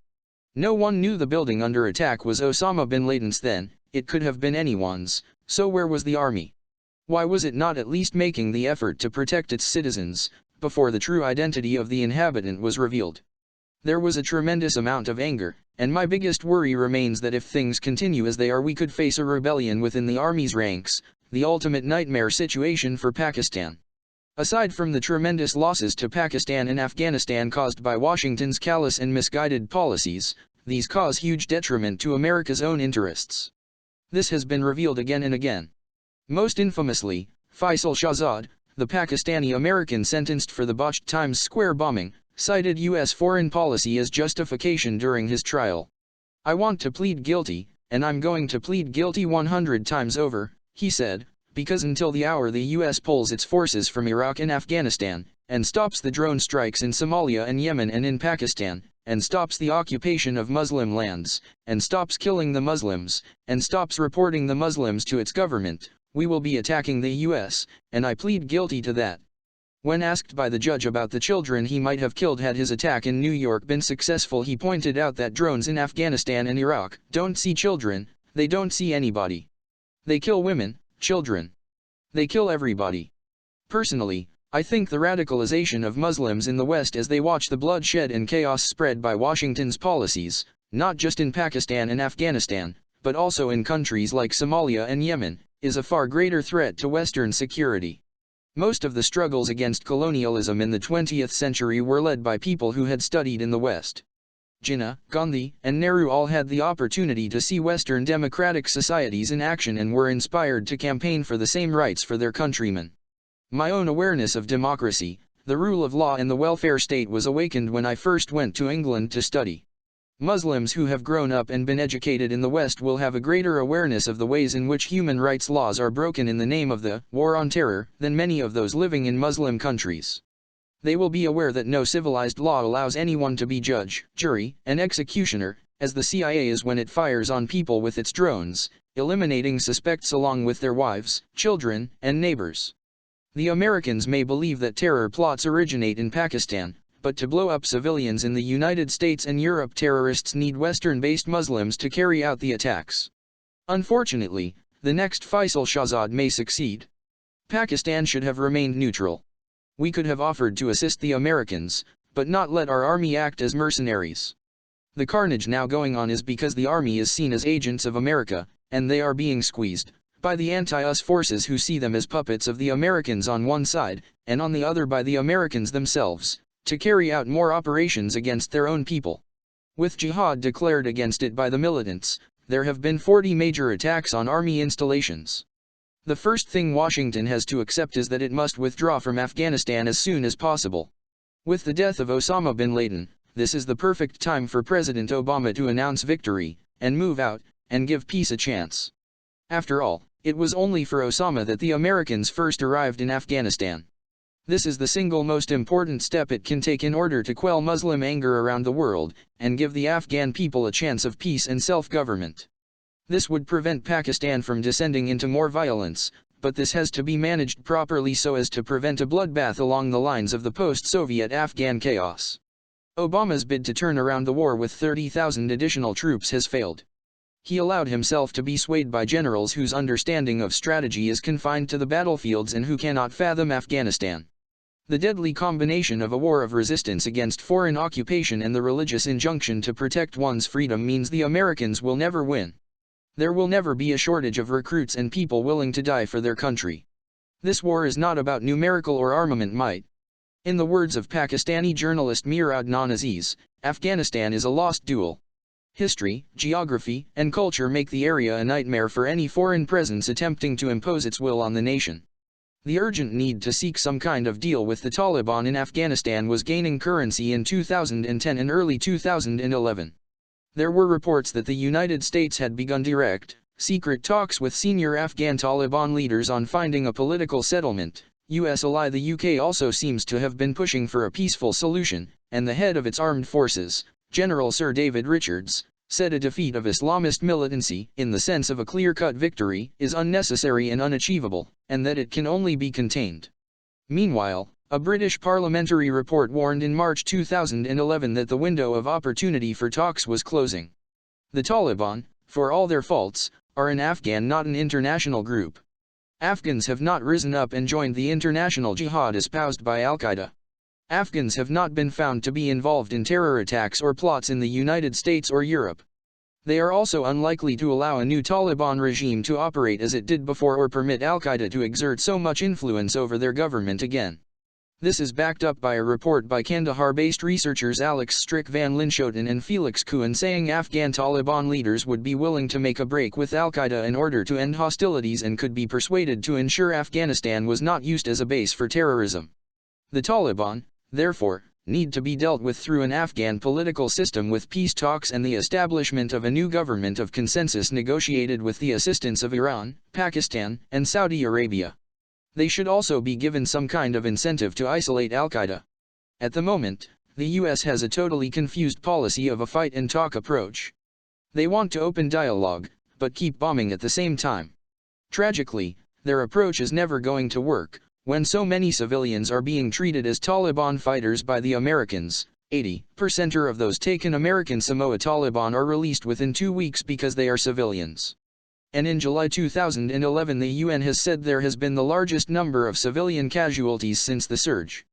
Pakistan's position is made worse by its geographical situation, hemmed in from the south and east by an unfriendly India, bordering an Iran that fears being sandwiched between a pro-us Iraq and a pro-us Afghanistan, and not far from a Russia that doesn't want the Muslim republics to feed off the strife in Pakistan and Afghanistan. The US will always be worried about a hostile Al-Qaeda. All the players have a stake there, and peace will only come when all the players are at the table. And as for what government there should be in Afghanistan, the people of Afghanistan will have to find a solution for themselves without outside interference. Withdrawal from Afghanistan is essential for defeating the insurgency in Pakistan. As Graham Fuller, former CIA station chief in Kabul and author of The Future of Political Islam, wrote in the Huffington Post in 2009, only the withdrawal of American and NATO boots on the ground will begin to allow the process of near-frantic emotions to subside within Pakistan, and for the region to start to cool down. Pakistan is experienced in governance and is well able to deal with its own Islamists and tribalists under normal circumstances. Until recently, Pakistani Islamists had one of the lowest rates of electoral success in the Muslim world. But US policies have now driven local nationalism, xenophobia, and Islamism to combine fever pitch. As Washington demands that Pakistan redeem failed American policies in Afghanistan, Islamabad can no longer manage its domestic crisis. Having talked to people like General Orakzai, Rustam Shah, and Ayaz Wazir, 2 former Pakistani ambassadors from FATA, as well as former political agents for the tribal area, my personal estimate is that about 90% of the militants in the tribal areas are neither religious extremists nor terrorists. They are simply our own tribal people fighting because of army interventions, drone attacks, and their collateral damage, and anger over the US occupation of Afghanistan. We only need to deal with the remaining 10%. Some of these will be men who were part of the original jihadi organizations that once fought the Soviets and now consider themselves Taliban. Others will be members of Al-Qaeda. Some will be hardcore ideologues who believe in an Islamic emirate, and some will be people driven to extremism because of injustices like the Lal Masjid bloodbath. The solution does not lie in more military action, it lies in isolating that 10%. But it can only happen if the United States withdraws from Afghanistan, or Pakistan pulls out of the war on terror and the army withdraws from tribal areas. I have spoken to General Pasha, head of the LSI, about this, and he too believes that if we disengage from the US war, start a dialogue with the tribes, and withdraw troops from the tribal areas, we could eliminate this 10% in 90 days. The moment the US leaves Afghanistan, The anti-American feelings that feed into Islamic radicalism will dissipate. That will free Pakistan up to be able to deal with terrorism on its own terms and focus on bringing stakeholders together to agree on how to bring peace and reconciliation to the tribal areas. But only a credible Pakistani government that is not perceived to be a U.S. stooge will be able to conduct a meaningful dialogue with insurgents and placate the tribes, who should be co-opted into helping the government tackle the real terrorists. As the situation changes in Afghanistan, we also have an opportunity now to decide what kind of country we want Pakistan to become. Chapter 10 Rediscovering Iqbal, Pakistan's symbol and a template for our future. Allama Iqbal's words were a powerful source of guidance when Pakistan came into existence in 1947 and during its early years. Every morning Radio Pakistan broadcast his prayer for children that began, "My wish comes to my lips as supplication, may my life be like a lighted candle, zero God." Iqbal's words left a permanent imprint on the minds of the children who heard it.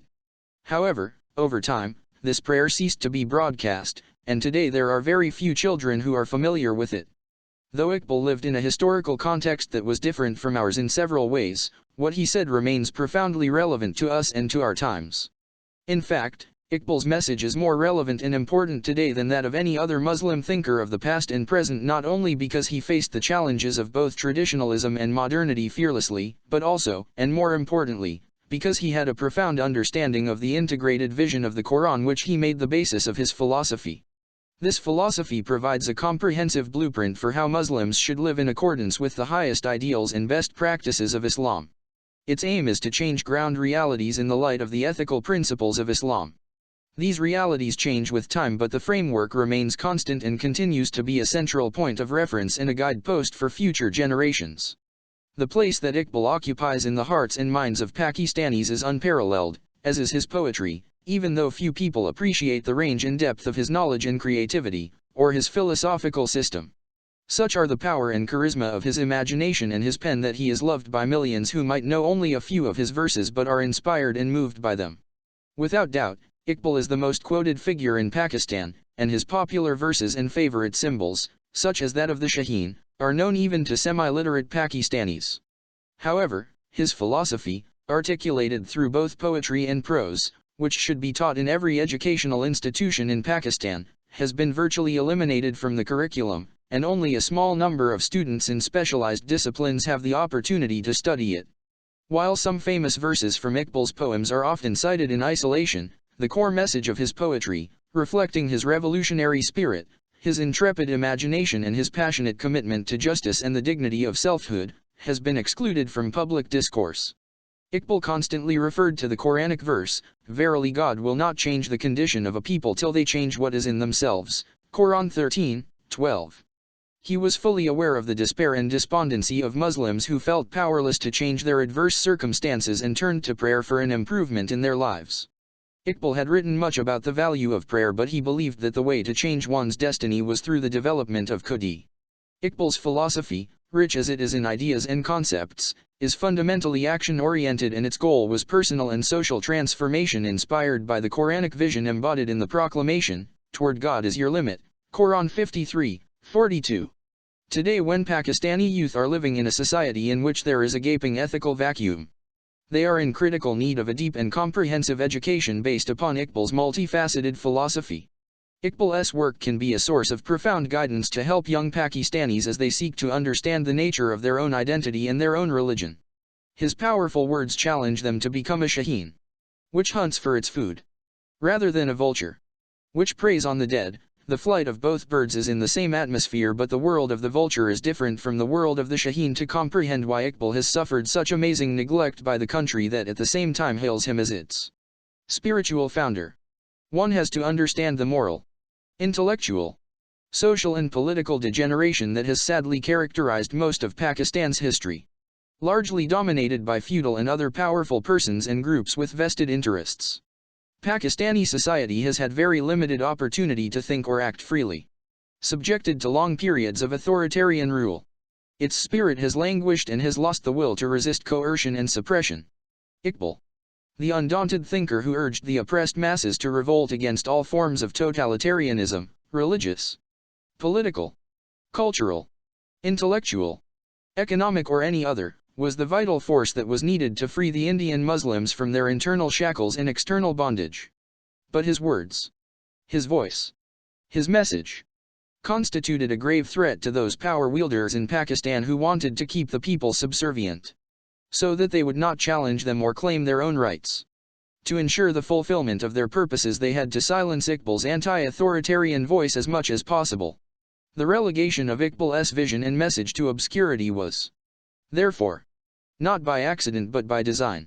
Orphaned by its two founding fathers, Iqbal and Jinnah, at such an early age, and neglected or plundered by successive leaders, Pakistan must turn to Iqbal's writings to reconstruct its intellectual and ethical foundation, such as his advice to the youth about the qualities needed to become a leader, read anew the lesson of truthfulness, justice, and bravery. To you will be given the task of leading the world. I quote this verse to the youth of Tehreek-e-Insaf. Because truth, bravery and justice are among the most highly valued attributes of a human being, we need to understand Iqbal's commitment to social justice and the pain he felt when he looked at the plight of the world's indigent workers. His memorable verse addressed to God, in which he points out the discrepancy between the justice of God and the unjust plight of those who labored hard for a meager living, is meant in fact to jolt the conscience of those rich people who exploit the ones who labor for them. You are almighty and just, but in your world, intensely bitter is the life of the poor laborers. It is difficult to find a poet or thinker of Iqbal's caliber who has championed the cause of justice for the oppressed and wronged people of the world as passionately and consistently as he did. If we follow Iqbal's teaching, we can reverse the growing gap between the westernized rich and traditional poor that helps fuel fundamentalism. The best weapon against fundamentalism is enlightened Islam. Fanatics on both sides of the argument need to be told about Islamic history, how other religions and other points of view were tolerated by Islam in the days when Europe was ruled by bigotry and ignorance, during what was known as the Golden Age of Islam. From around the mid-8th to the mid-13th century, the Muslim world, which stretched from Iberia and North Africa across to Southwest and Central Asia, was known for its spirit of intellectual discovery and religious tolerance. Islam never knew the savagery of the Inquisition. The set of legal principles stated or implied in the Quran has a great capacity for expansion and development. As frequently pointed out by Iqbal, as early as the 9th century AD, Muslim scholars were debating the rights of the child.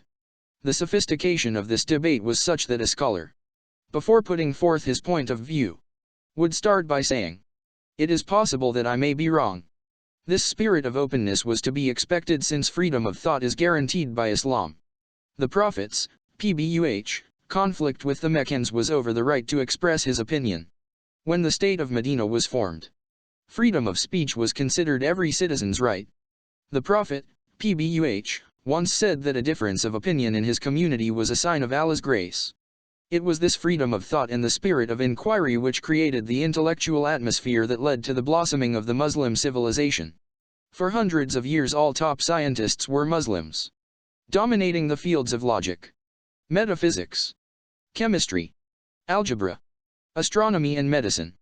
Until the advent of Islam, scientific knowledge amongst the Arabs had been stagnant for centuries. By the 8th century medical and philosophical texts were translated into Arabic, allowing the Arabs to build on the wisdom of the past and make vast leaps forward in science. Islamic scholars had a profound effect on European thought centuries later. By the 10th century everything worth translating from ancient Greek works was available in Arabic. It was also during this period of cultural flowering that Muslim merchants developed modern commercial instruments such as checks, letters of credit and joint stock companies.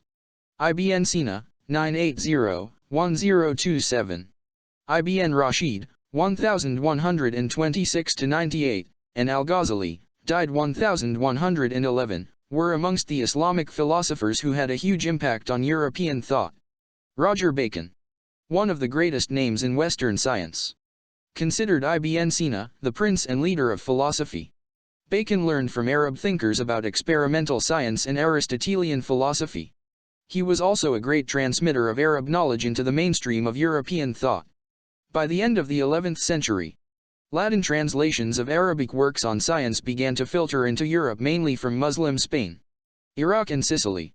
Among the centers of European learning that helped diffuse Islamic knowledge throughout the European world was the Arabist school at Montpellier in the south of France. From Montpellier scholars spread in all directions across Europe. The philosopher Al-Ghazali's work had great influence on both Islamic and European scholars. His development of Greek philosophies, especially Aristotle's, influenced European philosophers like Thomas Aquinas and Saint Francis of Assisi. In turn, it was the work of Aquinas that helped spark off the spirit of inquiry in Europe that would later lead to the Reformation. According to the historian W. Montgomery Watt, when one becomes aware of the full extent of Arab experimenting, Arab thinking and Arab writing, one sees that without the Arabs, European science and philosophy would not have developed when they did. The Arabs were no mere transmitters of Greek thought, but genuine bearers, who both kept alive the disciplines they had been taught and extended their range. When about the year 1100 Europeans became seriously interested in the science and philosophy of their Saracen enemies, these disciplines were at their zenith, and the Europeans had to learn all they could from the Arabs before they themselves could make further advances. The quest for knowledge was reflected in the libraries that existed in the Islamic cities of Baghdad, Damascus and Córdoba. In 1171, when the legendary warrior Salahuddin entered Baghdad, the public library had 150,000 volumes. In Córdoba, Al-Hakim's library had between 400,000 and 600,000 volumes. At this period in history, the universities in Europe had hardly any access to books. In his book The Rise of Humanism in Classical Islam and the Christian West, the Arabist and Islamicist George Makdisi traces the origins of humanism, the modern system of knowledge imparted in Western universities, to the early Islamic era. He writes about how from the 8th century onwards there was an environment of learning in Arab colleges, madrasas and the courts of Iraq, Sicily, Egypt and Andalusia, where disputation, dissent and argument were the order of the day. By the end of the 11th century most Muslim cities had universities. The decay and decline in Islamic intellectual thought, according to Iqbal, set in 500 years ago when the doors to ijtihad, a scholarly debate on our religion and its traditions, were closed. The Quranic principles, which for Muslims are eternal principles, needed constantly to be reinterpreted in light of new knowledge. In his lectures on the reconstruction of religious thought in Islam, Iqbal cites 3 reasons for this stagnation. First, around the 10th century, there was controversy between 2 schools of thought, one rationalist and one conservative, about issues such as the eternity of the Quran. The ruling Islamic dynasty of the time, the Abbasids, threw their weight behind the conservatives, fearing that unrestrained adherence to a particular type of rationalism could endanger the stability of Islam as a social polity.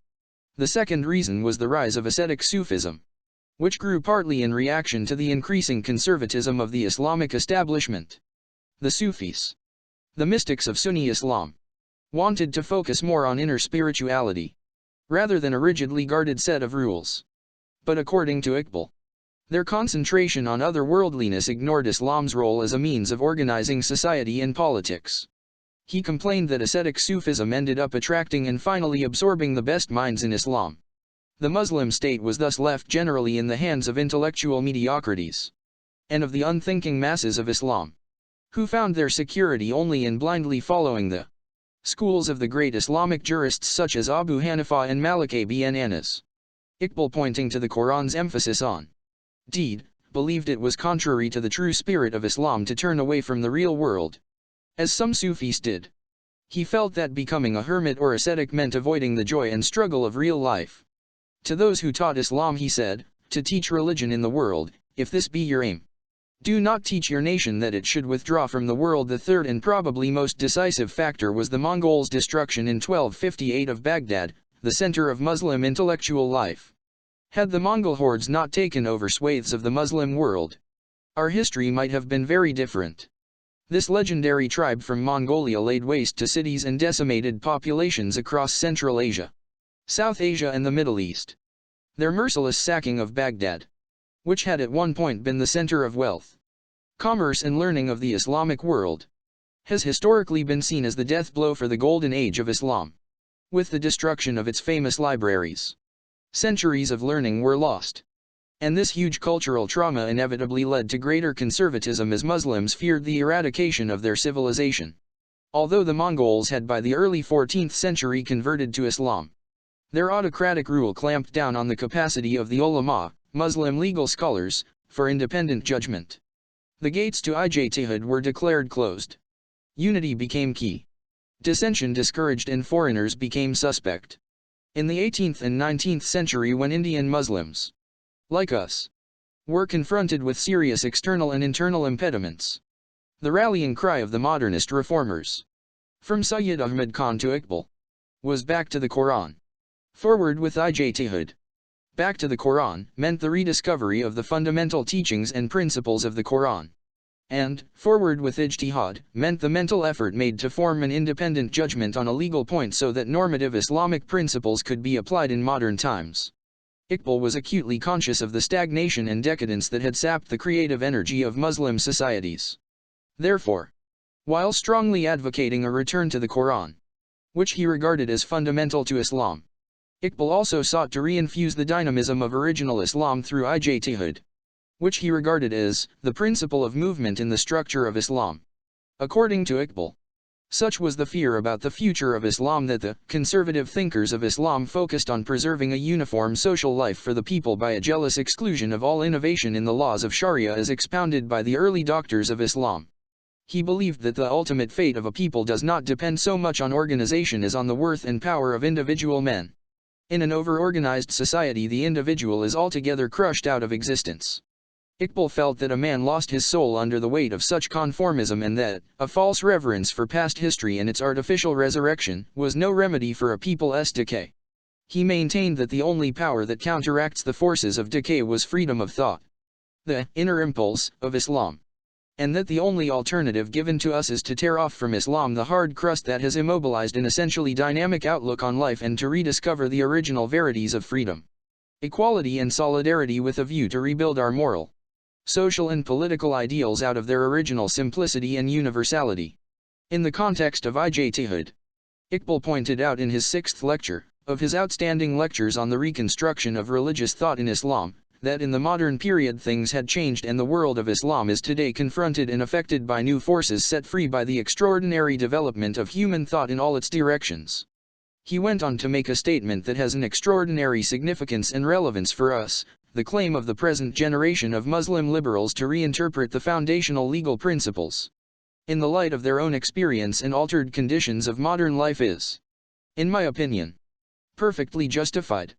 The teaching of the Quran that life is a process of progressive creation necessitates that each generation, guided but unhampered by the work of its predecessors, should be permitted to solve its own problems.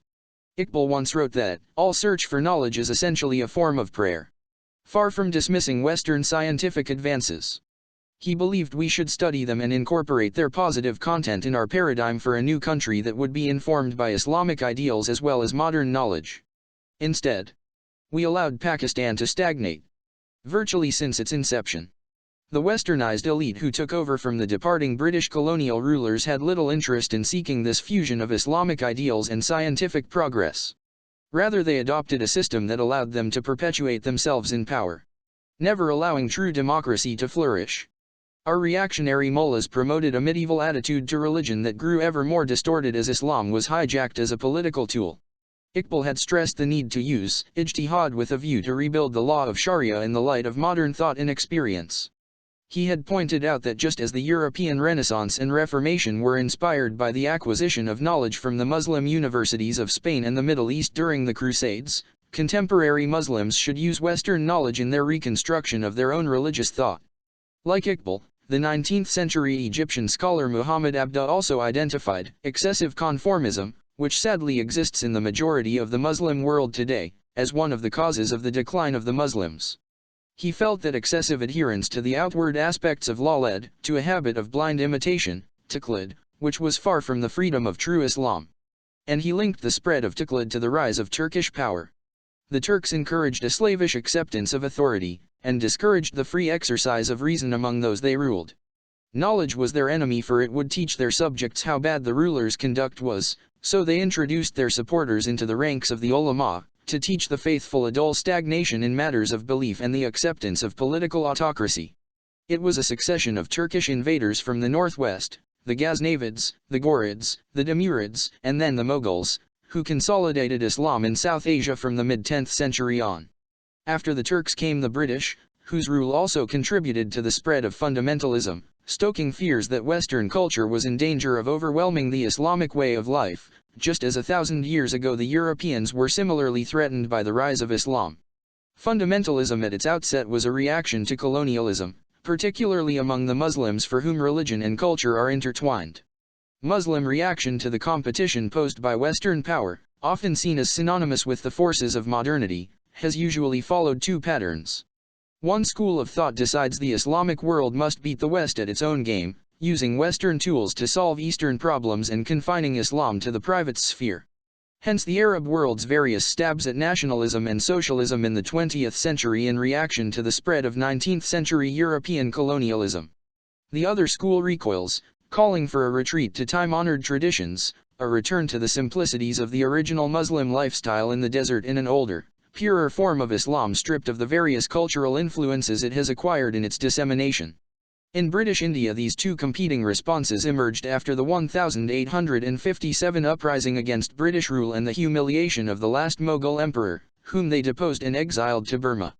William Dalrymple's The Last Mughal ends with the foundation of two very different educational establishments. One is Aligarh Mohammedan Anglo-Oriental College, a bid by the Anglophile Sir Syed Ahmad Khan to revive the fortunes of Muslim Indians through Western-style education. The other is a madrasa in Deoband that went on to propagate a narrow version of Islam that rejects all forms of Westernization and still to this day competes in South Asia with the Barelvi movement, whose teachings are more in line with Sufi Islam. Dalrymple points out that the Taliban emerged out of Deobandi madrasas in Pakistan and Afghanistan. As we have seen in our own time, nothing threatens the liberal and moderate aspect of Islam so much as aggressive Western intrusion and interference in the East, just as nothing so dramatically radicalizes the ordinary Muslim and feeds the power of the extremists. The histories of Islamic fundamentalism and Western imperialism have, after all, often been closely and dangerously intertwined. Today, we need to reclaim the vision and wisdom of the modernist reformers who paved the way for the creation of Pakistan. We need to do this because we badly need a cultural, intellectual, and moral renaissance in Pakistan so that we are able to create societies and communities that are educated and enlightened, just and compassionate, forward-looking and life-affirming. We need to utilize our rational faculties and engage in scholarly discussion and reflection to find a solution to contemporary issues such as the blending of the positive aspects of Western culture with Islam. The new Renaissance must also offer an alternative to the Western materialism and consumerism that has been totally imbibed by our ruling classes and which our country cannot afford. Iqbal and other modernist reformist thinkers had been deeply concerned about the reluctance of many Muslims to respond positively to Western culture. In particular the rigidity of the mullahs whose mindset had been fossilized in medieval times. The combination of ruling oligarchies and a rigid religious mindset had stopped the forward movement of rational, academic and scientific interaction with the changing world, which would have led to a dynamic Islamic culture. Unfortunately, this is why the concept of ijtihad is so absent. Not just in Pakistan, but in the Muslim world at large. Democracy and freedom of speech have been stifled for decades. Moreover, education, research and the quest for knowledge are simply not priorities. That is why the greatest hope for a true Islamic renaissance lies with Islamic scholars in the Western countries who are neither afraid of oppressive Muslim regimes nor of the religious bigots who claim a monopoly on Islam. While Western countries forge ahead in every field of knowledge, the Muslim world seems to have given up and relies on being spoon-fed whatever knowledge is passed on by the West. Iqbal called for Muslims to keep their minds open to reinterpretation of the Quran and Islamic law so that they remained relevant in a fast-changing world. He was also strong in his condemnation of the myth-making mullahs who were not equipped to answer the questions of the modern Muslims on contemporary issues. He was apprehensive of their bigotry and intolerance against science, arts and original thought and wanted to set up a university for ulama and religious scholars to equip them with the modern tools of knowledge. Iqbal believed that rather than spurning the discoveries of the modern world as un-Islamic, the Muslim world should use the technological and scientific discoveries of the West without subordinating itself to Western values and culture. In one of his verses he also urged Indian Muslims not to imitate the West but to be creative while using their own resources. Do not be beholden to Western glassmakers. With the earth of India, make a goblet and cup to revisit what is of enduring value in Iqbal's thinking. We need fresh and original minds capable of combining the aspects of Western democracy that suit us with our indigenous system of local governance. For hundreds of years, villages in the Indian subcontinent were self-contained, running their own schools and councils, their health center and their system of justice, a system known as panchayat. To a certain extent this still exists in Pakistan in the tribal areas jirga system. We need to revive panchayat and jirga systems to liberate our rural areas from the oppressive feudal culture, and empower people at the grassroots. Surely there is much to learn from Western culture. Most of all, its strong institutions, its constant quest for knowledge and the fierce protection accorded to freedom of expression. This has in turn led to creativity and dynamism. I also feel we can learn from the way democracy has given freedom to most of the Western world in sharp contrast to the Shem democracies we have experienced in Pakistan and other parts of the Muslim world. People are fully aware of their rights and there is public outcry as soon as any one of them is violated. At times, however, the right of an individual can take precedence over the larger interest of the community, unlike in Eastern societies where the community's interest is paramount. However, the foundations of a just and equitable Islamic society are only to be found in the Quran. Sadly, more than 60 years after its birth, neither Iqbal nor Jinnah would recognize the country Pakistan has become. Economically ruined by a ruling elite hungry for money and power, it has become the only nuclear-armed Islamic country, yet cannot protect its people from near-daily bombings and is one of only 4 countries in the world that have never beaten polio. A succession of military rulers and corrupt civilian governments has been unable to deliver even the most basic services like healthcare and education to the ordinary people in whose name the country was created. Although never quite a failed state, Pakistan has become a failing state. The Quran asks Muslims to follow the middle way, the narrow path that lies between all possible extremes. Only an informed public is capable of making informed choices, and an informed public needs an informed ulama. In the 1960s, a brilliant Pakistani scholar, Dr. Fazlur Rahman, who taught in the U.S. at the University of Chicago, was invited by President Ayub Khan to set up the Central Institute of Islamic Research. Dr. Rahman aimed to recruit the best minds in the country and get them to undertake a study of the Quran in its historical context so that certain verses could not be misused. He felt people were being misled by the preachers who wanted a selective Islam to suit their own interests and quoted isolated verses of the Quran out of context. Sadly, his views clashed with those of the religious traditionalists, and not only was he hounded out of Pakistan but was one of the causes for the downfall of Ayub Khan. The main difference Islamic Sharia has from Western secular society is in the realm of public morality. This protects our family system, one of Pakistan's greatest strengths. Infidelity is strongly condemned and considered one of the greatest sins, as it is in all great religions. People who believe in God know that while they can deceive their spouse, they cannot deceive the Almighty. An Islamic society tries to protect the sanctity of marriage by creating an environment that affords the least temptation for people to commit infidelity.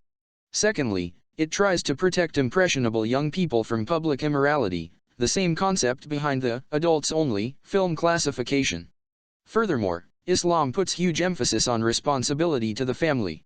According to the Prophet, PBUH, the best of you is he who is best to his family, and I am the best among you towards my family.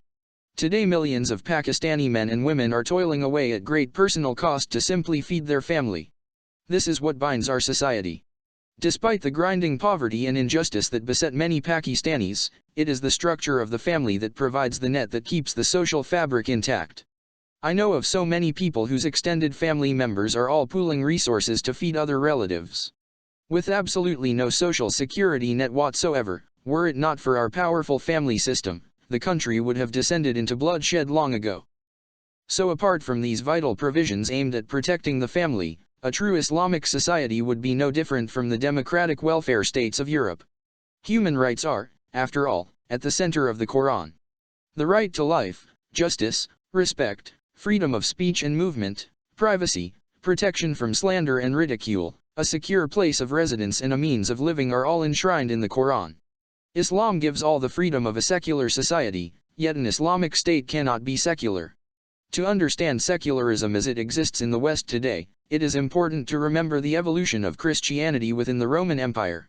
When the Roman Empire became Christian, the state and church had their distinct boundaries. Over the centuries many other influences have shaped modern-day secularism. But the separation of church and state could not happen in Islam as it has no concept of a church. As Iqbal stated, Islam was from the very beginning a civil society having received from the Quran a set of simple legal principles, which like the 12 tables of the Romans, carried, as experience subsequently proved, great potentialities of expansion and development by interpretation.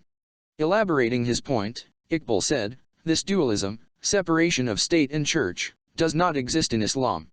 He went on to warn that when a state is governed without the moral values that are rooted in religion, then naked materialism is likely to replace it, exactly the observation made by Mohandas Gandhi when he remarked, "Those who say religion has nothing to do with politics do not know what religion is." The two greatest institutional tyrannies of all times, the Nazi Reich and the Soviet Union, were godless constructs. Islamic culture is rooted in spirituality, while capitalist culture is rooted in materialism. This is not to say that spirituality in Islam is to the exclusion of wealth accumulation. On the contrary, it is even encouraged, but it is not an end in itself as it is in capitalism. For example, it would be necessary for a humane and truly Islamic society to sacrifice economic growth in order to protect the environment. The welfare of both the current and future generations would take precedence over greater material wealth. True spirituality will always support any movement that is struggling to save our environment from human greed. One of the names of the Quran is Al Furqan, the criterion, precisely because it was meant to enable humanity to make this distinction. The number of religious fanatics is growing by the day thanks to the war on terror. As we saw with the insurgency in Swat, the dispossessed with no stake in the system can become vulnerable to crime and militant Islam. It is not hard to see why the idealistic and romantic are driven to take up arms. There are, of course, religious zealots who through sheer ignorance have decided to enforce their uninformed version of Islam through the barrel of the gun. They have done tremendous damage to Islam, failing to understand that the religion is a battle for conquering hearts and minds. There are others who have killed fellow Muslims in the name of their sect. These fundamentalists are not only anti-West but also virulently against the westernized Pakistani elite, whom they contemptuously see as toadies to the West. While the masses in Pakistan are impressed by the tremendous technological progress of the Western world, their understanding of the Western moral value system mainly comes from watching television, and they do not respect what they see. Therefore they are deeply suspicious of any attempt towards Westernization, particularly women's liberation. They don't regard this as women having the right to fulfill their potential, but rather as women having the right to be sexually permissive. Therefore Westernized Pakistanis are considered to have loose morals too. One of the many derogatory things ordinary people say about westernized couples is that he does not get angry and she has no shame. It is because of this attitude that sometimes modernization is resisted because it is perceived to be westernization. People are also therefore wary of foreign NGOs dealing with women. The gulf between the different strata of Pakistani society is so great now that those at the other end of the extreme are called the liberal fanatics. To liberal fanatics, modernization means westernization, and Islam can only impede Pakistan's progress. Lacking a proper understanding of Islam, they see the religion through Western eyes and are convinced that it is a retrogressive, primitive creed of ancient desert folk. Sadly, they are not equipped to hold any dialogue with the religious fanatics because they are not armed with sufficient knowledge of Islam. For them, every solution to Pakistan's problems is imported. Hence liberal fanatics have variously advocated Marxism, a radical version of women's liberation, market economics, and other Western beliefs. These people only have to study the colonial history of the past 2 centuries to realize that wherever an alien culture was imposed on an indigenous people, it caused mass upheaval, disruption and destruction to their way of life. From the Aborigines of Australia to the Indians of the Americas and most of Africa, the local people fell between 2 stools in the name of modernization. The societies that have been success stories, such as Japan and China, have all used Western knowledge but developed it in the context of their own culture and environment. Pakistani liberal fanatics preach secularism, yet they don't fully understand the evolution of secularism in Europe. Martin Luther's movement was aimed at freeing religion from the stranglehold of the Catholic Church, not at abolishing religion altogether. Unfortunately, our liberal fanatics are bent upon imposing Western secular values on a country where the vast majority's entire way of life is influenced by religion. The liberal fanatics have only one solution, Hitler's final solution: they want the Pakistani army to exterminate the religious fundamentalists. They only have to look at the history of Iran, Algeria, and Egypt to know that whenever fundamentalism is suppressed it gets violent. These two sections of Pakistani society have become further polarized with the war on terror, and each tends to dehumanize the other. If our westernized class started to study Islam, not only would it be able to project the dynamic spirit of Islam but also help our society fight sectarianism and extremism. They would be able to help the Western world by articulating Islamic concepts correctly. How can the group that is in the best position to project Islam do so when it sees Islam through Western eyes? The most damaging aspect of the gulf between the two sections of our society is that it has stopped the evolution of both religion and culture in Pakistan. The elite that consumes most of the country's educational resources is incapable of providing the intellectual leadership needed to move forward either the religion or the culture. Western education simply does not equip them to do so. There is no confusion about the role of Islam in Pakistan among ordinary people who are comfortable with their Islamic heritage and live by their faith. Only in the minds of the westernized English-speaking elite, the inheritors of British colonial rule, is there a confusion of identity. The secularists in Pakistan, with their scant knowledge of Islam, believe that an Islamic state persecutes religious minorities. They quote the lines on freedom of worship from Jinnah's famous speech to the Constituent Assembly in 1947 to justify their claim that Pakistan was meant to be a secular state that gave equal rights to the minorities. Jinnah, however, was simply highlighting the tolerance that exists in Islam towards non-Muslims when he said, "You are free to go to your temples, you are free to go to your mosques or to any other place of worship in this state of Pakistan. You may belong to any religion, or caste, or creed, that has nothing to do with the business of the state."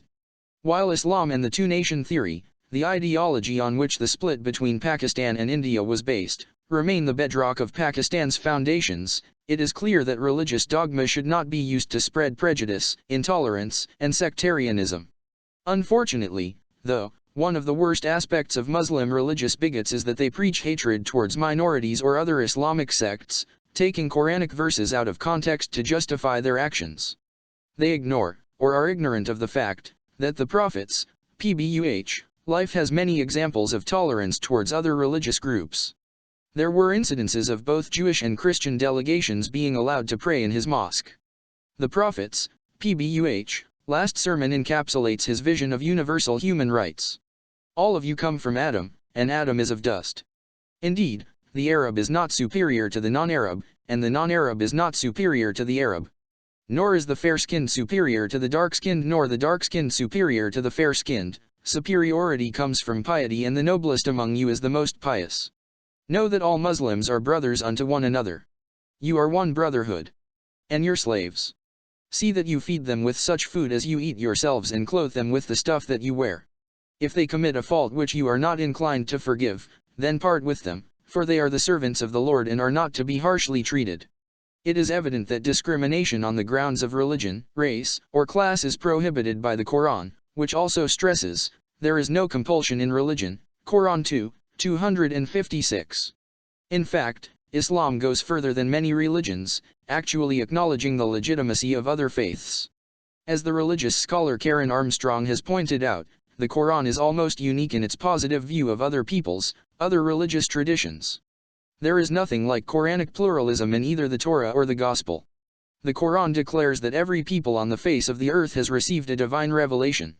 She has slammed the West's medieval conviction about the inherent intolerance of Islam, arguing that extremism today stems from intractable political problems, oil, Palestine, the occupation of Muslim lands, the prevalence of authoritarian regimes in the Middle East, and the West's perceived double standards, and not to an ingrained religious imperative.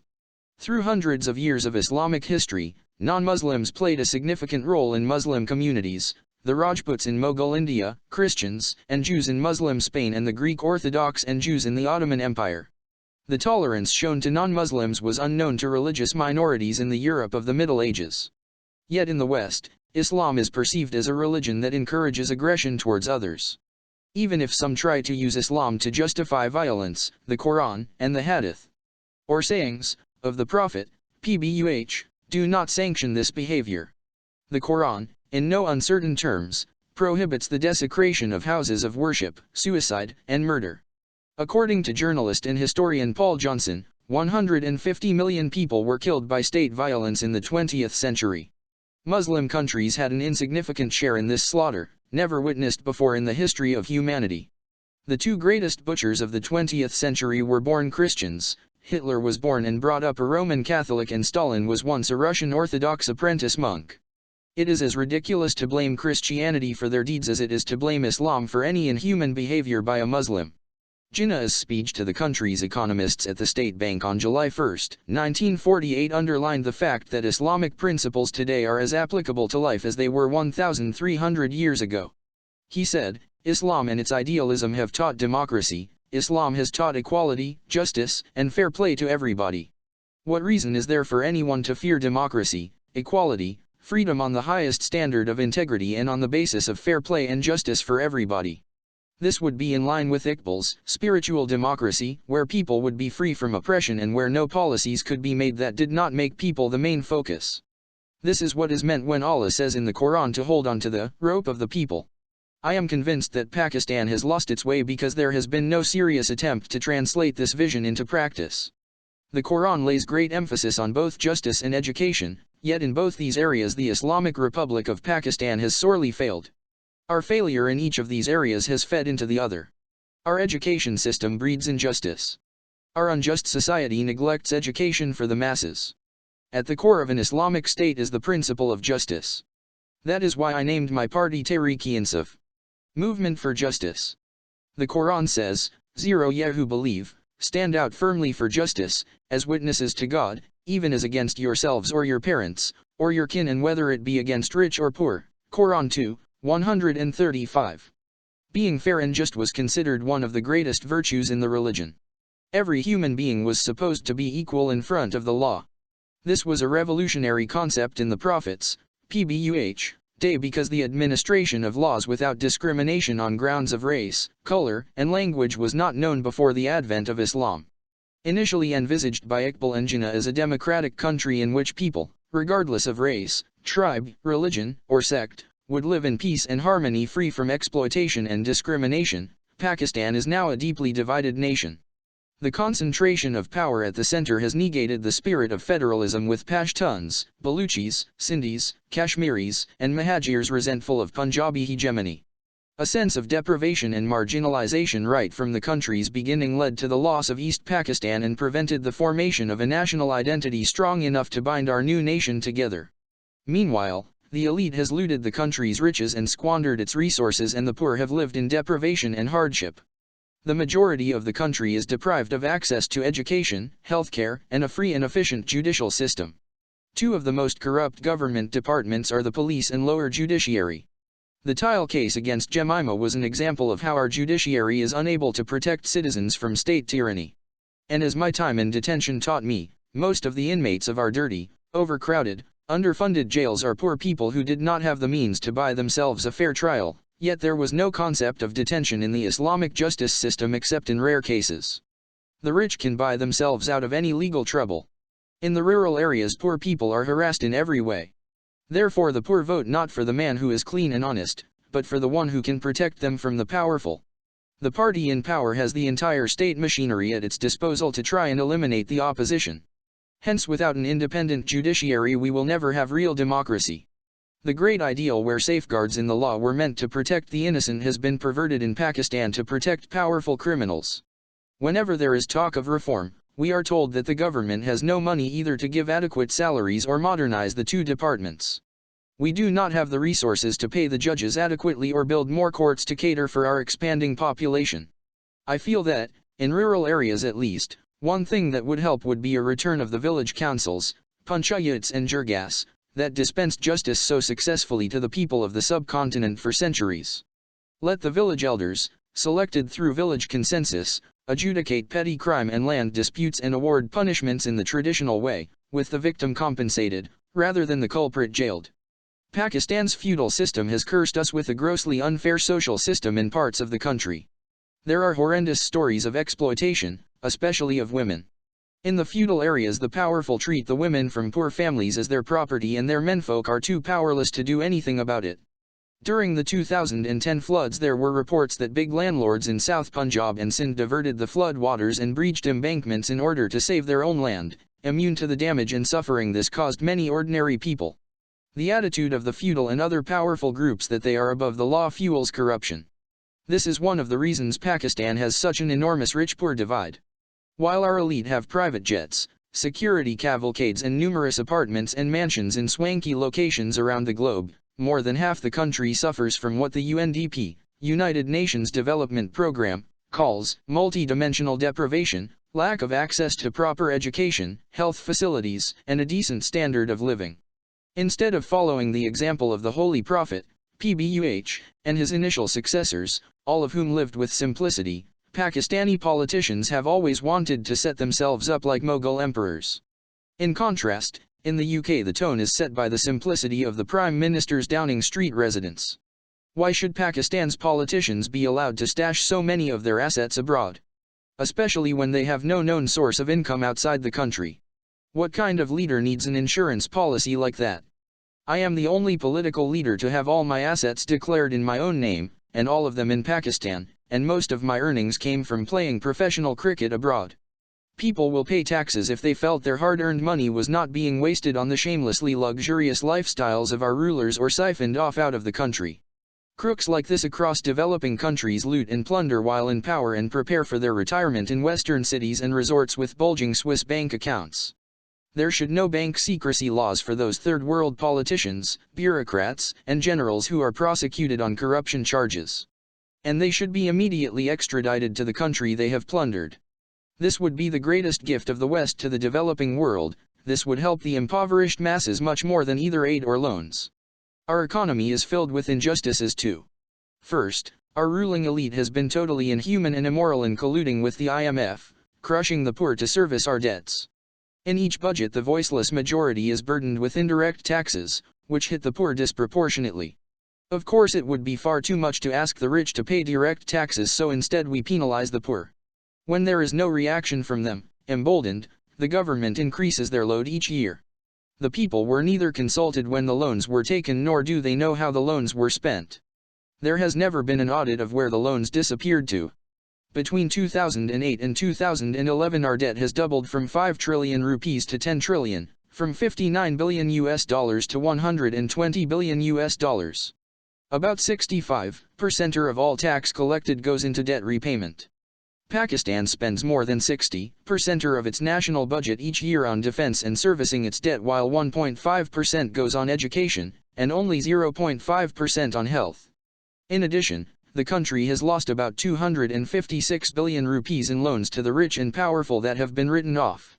Meanwhile, crippling inflation, aggravated by Islamabad's habit of borrowing from its own state bank, and rising utility and fuel bills have meant that the salaried class cannot survive without taking bribes. As corruption in the bureaucracy rises, the life of the citizens becomes more and more unbearable. And policy implementation by the government becomes yet more difficult with such a corrupt civil service. This is not just about economics, but about the nation's self-esteem. How can Pakistanis ever be encouraged to achieve their potential while we remain a cowed nation that cannot operate without international aid? In cricket I discovered a team that has self-esteem and belief in itself will play way beyond its capabilities and can even thrash a more talented team. The tragedy of Pakistan is that we have become accustomed to these crutches from the US and multilateral and bilateral lenders. Not only has it destroyed our self-belief, but we have never learned to live within our means, and our corrupt and incompetent ruling elite are bailed out time and time again. Pakistan's $167 billion economy was hit badly by the 2010 floods, the worst in its history.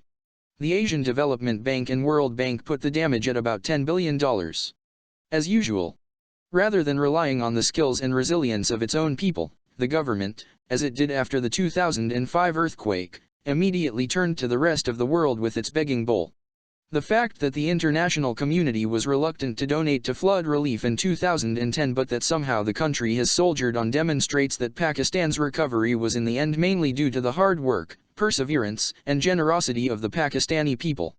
For example, in 2010 I headed a campaign to raise funds for the flood victims, and in 1 month collected 2 billion rupees. Everyone I knew contributed for the flood victims, such was the spirit amongst the people. By restoring the trust of the people in public institutions, we can harness their potential and mobilize them for a better tomorrow. In the meantime, our rich agricultural land, our enormous mineral wealth, consisting of billions of dollars of copper and gold reserves, 10 different types of marble, highest quality granite, and emerald deposits in Swat, newfound gas reserves in Kohat, our 6 million overseas community, whose annual income is equal to that of 180 million Pakistanis, a huge resource for investment if we tapped into it, and our huge youthful population go to waste. One of the often mentioned ironies of Pakistan is that it was founded as a homeland for the subcontinent's Muslims, yet every year thousands of Pakistanis go abroad in a bid to build a better life. The greatest asset of a nation is its people, but here the rich get US green cards or Canadian passports and the poor go to the Gulf to toil on construction sites. Every year my cancer hospital loses about a third of its nurses to the Gulf countries. We cannot hope to compete with the salaries they are offered there. Yet how can we harness our country's potential when we have one of the worst education systems in the world? The sad thing is the British, when they departed, had left behind quality universities. When I was growing up, students from the Middle East, and much further afield, used to come and study at our universities. Princes from Malaysia would come and study alongside us at Aitchison College. Unfortunately, successive governments have allowed our education system to decline. Many analysts point to the potentially destabilizing factor of millions of young, uneducated, unemployable people in a country of ever-decreasing resources. Half of Pakistan is under 20 and 2/3 of its population is below the age of 30. The population has trebled in less than half a century. It is forecast to grow by around 85 million in 20 years, which, as a report on the youth of Pakistan commissioned by the British Council points out, is roughly the equivalent of 5 cities the size of Karachi. We have a small window of time to turn what could be Pakistan's downfall into its redemption. An army of disenfranchised and angry people competing for dwindling resources could instead be an energetic labor force and a strong domestic market of potential consumers. But Pakistan has spent less of its resources on its education than many poorer countries. Only half of its children go to primary school while a quarter attend secondary school. And a mere 5% receive higher education.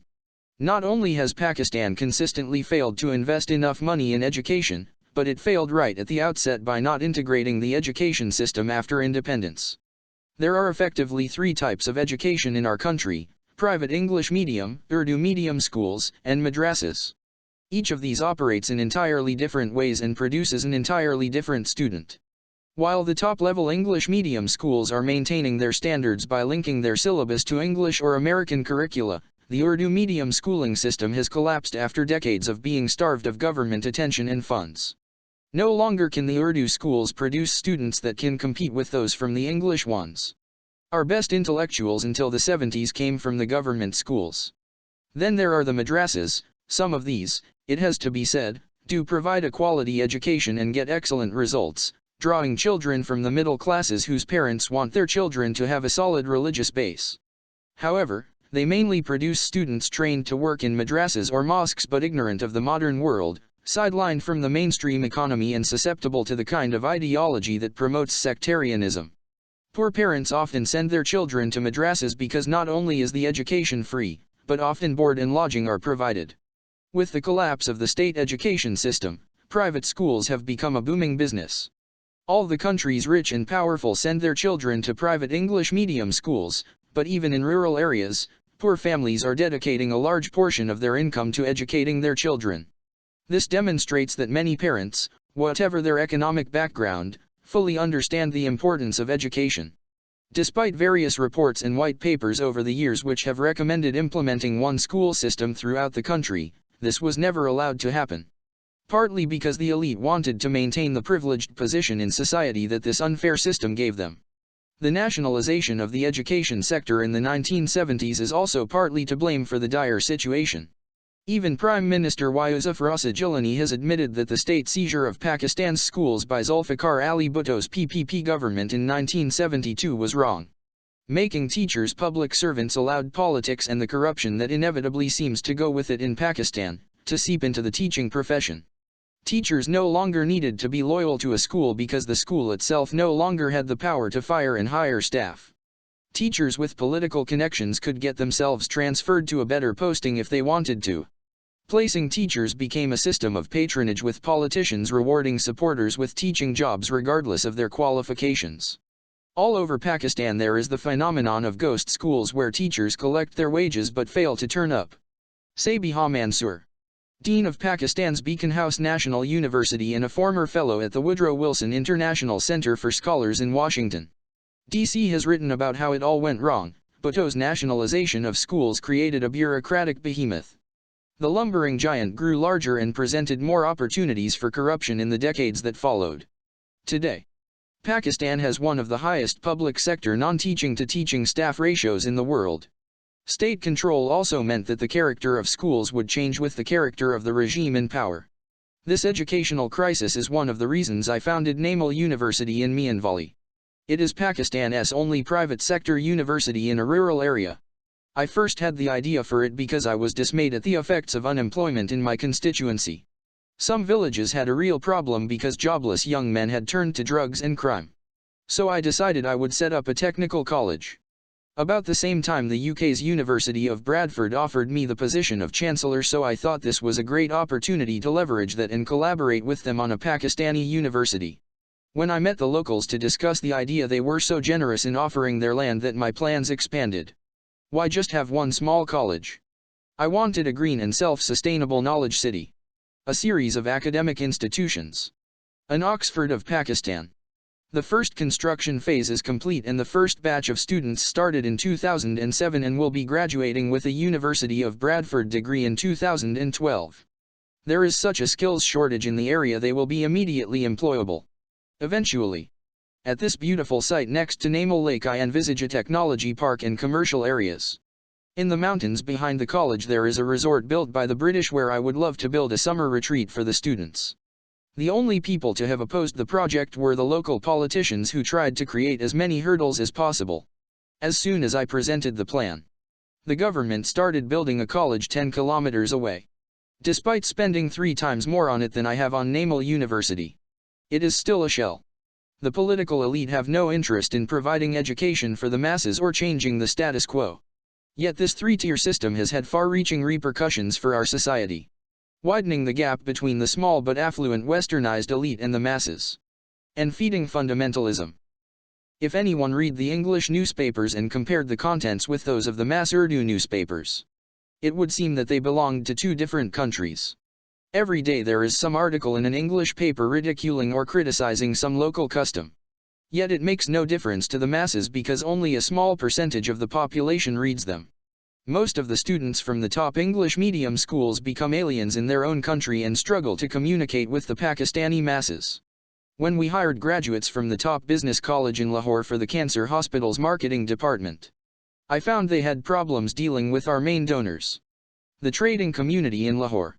While the traders could barely speak Urdu, their native tongue being Punjabi, our marketing team would converse with them in broken Urdu with plenty of English words thrown in. It really was a pathetic sight because our top business school had prepared these graduates for jobs either in multinationals or abroad. On the other hand, students coming out of Urdu medium schools and madrasas have little understanding of Western culture and resent the elite. Some have been educated to condemn everything Western as un-Islamic. As much of the Middle East struggles to find its way in the next chapter of decolonialization, breaking free from the dictators that have held power since independence, Pakistan too stands poised for change. Like the Middle East, it lies between the status quo, a small elite hogging the resources, and the anti-status quo, a younger generation that desires a participatory democracy. In many ways, Pakistan has many advantages. While it has suffered more than 3 decades of dictatorship, it also has experience dealing with the growing pains of a newly democratic nation. It has political parties with decades of experience, a largely free media and the space for dissent that was long denied many other Muslim countries. The people's creativity and initiative have not been suppressed by a police state or the personality cult of any omnipotent dictator. There is still a healthy irreverence towards the powerful. However, Pakistan does have to make sense of the many and sometimes conflicting ideologies that have been thrown at it. It does have to make peace with the complexities of its ethnic mix and the tensions inherent in its geographical and cultural location at the crossroads between South and Central Asia and the Middle East. That location should of course be an economic advantage. rather than a source of never-ending geopolitical troubles. I can see that young people are civic-minded. If deeply disillusioned with Pakistani politics and national institutions like the police. The participation of thousands of young people in the lawyers' movement that restored the Chief Justice of Pakistan in the face of formidable opposition in 2010 preceded the rights movement in the Middle East. Though the anti-status quo wave known as the lawyers' movement for genuine democracy was hijacked, it remains simmering beneath the surface. I am convinced the moment the next elections are announced, a soft revolution will explode on our political horizon and sweep away the corrupt status quo from Pakistan once and for all. Epilogue I ta irila hoodie USS risk se modakhai, lis risk se atiho perwaz main kotahio heavenly bird, death is better than those means of livelihood, which make you sluggish in your soaring flight. Alama Muhammad Iqbal. On May 2nd, traveling to Sukkur from Karachi early in the morning, I heard the news. U.S. Navy commandos had killed Osama bin Laden in a helicopter raid in Abbottabad. It was bad enough that the world's most wanted man was not found in some cave but in a city only 50 kilometers from Islamabad, and a mile from Pakistan's military academy. What made it worse was that the news was broken to us Pakistanis, and the rest of the world, by President Obama. It was several hours later when a statement came from our government congratulating the U.S. and taking credit for providing the U.S. with all the information about Osama's location. This begged the obvious question for all Pakistanis: if we knew about his whereabouts, then why did we not capture him ourselves? The media in India and the rest of the world went wild, blaming Pakistan's LSI, in other words, the army, for having kept Osama in a safe house for the past 6 years. The foreign media managed to find me in Sindh. I had no clue what to say, hoping that the civilian and the military leadership would provide us with answers. But rather than provide any answers, our leaders added to our embarrassment by constantly changing their statements. 3 days later, the army chief denied all knowledge of the operation and announced that any such violation of our sovereignty would not be tolerated again. A week later, the PM only added to the confusion when he finally gave a statement, suggesting a matching response to any attack against Pakistan's strategic assets. For Pakistanis, especially those living abroad, this was one of the most humiliating and painful times. The CIA chief Panetta further rubbed salt in our wounds by bluntly saying that the Pakistan government was either incompetent or complicit. Ours is a country that has fought the US war for the last 8 years when we had nothing to do with 9/11. Pakistan has over 34,000 people dead, including 6,000 soldiers, has lost $68 billion, while the total aid coming into the country amounted to $20 billion, and has over 500,000 people from our tribal areas internally displaced, and with 50% are facing unprecedented poverty, while 140,000 Pakistani soldiers were deployed all along our border. It is probably the only time in history that a country has kept getting bombed, through drone attacks, by its ally. A U.S. soldier in Afghanistan costs the U.S. $1 million per year, whilst a Pakistani soldier costs a mere $900 to the U.S. Yet here we were, embarrassed and humiliated. Now there was a sense of foreboding that the U.S. would push its puppet government in Islamabad to do more, i.e. conduct more operations in our tribal areas, and specifically in North Waziristan. All Pakistanis knew that the backlash from these operations would be felt in our urban centers with more suicide attacks. Al-Qaeda and the Taliban had already announced that they would attack our government and army to avenge Osama because they had collaborated in his killing. And sure enough, the month of May saw a series of suicide attacks against the Pakistan security forces. The worst being on the naval headquarters in Karachi and on an army camp in Khyber Pakhtunkhwa, where 100 soldiers died. We are in a nutcracker situation, with extremists attacking us from within while the U.S. puts pressure on the army to conduct more operations. Worse, if any international terrorism takes place, especially in the U.S., Pakistan could be in real danger of being bombed. I feel that May 2nd could be a historical crossroads for Pakistan. Everyone is beginning to think that unless we change the way our country has been run so far, we are doomed. The ruling elite has been completely exposed. General Ziauddin Butt, who served as the head of the LSI under Musharraf, stated on May 30 that General Musharraf had kept Osama in the safe house in Abbottabad to milk the U.S. for dollars. Even if this is a false allegation, one thing is for certain: our ruling elite took us into this war with a web of lies and deceit for only one reason: US dollars. And whilst this aid has brought the country to its knees, the ruling elite has never had it so good. Neither the people of Pakistan, nor the rest of the world trusts this elite anymore. The US openly accuses Pakistan of playing a double game. The greatest danger we face today is that if we keep pursuing the current strategy of taking aid from the US and bombing our own people, we could be pushing our army towards rebellion. After May 2, the army faced unprecedented criticism from within the country as well as from the West. Polls show that 80% of Pakistan's people consider the US to be an enemy, because they believe that the US is not fighting a war against terror but against Islam. The same spread of opinion must exist within the Pakistan Armed Forces. The fact that only a few instances of terrorism have come from within the army so far is due to the excellent discipline that exists in the institution. There is a feeling of humiliation within the army, similar to that felt after the surrender of 90,000 soldiers in East Pakistan in 1971. The policy of making our army kill its own people while the ruling elite rake in dollars is no longer feasible. It is only a matter of time before serious unrest within the army could throw the country into total chaos. The regular revelations in the WikiLeaks cables, showing the ruling elite to be two-faced and totally subservient to the US Embassy in Islamabad, have further accelerated the movement for change. A country that begs and borrows for its survival had to face such humiliation sooner or later. The way forward has to be for this puppet government to resign, as it has failed on every front. Then, under the auspices of the Supreme Court, free and fair elections should be held. Only free and fair elections will bring in a credible sovereign government that represents the aspirations of the people of Pakistan. Pakistan should disengage from this insane and immoral war. It should immediately open a dialogue with the various militant groups, as the US has done in Afghanistan, and set a timetable for the withdrawal of our troops from the tribal areas. A credible Pakistan government can play a role in helping the US make an exit from Afghanistan.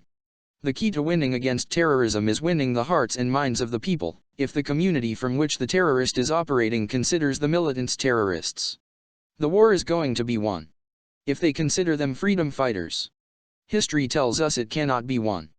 This new government should immediately thank the US for all the aid given so far and say no more. It should also say goodbye to the IMF once and for all, as the IMF's conditionality enriches the rich and impoverishes the poor.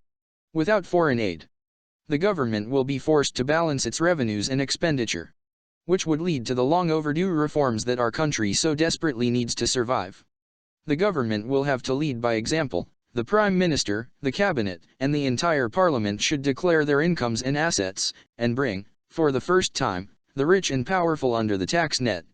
It is worth noting that, before the French Revolution, the French nobility was exempt from taxes. A massive austerity campaign would build the taxpayers' confidence by reassuring them that the government cares about their taxes and is accountable to them. Pakistan is a country which, per capita, gives the highest amount in charity. I am one of the biggest collectors of donations, and paradoxically pays the least amount in taxes. Our tax revenue is 9% of our CDP, amongst the lowest in the world. The reason is that not only do the ruling elite not pay taxes, but a large part of the people's taxes disappears through corruption, while the people see no returns for this taxation. Hard work and honesty need to be rewarded rather than penalized. We need surgical reforms in our governance system to tackle corruption, improve the police and lower judiciary, develop an effective local government system and create an environment which would invite investment from overseas Pakistanis, our biggest asset. We face an emergency in our education system. Not only must it be radically reformed but funding must be increased threefold. We need to have a new relationship with our tribal areas, where the lives of 6 million proud and honorable people have been devastated. There will have to be a South African-style truth and reconciliation process, involving not only people from within our tribal areas who had taken up arms against our army, but also the old militant groups created during the days when our ruling elite were making dollars from the US-sponsored jihad.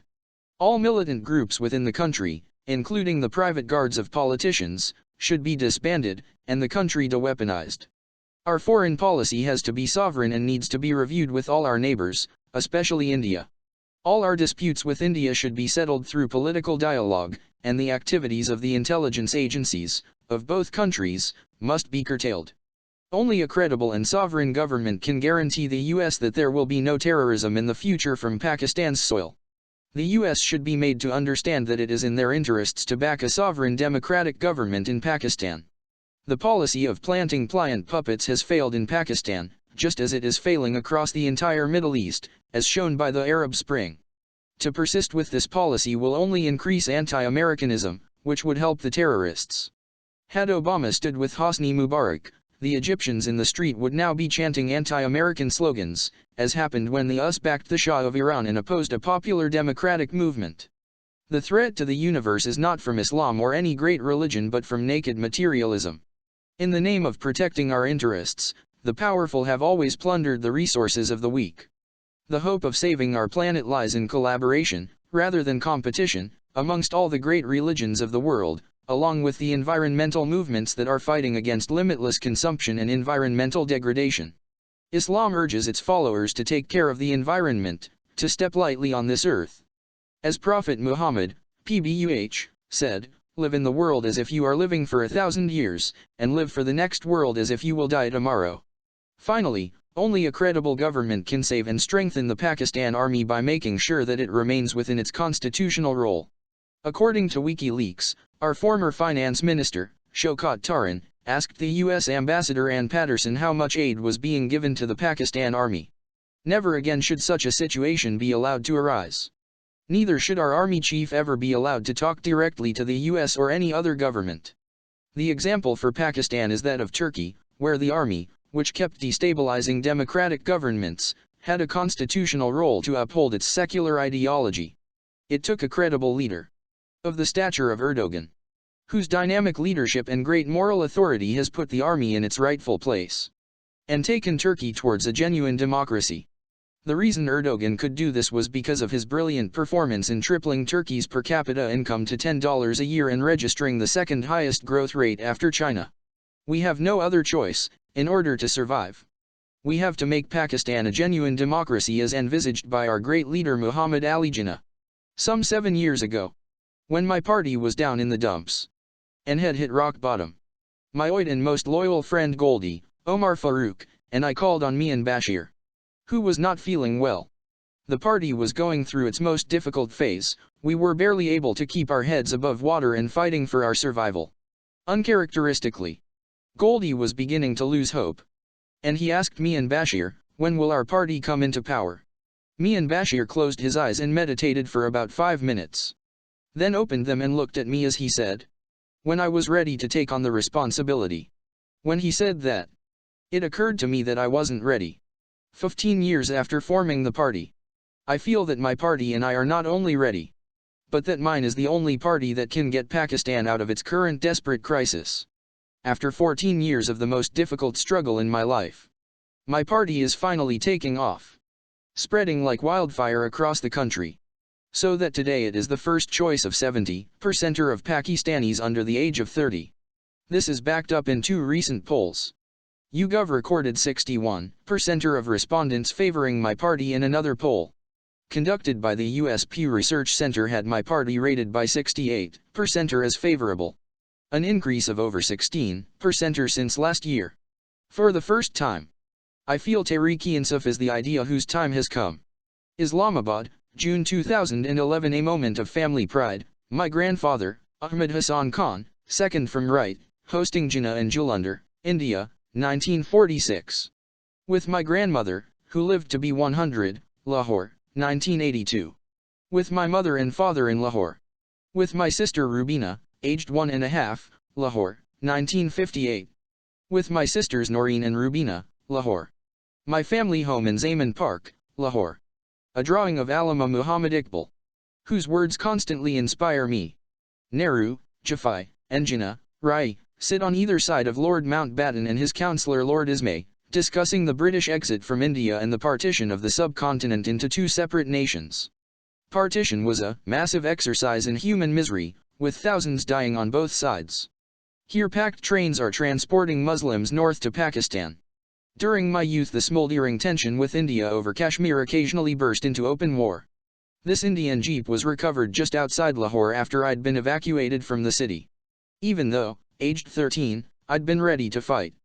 Pakistan's leaders, President Ayub Khan, 1958-69, Pakistan's leaders, President Yahya Khan, 1969-11, Pakistan's leaders, President Zia, 1918–88, who had overthrown the civilian leadership of Zulfikar Ali Bhutto. Pakistan's leaders, President Zulfikar Ali Bhutto, 1971–3, Afghan refugees escaping the fighting in their country in 1983, during the years of occupation by Soviet forces. Pakistan provided a home for them. With Sir Jimmy Goldsmith and my friend and host Faridullah Khan, former senator, who was the Malik of his Waziri clan in South Waziristan. He was assassinated by the Taliban in 2005. The Hunza Valley, a stunningly beautiful place far to the north of the country. I always felt at peace in the mountains. The tribal areas on Pakistan's northern border are places where I always felt welcomed. Everyone was armed, even the young boys. Hsn College, Colts, cricket team. Hsn College cricket team in 1964. I'm seated second from the left. Playing cricket for Pakistan at Lord's in 1971, I am introduced to Her Majesty the Queen. Captain of the team in Oxford in 1914. Bowling for Pakistan against England. Edgbaston. 1982 at Lord's in 1981 for arrest of the World 11 against England. After some testing games, during which even Pakistanis doubted we could win, Pakistan triumphed at the 1992 World Cup in Australia. I played the whole tournament with a ruptured cartilage in my shoulder. After some testing games, during which even Pakistanis doubted we could win, Pakistan triumphed at the 1992 World Cup in Australia. I played the whole tournament with a ruptured cartilage in my shoulder. After some testing games, during which even Pakistanis doubted we could win, Pakistan triumphed at the 1992 World Cup in Australia. I played the whole tournament with a ruptured cartilage in my shoulder. Nawaz Sharif, twice Prime Minister of Pakistan, pictured here in the 1990 election campaign, which he won. Benazir Bhutto, also twice Prime Minister of Pakistan. She returned to the country, assured of her safety, but was assassinated in 2007. I'd known her since we were together at Oxford University. With President Pervez Musharraf in 2002 when he visited the Shaukat Khanum Memorial Hospital. Before our parting of the ways. After Friday prayers at the Badshahi Mosque, Lahore, 2003. Praying in the mosque at the cancer hospital built in my mother's name, Lahore, 1994. Campaigning in the elections in 1996 and 1997 as my party gets off the ground. Campaigning in the elections in 1996 and 1997 as my party gets off the ground. Addressing an election rally in 2002. Over the years my party has grown in Pakistan. In 2009 a rally was held when I was banned from flying into Karachi from Lahore. In England my wife Jemima and her mother Lady Annabel Goldsmith, along with my son Qasim, had campaigned for my release. Release from jail in 2001. Press conference after coming out of jail in 2007. My party was at the forefront of the movement to restore the Chief Justice, who was sacked by President Musharraf on March 9, 2001.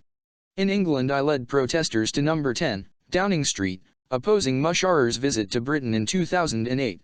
Later that year, my party was part of the All Parties Democratic Movement, APDM, of which ex-Prime Minister Nawaz Sharif's party was also a member. The Shaukat Khanum Memorial Hospital and Research Centre in Lahore, founded on December 29, 1994, named after my mother. The hospital provides free treatment to those who can't pay, and first-class facilities to everyone. The hospital was bombed in 1996.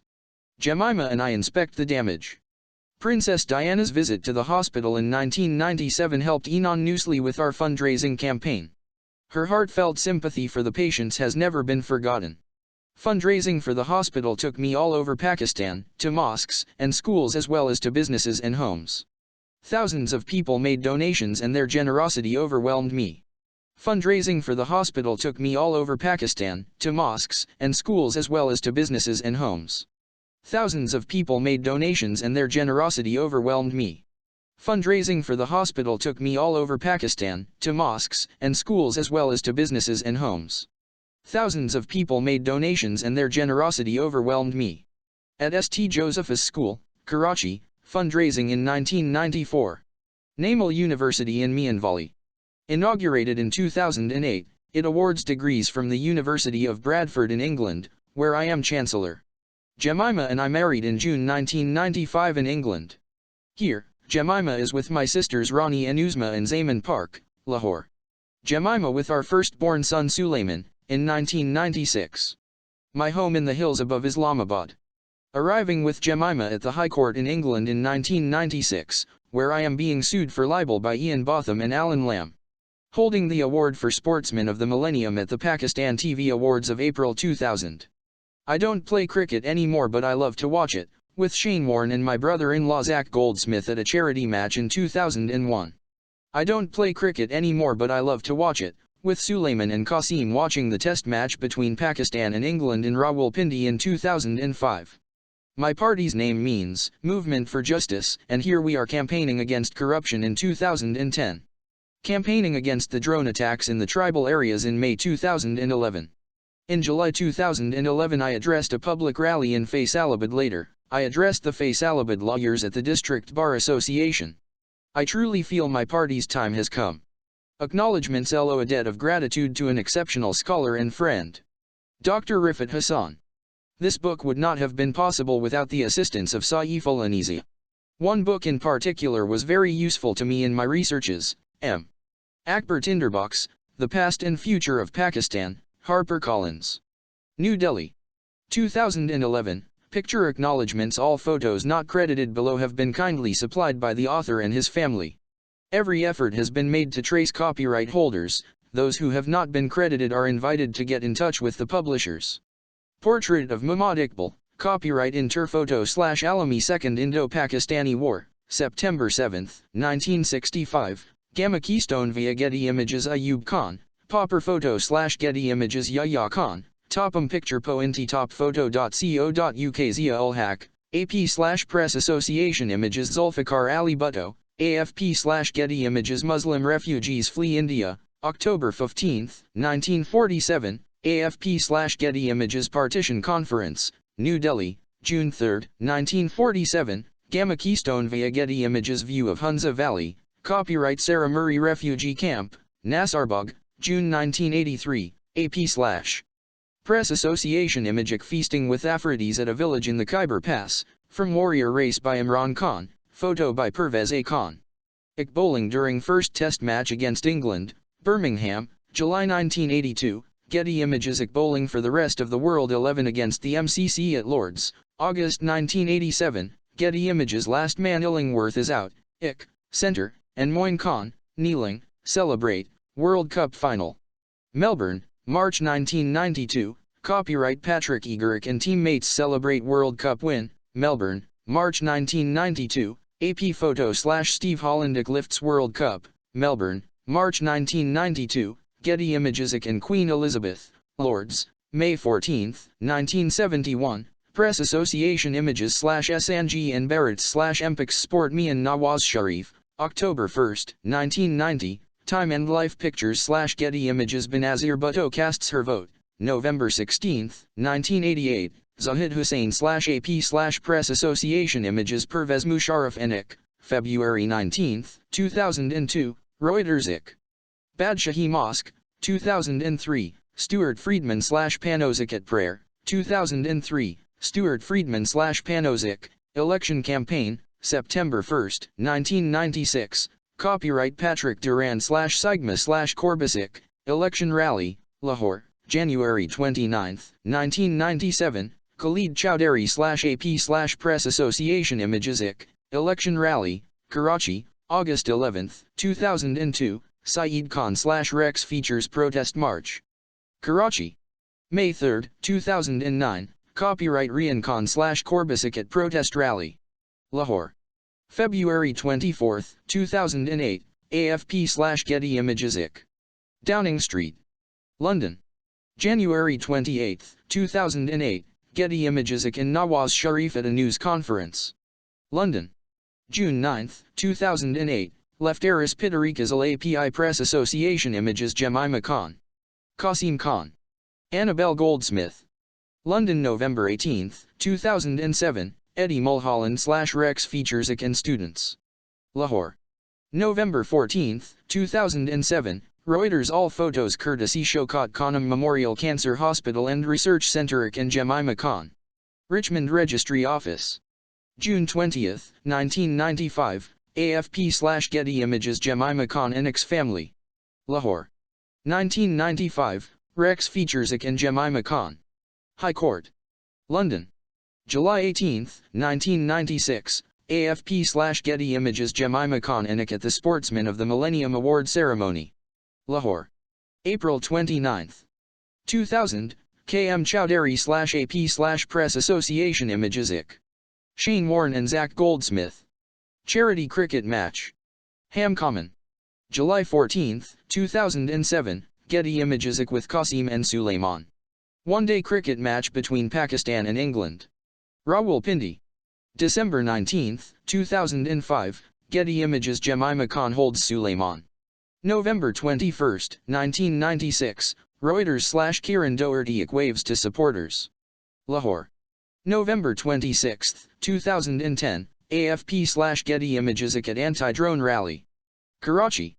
May 21, 2011, EPA/Rian Khan Ik at a rally. Faisalabad. July 24, 2011, Photo Abdul Majid. Faisalabad Ik addresses Faisalabad District Bar, July 25, 2011, Photo Abdul Majid. Faisalabad Index. The page references in this index correspond to the printed edition from which this e-book was created. To find a specific word or phrase from the index, please use the search feature of your e-book reader. Abbas. Zahir I-97-8 Abbasid Dynasty 326-7 Abbottabad.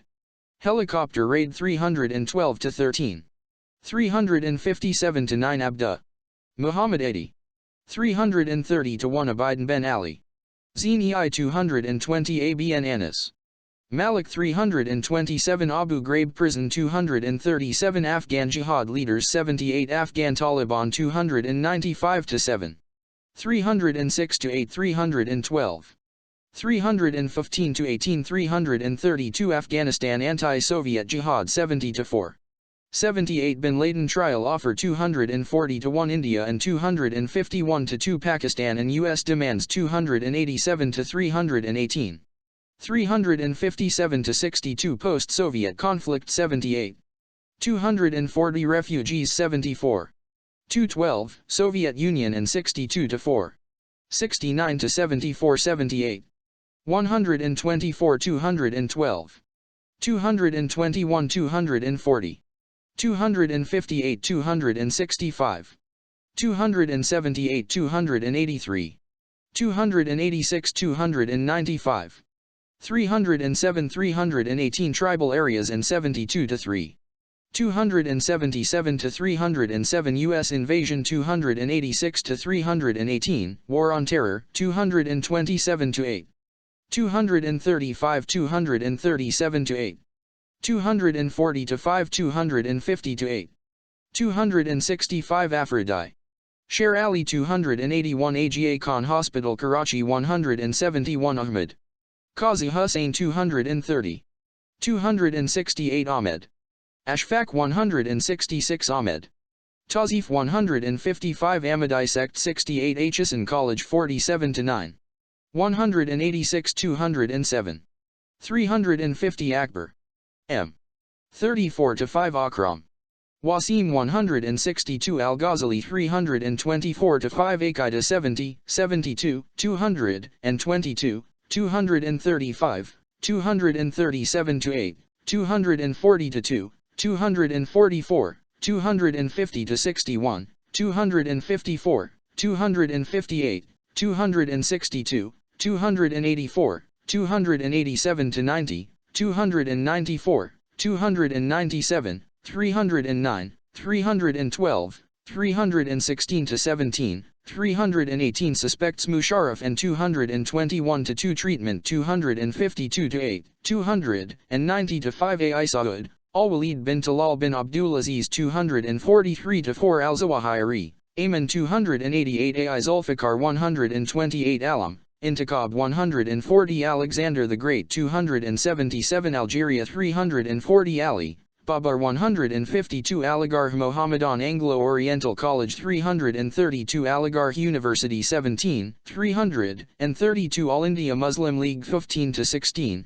20 All India Radio 103 All Parties Democratic Movement, APDM, 1, 263-5, 268 All V, Arif 231 America C United States Americans, Native 245 Amritsar 32, Andaman Islands 281 Anti-Vietnam War Movement 5 Anwar, Saeed 140 Aquinas, Thomas 325, Arab Spring 5, 66, 79, 247, 355 to 6, 362 to 3 Aristotle 325 Armitage, Richard 251 Armstrong, Karen 342 to 3 Assad, Muhammad, Leopold Weiss, 101 Asian Development Bank 349 Ataturk, Mustafa Kemal 270 Alia, Nazamuddin 36 Oryxai, LT General 288 to 90, 317 Australia,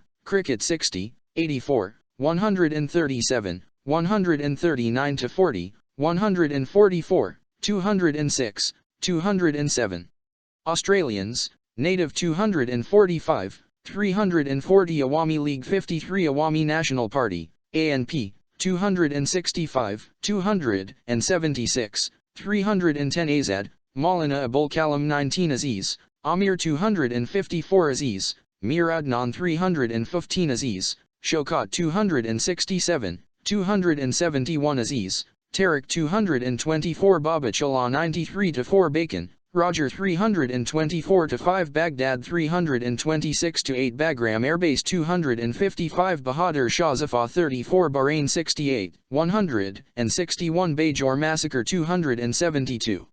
305 to 6 Balahisar Fort 256 Ball Tampering Case 162. 188 to 9 203 to 4. 205 Baluch. Iftikhar 6 Baluch People 24. 268 to 9 285 Baluchistan 14 to 16. 56 268 to 9. 275 285. 311 345 Bangladesh. History See East Pakistan Barbar Mughal Emperor 277 to 8 Barrelvi. Syed Ahmed 296 to 7 Barrelvis 296 to 7. 302 332 Bashir. Martin 242 Bashir. Mian 94 to 7. 107 to 11 120. 172 to 3 178. 182 189. 199 to 201 364 Beacon House National University 352 Bengal 21. 24 to 546. 54 to 6 Bergen. Peter 294 Bati. Shaubas 311 Butto. Benazir 5. 59 125 to 30. 132 to 3 146 to 7. 166 to 9 189 to 91. 195 to 6 211. 222 23 4. 228 to 9 258 to 9. 260 to 3 269. 271 Assassination 23. 262 to 3 Political Corruption 129 to 30. 168 189 to 91. 211 232 to 3. 258 to 9 261 Butto. Bilowa 1 127 to 8 Butto. Zulfikar Ali 5. 40 to 153 to 4. 60 to 263. 68 75 to 6. 124 185. 199 228. 300 352 to 3 The Mighty Age of Independence 40 Butto Clan 13 Biden. Joe 295 Bilmes. Linda. 236 Bin Laden. Osama 71. 237 240 to 2. 244 287 to 8. 312 to 13 315. 357 to 9 Blair. Tony 59. 246 251 Bosnia 243 Botham. Ian 162. 188 203 to 4. 205 Bork White. Margaret 21 Bowie. David 57 Bradford University 353 to 4 Britain and Afghanistan 286 Pakistani. Suspects mistreated 253 pre-bombing leafleting 290 Taliban political settlement moves 315 to 16 See also England, India. British Empire and Islam 331 to 3 British Pakistani community 98. 154 to 5 248 in cricket 145 to 6 Burkhard. Titus. Fez, City of Islam 53 to 4 Burki. Jamshed 300 Burki. Javed 28 to 9. 141 153 Burki. Jahan Zaib 256 Burki. Naushirwan 155 to 6 Burki Pushtun people 32. 33 277 to 81 Bush. George W. 3 232. 241 to 2 244. 246 251.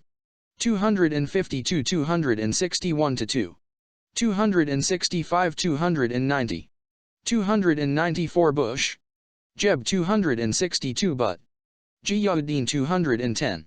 359 Cambodia, parallels with 287, 308 Camp, Donald 260 Cancer Hospital C. Shaukat Khanum Memorial Cancer Hospital Cancer Screening Clinics 170 to 1 Capital Talk 291 Capitalist Materialism 338 Carmen, George 188 to 9 Caro, Sir Olaf 72 to 3, 278, 281, 290 to 1 Caste System, Irrelevant to Islam 17 to 18, 102, 342 Center for New American Security 305 Center for Research and Security Studies 305 Chamberlain, Neville, Appeasement 248 Changa 126 Charles Prince of Wales 128 Chaudhry, Iftikhar Chief Justice 227 to 32 Chechens, gunned down 257 Chechnya 241, 243, 270 China, and Western Knowledge 340 Churchill, Winston 72, 236, 278 CIA and Afghanistan Jihadis 70 to 1, 73, 250, 256, 265, 295 and Iran 66 and Pakistan 70, 125, 182, 292, 294 to 5, 297, 304 to 5, 308, 314, 317, 358 and Zia 124 to 5 Short-term goal-driven 223 Clinton, Bill 188, 210, 221, 295 Collateral damage/casualties 237, 249, 261, 289 to 94, 297 to 8, 304 to 6, 308, 313 to 14, 316 to 17 Community Appraisal and Motivation Program, Camp, 285 Constitution, Sharif. And 208 to 9 Cordoba, Al-Hakim's Library 326 Council of Islamic Ideology 68 Countryside 92 to 3, 282, Karakoram Mountains 41 to 3, 50, 114, 135 Punjab 27, 38 to 9, 58 to 9, 282, Salt Range Mountains 39, 92, 198 Timber Mafia 42, 135 to 6 Cranbourne, Lord 72 Cricket Family 28 Lahore Cricket Team 49 Lessons for Politics 196 to 8, 201, 204 to 7, 348 to 9 Nehru Cup win 142 to 3 Professional Career 29 to 30, 56, 60, 62, 76, 77, 82 to 6, 92 to 4, 114, 116 to 19, 120 to 1, 123, 136 to 46, 149, 196 to 7, 206 to 7 in Religious Development 83 to 6, 116 to 19 West. Pakistani Under-19 Cricket Team 54 World Cup 1992 38, 117, 123.136 to 7, 140 to 6, 196 to 7 See also Specific Nations and Players Crusades 81, 330 Dalhousie 39 Dalrymple. William. The Last Mugga 145. 46 126. 332 Damascus 326 Darwin. Charles 57-8 Daska 163 Data Darbar Shrine. Lahore 230 Davis. Raymond 256. 298 304-5 Dawood. Razak 152. 203 Deobandi Madrasas 332 Deobandis 297. 302 Dara Ghazi Khan Prison 7-8 Dara Ismail Khan 282 Desi Americans 48 Dhaka 54. 55 Diana Princess of Wales 170. 204 205 Domal Valley 41 Dunga Gali 38 Dress and Colonialism 43. 45 49-51. 69 271 Women and 65 Drone attacks 40. 182 237. 249-50 265. 289 293-4. 297 305. 312 317. 358 Durand Line 72. 287 Earthquake Relief 2005 349 East India Company 15. 45-6 East Pakistan 21. 24-25. 54-660. 123 144. 209 292-3. 345 360 East Punjab 46 Eden. Charles L. Guy 100-1. 106 Economy 74-5. 134 272-5.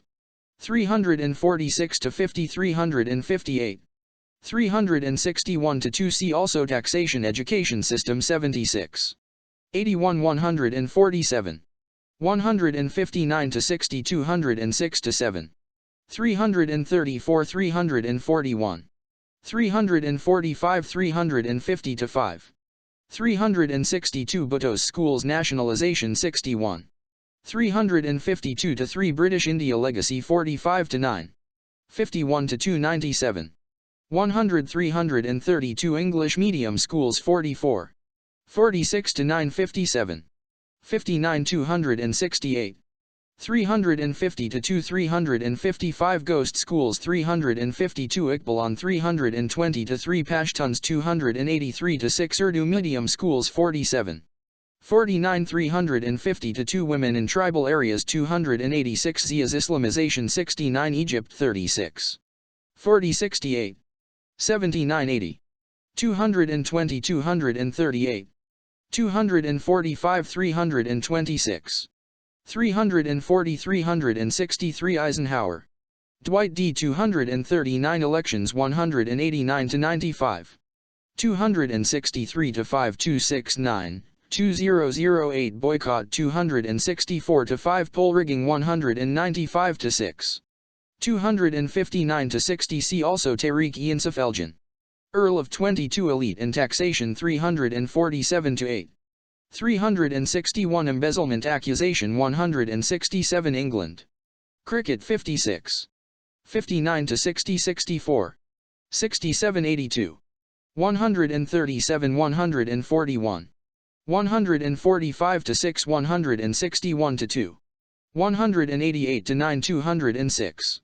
226 English Medium Schools 44. 46-9 57. 59 268. 350-2 354. 354-5 355 English Speaking Elite 43-5. 46-9 51-2. 57-61. 69 104. 127 249. 270-1 354-5 and Islam 51-3. 57-8 339-41 Enlightened Moderation Campaign 270-1 Environment See Countryside Erbakan. Nekmedin 105 Erdogan. Recep Tayyip 363-4 European Union 99. 274 Exum. Andrew 305 Faisal Mosque. Islamabad 37 Farouk. Omar 153. 364 Fazlullah. Maulana, the Radio Mullah, 268. 299 to 303 Federal Investigation Agency 265. 266 Federally Administered Tribal Areas, FATA, 14. 279 281 to 2. 284 to 6 289. 291 to 2 296. 298 305. 317 Fisk. Robert 244 Flood Relief 349 to 50. 2010 Francis of Assisi 325 Frankfurt Airport Attack 242 to 3 Freud. Sigmund 58 Friends of Pakistan 303 Frith. David 85 Frontier Crimes Regulation, FCR, 281 to 2 Frontier Force 256. 278 Fuller. Graham. The Future of Political Islam 317 Fundamentalism 35. 52 to 3 104 to 5. 237 247 to 8. 258 266 to 7. 270 307. 323 331 to 2. 336 338 to 9.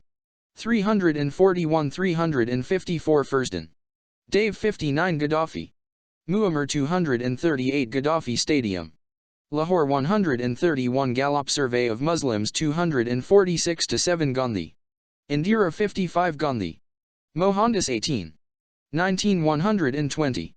314 338 Gavaskar. Sunil 64 Gharib Nawaz 36 Ghazi Brothers 267 Ghaznavids 331 Ghurids 331 Jalani. Yusuf Rasid 297 to 8. 352 Gilgit Baltistan 42 Giuliani. Rudolph W 244 Goebbels. Joseph 248 Golden Age of Islam 323 to 8 Goldsmith. Ben 226 Goldsmith. Jimmy 181. 194 204. 292 Goldsmith. Lady Annabelle 181. 216 Graham.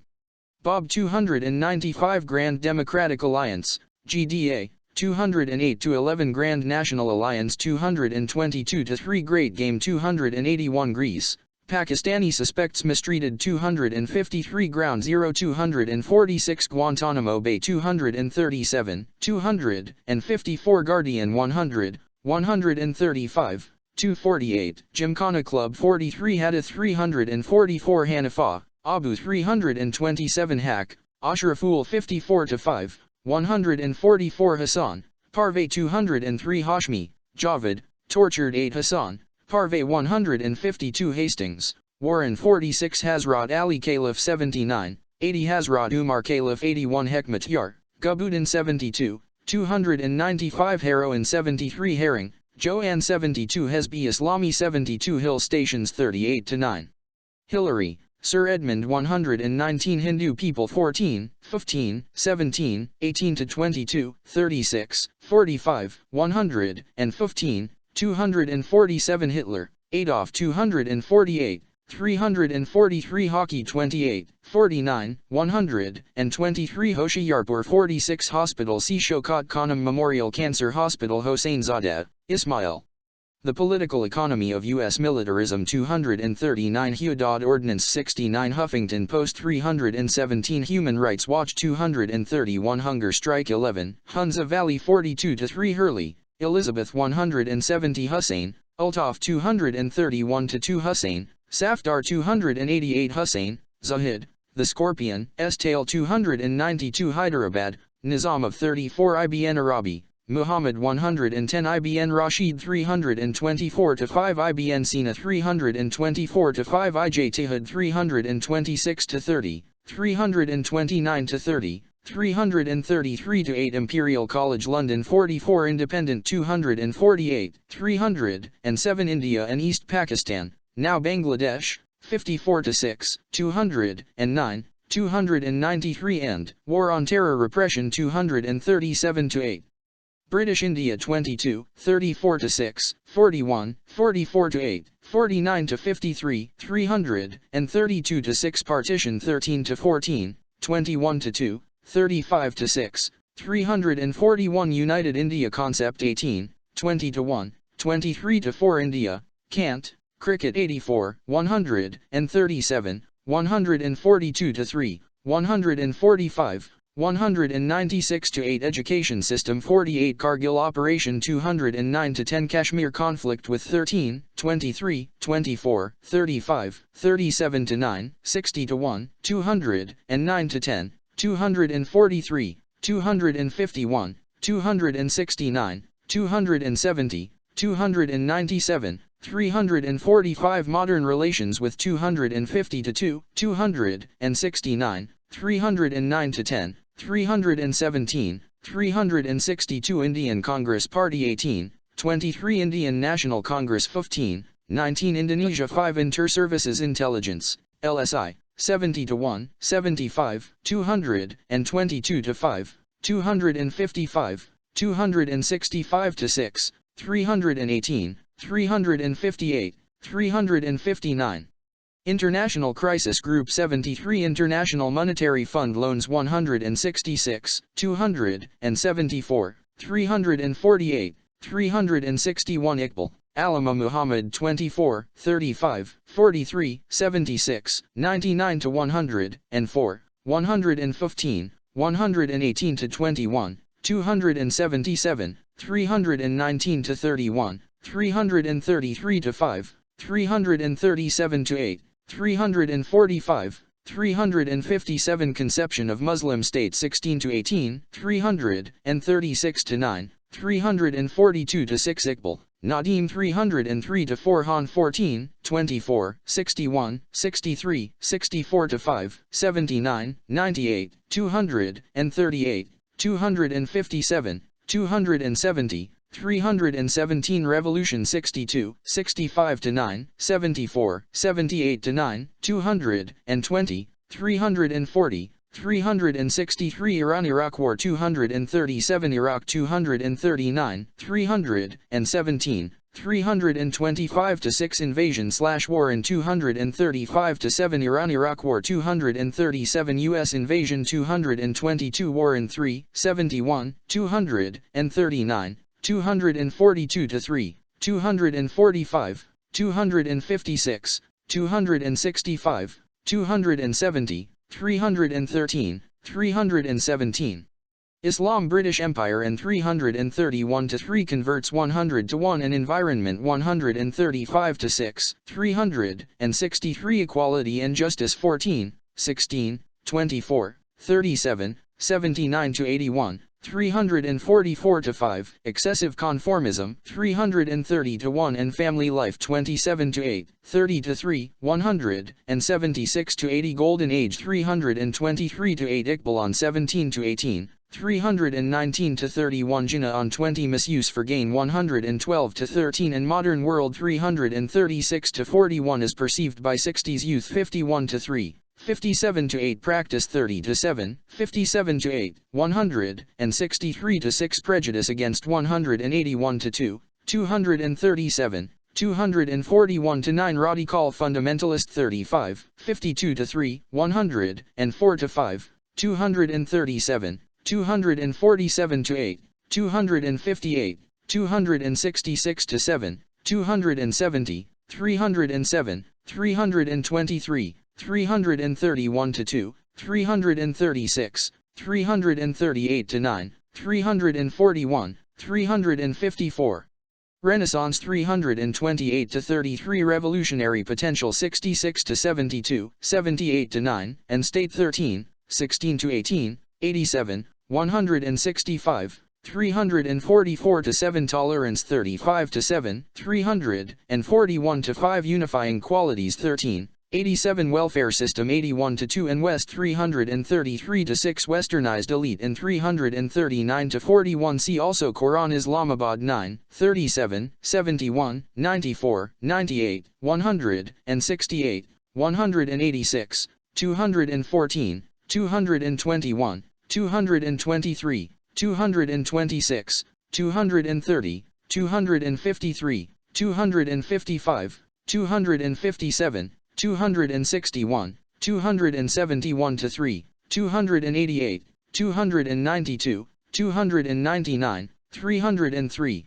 305, 310-11, 357, 360 Marriott Hotel bombing 272 Red Mosque massacre 266-8 Islamic Democratic Alliance 75 Islamic fundamentalism, West, and 67 Islamic Jamiat-e Tolba.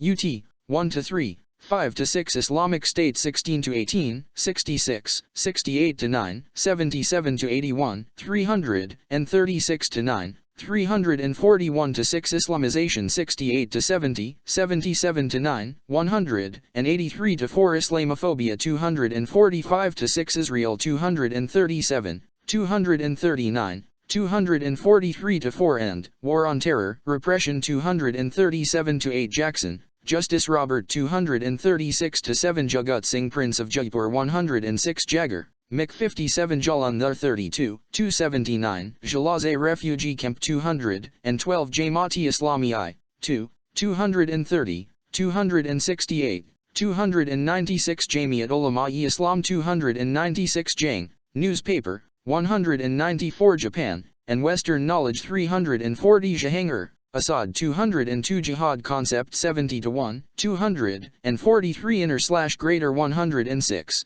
119 Jihad Groups 247-8, 258, 265, 287, 294, 296, 302, 314, 316 Anti-Soviet 70-4, 318, 362 Jinnah, Muhammad Ali 14, 16, 18-21, 23, 24, 32, 55, 76, 80, 120, 182, 185, 224-5, 280, 314, 322, 335, 341, 344-5, 364 Jirga System 280-2, 285, 334, 346 Johnson, Paul 343 Jones, Sir William 46 Journalists,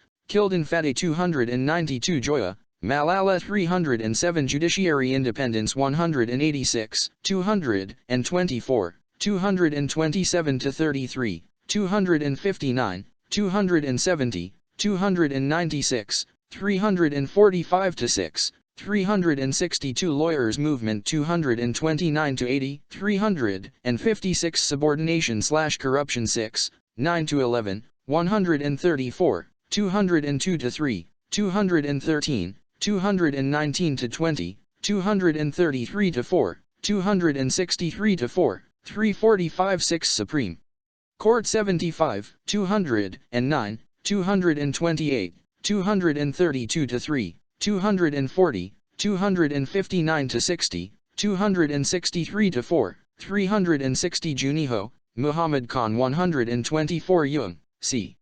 58 Kabul 250, 252, 317 Konagiram 32, 278-82 Kanval, Shumela 304-5 Karachi 10, 14, 43-4, 54, 65, 73, 120, 129, 166, 170-1, 230-9, 255, 256, 276, 279, 311, 351, 357, 359 Cancer Hospital 121, 171 Karakoram Highway 42-3, 135, Karakoram Mountains 41-3, 50, 114, 135 Kargil Operation 209-10 Karzai, Hamid 238, 306-7 Kashmir 13, 23, 24, 35, 37-8, 39, 60-1, 209, 243, 251, 269, 270, 29-7, 345 Kargil Operation 209-10 Kashmiri, Ilyas 265-6 Kentucky University Hospital 156 Khadija 108 Khan, Amir 170 Khan, Abbas 134 Khan, Ahmed Hassan 31 Khan, actor Hamid 279 to 80 Khan, Alima 89, 142, 158 Khan, Ayub 25, 39 to 40, 67, 80, 185, 336 Khan, Azmath Ali 152 Khan, Faridullah 291 to 2 Khan, Ghulam Ishaq 146 Khan, Hamid 193, 230 Khan, Imran and religion 51 to 2, 83 to 6 Muslim identity 87, 92 to 7, 99 to 100, and 21,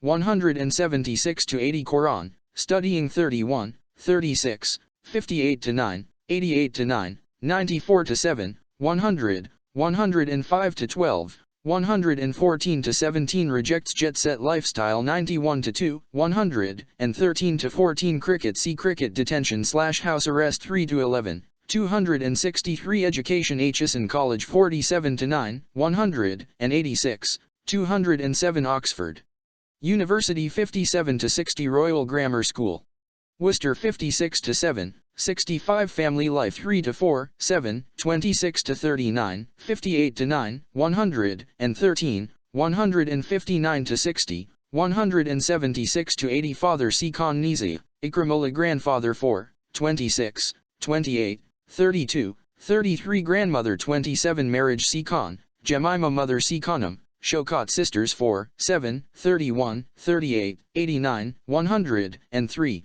141, 150, 153, 157, 159, 176, 178 to 80, 187, 199 Politics decision to enter 183 to 6 see also Tariq-e-Insaf Warrior Race 283 Khan, Irshad 172 to 3, 173 Khan, Jemima, Nay Goldsmith, 120, 121 Antique smuggling allegation 212 to 13, 345 Charity work 211 to 12 Marriage with 181 to 2, 185, 187, 199 to 201, 204 to 6, 211 to 17 Political attacks on 176, 183, 212 to 15 Return to England 215 to 16 UK media and 181 to 2 Zionist plot accusation 183,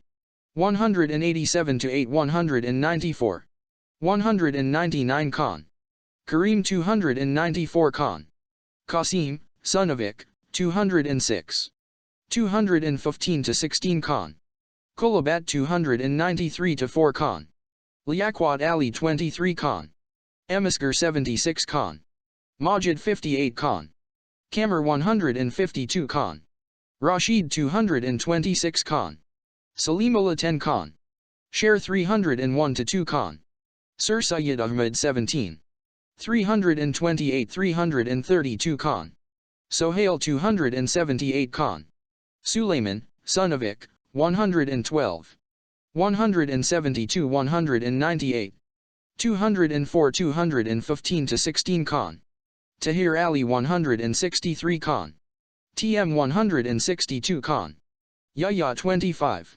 54 Khan Bugti, Nawab Akbar 269 Khan family, women demonstrate 7 Khan Nizi, Ikramullah, Ik's father, 4, 918, 31 to 234, 37 39, 44 52. 88 103 to 4, 150 156, 170 to 1 178 in Pakistan Educational Society 160 in Prospective Bride Farq 179 to 80 Chairman of Shaukat Khanum Memorial Cancer Hospital Board 152 Khanum, Shaukat, ex-mother, 9, 26 to 830 to 4, 37 to 951, 58 to 965. 87 to 9092, 94 to 6 105, 116 150 to 1, 153 to 7 175 to 6, 180 182, 277 to 9 Khilji, Sultan Alauddin 36 Khomeini, Imam 61, 66 to 798 Qudi, Selfhood, 16 to 17. 35 101.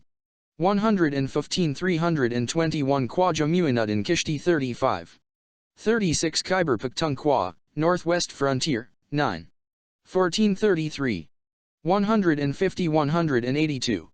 221 227. 268 to 9 272. 276 279. 282 to 3 285 to 6. 286 289. 299 to 304 310 to 11. 359 Prisoner from 9 to 10 Kilcullen. David 305 Knot. Allen 60 Caught Lockpat Prison 6.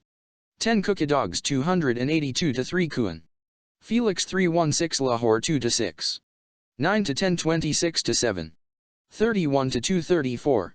37 39. 43 58 to 9. 65 88. 92 to 4 126. 134 144. 150 152. 157 to 8 160. 164 166. 171 180. 187 196. 209 230.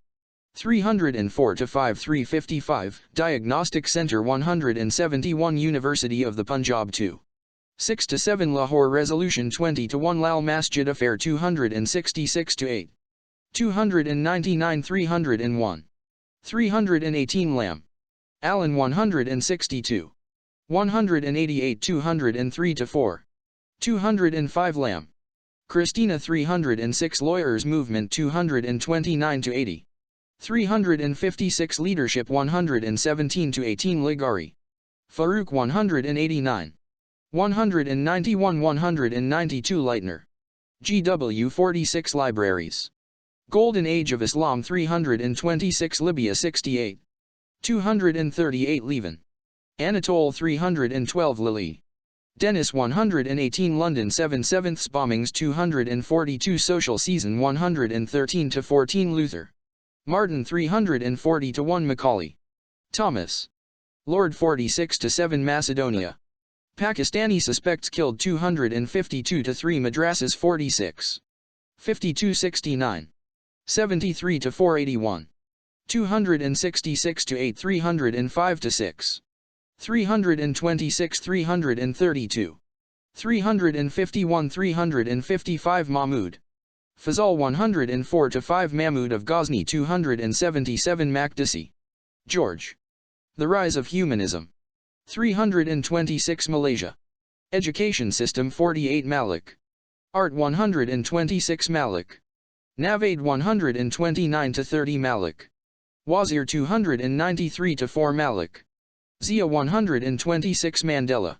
Nelson 120 Mansur. Sabiha 352 to 3 Mao Zedong 166 Mara that's 34.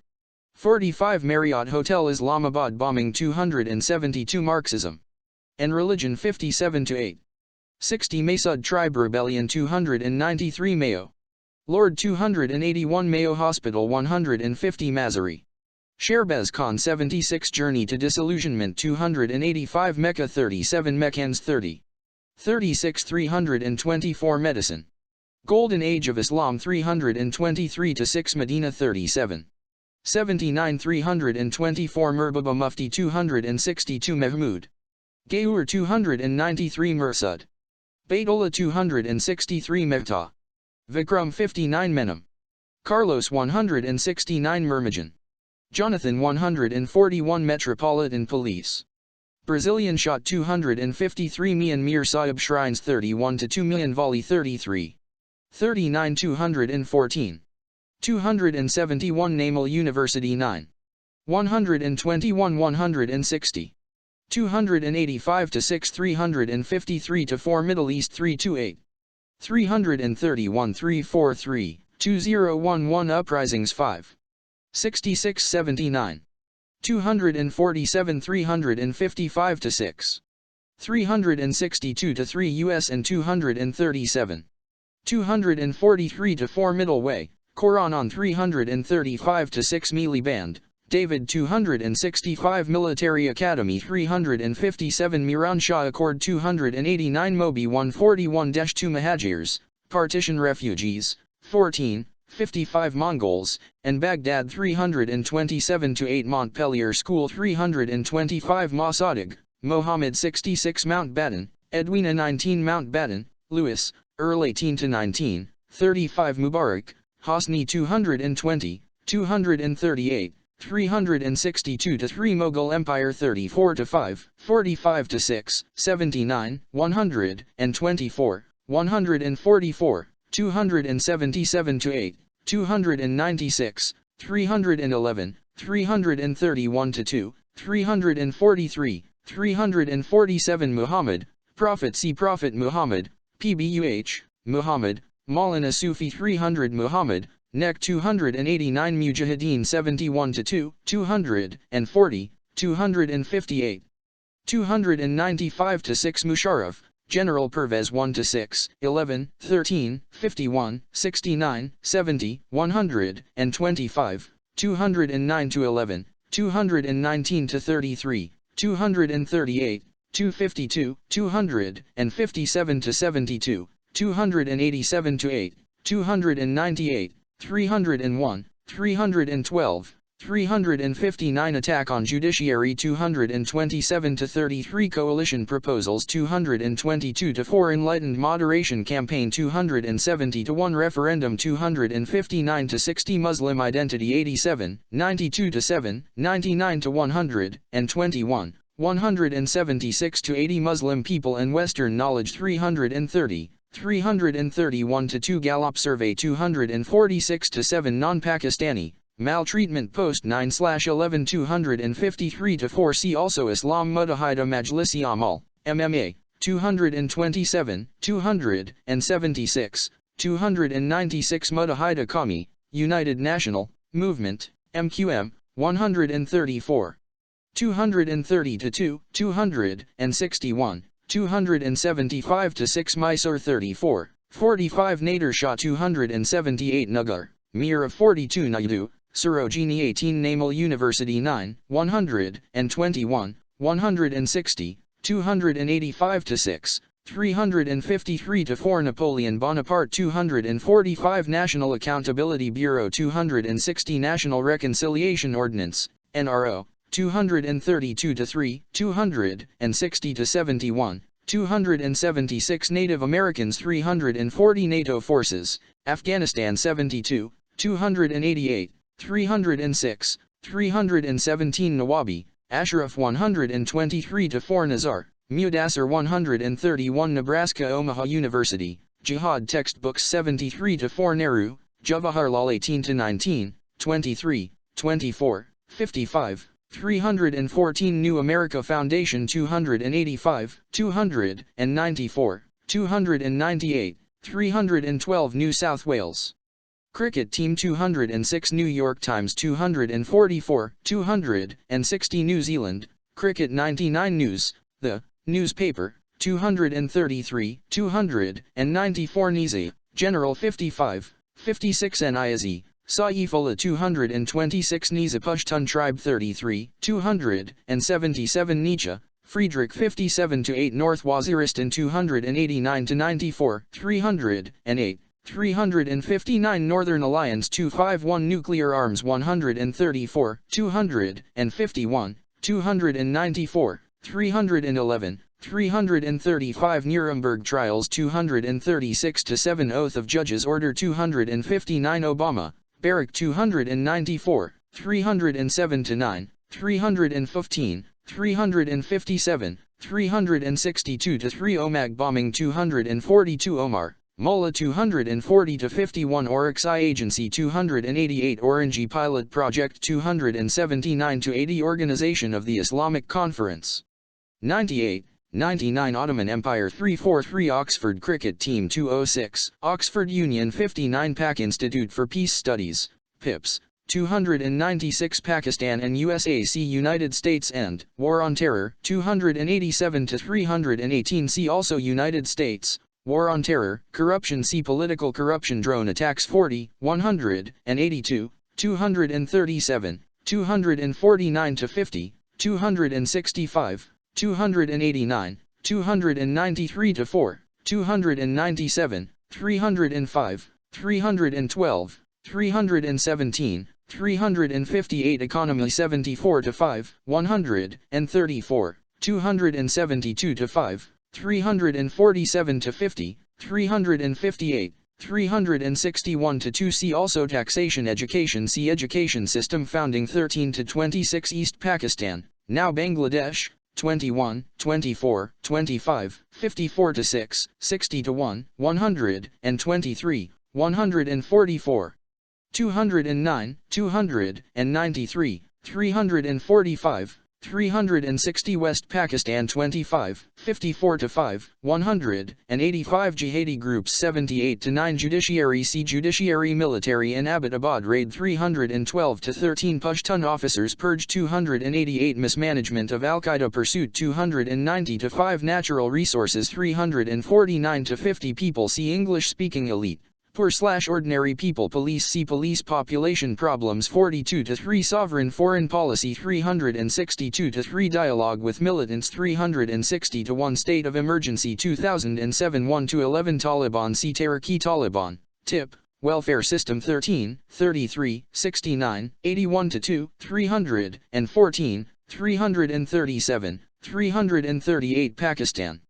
Cricket team 56, 63, 84, 99, 127, 136 to 46, 140 to 6, 206 to 7 Match fixing allegations 145 Pakistan International Airlines 272 to 3 Pakistan Muslim League 183 PML, N, 191, 194, 195, 255, 269, 272, 285 PML, Q, 75, 225, 227, 267 Pakistan People's Party, PPP, 39, 54, 61, 75, 125 to 7, 129, 134, 183, 190 to 1, 211, 255,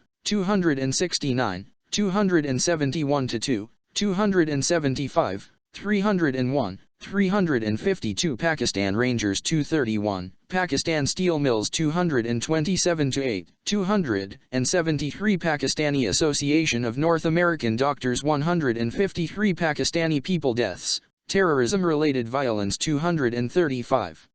Maltreatment post -9/11 252 to 8, 290 to 5 Pakistani Ex-Servicemen Association 293 Palestine 243 to 4, 270, 343 Panchayat 334, 346 Panetta, Leon 308, 358 Pape, Robert 247 Pasha, General 318 Pashtun officers purge. Pakistan Army 288 Pashtun people, Pathans, 14, 24, 32 to 3, 50, 72, 78, 150 to 1, 153, 176 to 7, 227, 264 to 5, 277 to 91, 295, 297 to 9, 345 Pashtunwali 280 to 1 Pathology Collection Centers 171 Patterson, and 249 to 50, 264, 363 Peshawar 70, 120, 170, 221, 256, 281, 305 Cancer Hospital 121, 171 Patrias, David 305. Pew Research Center Poll 364 Philosophy, Golden Age of Islam 323 to 6 Pergia 87 to 9, 94 Peers 88 to 9, 95 Police attacks on 265, 268 Corruptional interference with 11, 69, 134, 192, 202 to 3, 231 to 2, 233, 254 to 6, 263, 266, 274 to 5, 282, 346, 356, 362 Political corruption 166, 183, 186, 190, 198 to 9, 202 to 3, 228, 249, 311, 335, 346 to 9, 352 to 3, 356, 361 to 2 Afghanistan 295, 306 Benazir and Zardari 129 to 30, 168, 189 to 91, 211, 232 to 3, 258, 261 British rule 76 Musharraf 219 to 22, 222 to 4, 227, 232 to 3, 259 to 61 Sharif 133 to 4, 168, 190 to 1, 208 Swat 300 USA and 67 to 8, 245, 273 to 5, 309, 349 Zardari, post Benazir, 272 to 6, 309 Zia 69, 74 to 7, 124 to 5 Politicians, assets abroad 347 Politics C. Tariq-e-Insaf poll rigging 195 to 6, 259 to 60 Poor/ordinary people 9 to 11, 51 to 2, 149, 352 Cancer treatment 150 to 61, 167 to 72, 202 Economic hardship 275 Exploitation 33 to 4, 66, 95, 202 to 3, 272 to 3, 281, 301, 323, 345 to 6, 345 to 8, 348, 349, 361 Generosity 33 to 4, 163 to 6 Islam and 31, 35, 81 to 2, 159 to 60, 345 Powell, Colin 308 to 9 Powandas 282 to 3 Prisons, conditions. 6 to 10 Prophet Muhammad, PBUH, 17, 28, 30 to 1, 36 to 7, 68, 79, 97 to 100, 105, 106, 108, 111 to 12, 116, 184, 200, 324, 336, 342, 344 to 5, 347, 363 Punjab 16, 27, 38 to 9, 46, 51, 75, 95, 176 Cancer Hospital C. Shaukat Khanum Memorial Cancer Hospital Countryside 27, 38 to 9, 58 to 9, 282 Government 75, 126, 131, 132, 134, 151, 191, 275, 281, 284, 310, 345, 347 and Partition 21 to 2, 32, 35 to 6, 115 University of 2 to 3, 5, Punjab Club 43 Punjabi Domination 14, 24, 26 Quetta 257 Quran 17 to 18, 31, 36 to 7, 58, 71, 80 to 1, 94 to 100, and 2. 105 to 12, 216, 257, 319 to 21, 323, 342 5 IJ Tehad 326 to 30, 329 to 30, 333 to 8 on middle way 335 to 6 precepts 17 to 18, 37, 71, 98 to 9, 102, 114 to 17, 216, 326 to 9 principles, discussion 326 to 30, 333 to 8 state and 80 to 1, 319 to 21, 323, 334 to 9, 341 to 5 studying 31, 36, 58, 88 to 9, 94 to 7, 100, 105 to 12 see also Islam Qureshi, Ashik 152 Qureshi, Moeen 135, 146 Qureshi, Shah Mahmud 274 Rafi, Shahid 131 Rafiq, Saad 8 Rahman, Fazler 336 Railways 272 Ramadan 11, 32, 52, 96, 119, 162, 166, 195 Rashid, Sheikh 268 Rashid, Haroon 70. Rawalpindi 23, 62, 263, 266, 312 Reagan, Ronald 72, 296 Red Mosque Massacre 266-8, 299, 301, 318 Religion, and 70s Britain 57-8 Reprieve, Charity, 222 Reza Shah. Muhammad Pahlavi, son, 66. 220-238 Reza Shah Pahlavi, father, 65-6. 270 Rice. Condoleezza 290 Richards. Sir David 316 Richards. Sir Vivian 64. 131 Ridley. Yvonne 255 Riedel. Bruce 295 Robinson. Francis 20 Roman Empire 337 Roosevelt. Franklin D 236 Royal Grammar School. Worcester 56-7. 65 Rumi, philosopher, 101.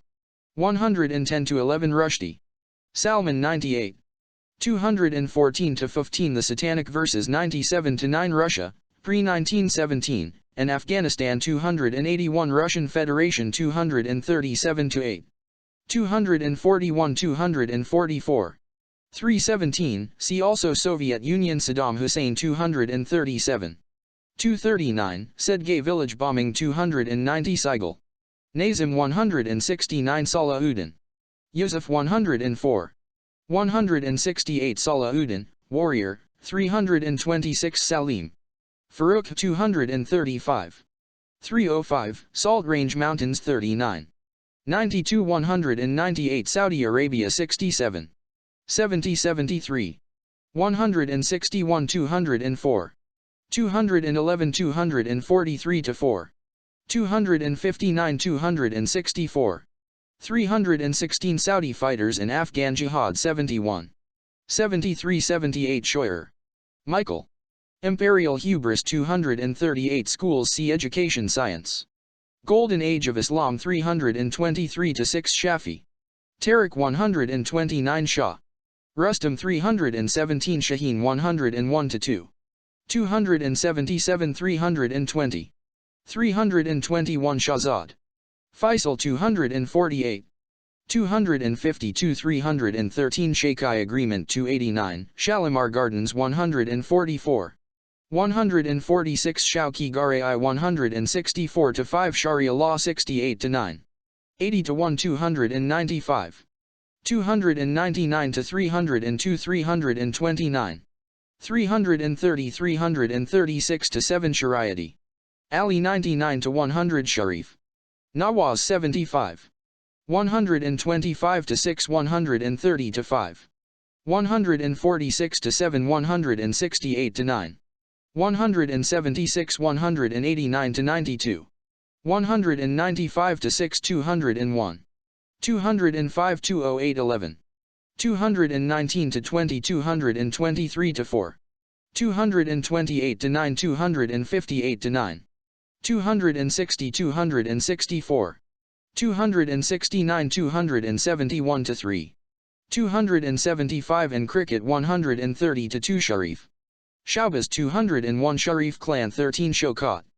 Imran 255 Shokat Khanum Memorial Cancer Hospital Bomb Attack 169 Founding 9. 50-189. 107-8 119-20. 121 129-30. 140 142-4. 149-75 Fundraising 114. 137 143-6. 152 154.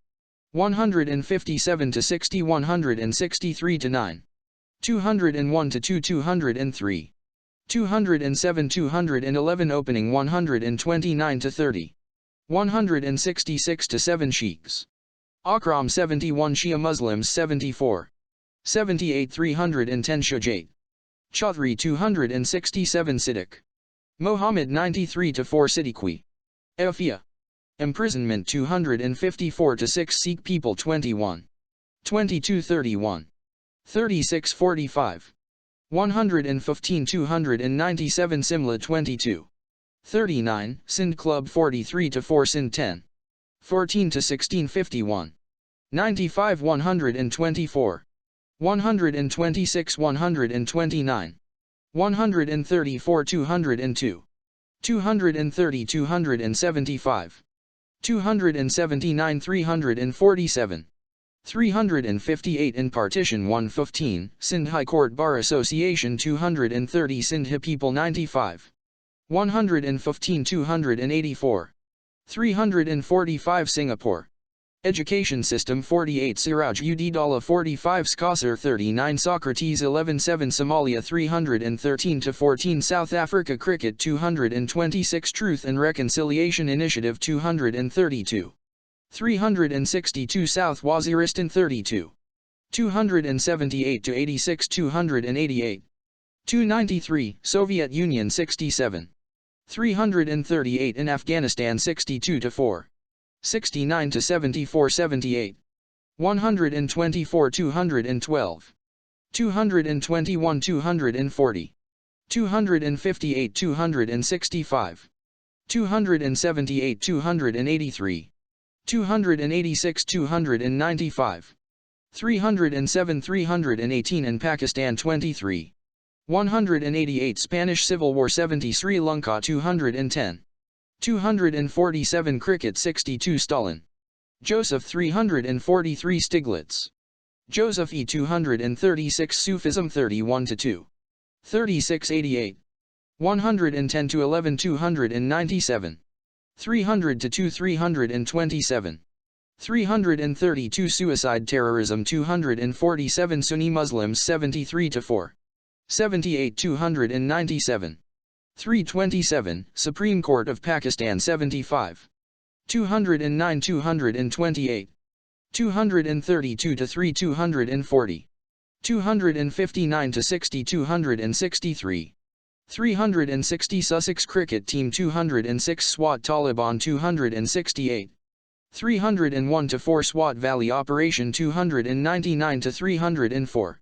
339 350 Swati People 171 to 2. 268 296. 299 301 Swiss Bank Accounts 347 Sinat. Hillary. Transforming Pakistan. 261 to 2 Tamer, Tambalane, 107. 277 Taliban 32. 72 78. 221 to 2 227. 240 to 51 249 to 51. 254 256 to 8. 262 to 3 276. 293 3014 in Madrasas 332 West Political Settlement Moves 315 to 16 Talibanization 249.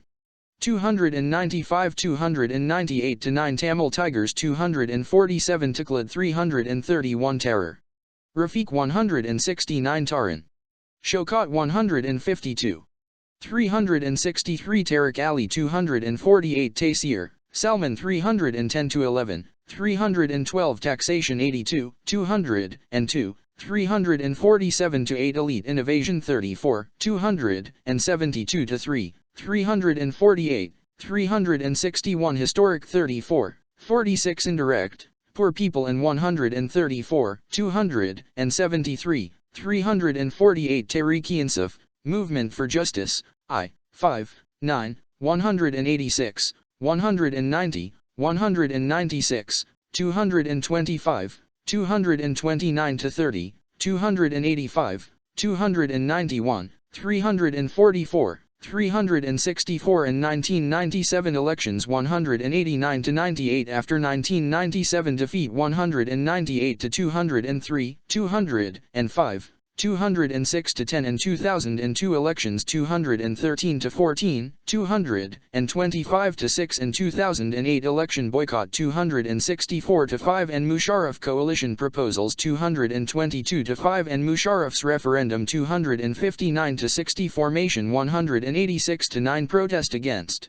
Zardari 271 to 2 and young people 5 youth 322 Tehreek Taliban, tip 265, 265 to 6, 289 to 92, 310 to 11, 359 Terror Free Tomorrow 285, 298 Teresa, Mother 120 Tiedemann, Catherine 294 Timber Mafia 42, 135 to 6 Times Square Bomber 242, 248, 252, 313 Timurids 331 Tipu Sultan 34, 45 Tora Bora Cave Bombing 287 to 8 Transparency International 134, 272 Travankari Army Uprising 34 Tribal People and Collaborators 291 to 2, 310 Collateral Damage / Casualties 289 to 94, 298,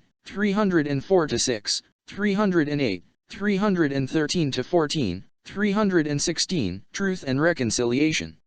Process 362 Tunisia 68, 220, 238 Turkey 18, 105, 270, 273, 363 to 4 Turkish influence 331 Ulhak, Dr. Anwar 124 Ulama 328, 331, 334, 336 Umar, Hazrat 81 Umar Caliph 36 to 7 UN Inquiry, Benazir Bhutto Assassination 263 United Nations Development Programme 81, 347 United States 9/11 Attacks on 221 and Afghan Bin Laden Trial Offer 240 to 1 and Musharraf 221 to 2 and Political Corruption 67 to 8, 245, 273 to 5, 309, 349 and Vietnam/Cambodia 287, 308 CIA and Afghanistan Jihadis 70 to 1, 73,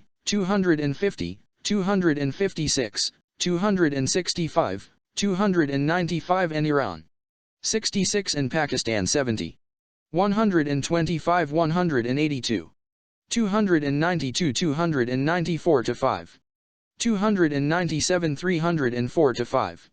308 314, 317 358 and Zia 124 to 5 short-term goal-driven 223 drone attacks 40 to 1, 182 237, 249 to 50 265, 289 293 to 4, 297 305, 312 317.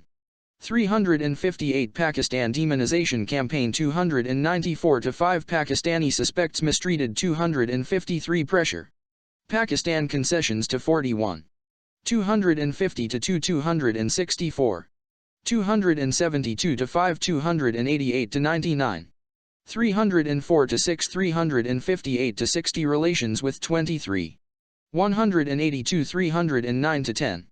312 to 13 Taliban Political Settlement Moves 315 to 16 War on Terror 23 67 to 870 182 217 221 to 2 235 to 75 295 to 6 310 358 Afghanistan Invasion 287 to 318 Afghanistan Development Budget 306 to 7 Costs 274 306 to 7 Dialogue 360 Ur-Reman Khalil 291 Ur-Rahman Maulana Fazil 276 Urdu Medium Schools 47 48 to 9 350 to 2 354 to 5 355 USAID 306 Uttar Pradesh 24 Vajpayee Atal Bihari 209 Van Linshoden Alex Strick 316 Vietnam Parallels with 287 308 Wahhabism 32 73 297 Walford Cornelius 34 volley.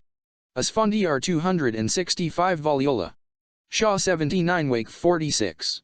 81 W. Washington Post 270 Water and Power Development Authority 273 Watt. W. Montgomery 325 Wazir. Ayas 317 Waziristan 50. 256 265. 277 to 86 286. 289 291 See also North Waziristan, South Waziristan Welfare System 13. 3369. 80 to 2 314. 337 338 West. State Violence 343 to 4 West Bengal, India, 54 to 6 West Indies. Cricket 64. 94 131 to 2. 137 139. 141 145 Western Culture 29. 52 56 to 8.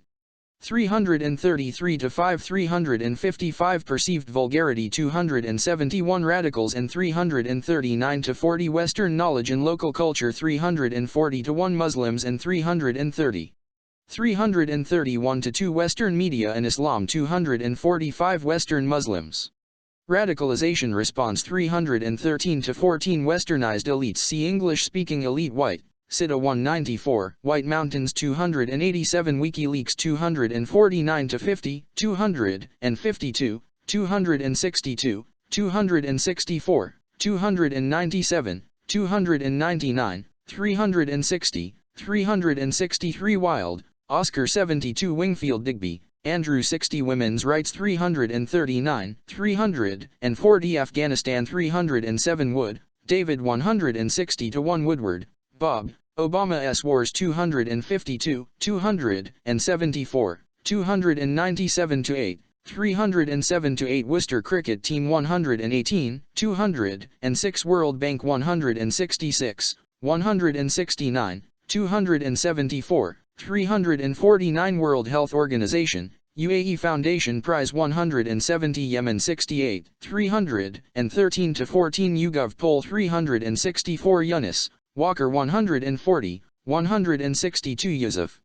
Sumera 130, 166, 171 Yusuf Islam, Cat Stevens, 104 Zaif, Mullah, My Life with the Taliban 240 to 51, 257 to 8 Zakat Giving 69, 81, 82, 153, 167, 176 Zakayev, Akam 241 Zaman, Ahmed 26, Zaman Park 3 to 4, 7, 26, 28, 31, 38, 45, 88, 164, 176 Zamir, Edisam 222 to 3 Zardari, Asif Ali 128 to 30, 133, 166, 168, 176, 211, 228, 232, 238, 250, 258,